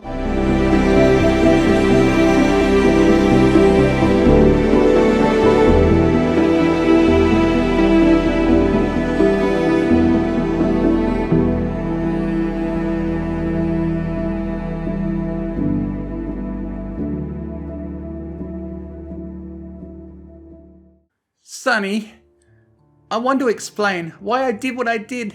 I mean, when you're a pony like me, young royalty who's got thousands of eyes on her every waking moment, who starts to see everything as a photo op or a new thing to post to her followers, staying in touch with reality can be difficult. Yeah, I spend way too much time on my phone, I get it. I could blame my mum for being really distant towards me, but I wasn't really making much effort to connect with her or Zip to begin with. The ponies who followed my every moment, they validated me and encouraged me more than Mum or Zip ever have.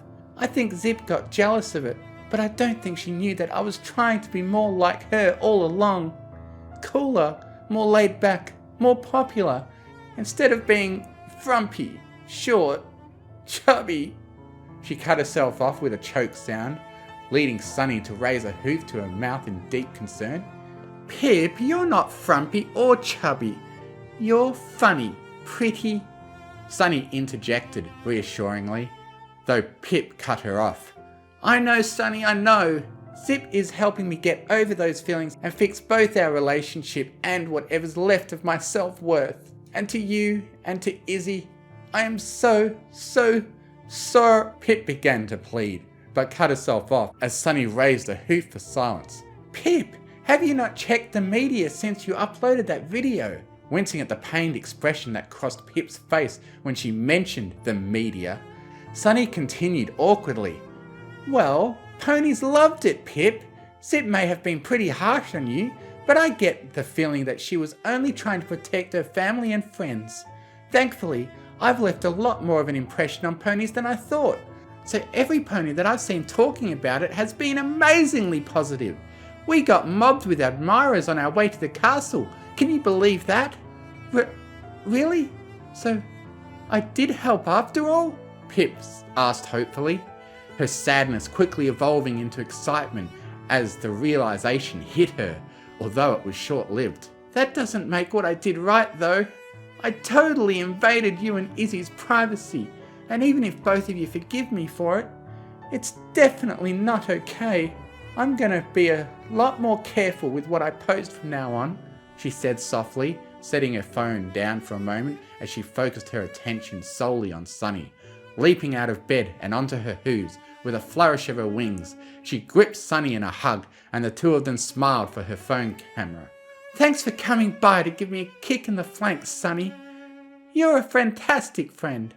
The plump little mare made eye contact as their smiles grew. After a moment, she pulled away, muttering to herself as she tapped through her phone. The pipsqueaks must be so confused with me being offline for so long. Glad to have you back to your old self, Pip. See you around, she replied cheerfully, waving goodbye as she gently closed the door behind her. Turning around to address Izzy and Zip, she was blindsided as the sprightly unicorn tackle hugged her. Whoa! She yelped, nearly bucking to the floor under the assault. Only her earth pony resilience kept her from being bowled over completely. You handled that perfectly, Sonny, Izzy said sweetly. Zip merely offered a hoof bump of congrats, one which Sonny happily reciprocated. Totally, thanks for getting her out of that headspace, son. I wish I was close enough with her that you didn't need to come over and help. But you know how she gets when she gets on her phone, and with our differing opinions on the whole faking flight thing, well, the pale Pegasus admitted, annoyance clear in her voice as she trailed off thoughtfully. She's got a good heart, Zip, even if it might seem like she shares it with her fans a lot more than with her family, Sunny replied, placing a hoof on Zip's shoulder. She loves you, even if she has trouble expressing it sometimes. At that, she glanced meaningfully over to Izzy, whose eyes widened as a blush crept across her face. You're a good pony, Sunny. Fair winds and safe travels, Zip replied, smiling ear to ear as she glanced down Sunny's chest, giving her cause to raise an eyebrow. By the way, you've got a little something there. Wordlessly, Sunny grumbled and blushed as she adjusted the strap of her bag, doing her best to hide that blatantly obvious love mark from view. Thanks, Zip. Heh, no problem.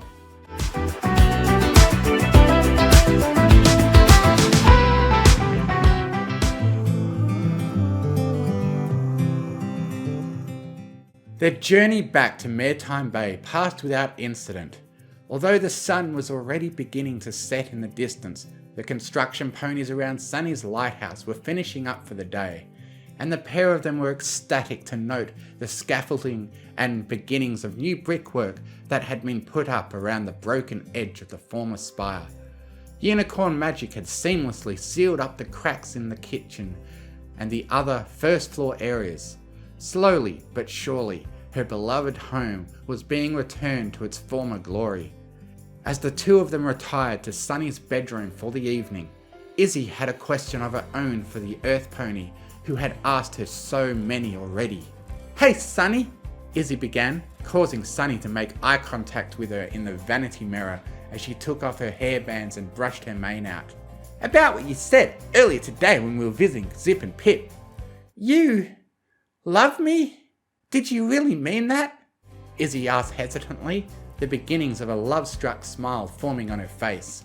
Swiveling on her seat to talk to Izzy face to face, Sunny responded wholeheartedly. Of course I love you, Iz. I'm just sorry it took so long to say it for real, she said firmly, as she took a seat on the edge of her bed and beckoned her unicorn mare friend over. And there's something else. I think I'm ready, Izzy. Oh, you are you? Izzy purred, her demeanour changing in an instant as she moved in close, their proximity causing them to share their heavy, increasingly warm breaths. Well then, let me show you what a unicorn is really capable of, she growled huskily, pushing Sunny back onto the bed as she took a dominant position over her. Sunny left prone and belly up beneath Izzy as the unicorn kissed, licked, and nibbled her way down the smaller mare's underside. The tingle of electricity that raced down her spine as Izzy attended to her nearly made her head spin. Oh, Buck! She groaned softly, that unfamiliar feeling building in her belly with every touch and tease. Is this what they meant when they said unicorns have tongues like tasers? A sudden moan left her throat as she felt a shudder roll through her, her flesh warming and tingling with every passing moment. It was an unfamiliar sensation to be sure, but Sunny could already tell she'd be getting addicted to it. Pulling off of Sunny with a soft gasp, Izzy chuckled softly. Let's keep going and find out, Philly. I hope you don't mind if I say that I love you, 'cause there's so many ways that I want to carve out our names, board a last minute plane, just us two. We can chase the sun as it sets in the mountains, find luck like a bet in Greek fountains, or lay lazy in bed with your head on my chest. I hope you don't mind if I say that I love you every day. you know